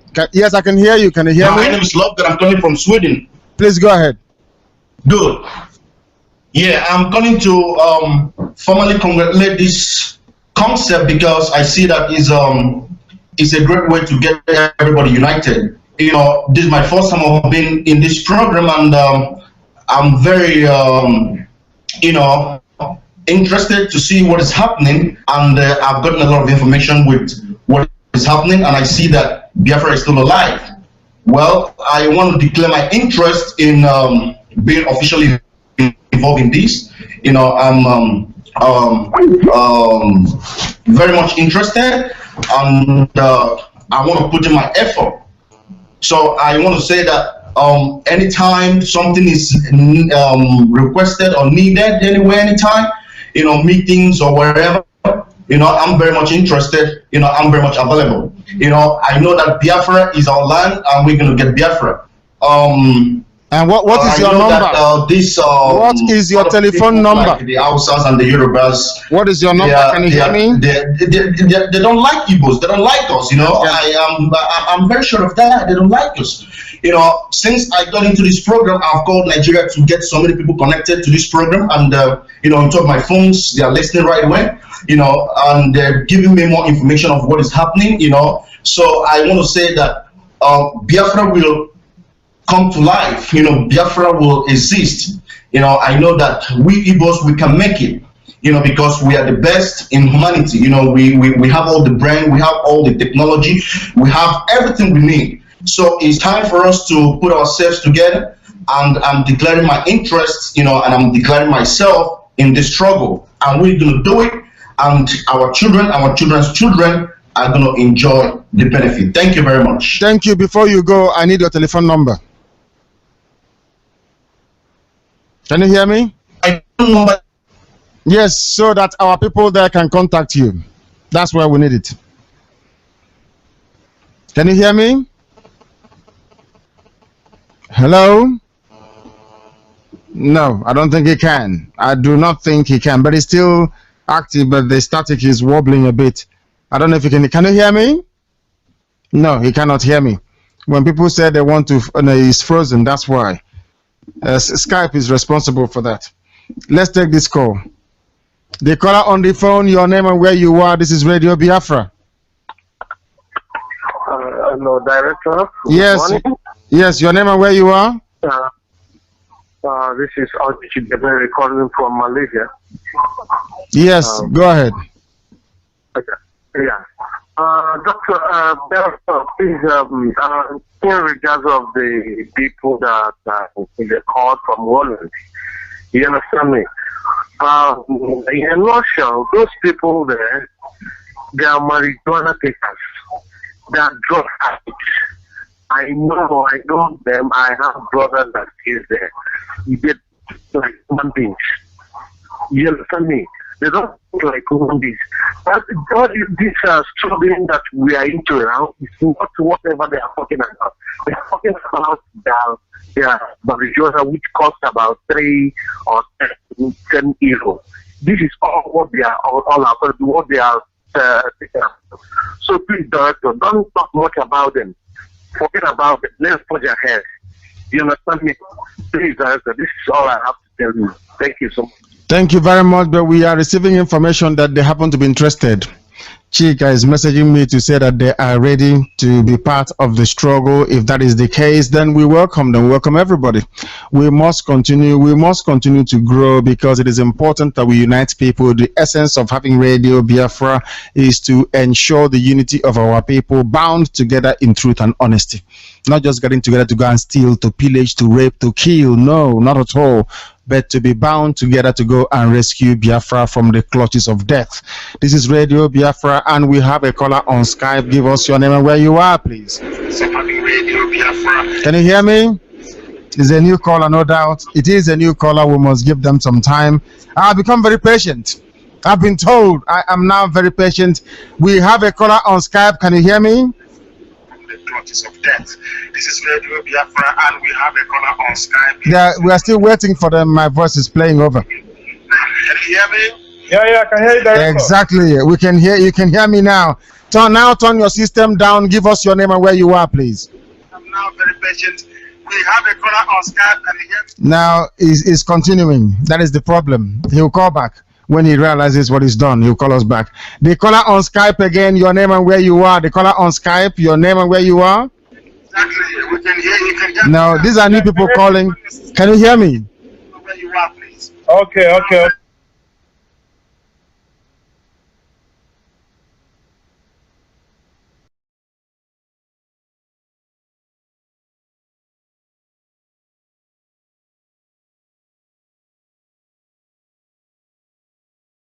To go to the coordinator's line to go and take this call. Give us your name and where you are. The caller on the coordinator's line. This is Radio Biafra. Can you hear me?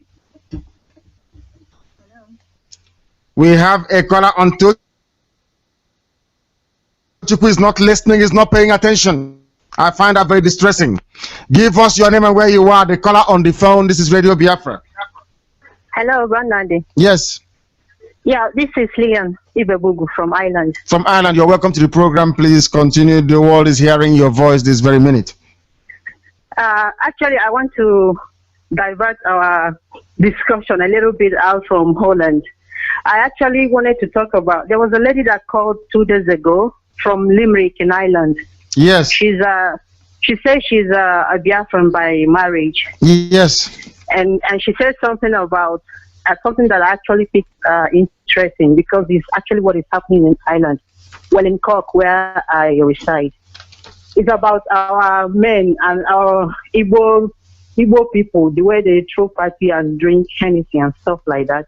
And she made mention about something like that, and I wanted to like emphasize more on that, because you can see people, I mean Igbo people, throwing away their hard-earned money, you know. When I mean hard-earned money, 9 to 5 hard-earned money on stuff like parties and, you know, booze and pandediam. So it's like whatever she says, she's very correct. I mean, this is the time we need to come together, you know, to make this thing happen. But they're actually hesitating and telling us, we have a lot of members that started this thing with us, then they started hesitating and they went back. And there are some that won't even want to talk about it, you know. But I'm just saying that this is a time we need to come out and make a better future for our children. Like that lady, I felt what she's saying. And I'm just using the opportunity to tell her, even though she and her husband are the only people that are interested in Limerick, she should like maybe join the Women League. Yeah, maybe there'll be interesting women that she can bring in, because I believe that this thing, if women are more interesting, they kind of get the men to look at it. Like in my own case now, is my husband that started it, and I became like interested. So I'm just saying that I felt what she's saying, and I want her. I hope she's listening to me. If she can just sign in with the Biafran women, that way she can help her husband and maybe attract other women, so that we can build a future for our children. I have her number. If you want it, I have her number, and then I shall try. And I don't know what we're going to do. If you're on WhatsApp, send a message on Radio Biafra line on WhatsApp, and then I'll text you her number. I have it with me. This is Radio Biafra. Thank you very much. I have Lilian's number with me. Thank you very much. Thank you. There's an impression we must correct, because if we allow it, will be misleading. Everybody with a property outside, be it 1 pin, 1 grain of sand, if you forget a bag of cement, if you forget 1 block, 1 brick, if you forget a sheet of zinc, if you forget 1 plank, if you leave it there, if you're forced to run away out without it, all your properties will be returned to you. That was where we said 67 to 70 is not 2013 to 2015. You will not lose anything outside, nothing. Do you know that the Jews got everything back? The Israelites, when Hitler killed them and all over Europe they took their money, they got everything back. They got everything back. So do not despair. You will not lose anything. In fact, Biafra guarantees the safety of your properties outside Biafran territory more than Nigeria. That is very, very clear. Give us your name and where you are. The caller on the phone. This is Radio Biafra. Hello, good evening, Mr. Nnamdi. Good evening. Yeah, my name is Ogome Bunam. I'm calling from Holland. From where? From Holland. Poland. Yes, Holland. Oh, Holland. Sorry, Holland. We're getting it mixed up. Holland. Thank you very much. Yes. Please go ahead. Go ahead. Yeah, and please, Nnamdi, there is some problems which the editorial board, I don't know, let me say it, the coordinator of chief of coordinator PK Chukwenyago caused in Holland. There are a group of people who have been meeting for 5 times or 6 times in Holland under the former, under the other brother who is coordinating Holland. And they promised the Radio Biafra that they will get back to them January. And they held their first meeting of the year last Sunday. And they called the Radio Biafra. Yes, some people called again today that they are meeting. Can I ask one question? And that question I want to ask is this. Since Radio Biafra has been meeting, have you ever had people that have their own meeting, if not Saturday or Sunday? Today is what? Today is Tuesday. Sunday. There are people who have the blood of Biafra are running in their vein. They are ready to die for Biafra. They are ready to die in order to achieve Biafra. Please, please, please. I do not see a reason why the first coordinator, who is no nonsense man, a man who is not dubious, a man whose word is yes, and he stands for yes, a man whose word is no, and he stands for no. A man who has done so much for to see that Biafran stood up in this Netherlands. He has gone to so many places, he has gone to so many meetings, and yet you people could not acknowledge it. And now somebody is calling, maybe that person has never even been in the meeting before. And someone has called and asked a nonsense question, and that is what Netherlands everybody has been carrying up in Netherlands. My fellow brothers and sisters all over the world, listening to me, I have to say it plain and clear. There are those who stood up for Biafra in Netherlands. There may be few. There may be few. But money is not everything. They may not have the money. But they stand for Biafra. If you like, you take it. If you don't like, leave it. This is me. Thank you. Thank you very much. This is Radio Biafra. We don't believe in sentiment. We allow people to do what they are supposed to do. Holland has been very poor. The coordination has been shambolic. It has been useless, in fact. Absolutely useless. We need people who can come out to coordinate. We don't believe in speculation and theory and emotion. This is Biafra we're talking about. We don't have time for sentiment. Don't feel sorry for me. I want action to be done. And Holland must rise up. You must raise Holland. It must rise up. We are not here to play to the gallery. We are here to get Biafra. When we move forward, we are not here to entertain any manner of sentiment. We don't want to be loved. We want Biafra to come. You can hate me if you like. You can despise me, but Biafra is going to come. Ikechukwu must do his job, and he's doing it excellently well. Any non-performing coordinator should be removed on the spot. We're not here to waste time and to play games. Give us your name and where you are. The caller on the phone. This is Radio Biafra. Hello, good evening, Director Nnamdi Kanu. This is Uche Chukwuono speaking from Cork Island. Please go ahead. Nnamdi Kanu, I'm just listening to what we are discussing with Holland people. Actually, I'm not so surprised about what they are doing, because the same similar thing do happen in Cork where I live. You know, there are some people who have this mind of moving this Biafra forward, and which I am one of them. I know how it worries me much, and I know how I talk to people. I can fight for Biafra and I can die for Biafra. And since when I started following Biafra, I've been doing my great part to make sure that I bring people in. But sometimes people are very, very hard and critical. When you are talking to them, they don't even want to listen to you. And again, one thing I want to tell you is this. What I'm just seeing is this.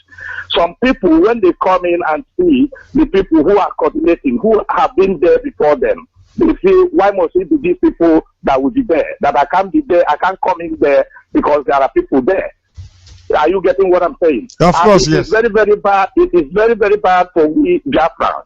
I have started saying it to everyone. If you say that you have a skill, you don't look for who is there before you. Come in and put your skill. That is where people will recognize you. But what they are doing is that they will say, Obonna is there, I cannot be there. Or Uche is there, I cannot be there. Or this one is coordinator, I will not be there. This is rubbish.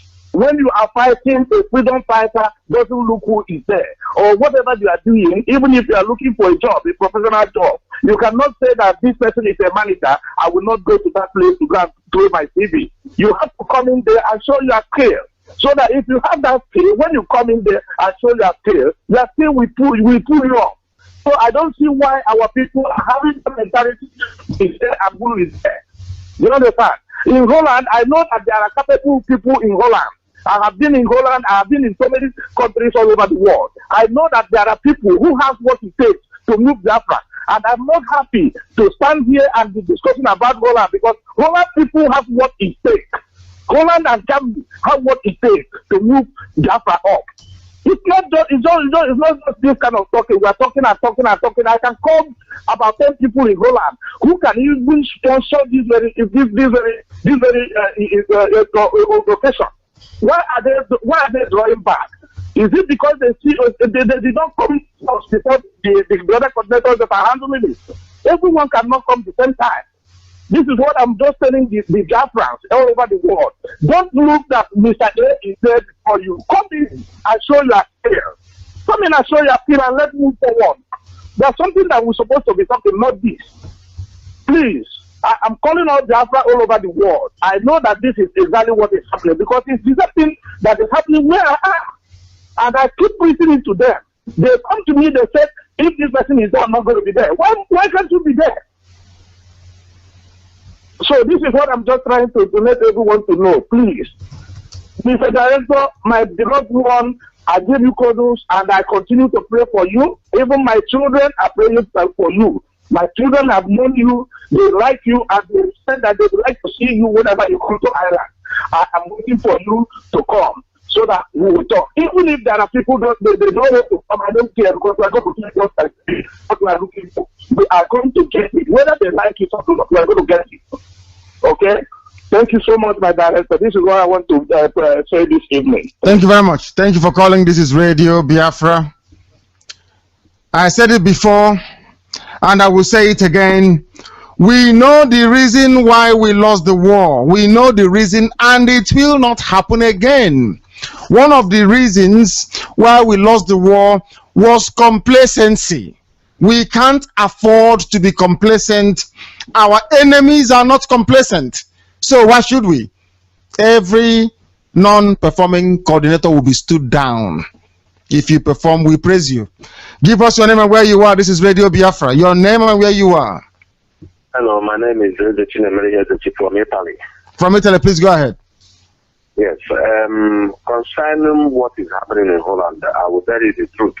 Some group of people, they have made this title SND, and you are not a member of SND, which I'm trying to shut down. But anything Igbo meeting or anything Igbo communication, if it's Biafran communication now. So if you are not a member of anything SND with their group, you to the last. And freedom of together in my head. Where is this coming from? Who have issue. I want you to please reconcile with this young man, the former person, the first person. Please let him continue that work. And I know he will do it better. With the spirit I'm seeing this night, he will do it better. Please, Director. So are you asking for the former coordinator to remain? Yes. Yes. I don't know. He has been stood down. He has been stood down. We don't want to hold this type of conversation anymore for the simple reason that we must make this very clear. We made it also very apparent with Billy. One chance only you have with us, not two, not three, not four. One. You get it wrong and you're off completely. Because when we go to face our enemies, one single simple mistake, you are off. You are killed off and you're finished. We can't allow that to happen to us. We can't allow complacency. For how many months did we try to encourage her? How many months more do they need? This is 2014. Do you know this is 2014? Yeah. If we don't start our move this year, we might as well forget all the things we are doing and stop deceiving ourselves. Yeah, Director, I understand you. What you're saying is right. But concerning myself, I know what I'm seeing here. There is somebody in the church the other time. They talk about this where we went to the meeting in Padova. And I make comment, if the person that is coordinating is not the right person known by good people, by good foundation, let the person not continue. But in this case, people will just bring their own idea, bring confusion. If maybe that man from Change is talking lies, now we have known the truth. If you want to join your fellow brothers, come with them. Don't be outside and calling direct or direct or sending message direct and criticizing people that is doing the best work. We are trying to restore our country, and that is what we need. There is no other thing. Frederick Lucifer have done what they have done.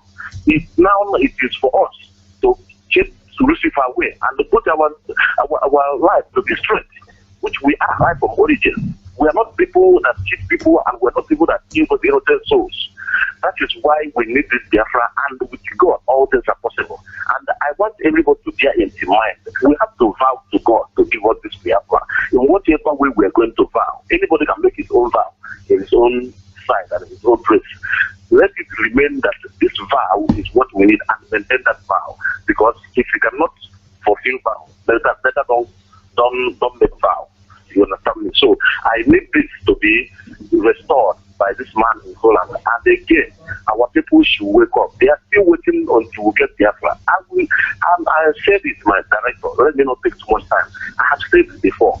Anybody who is living in Europe, their family know that they are living in Europe. We will come to one by one. Where are you when Biafra is asking for their restoration? What are you doing? These people wait until we get it and we'll give it to them so that they can do their business. Answer chief and government and others.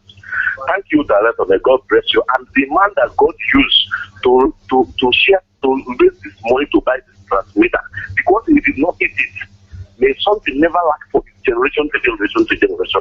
That's my prayer. Thank you, Mr. Rebel. Thank you very much. Thank you very, very much for calling. This is Radio Biafra, and we must broadcast. We have a coordinator in place. We have a coordinator in place in Holland as we speak, and that coordinator must take up their duties. And also, we do need zonal coordinators to coordinate the various areas.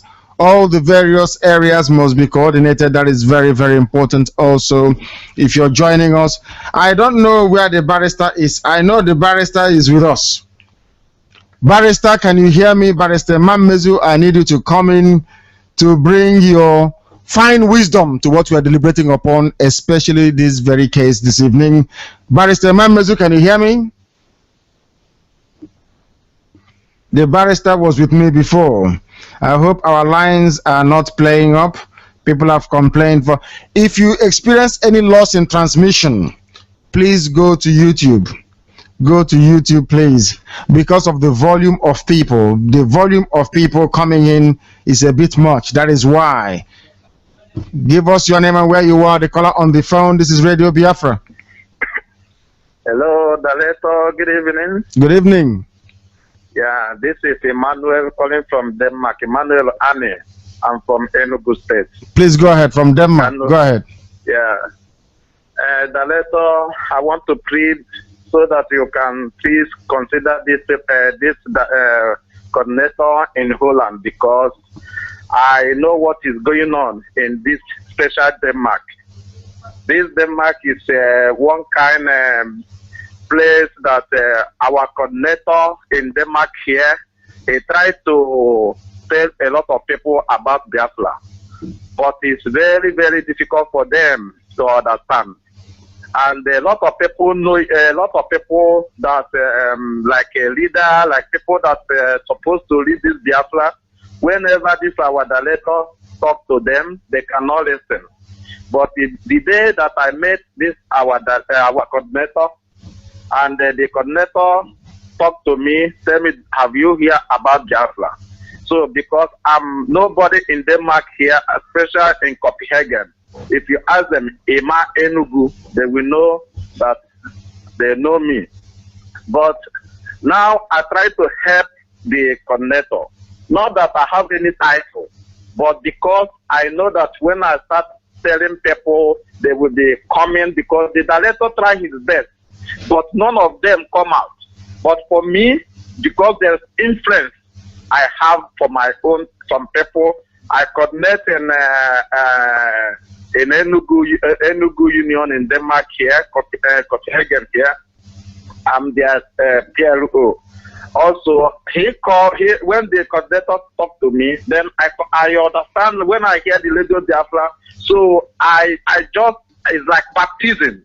My body and everything, I sacrifice myself that I have to do what work for Biafra. So now I start doing the work, even what other coordinator cannot do. Try all my best to make sure that everything will be okay in this, many people will be coming out. But for our coordinator here, he do a very good work. He walk around to tell people, but many people don't want to hear anything from him. So people will tell him, don't like anything from me. But me, I'm talking to them. Whether you like it by force, I can give you by force. Whether you like it by peace, I give you by peace. That's what I'm doing. But I don't need anything like title or anything. But what I do, I'm working for Biafra. And for what is going on in Holland, I start thinking about what is going on in Denmark. Because the coordinator in Denmark try his best. Because very soon, other group, like today, I met a one man in bank. When I was in bank, this man tried to tell me when we get Biafra, and this man is on people know him in Denmark. He told me when you get Biafra, then he can join us. And now that we are getting Biafra, maybe some group will come from anywhere and they form themselves and they gather and they start calling. Say, oh, we can do this, we can coordinate, we can then all the whole job we'll be doing here, they will throw it out and the other connect will start going on.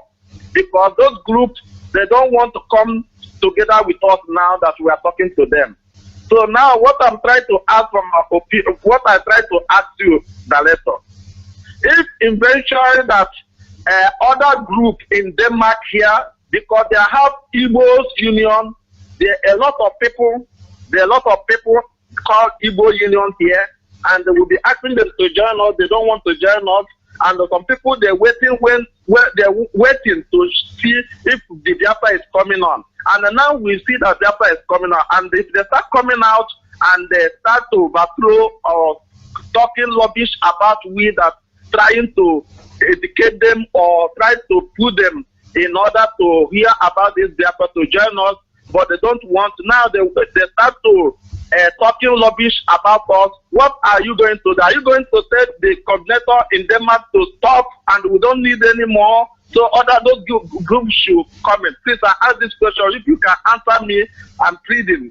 Sorry for... No, I will answer your question direct and very simple. The fact of the matter is that we tried to contact the coordinator in Holland. It was not possible to contact him. We are not children. We are adults. We know those who are with us from the beginning. We know those who have been struggling. We know those that struggled through. Anybody coming from anywhere and saying they want to do something spectacular when we did not find them in the beginning, that person or group of persons are wasting their time. It will not happen. We know who our hard-working coordinators are.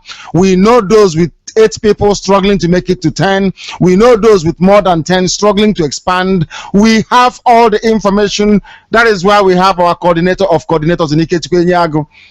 We have all of that facts and information.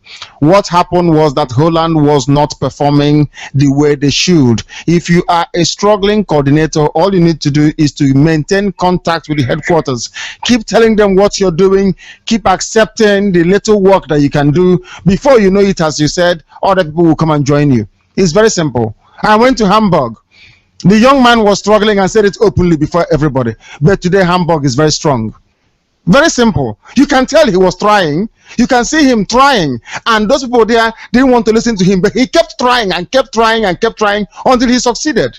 You don't give up and say you're trying and so what if you try and then what?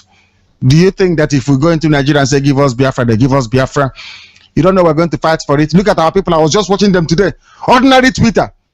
They have not tweeted up to 6 times. They are tired of tweeting. That was why we abandoned the war after 3 years.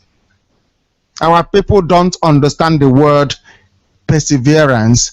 The child has to be standing there for the adults to bring his or her hand down for the child to take what belongs to him or her. If you walk away, they can bring their hand down and rest it for a while. If you come, they put it up again. Our people must understand the need for perseverance. That is why we don't have any media. Back home, I'm drawing out all these things so people understand why we do what we do and why we do it the way that we do it. Our people cannot see profit in newspaper, but they don't know that it has what is called altruistic value. There are other values associated with media ownership. It is not a question of profit. It is not buying and selling. That is why today Yorubas can decide who lives and who dies. They can decide who to appoint as a minister and who to fire. But maybe those newspapers that are there shaping people's opinions don't make any profit. Our people must understand perseverance and to persevere.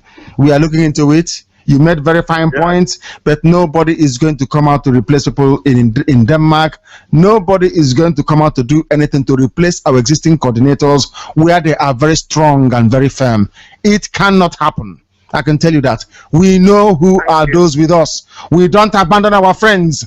We don't abandon genuine Biafrans, because this is Radio Biafra. Thank you very much for calling, and God bless you. We are going over to the line, to the coordinator's line, to take this call. Are you there? This is Radio Biafra, the caller on the coordinator's line. We are with you. Your life to the whole world. Please proceed. Good morning from China, Director. From China. Tochukwu, you're welcome to the program. Please go ahead. Thank you. Director, thank you for the good work you are doing for our people, Biafran. God to protect you and guide you. I thank all the editorial board members and all the coordinators all over the world. I want to give out our number on there so that some people who don't have it will have it now. Go ahead. Go ahead. That is for China. Those listening in China. Yes, go ahead. +86. Yes. 135. 135. Yes. 8054. 8054. No. Tochukwu, start again. Start from the beginning, please. Let's take this number down. +86. +86 135. 135. Yes. 8054. 8054. 9009. 9309. 9009. 9009. This is the number for China if you are in China. And Tochukwu, what you need to do, I know that Guangzhou is under lockdown, more or less. We need our people. We know those of you in Guangzhou where you've been extremely active and where I visited. You guys have done very well. You have represented your country very, very well. We know that for sure. But what I want you to not to consider, what I'm asking you to do with Ikechukwu Enyago is to make sure that we have the same grouping of Biafrans in every major city in China. We must have zonal coordinators in China. We must have.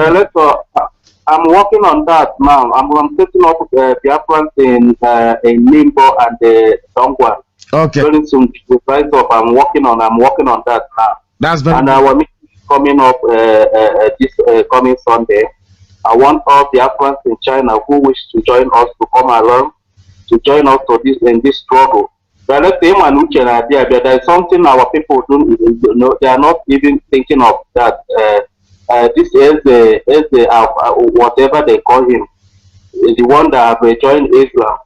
They want to set up something like a Islamic leader or Islamic law in Igbo land. When Islamic people will be killing us in northern Nigeria, then if you decide to kill them back, then your brother will be killing you in Igbo land also as an Islam. And where they set up Islamic, where they Islamizing us now, they will give us something like the Boko Haram. Then we will divide us into two. People will be talking about Biafra, others will be talking about Sharia law. That means we will not stand on Biafra again.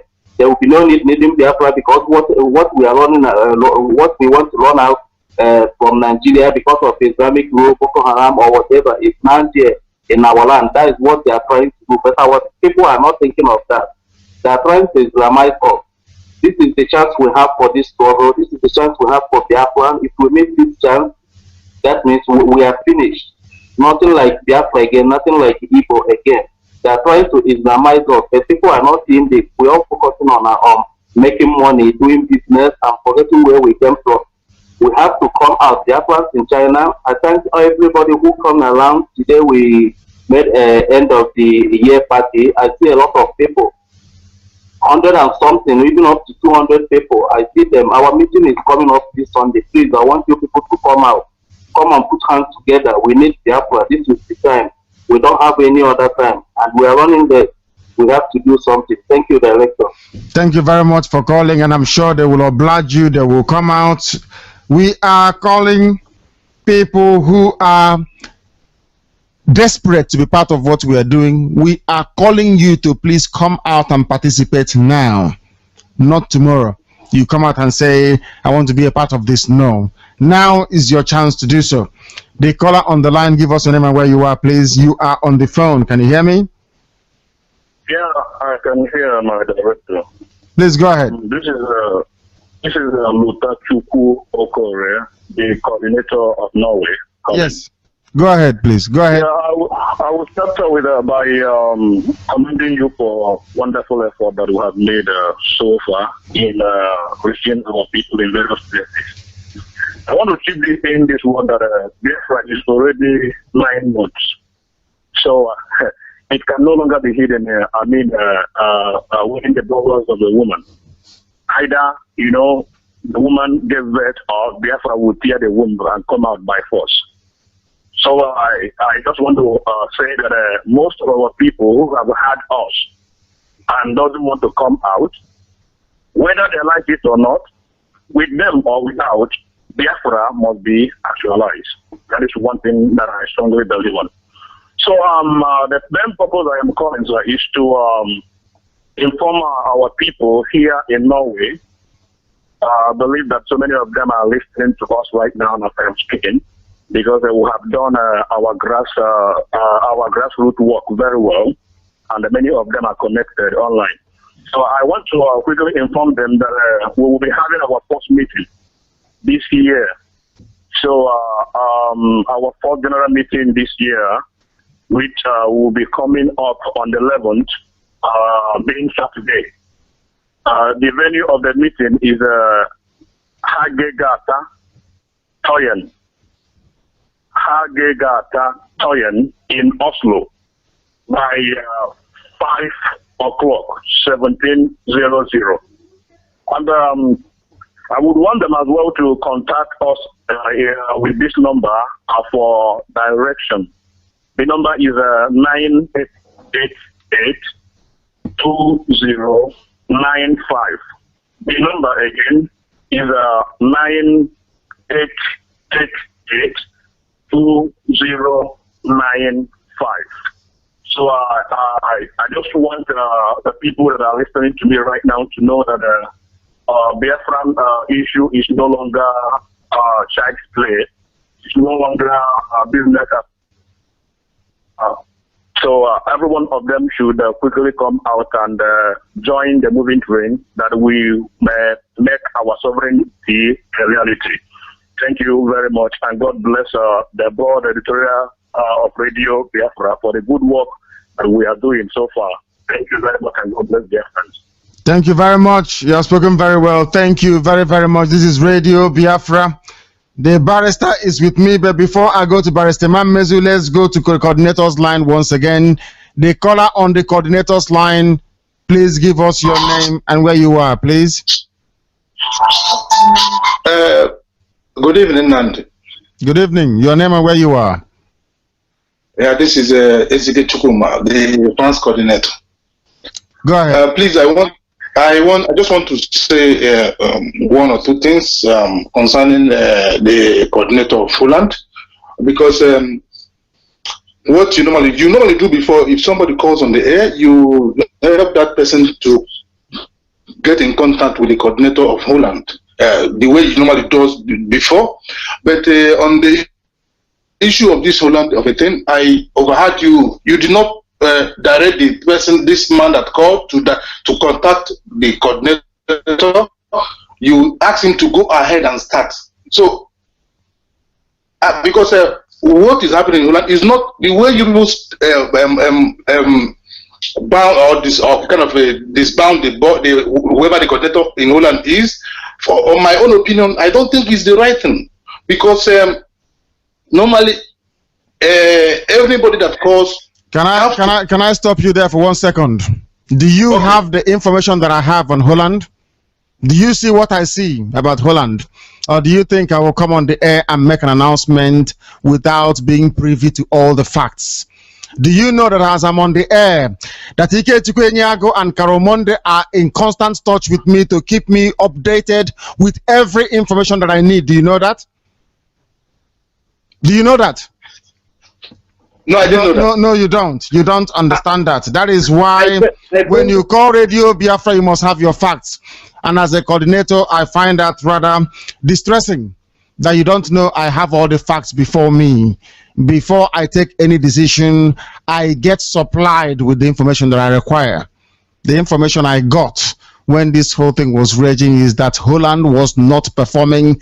They have not been responding to directives coming from our headquarters, and we will not condone insubordination. We would not condone those that don't follow orders.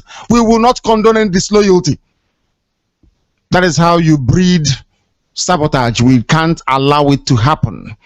If you have anything to say it on the air. This is Radio Biafra. The barrister is with me. I shall go to the barrister himself. We must commence because very shortly we bring in this program to an end. We would have been on the air for about 4 hours. The barrister, can you hear me? If you can, please, what do you make of what you're hearing? And please, I will ask you not to dwell on Holland. We've had enough of Holland, please. No, of course not. Please go ahead. Director, I can never mention anything about Holland because I thought about now, I should know my sense of directions, you know. I don't dwell on things that will not achieve Biafra.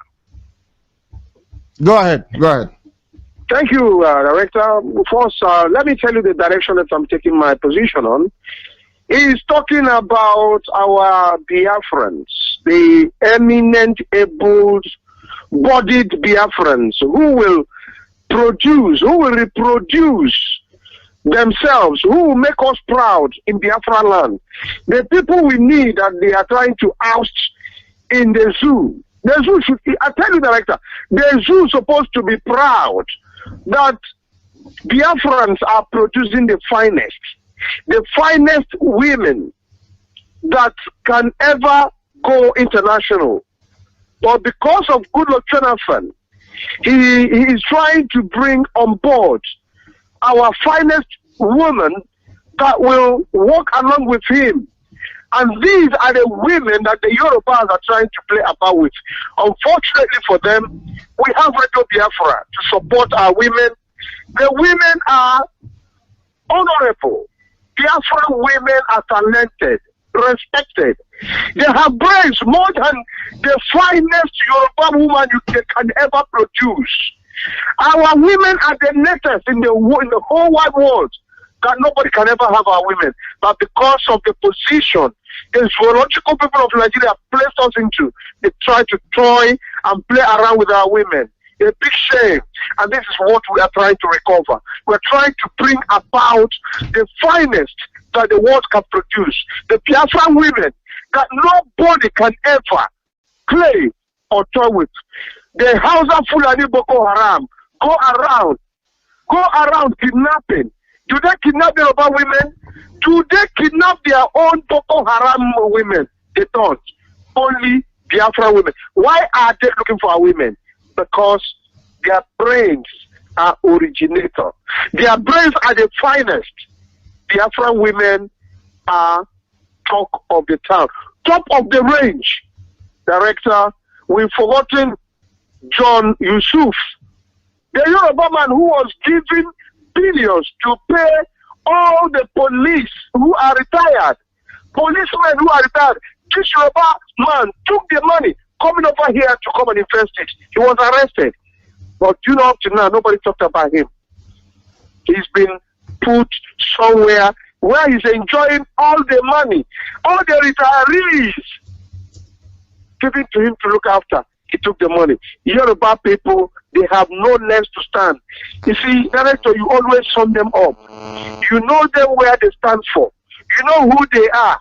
So when you preach about them, nobody can ever stand in your way or even stand to question you because you have them at your fingernails. You have them at your palms. They cannot try Biafrans. What we are trying to do is to restore the integrity, the benevolent spirit of Biafrans that are coming back. Director, I don't know where to start. I don't know where to stop. We are trying to bring about the integrity of our people. That we've been sent all over the world because of the atrocities in our land. And I'll give you a different scheme. The reason why, you know, Biafrans were not cowards. We are men and women of valor. We don't run away from our responsibilities. But because of the atrocities committed in our land, that's why people from Aniocha, Ibocha, Ibo land, Ibibio, Efik, we are leaving that land because we don't like evil. We don't like where people are being maltreated. That's why you see us leaving our lands. It's not because we don't know how to fight back. It's not because we don't know how to see it through. What we don't know about is how to contain and condone evil. That is what Biafrans do not know what to do. Instead of us to condone and take bribe, we rather shun it. For you to bribe a Biafran, we tell you, break that pot that you use in feeding us. This is why we're supposed to return back to the integrity of our people. What we see these days is not of Biafran. The evil we see today is not of Biafran. Majority of Biafrans will shun evil. That is why nobody can say they found any problem, any wickedness where Ekweme, who was the former vice president of that zoo, the man came out single-handed. Nobody probed him because the man has nothing to be probed upon. Our people say, when you're not carrying anything, you cannot drop anything. This man went in as an honorable man. Unfortunately, we used to be proud of Emeka Anyoko, who we do not realize he is married to a Yoruba woman.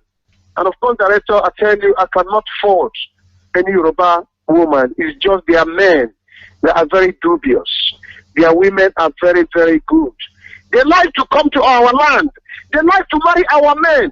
Unfortunately, some of our men who are married to Yoruba women, they tend to be corrupted by the Yoruba men. Our men do not know anything about wickedness, about killing, about all sorts of evils. As far as you're a Biafran, we don't associate ourselves with evil and wickedness. But when they mix up with Yoruba men, they tend to know how to mix black and white and put it into green. But Director, the reason why you and I and all the editorial boards of Radio Biafra, we talk non-stop. It does not mean that if the Director tell you, sometimes when I finish talking, I know you do more. If you do more talking than me, even when I come back from the court, Director, I'm tired. It's tiring, I didn't know this can be so tiring. It is so tiring, it's untrue. Director, it's not tiring. It will exhaust you. Yes, mentally. You will be weak. Mentally. It's very exhaustive, Director. But where you get the power to soldier on, I don't know. But because you're a Biafran. Director, because you want Biafra to be restored. You want the resurrection of our country. The only country where you go home, you open your door. Look at how Ghanaians are living peacefully, Director. For God's sake. Look at how Ghanaians, our next door neighbors, only Biafrans, are scattered all over the world.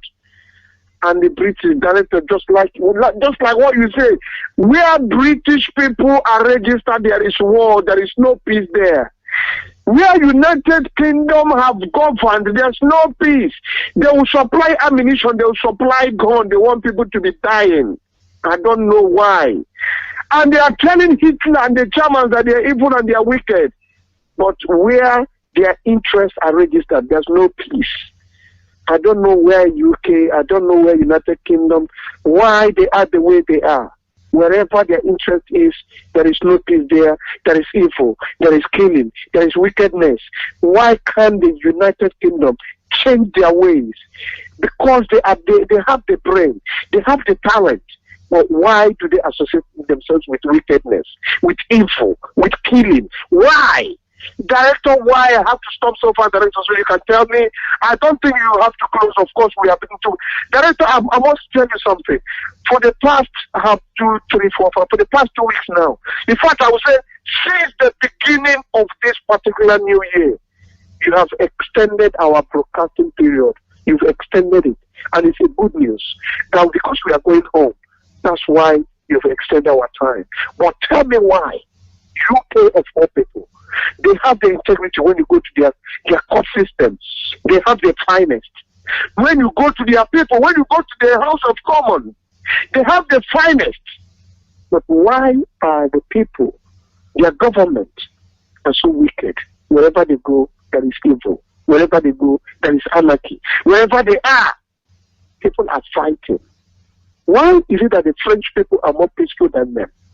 Director, please answer me this before you come back to this. Barrister, I wish. No, the fact of the matter is that it's because of divide and rule. They think that the only way to control a people, because if I want to come to your house and take what belongs to you, look at the Hausa Fulani people that learned from the British. The only way to get access to Biafran oil is to make sure that a Ibibio person will see an Igbo person as an enemy when they need their brothers. They will go to Igbo Cham and say to them that, oh, Obibo, mind you, is not an Igbo name. It is Oyimbo. They will go to a place like Ishekiri and say, oh, remember that Awolowo installed an Olu of Ishekiri. So for that reason, some of your ancestry is Yoruba, not Igbo. When they sow that seed of discord, a Hausa person can just come down like Udele, vulture, and be eating what they didn't kill, which is the oil, because they learned it from the British. The only way they can get access to your natural resources, the only way they can control you is to get two of you fighting. Then they're coming from outside and be taking what belongs, what they think they should be getting. That is how it's called divide and rule. Have you forgotten, Barrister? Divide and rule. They divide and they rule you. As simple as that. Division. Go ahead. Thank you very much, because you are intellectual.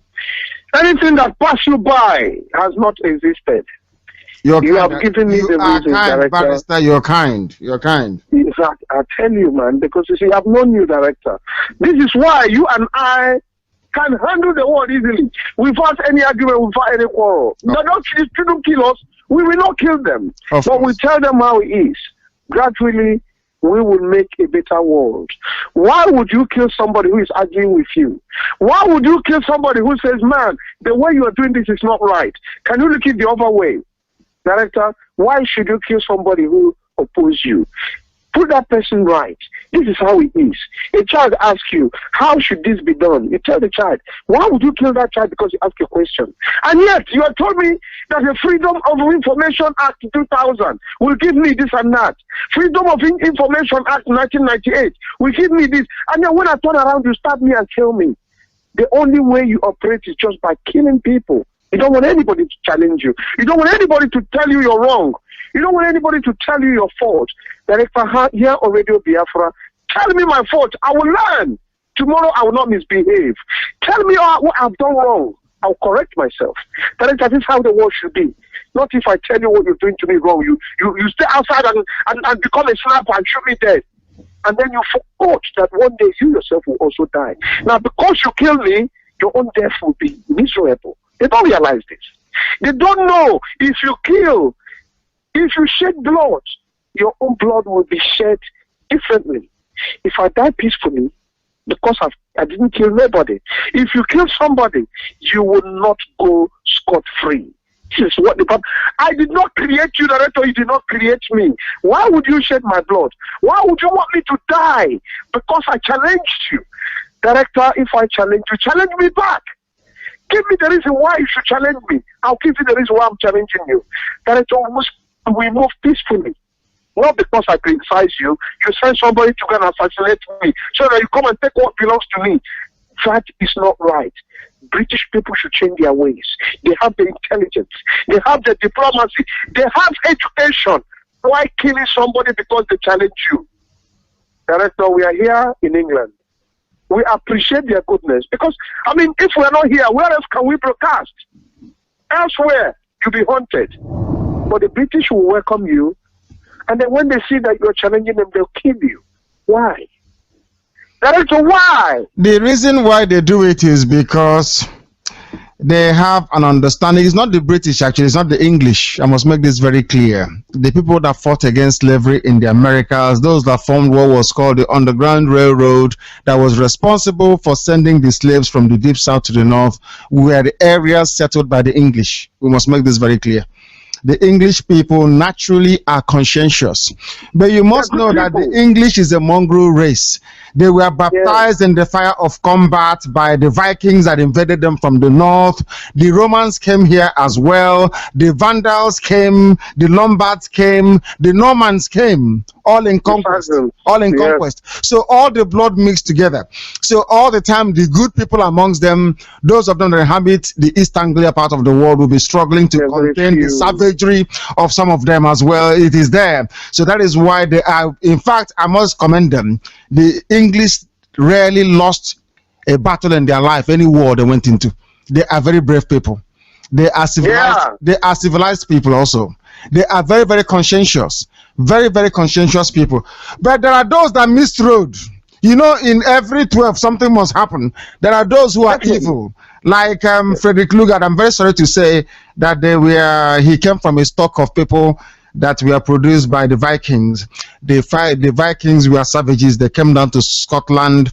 They went to a place called Iona Islands. They massacred people. They massacred monks who were praying, and they impregnated the women, and some of them became that way. That is where he came from. He could not understand, his brain could not comprehend that you can be nice and civil to people without being a savage. There is nowhere that the British, not the British, that's the problem, barrister, we've cracked it. Anywhere the British went to, you have problems because it contained people who were fathered or sired by the Vikings. Mixed race, mixed race, put it that way. Everything was mixed together. But anywhere, if you look at the English, the pure quintessential English people are gentle people.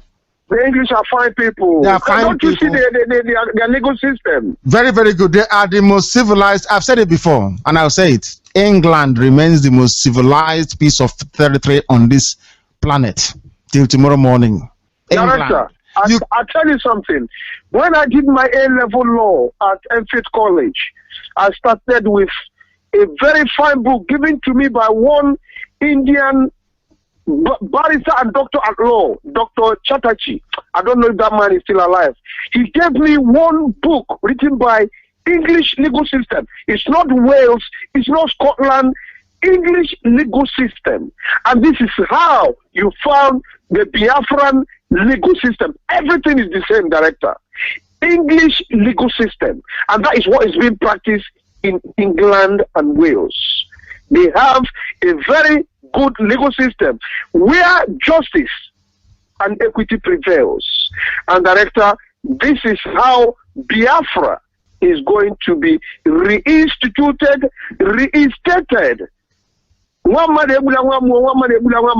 Live and let live. Take what belongs to you, and I will take what belongs to me, Director. This killing meted to us by the House of Fulani. We don't want them in our land because we hate blood, we hate killing, we hate marginalization, we hate all sorts of evil. This is why Biafrans will remain solely Biafran. We don't want any mixture of anything. This, while our brothers and sisters have been converted to Muslim, we definitely have to go to Islamic land and stay there. We don't want any mix-up. We hate atrocity. We hate cheating.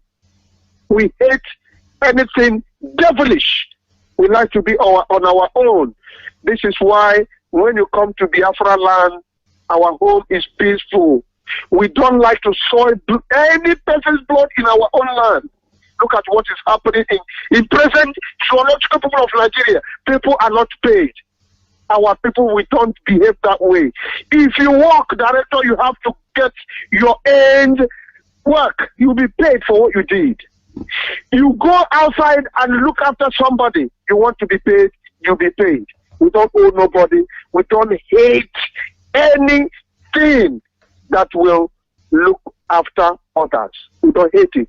We love it. We embrace it. But when it comes to all this evil, kidnapping, impregnating little children, Director, our system. When my mom, I went to see my mom today. My mom got married at the age of 13. That is the system then. This given to the parents. This girl, I'm going to marry her. When she gets to that age, you come and take her. Not by force, but by our cultural dowry system. But these days, is by force. You impregnate a woman, before you know it, she's kidnapped. Children born, sold.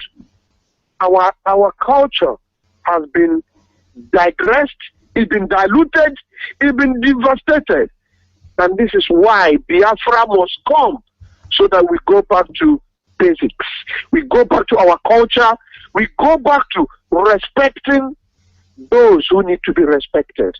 The elders, our seniors, those who know and accept, acknowledge, and follow the rules of God and the rules of mankind, where everybody is equal, where our women will be respected once again, not treated as if they are nothing. A woman will carry a child for 9 months or forth, and now women are looked down upon. Our women are revered, respected. But these days, Biafra women are being played and toyed with. Director, I don't know if you're closing. If you are, may I use this opportunity to thank our people wherever they are, to bless all of them that tomorrow is another day. I respect every Biafra man or woman. Wherever you are a Biafran, as far as you believe in the restoration. We are not activating. We are not achieving. We are restoring Biafra, because Biafra has been there before Lugard came. Instead of us blaming English people who are righteous people, very honorable people, let's put the blame where it lies squarely. If we have to go back and bring Gordon Brown, he's a Scottish man. Bring Tony Blair, he's half Scottish, half English. They have to restore Biafra how it was before. Conservatives were shouting, saying, no. Well, I think that Wilson himself must come from Scotland. Told the Nigerians to kill all Biafrans. And of course, we cannot all be killed. We have resurrected. And director, let me tell you this. We are going back to Biafra land. May God bless all Biafrans wherever you are. Tomorrow is another day. If you didn't get through today, we'll meet you again tomorrow.